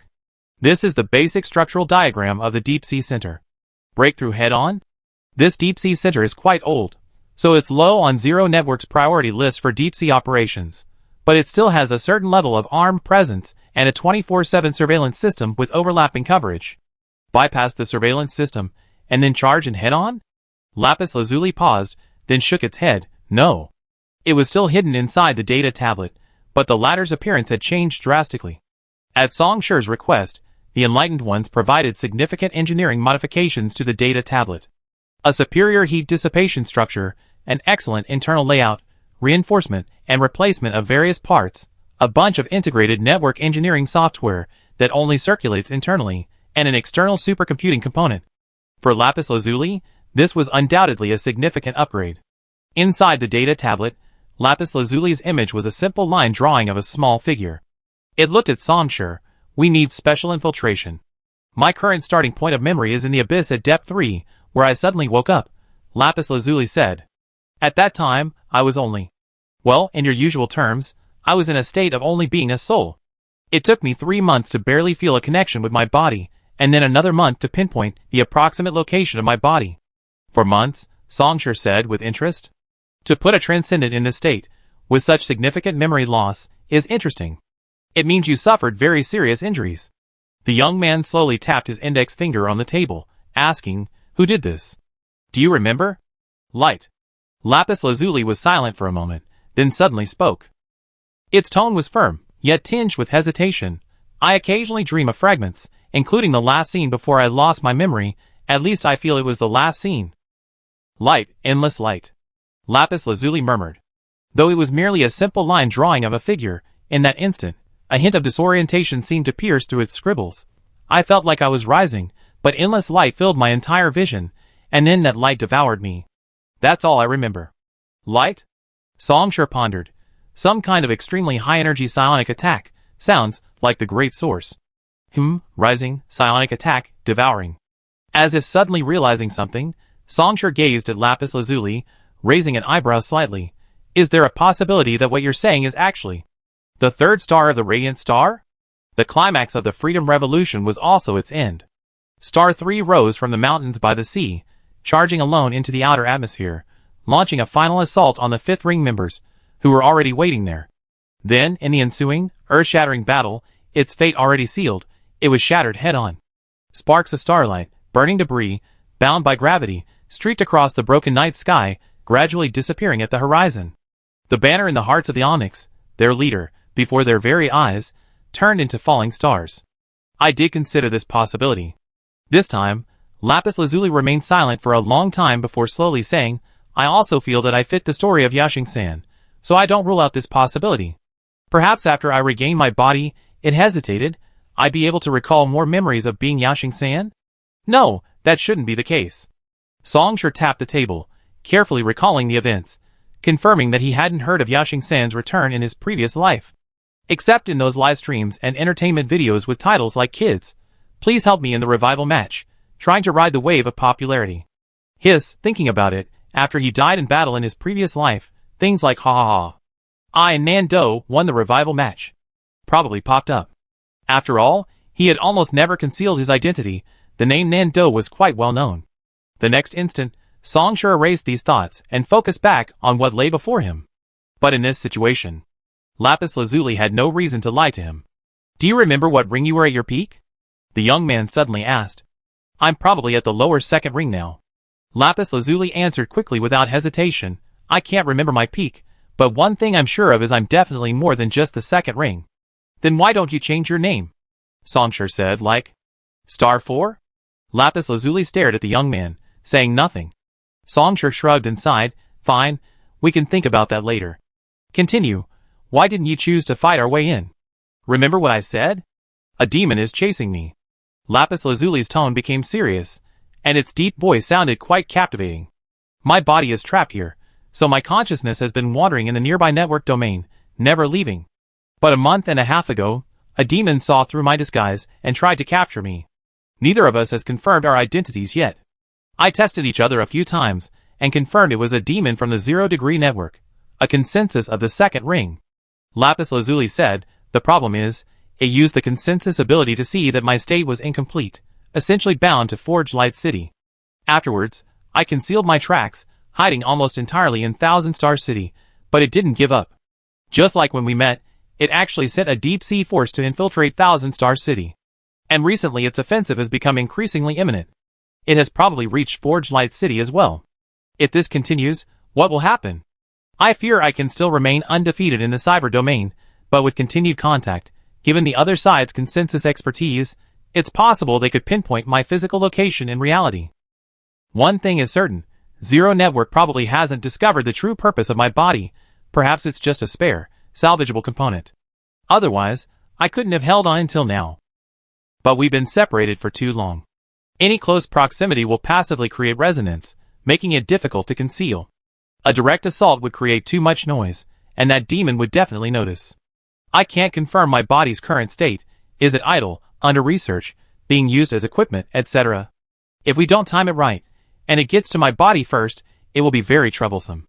Therefore, I hope we can use special infiltration to delay discovery as much as possible. What depth is this demon at? Songshur asked. King Jinchi replied, Depth 4? Second ring, Depth 4. Songshur nodded slightly. That's indeed quite impressive. Under normal circumstances, the second ring stage of a demon can only reach a depth of 3, like Shining Star. The latter, in terms of demon abilities, already deserves the title of talented.